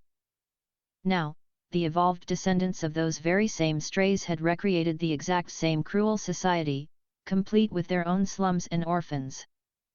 Nobita fell to his knees as a tiny, shivering kitten rubbed against his leg. This is wrong. This isn't what we wanted for them. Shizuka knelt beside him, gently stroking the kitten's head. They're so thin. Hachi, how do you feed all of them? I scavenge, Hachi replied, his jaw tightening. I steal nutrient blocks from the Nikojera convoys when I can. But security has tripled this week. The kids haven't had a full meal in 3 days. The water down here is contaminated with factory runoff. Doraemon frantically reached into his 4D pocket. I have food. I have the gourmet tablecloth. Doraemon pulled out the magical cloth, intending to summon a feast. But as he spread it on the floor, it sputtered, producing only a single, moldy piece of bread before rolling itself back up. Oh no! Doraemon panicked, shaking the cloth. The temporal maelstrom we passed through. It must have short-circuited my dimensional pocket gadgets. The tablecloth is busted. Gian groaned. Sunio looked horrified. So we can't magically feed them. Magic is just science you don't understand yet, Vivan said. Vivan walked past the panicked group, stepping into the absolute center of the rusted, cold warehouse floor. The puppies and kittens backed away slightly, intimidated by the sleek, dark Doberman. Vivan, what are you doing? Doraemon asked. The ground here is pure concrete and steel slag. We can't plant anything. I don't need soil, Vivan murmured. Vivan closed his eyes. He bypassed his haki, bypassed his destructive elements, and reached into the absolute depths of his soul, calling upon the profound, nurturing power of Swamp Thing/the Green. He knelt, placing both of his paws flat against the rusted steel floorboards. Bloom, Vivan whispered. A pulse of brilliant, blinding emerald energy erupted from Vivan's paws. The sheer, overwhelming density of the nature energy physically shattered the steel floor. From the cold concrete beneath the steel, a massive, thick green sprout erupted. It didn't grow at a normal pace. Fueled by Vivan's god ki, the sprout exploded upward, twisting and expanding into a colossal, majestic tree right in the middle of the warehouse. The branches tore through the rusted ceiling, bathing the dark room in a warm, bioluminescent green light. But it wasn't just a tree. Within seconds, massive, brilliantly colored fruits began to rapidly swell and ripen on the branches. Apples the size of melons, massive bunches of sweet bananas, glowing blueberries, and fruits that didn't even exist on Earth blossomed in thousands. Furthermore, the roots of the tree shattered the contaminated water pipes below, filtering the toxic sludge through its magical bark and creating a crystal clear, pure waterfall that cascaded into a small, pristine pool at the base of the trunk. The warehouse went dead silent. The puppies and kittens stared in absolute, paralyzing awe at the glowing tree of life that had just grown out of a junkyard in less than 10 seconds. Hachi dropped to his knees, his jaw hanging open. By the founder, you made a miracle. Vivan stood up, the green light fading from his paws. He plucked a massive, juicy apple from a low-hanging branch and tossed it to a starving terrier pup. Eat up, kids, Vivan smiled. Dinner's on me. The warehouse erupted into deafening cheers. The orphans swarmed the tree, eating the delicious, life-giving fruit and drinking the pure water. For the first time in their lives, they were full. Hachi walked up to Vivan, looking at the Doberman with a mixture of reverence and deep curiosity. Who are you guys? Really? Vivan looked at the golden retriever, recognizing the absolute loyalty and courage shining in the dog's eyes. We're old friends, Vivan said softly. Now, let's go up to the roof. You and I need to talk about that shadow in the sky. Chapter 215, The Chronos Asteroid. The roof of the warehouse offered a bleak, uninterrupted view of the Wonian metropolis's smog-filled skyline. The neon lights of the upper city bled into the clouds, creating a sickly, artificial twilight.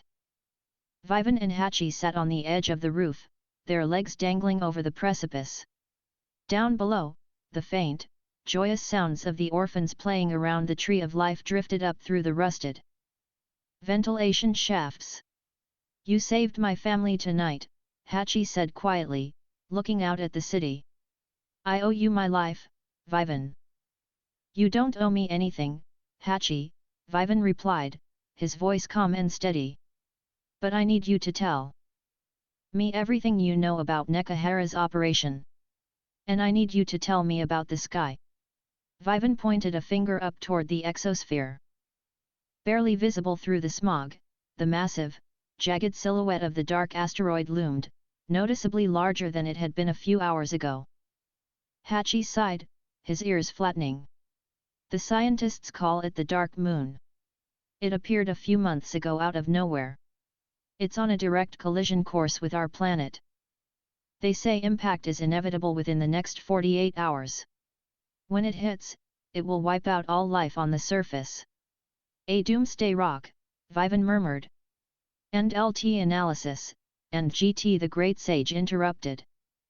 Projecting a massive, highly detailed holographic scan of the asteroid directly into Vivan's optic nerves. And LT the composition of the asteroid is anomalous. It does not consist of rock or ice.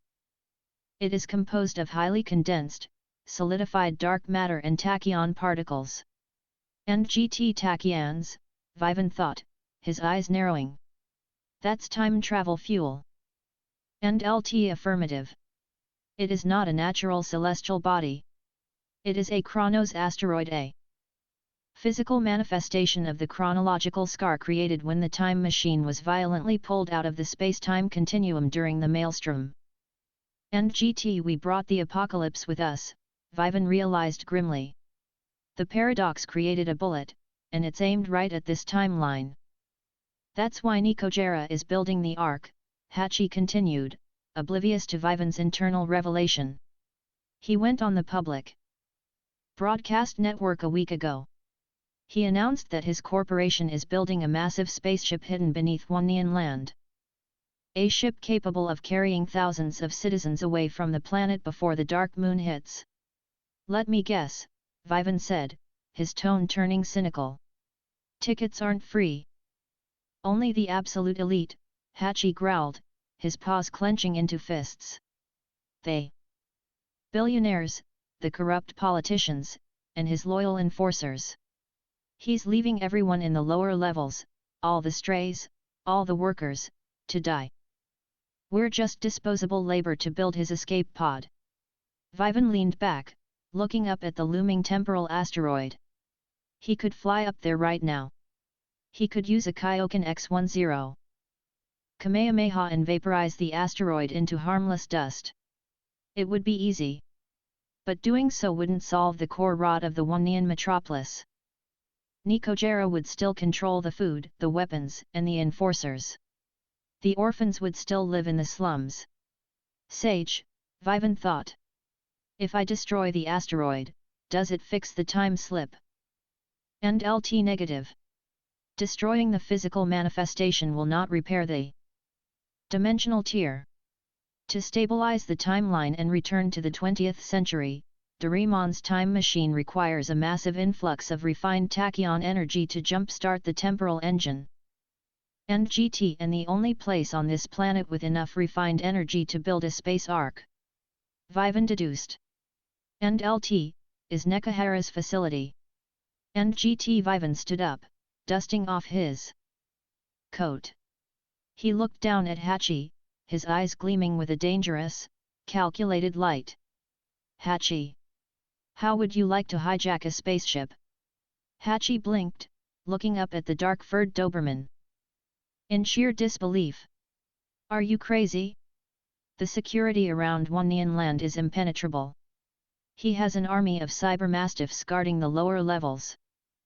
I don't care if he has a dragon, Vivan smiled, the memory of his recent battles flashing through his mind. I'm going to take a walk through his front door. Go get Nobita and Doraemon. We have a heist to plan. Chapter 216, The Blueprint of a Heist. The roof of the rusted warehouse served as their makeshift war room. Below them, the orphans were fast asleep, their bellies full of the miraculous fruit from Vivan's tree of life, safely wrapped in blankets Chami had scavenged. Up above, the toxic, smog-choked winds of the lower levels whipped gently against their disguises.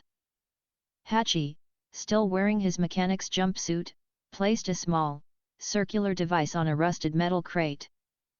With a soft hum, a flickering, pale blue holographic projection of Wannian land illuminated the darkness. It was a massive, sprawling amusement park, but the projection also peeled away the surface layer, revealing a terrifyingly complex subterranean labyrinth beneath the roller coasters. I managed to slice this topographical data from a low-level enforcer terminal a few weeks ago, Hachi explained, tracing a paw over the glowing blue lines.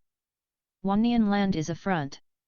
The rides, the games, the lights, they're all designed to consume massive amounts of power to mask the thermal output of what's going on underneath.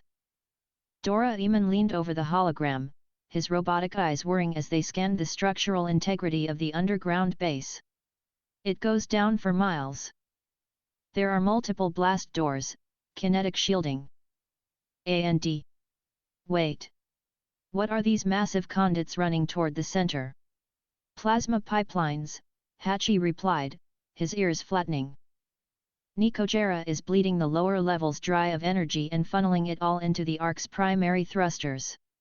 To get to the ship, we have to bypass the outer security grid, descend through the maintenance shafts, cross the plasma refinery, and finally breach the main hangar. And the security? Vivan asked, leaning casually against a ventilation pipe. In his sleek Doberman disguise, he looked perfectly at home in the shadows. Heavy, Hachi gulped. We're talking automated laser grids, motion tracking turrets, and patrols of cybermastiffs genetically and mechanically enhanced. Hounds with zero pain receptors. If the alarm sounds, Nikojera can flood the tunnels with neurotoxin in less than 30 seconds. Sunio, in his fox terrier disguise, began to hyperventilate. Neurotoxin. Vivan, we can't just walk in there. This is a military fortress. It's a fortress built by a paranoid billionaire, Vivan corrected smoothly, his golden brown eyes reflecting the blue hologram. Paranoid. People build systems that rely on perfect logic. And perfect logic is predictable. We don't need an army. We just need to be ghosts.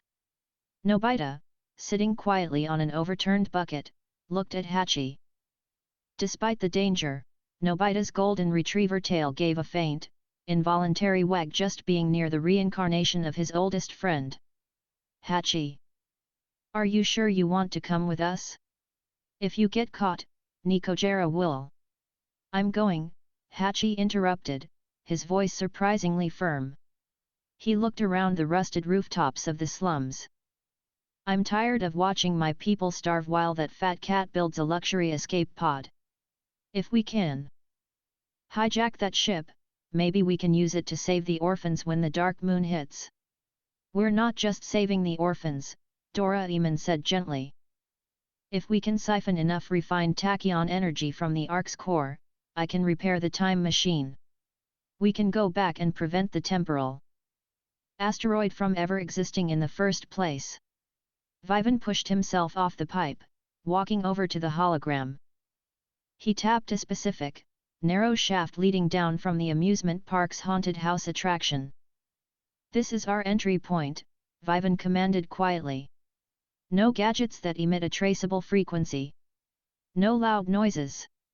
We move in the dark. Hachi, you lead the way through the shafts. I'll handle the locks and the dogs. The group nodded, a heavy, nervous silence settling over them. The sheer impossibility of the heist hung in the air, but the calm, absolute certainty radiating from Vivan anchored their courage. Let's move, Vivan whispered. Before the sun comes up. Chapter 217, The Neon Labyrinth. The journey from the slums to the upper tier of the Wannian metropolis was an exercise in stark, depressing contrasts. As they rode a crowded, creaking freight elevator up from the depths, the rusted metal and flickering fluorescent tubes slowly gave way to polished chrome, holographic advertisements, and pristine, sweeping architecture. Wannian Land sat at the very pinnacle of the city. Even at 2 in the morning, the amusement park was a blinding beacon of neon light. A massive, smiling holographic projection of Nekahara, a plump, wealthy-looking cat in a tailored suit loomed over the main gates, welcoming the elite canine and feline citizens to the happiest place in the metropolis. The cheerful, synthesized carnival music echoing from the park felt incredibly sinister to the gang, knowing the horrors hidden beneath the concrete. "The park is closed to the public for maintenance," Hachi whispered as they crouched behind a decorative row of manicured, glowing bushes near the perimeter wall. "But the outer wall is lined with thermal sensors. If we try to climb it, the turrets will vaporize us." "Thermal sensors," Vivan murmured. He closed his eyes. He didn't use the massive, reality-bending power of Limitless just yet. He needed something far more subtle. He tapped into his God Key, extending a microscopic, localized aura around the 6 of them. God Key was a divine energy, fundamentally undetectable by mortal or technological means unless Vivan allowed it. By wrapping his aura tightly around the group, he effectively erased their heat signatures, their heartbeats, and the very friction of their footsteps from the physical plane. "Walk normally," Vivan instructed softly. "Don't run. Running changes your silhouette." Gian swallowed hard, gripping Shizuka's paw as they stepped out from behind the bushes. They walked directly toward the massive, 50-foot-high perimeter wall. A rotating security camera, equipped with a glowing red thermal lens, swept directly over them. Nobita squeezed his eyes shut, bracing for the searing heat of a plasma turret. The red laser washed over them, and completely ignored them. To the cameras. Advanced 22nd century sensors, the space the gang occupied registered as nothing more than cold, empty air. They reached a heavy, steel maintenance door set into the base of the wall. There was no keyhole, only a smooth, biometric scanner pad that glowed with an unforgiving red light.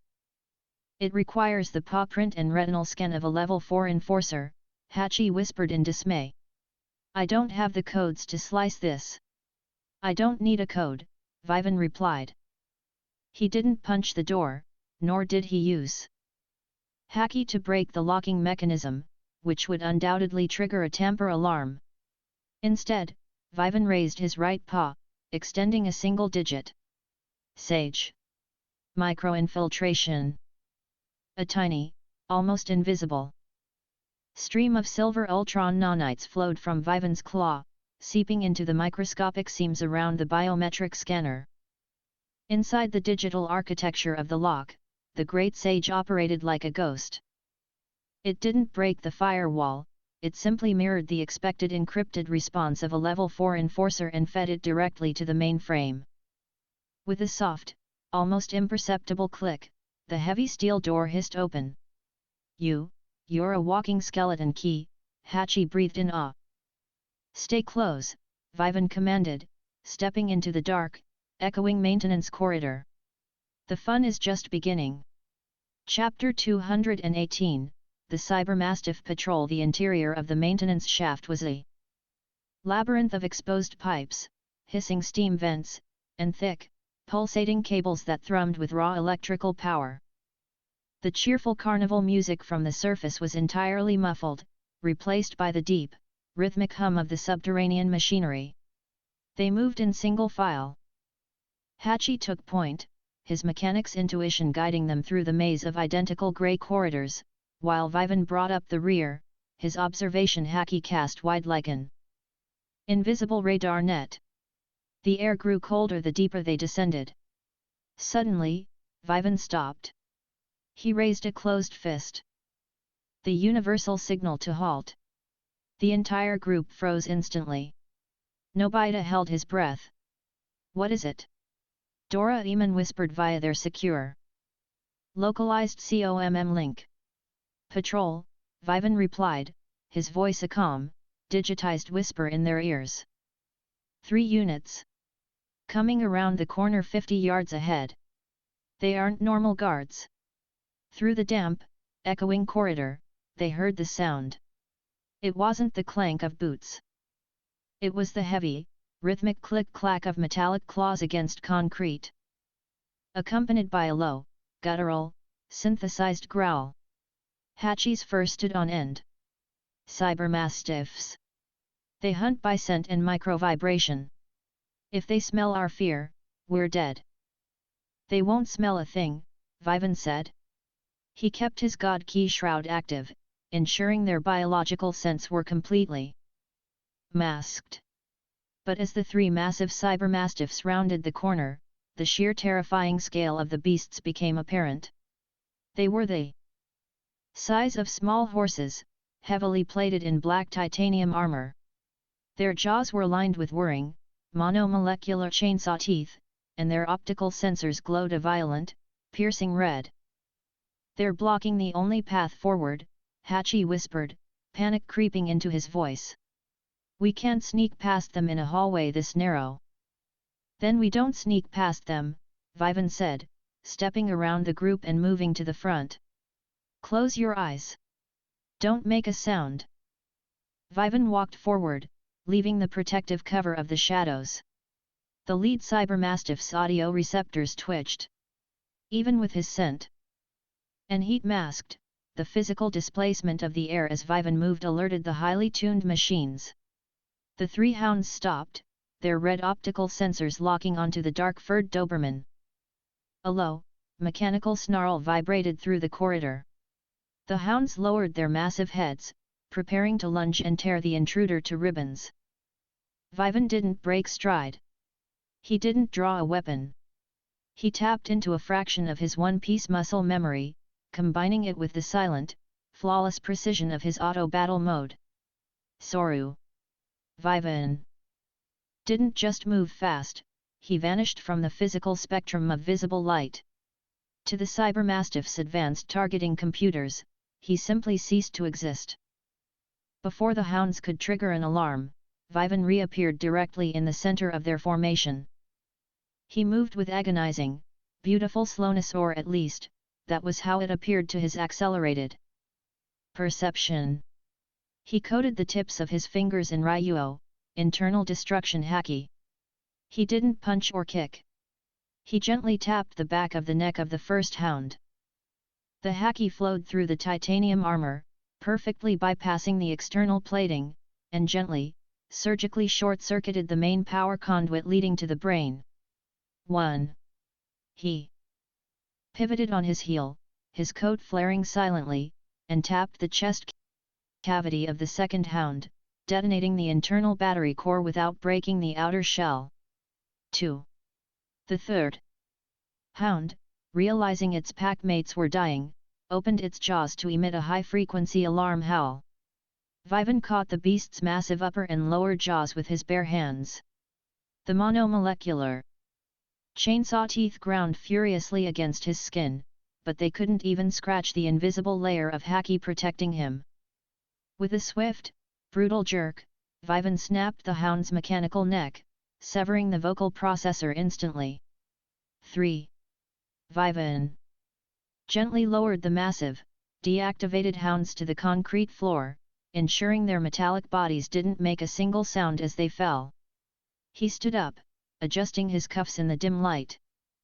The entire engagement had taken less than 0.4 seconds of real-world time. "Path is clear," Vivan whispered over the COMM link. "Keep moving." Gian and Sunio walked past the deactivated, terrifying metal beasts, staring at Vivan with a mixture of absolute awe and sheer terror. Chapter 219, The Depths of Nekahara's Greed. They descended deeper into the earth, moving past security checkpoints and laser grids with Vivan acting as their flawless, silent vanguard. After an hour of tense, claustrophobic navigation, the narrow maintenance shafts opened up into a massive, cavernous subterranean facility. The heat hit them first. It was a sweltering, oppressive wave of hot air that smelled of melted copper and ozone. The group crouched behind a raised metal catwalk, looking down at the nightmare below. It was a plasma refinery. Massive, Glowing vats of superheated blue plasma bubbled and churned.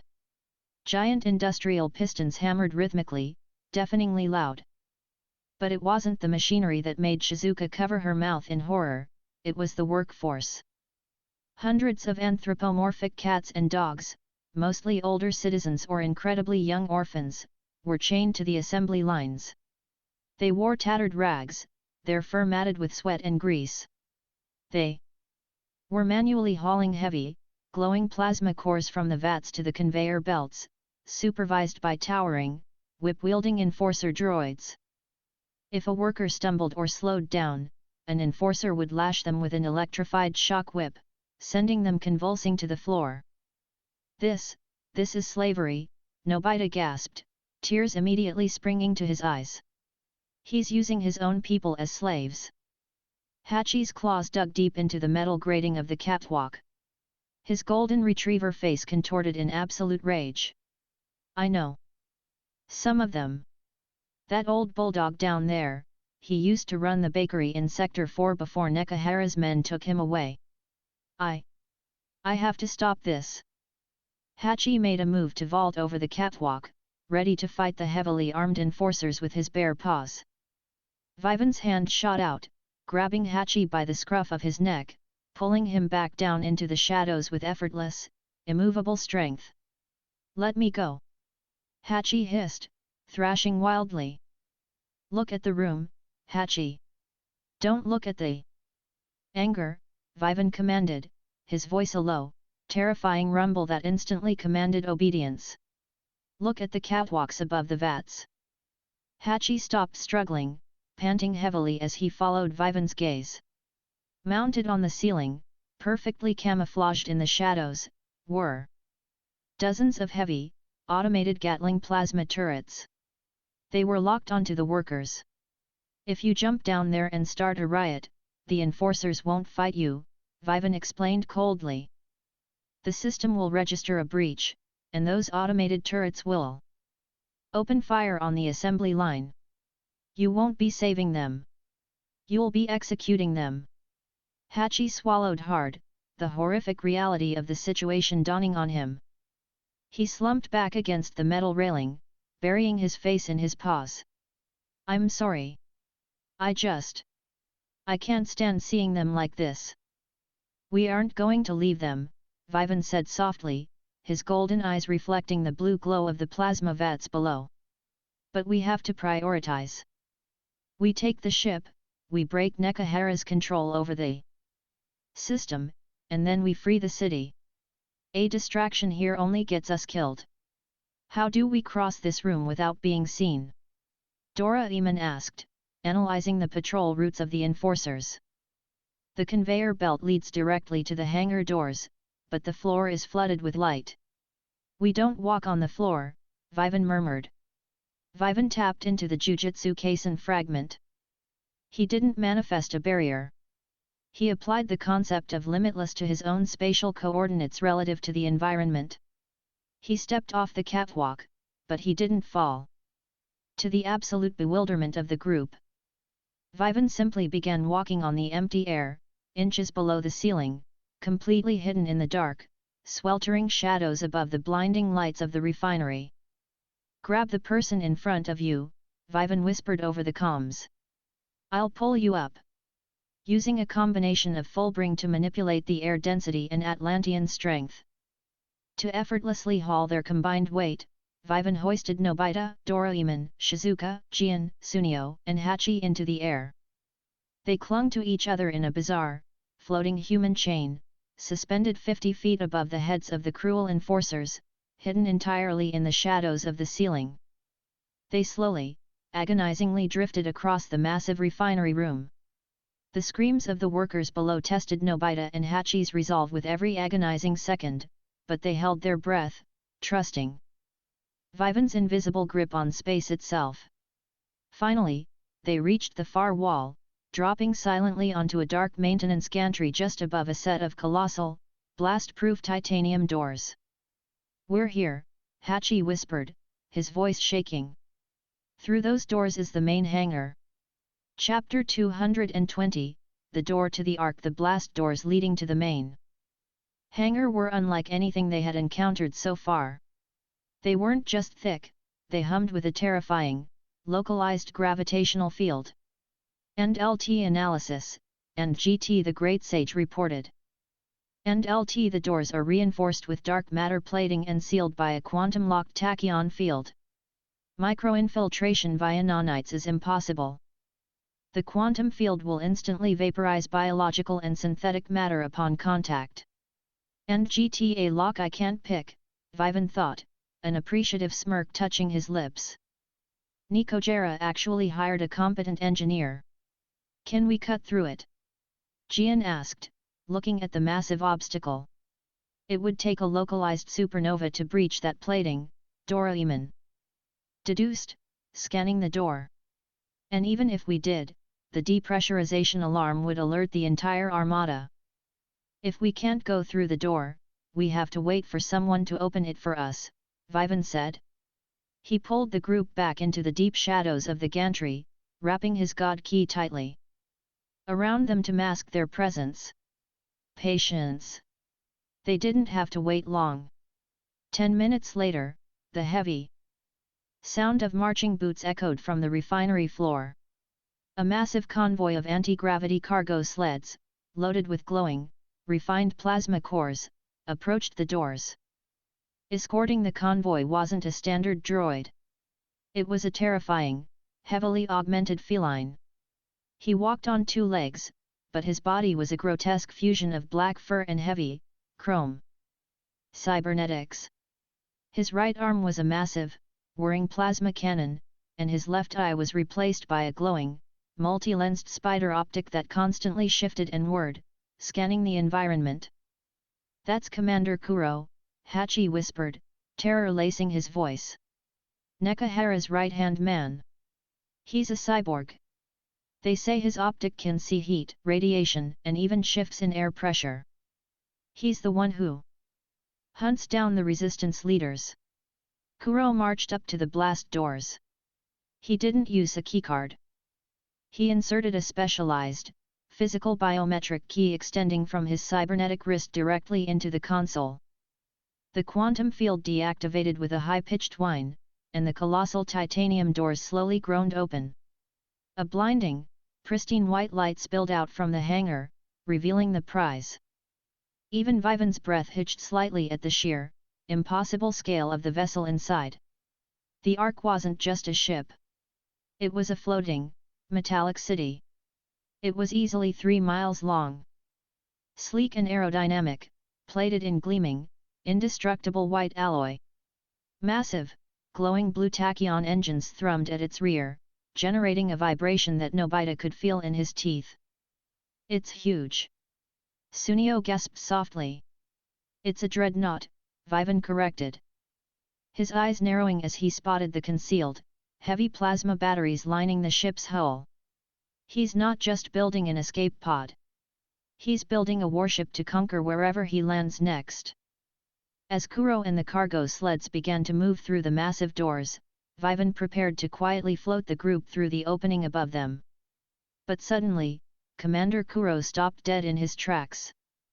The cyborg feline didn't look up at the ceiling. He slowly turned. His head, his multi-lensed spider optic whirring furiously as it zoomed in on the catwalk where the group was hiding. Vivan's god key masked their heat and souls perfectly. But Kuro wasn't looking at their souls. There's a localized disruption in the ambient dust particles, Kuro's digitized, raspy voice echoed. In the cavernous space. He raised his massive plasma cannon arm, aiming it directly at the shadows where Vivan and the gang were crouching. Optical camouflage detected. Intruders on the gantry. Nobita's heart stopped. Kuro didn't hesitate. He didn't call for backup. He simply pulled the trigger. A massive, blinding sphere of superheated plasma erupted from his cannon, tearing toward the gantry with enough destructive force to vaporize the entire metal structure and everyone on it. Hold on to something! Vivan roared. The slow, quiet stealth mission was officially over. The heist had just gone loud. Chapter 221, The Shield of Infinity. The blinding, superheated sphere of plasma tore through the air, illuminating the cavernous subterranean refinery in a harsh, unforgiving white light. The sheer thermal radiation preceding the blast was enough to singe the fur on Hachi's face, even from 50 feet away. Nobita threw his arms over his head, a scream catching in his throat. Gian and Sunio instinctively huddled together, bracing for the inevitable, catastrophic impact that would vaporize the gantry and everyone on it. But the impact never came. Vivan didn't move a single muscle. He simply stood at the edge of the metal grating, his golden brown eyes locked onto the incoming sphere of death, his expression one of mild boredom. He didn't summon the truth-seeking orbs, nor did he attempt to physically deflect the blast. He simply allowed the concept of his newest acquisition to manifest in the physical realm. Limitless. As the plasma sphere reached a distance of exactly 1 millimeter from Vivan's outstretched hand, it abruptly, violently stopped. It didn't explode. It didn't fizzle out. It just hung there in mid-air, perfectly suspended. To the naked eye, it looked as if the plasma had hit an invisible, indestructible wall. But Vivan's Six Paths chakra understood the reality. The plasma was still moving forward at supersonic speeds, but the space between the blast and Vivan's hand was dividing infinitely. The plasma was trapped in a spatial paradox, perpetually traveling through an endless, compressed void without ever closing the final millimeter. The intense heat and kinetic energy of the blast began to rapidly dissipate, bleeding out into the surrounding atmosphere, completely unable to touch the gang. Commander Kuro's multi-lensed spider optic whirred furiously, its lenses zooming in and out in sheer, unadulterated confusion. Error, Kuro's raspy, digitized voice echoed over the roar of the refinery. Kinetic impact 0. Thermal transfer 0. Target is manipulating local spatial geometry. Impossible. Impossible is just a word used by people with bad imaginations, Vivan murmured. With a casual flick of his wrist, Vivan released the spatial lock on a specific vector, angling the infinity barrier upward. The suspended plasma sphere instantly resumed its trajectory, but its path was completely redirected.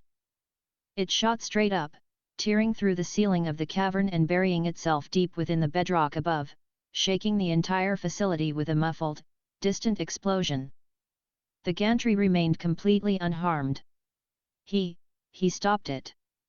Hachi gasped, his jaw hanging open as he stared at Vivan's back. I didn't stop it, Vivan corrected smoothly, turning his head slightly. I just made it realize it. Had a long way to go. Doraemon, take the kids and Hachi. Float down to the blast doors. Get inside the hangar. What about you, Vivan? Shizuka asked, her voice trembling as she looked down at the terrifying cyborg cat waiting below. Vivan cracked his knuckles, the sound sharp and distinct in the sudden silence following the blast. The sleek, black Doberman disguise shifted slightly, his golden eyes locking onto Commander Kuro. I'm going to have a chat with the commander about workplace safety, Vivan said. Go. Now. With a gentle push of his full bring, Vivan lowered the invisible platform of air holding his friends, sending them gliding smoothly toward the massive, open titanium doors of the hangar. Commander Kuro raised his plasma cannon, aiming at the retreating children. Target reacquisition, Kuro droned. Before the cannon could even charge, a heavy, dark shape dropped from the ceiling directly in front of the cyborg. Vivan landed softly on the steel floor, his hands tucked into the pockets of his coat. He looked up at the towering, chrome-plated feline. Eyes on me, kitty, Vivan whispered. Chapter 222, The Chrome Feline. Commander Kuro did not possess the capacity for arrogance, fear, or hesitation. He was a machine built purely for execution. When Vivan landed in front of him, Kuro's combat processors instantly recalculated the threat priority. The multi-lensed spider optic rapidly clicked, bathing Vivan in a series of sweeping red, green, and blue scanning lasers. Target analysis, biological makeup unknown. Power output immeasurable. Spatial manipulation detected. Recommendation. Extreme prejudice. Kuro didn't speak. The heavy plasma cannon on his right arm began to hum, glowing with a fierce, blinding blue light. But instead of firing a massive, slow-moving sphere, the barrel shifted, narrowing into a pinpoint aperture. SZZZT. A hypercondensed, razor-thin beam of plasma shot forward, designed to pierce through localized spatial barriers by sheer thermal velocity. Vivan didn't use Limitless again. He wanted to test the cyborg's physical parameters. He tilted his head a fraction of an inch to the left. The searing blue beam sliced through the air exactly where his temple had been a microsecond before, neatly severing a single strand of his dark hair. The beam continued, melting a perfectly round, glowing hole into the thick steel wall behind him. Fast, Vivan noted, a small, appreciative smile touching his lips. But predictable. Kuro's left arm, a massive, chrome-plated limb ending in a set of monomolecular vibranium claws, lashed out. The cyborg moved with terrifying speed, closing the distance instantly, aiming to decapitate Vivan with a horizontal swipe. Vivan didn't dodge. He raised his bare left arm, coating it in a dense, invisible layer of Ryuo, internal destruction haki. Clang. The sound of the vibranium claws striking Vivan's bare forearm echoed like a massive bell across the refinery. Sparks showered the floor as the monomolecular edges, capable of slicing through solid titanium, violently ground against the absolute, unbreakable spiritual defense of haki. Kuro's optic whirred in a frantic attempt to process the physical impossibility. Blade integrity failing. Resistance absolute. You rely too much on your optics, Vivan said calmly, his arm completely unmoved by the cyborg's immense physical strength. You see the heat, the radiation, the physical structure. But you can't see the soul. And that makes you blind. Vivan's right hand shot out, moving with the blinding speed of Soru. He didn't punch the cyborg. He placed his open palm flat against the heavy, chrome plating of Kuro's chest. Vivan channeled a tiny, localized pulse of internal destruction haki. He didn't want to blow the cyborg to pieces and risk collateral damage to the refinery or the nearby slave workers. He needed surgical precision. The haki flowed through the thick chrome plating as if it were water, entirely bypassing the external armor. It traveled directly into Kuro's internal power matrix and specifically targeted the localized gyroscopic stabilizers and the plasma cannon's cooling unit. Pop! A muffled, internal detonation echoed from within the cyborg's chest. Kuro violently staggered backward, thick black smoke instantly billowing from the seams in his armor. The massive plasma cannon on his right arm sputtered, hissed, and completely died, the glowing blue coils fading into a dull, dead gray. Kuro tried to raise his vibranium claws again, but the internal damage had severed the hydraulic linkages in his shoulder. His left arm hung uselessly by his side. The terrifying, elite enforcer had been systematically dismantled in less than 3 seconds of physical contact. Core temperature rising. Critical failure in primary systems, Kuro's voice box crackled, sparking erratically. Yet the cyborg's programming refused to surrender. Secondary protocol. Initiating self-destruct. Yield radius, 200 meters. A terrifying, high-pitched whine began to emit from the cyborg's chest. I don't think so, Vivan sighed. Vivan stepped forward. From his fingertips, a shimmering mist of silver ultron nanites erupted. The microscopic swarm washed over Kuro, infiltrating the damaged seams of his armor. The Great Sage, coordinating the nanites, aggressively hunted down the self-destruct sequence in the cyborg's motherboard and simply deleted the executing code. The high-pitched whine instantly died. The red glow in Kuro's spider optic flickered, dimmed, and completely faded to black. The massive cyborg slumped forward, completely deactivated, crashing heavily onto the steel floor. Vivan stepped over the defeated machine, his eyes already shifting toward the chaos unfolding in the refinery behind him.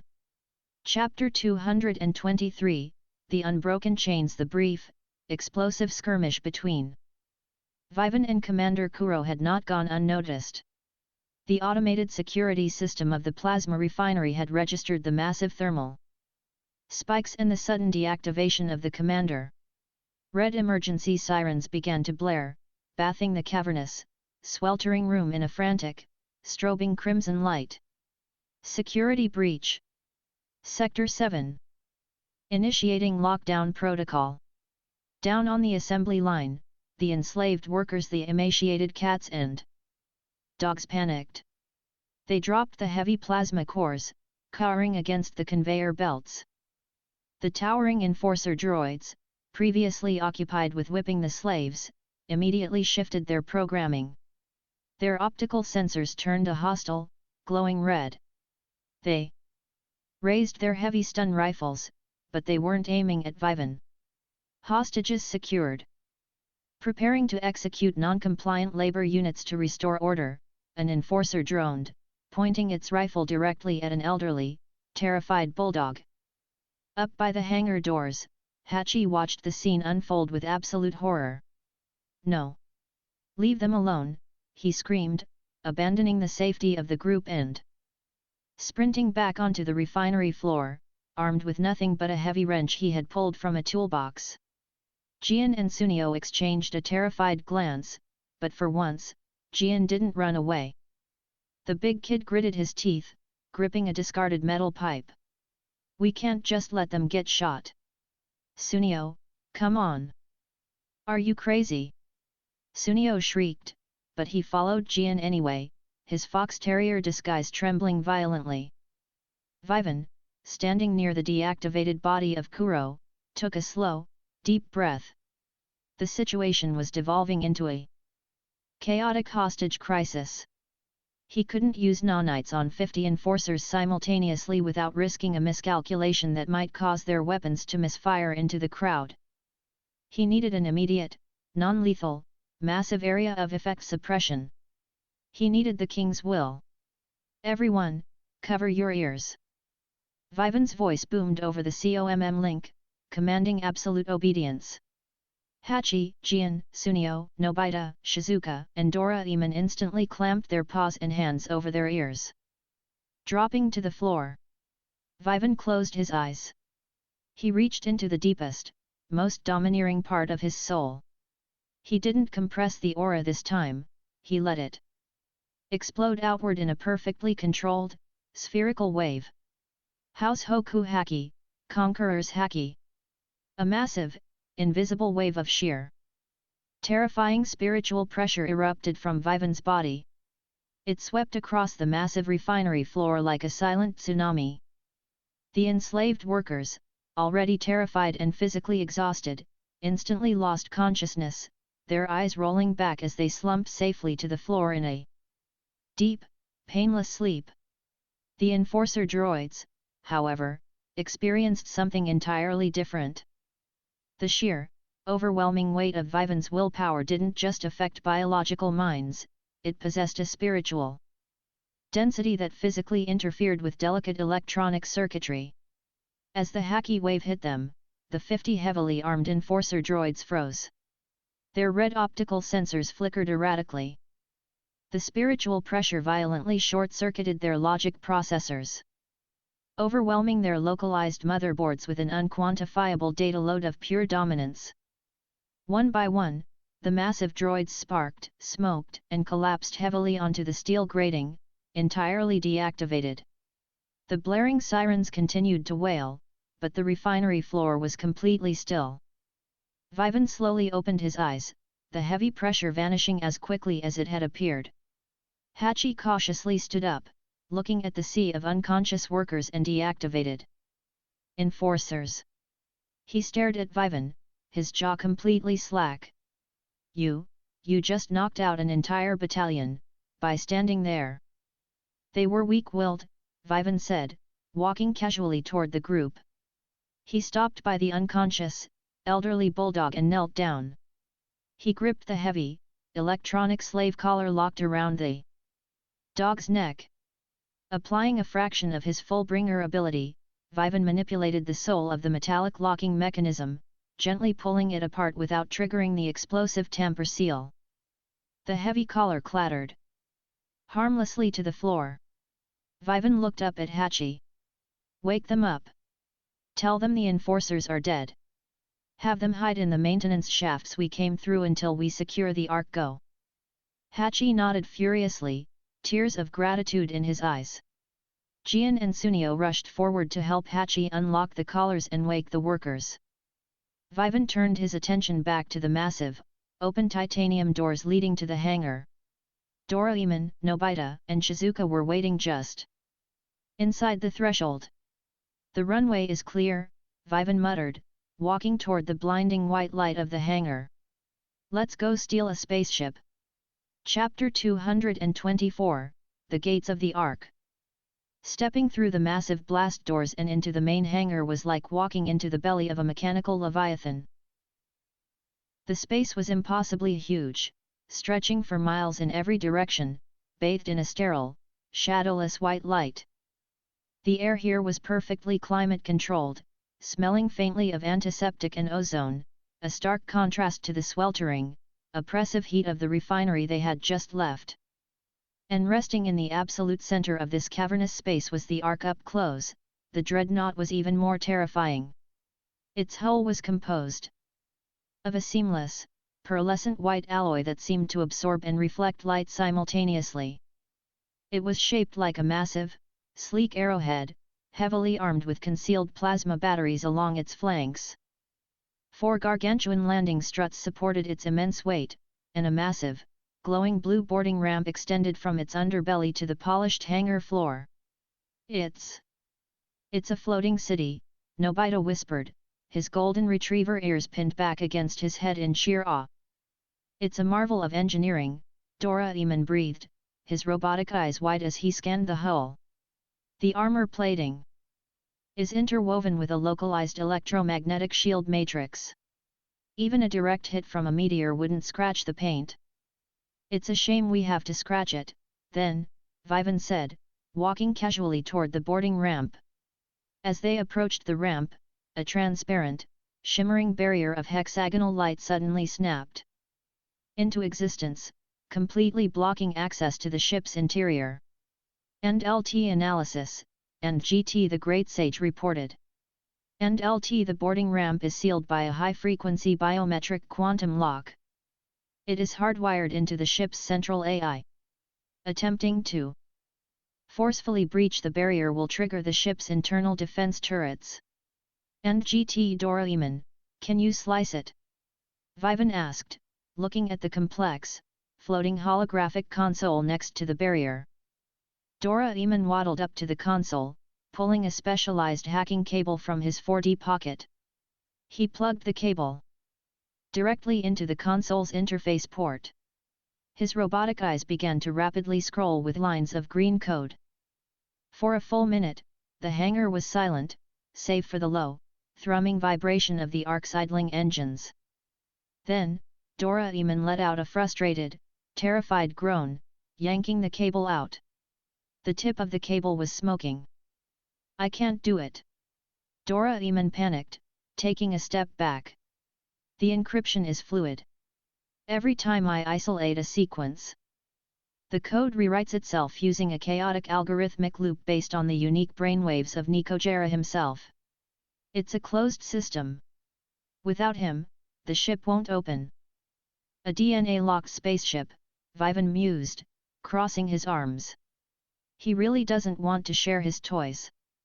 "Vivan, can you use your nanites?" Shizuka asked hopefully. Vivan looked at the shimmering hexagonal barrier. "I can. But This isn't a simple biometric scanner like the door outside.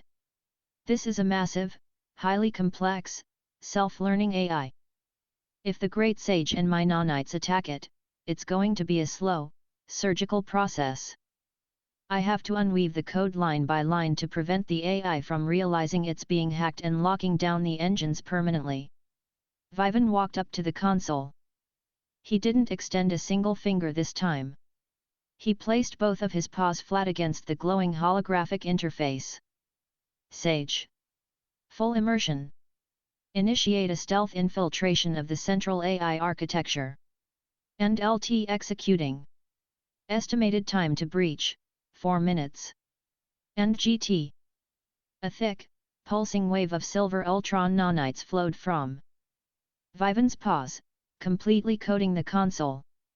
Vivan closed his eyes, his breathing slowing as he directed the Great Sage through the complex, shifting maze of Nekahara's paranoid digital mind. 4 minutes, Nobita gulped, looking back toward the open blast doors. That's a long time to stand out in the open. As if on cue, the blaring red sirens from the refinery outside abruptly changed pitch. They shifted from a chaotic wail to a rhythmic, pulsing klaxon. Warning! Intruders detected in main hangar. Deploying heavy suppression units. All exits sealed.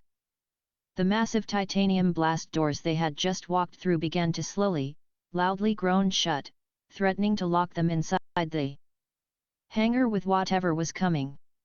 And from the vast, dark recesses of the hangar floor, multiple heavy, synchronized footsteps began to echo.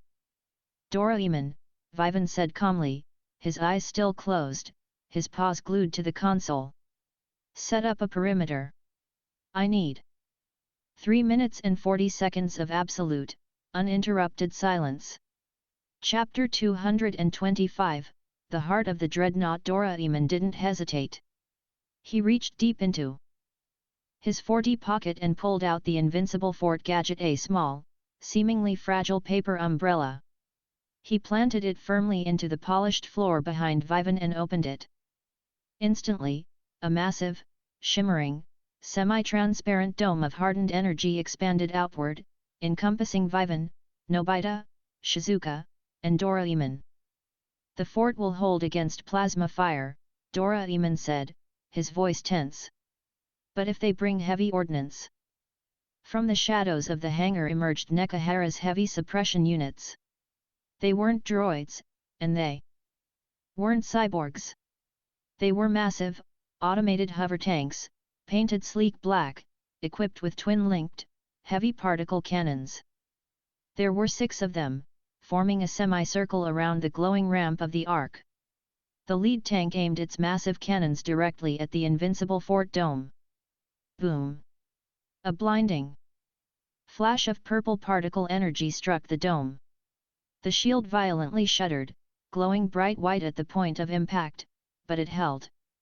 The shockwave rattled Nobita's teeth.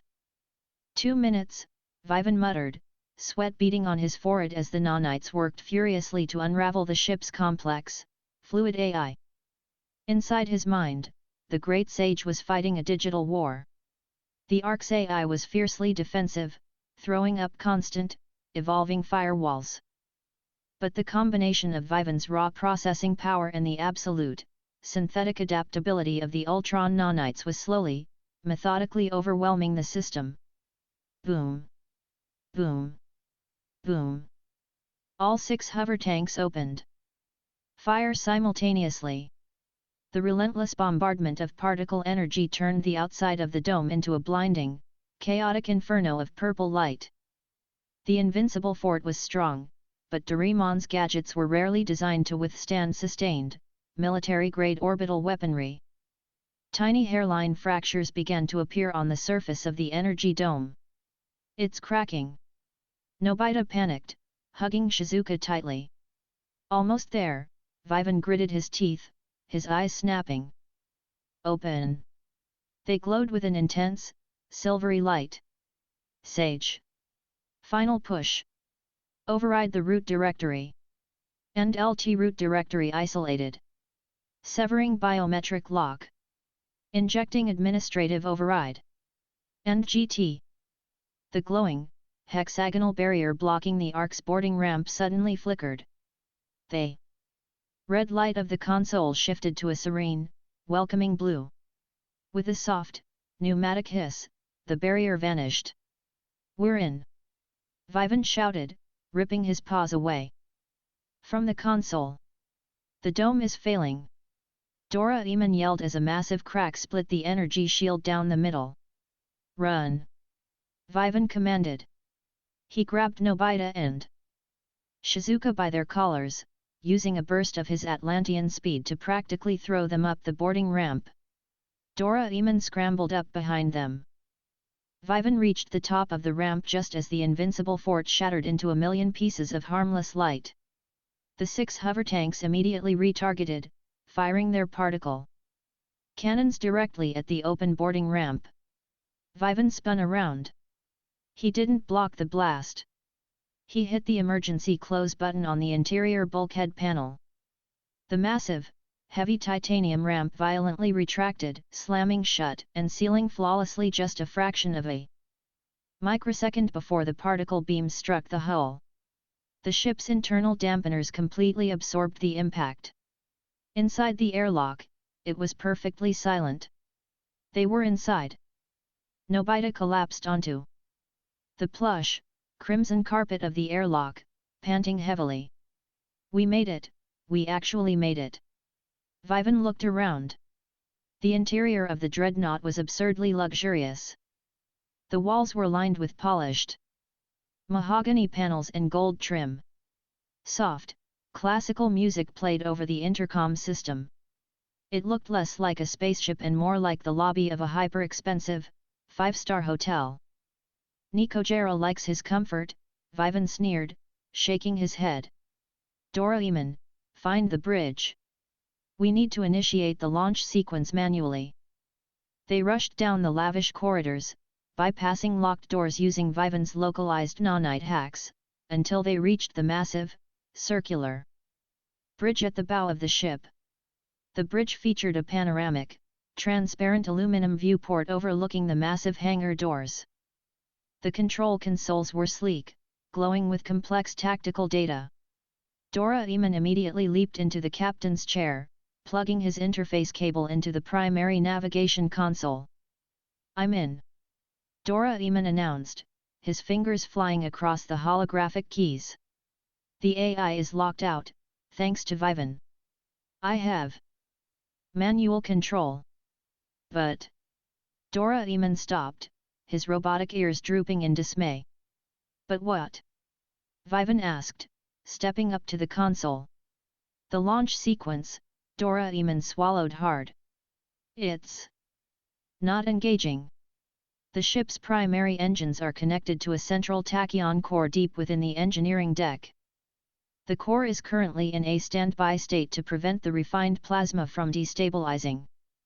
To launch the ship, someone has to physically go down to the core room, manually release the magnetic dampeners, and absorb the initial radiation spike to jump-start the engine." "Absorb the radiation spike?" Shizuka asked, confused. "But, isn't tachyon radiation lethal?" "To any normal biological or robotic entity, yes," Doraemon said, looking terrified. "It would instantly disintegrate them." Vivan crossed his arms, looking out the viewport at the massive hangar doors, which were currently being hammered by the hover tanks outside. "I'm not exactly normal," Vivan said casually. Before anyone could argue, the soft classical music playing over the bridge's intercom abruptly cut out. It was replaced by the smooth, arrogant, purring voice of a very wealthy feline. "Well, well, well," Nekahara's voice echoed through the bridge. "I must admit, I am impressed. Bypassing Commander Kuro, infiltrating the hangar, and slicing my unhackable AI. You are a very resourceful pack of strays." Vivan leaned forward, staring at the intercom speaker. "Nikojera." In the flesh, the billionaire purred. "You are currently sitting in my captain's chair. A bold move. But you seem to have overlooked a minor detail, my furry friends. The massive, panoramic viewport of the bridge suddenly flickered, shifting from transparent glass to a live video feed. The screen displayed the upper tier of the Wannian metropolis. Standing at the edge of a massive, luxurious penthouse balcony was Nekahara, a plump, well-dressed cat holding a glass of synthetic wine. But behind him, securely chained to the balcony railing, suspended hundreds of feet over the glowing city below, was a familiar figure. It was Hachi. The mechanic was beaten, bruised, and struggling against thick, electrified chains. You see, Nikojera smiled, taking a sip of his wine. I always keep a backup plan. You can try to jumpstart my ship, little dog. But if those engines ignite, I press a button, and the collar around this mechanic's neck detonates. And I don't think you came all this way just to let him die. The bridge went dead silent. The heist was over. The hostage negotiation had begun.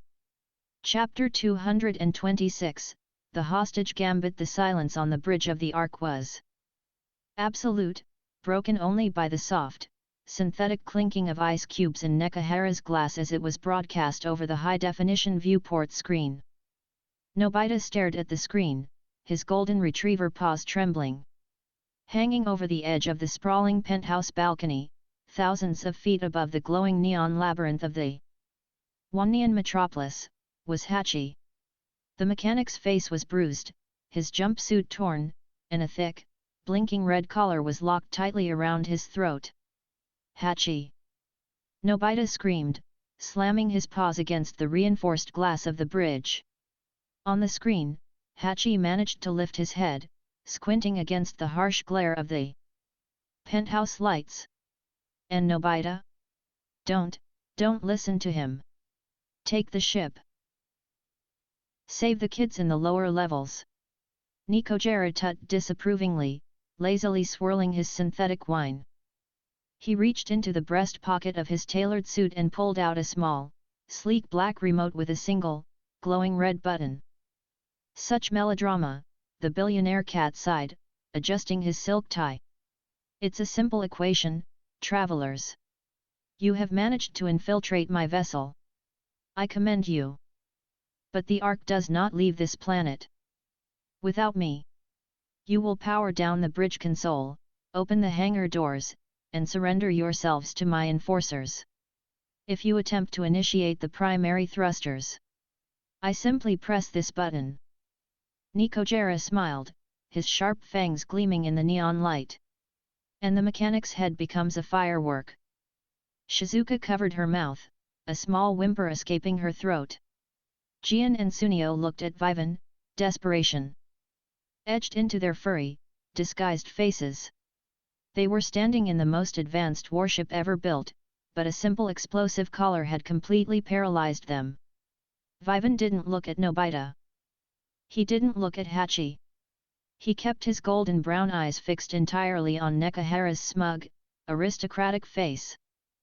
You're a businessman, Nikojera, Vivan said, his voice dropping into a smooth, conversational cadence. He walked slowly toward the primary communication terminal. So let's talk business. You destroy that collar, you lose your leverage. We launch the ship, and you're left down here to burn when the dark moon hits. A risk I am willing to take, Nikojera purred confidently. Because I know you won't sacrifice him. Your kind reeks of empathy. It's a fatal flaw in the evolutionary chain. Vivan leaned against the console. He was deliberately stalling. Beneath the casual exterior, his mind was operating at terrifying speeds. Sage, Vivan thought, completely bypassing his vocal cords. Triangulate the origin point of this video broadcast. I need exact spatial coordinates, elevation, and atmospheric density. And LT processing, and GT. The Great Sage replied, its algorithms instantly dissecting the signal's latency, the background noise of the metropolis, and the visual layout of the skyline behind Nikojera. And LT broadcast origin pinpointed. The penthouse is located atop the Nikojera corporate spire, precisely 14.7 miles north-northeast of our current position. Elevation is 4,200 feet above sea level. And GT, what about the detonator? Vivan asked internally. And LT scanning the transmission frequency of the remote. It operates on a continuous, encrypted dead man's loop. If the remote is destroyed, or if the signal to the caller is violently severed, the caller will default to detonation. The device must be manually disarmed, or the remote captured completely intact. And GT Vivan's eyes narrowed slightly. He couldn't just blow Nikojera up from a distance. He needed surgical intervention. You know, Nikojera, Vivan said aloud, buying the last few seconds he needed. You built a beautiful ship. The tachyon core is a masterpiece of engineering. It's a shame you won't be sitting in the captain's chair when it leaves the atmosphere. Nekahara's smile faltered, a flicker of genuine irritation crossing his features. You have 5 minutes to surrender the vessel. After that, I stop negotiating. The screen flickered and went black, returning the viewport to its transparent state, showing the massive, sealed blast doors of the hangar outside. Vivan! Nobita cried, grabbing the sleeve of Vivan's coat. We can't let him die. We have to give up the ship. We aren't giving up anything, Vivan said, standing up straight. He looked at Doraemon. Doraemon! Prep the navigation systems. Calculate the exact trajectory needed to intercept the Kronos asteroid. Do not initiate the launch sequence until I give the word. But Vivan, Doraemon panicked. Hachi! I'm going to get him, Vivan said. Chapter 227, The Phantom Split. You can't just go get him. Sunio yelped, his fox terrier tail tucked between his legs. He's 14 miles away. If you leave the ship, the enforcers will storm the hangar. I'm not leaving the ship, Vivan said calmly. He stepped into the center of the bridge, rolling his shoulders. He closed his eyes and brought his index and middle fingers together in a cross shape in front of his chest. It was a hand seal he hadn't used in a very long time, relying mostly on his immense physical and elemental powers. But right now, he needed the ultimate utility technique of the Naruto franchise. He focused his six paths chakra, dividing a massive, perfectly equal half of his spiritual, physical, and divine energy.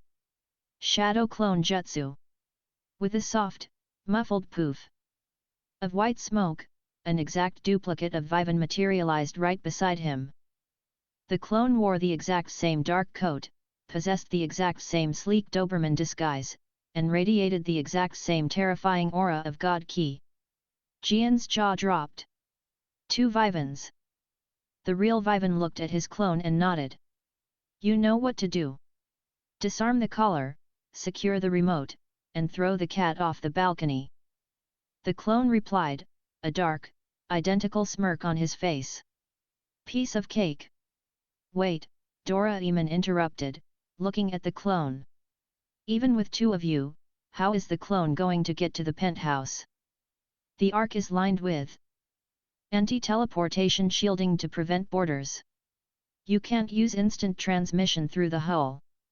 I don't need to pass through the hull, the real Vivan said. He tapped into his Jujutsu Kaisen fragment. I just need to fold the space around it. The real Vivan and the clone stood facing each other. They raised their hands simultaneously. Limitless.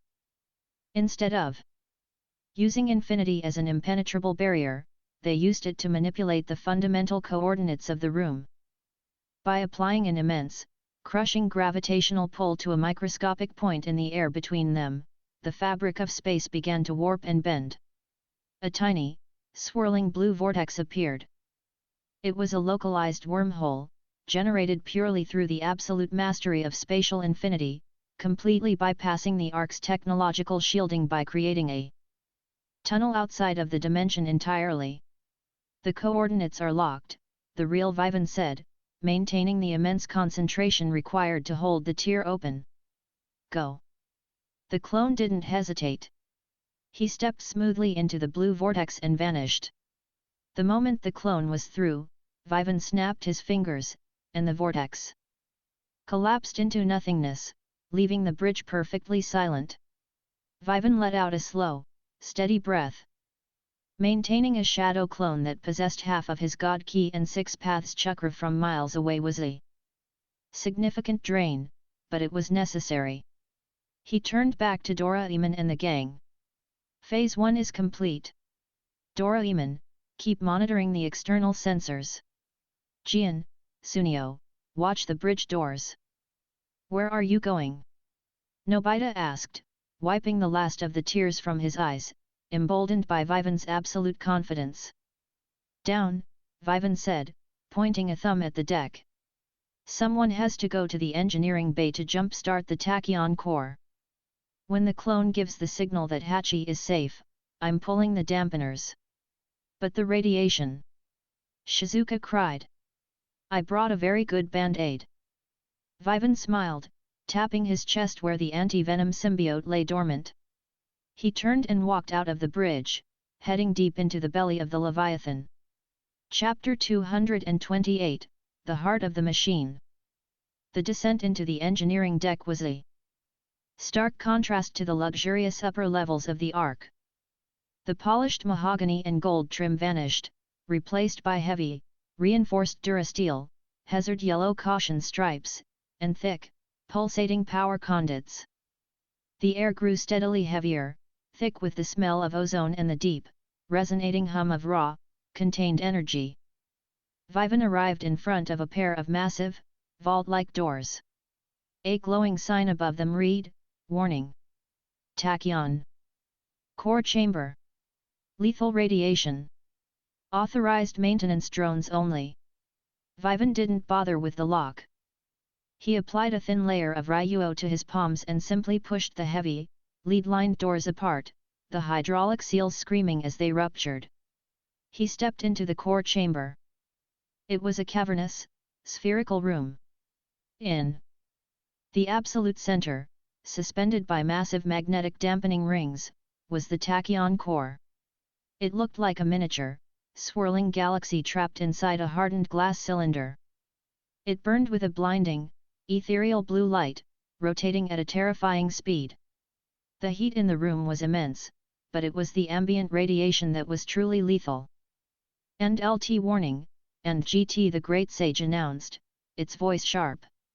"End LT tachyon radiation levels in this chamber are currently at 4000 rads per second. Cellular breakdown has commenced."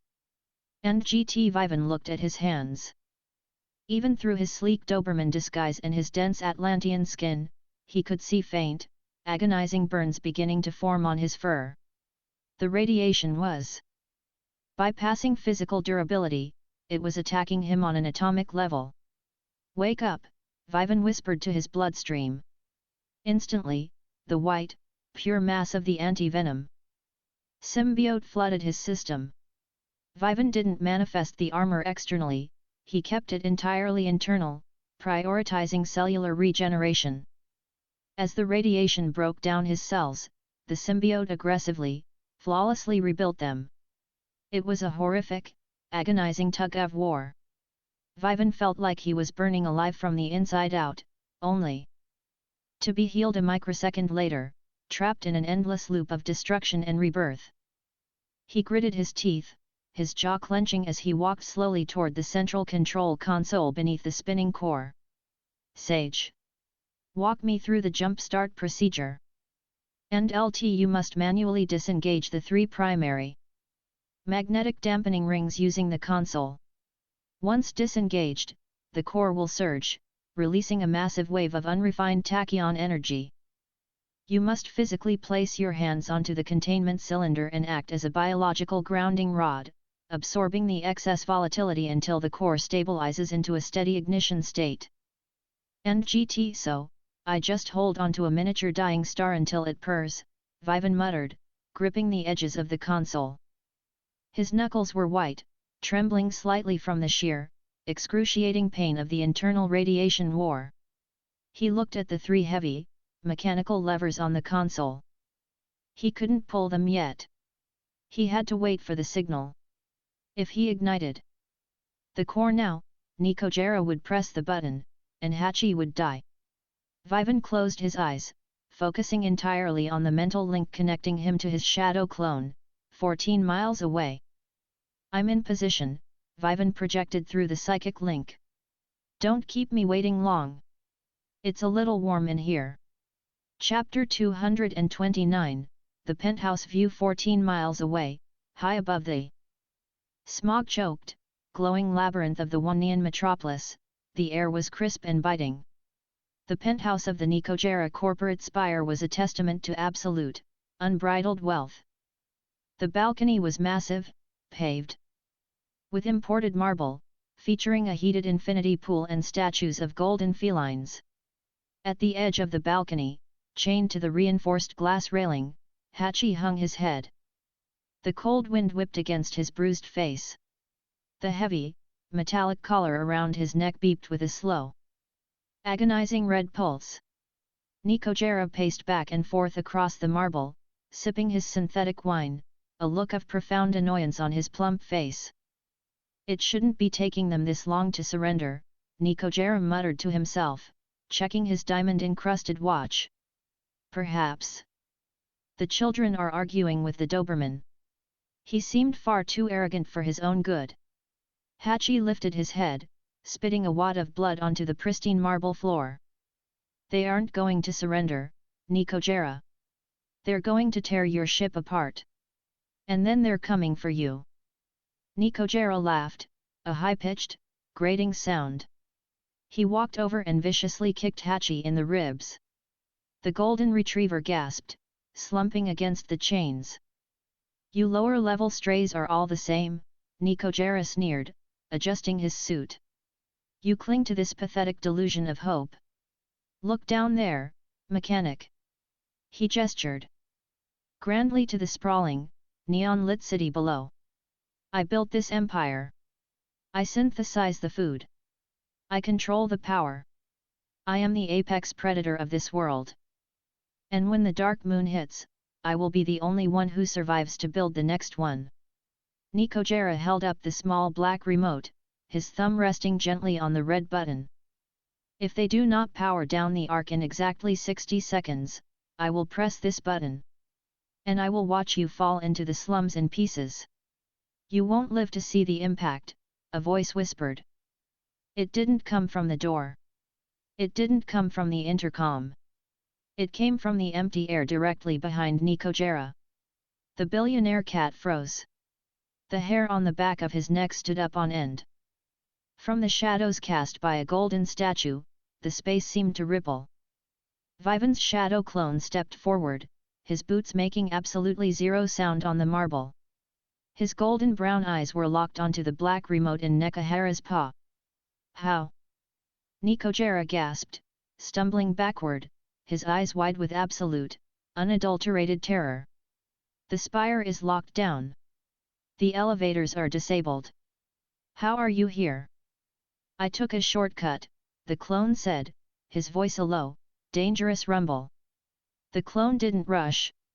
He walked slowly forward, his observation hacky, analyzing the remote with microscopic precision. And LT Dead Man's loop confirmed, and GT the Great Sage whispered into the clone's mind. And LT if the remote casing is cracked, or if his thumb depresses the button even a fraction of a millimeter, the signal will initiate the detonation sequence. And GT stay back. Nikojera shrieked, his composure completely shattering. He pressed his thumb hard against the red button, but didn't push it down completely. His hand was shaking violently. One step closer, and I blow his head off. Hachi looked up, his eyes widening in shock.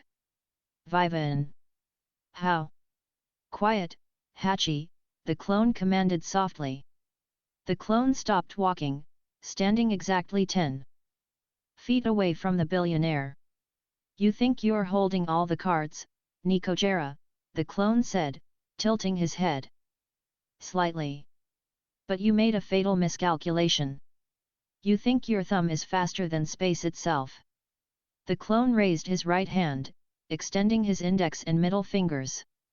Limitless, blue. Chapter 230, The Resonance. Down in the sweltering, radioactive hell of the Ark's engineering bay, the real Vivan felt the surge of cursed energy through the psychic link. Now, Vivan roared. He slammed his hands onto the console, violently pulling all three magnetic dampening levers downward simultaneously. The heavy, mechanical locks disengaged with a deafening clang. The tachyon core, suddenly freed from its magnetic restraints, screamed. It didn't just spin faster, it violently expanded, unleashing a massive, blinding tidal wave of pure, unrefined, raw blue tachyon energy that flooded the entire spherical chamber. Vivan leaped forward, throwing his arms around the massive, scorching glass cylinder containing the core. The moment his body made contact with the unrefined energy, the pain multiplied 1,000-fold. The radiation wasn't just burning his cells, it was actively attempting to unweave his existence from the space-time continuum. Heal! Vivan screamed, his voice raw. The anti-venom symbiote went into absolute overdrive, consuming massive amounts of Vivan's physical stamina to keep his body anchored in reality, violently stitching his DNA back together faster than the tachyons could tear it apart. Vivan acted as a living, breathing grounding rod, funneling the chaotic energy through his body and forcing it back into a stable, cyclical loop. Simultaneously, 14 miles above the city, the Shadow Clone executed his strike. He didn't use blue to attack Nikojera. The amplified spatial attraction of the limitless technique was applied specifically to the empty space directly between Nekahara's trembling thumb and the red button on the remote. A microscopic singularity of negative space formed exactly on top of the button. Nikojera, panicked by the glowing blue light at Vivan's fingertips, tried to press the detonator. He couldn't. His thumb met an impossible, absolute resistance. The negative space violently repelled physical matter. It was like trying to push two opposing, infinitely strong magnets together. His thumb was physically locked in place, millimeters away from the trigger, completely unable to close the distance. What is this? Nikojera screamed, staring at his frozen hand in horror. The clone didn't smile. He used Soru. He crossed the 10 feet in a microsecond. His left hand clamped down like a steel vice over the remote, completely encasing Nekahara's paw, freezing the mechanism in place. His right hand shot forward, the fingers stiff and coated in Ryuo. With a precise, surgical strike, he drove his fingers directly into the thick, metallic locking mechanism of Hachi's explosive collar. The internal destruction Haki instantly pulverized the internal circuitry, completely disabling the receiver without triggering the explosive charge. The heavy collar clicked, popped open, and fell harmlessly onto the marble floor. Hachi gasped, collapsing against the glass railing, rubbing his bruised neck. With the hostage safe, the clone turned his full attention back to the billionaire. He effortlessly ripped the black remote from Nekahara's grasp, crushing it into fine plastic dust within his fist. Nikojera fell to his knees, his luxurious suit disheveled, staring up at the terrifying, sleek Doberman who had just dismantled his endgame in less than a second. You're a monster, Nikojera whimpered, backing away until he hit the glass railing. No, the clone whispered, grabbing Nikojera by the lapels of his expensive suit and lifting the plump cat entirely off his feet.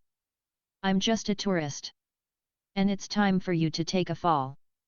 With a casual, effortless heave, the clone threw the billionaire over the glass railing.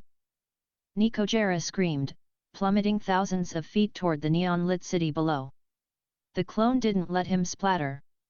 He applied a gentle, invisible cushion of full-bringer air currents, ensuring the billionaire would safely, but terrifyingly, land in a dumpster directly in front of the lower-level slums, where the angry, starving orphans and workers were waiting.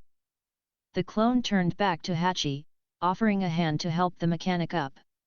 The collar is off, the clone projected through the psychic link. Light it up. Deep within the ark, the real Vivan heard the confirmation. Through the sheer agony of the radiation, a triumphant, bloody grin spread across his face. The chaotic, volatile tachyon energy rushing through his body suddenly smoothed it out. The core stopped screaming and began to hum with a deep, resonant, steady vibration. The blinding blue light settled into a pristine, stable glow. Vivan let go of the glass cylinder, collapsing onto his hands and knees on the metal grating. His chest heaved as the white symbiote slowly retreated, having successfully kept him alive through a lethal atomic storm. The intercom in the engineering bay crackled to life. DORAEMON'S voice, thick with relief, echoed through the chamber. Vivan. The core is stable. We have full primary power. We're ready for launch. Vivan slowly pushed himself up, wiping a smear of blood from his cheek. Good, Vivan panted, his golden eyes flashing with raw, untamed excitement. Get us out of this basement, Doraemon. It's time to go shoot a rock. Chapter 231, The Leviathan Ascends.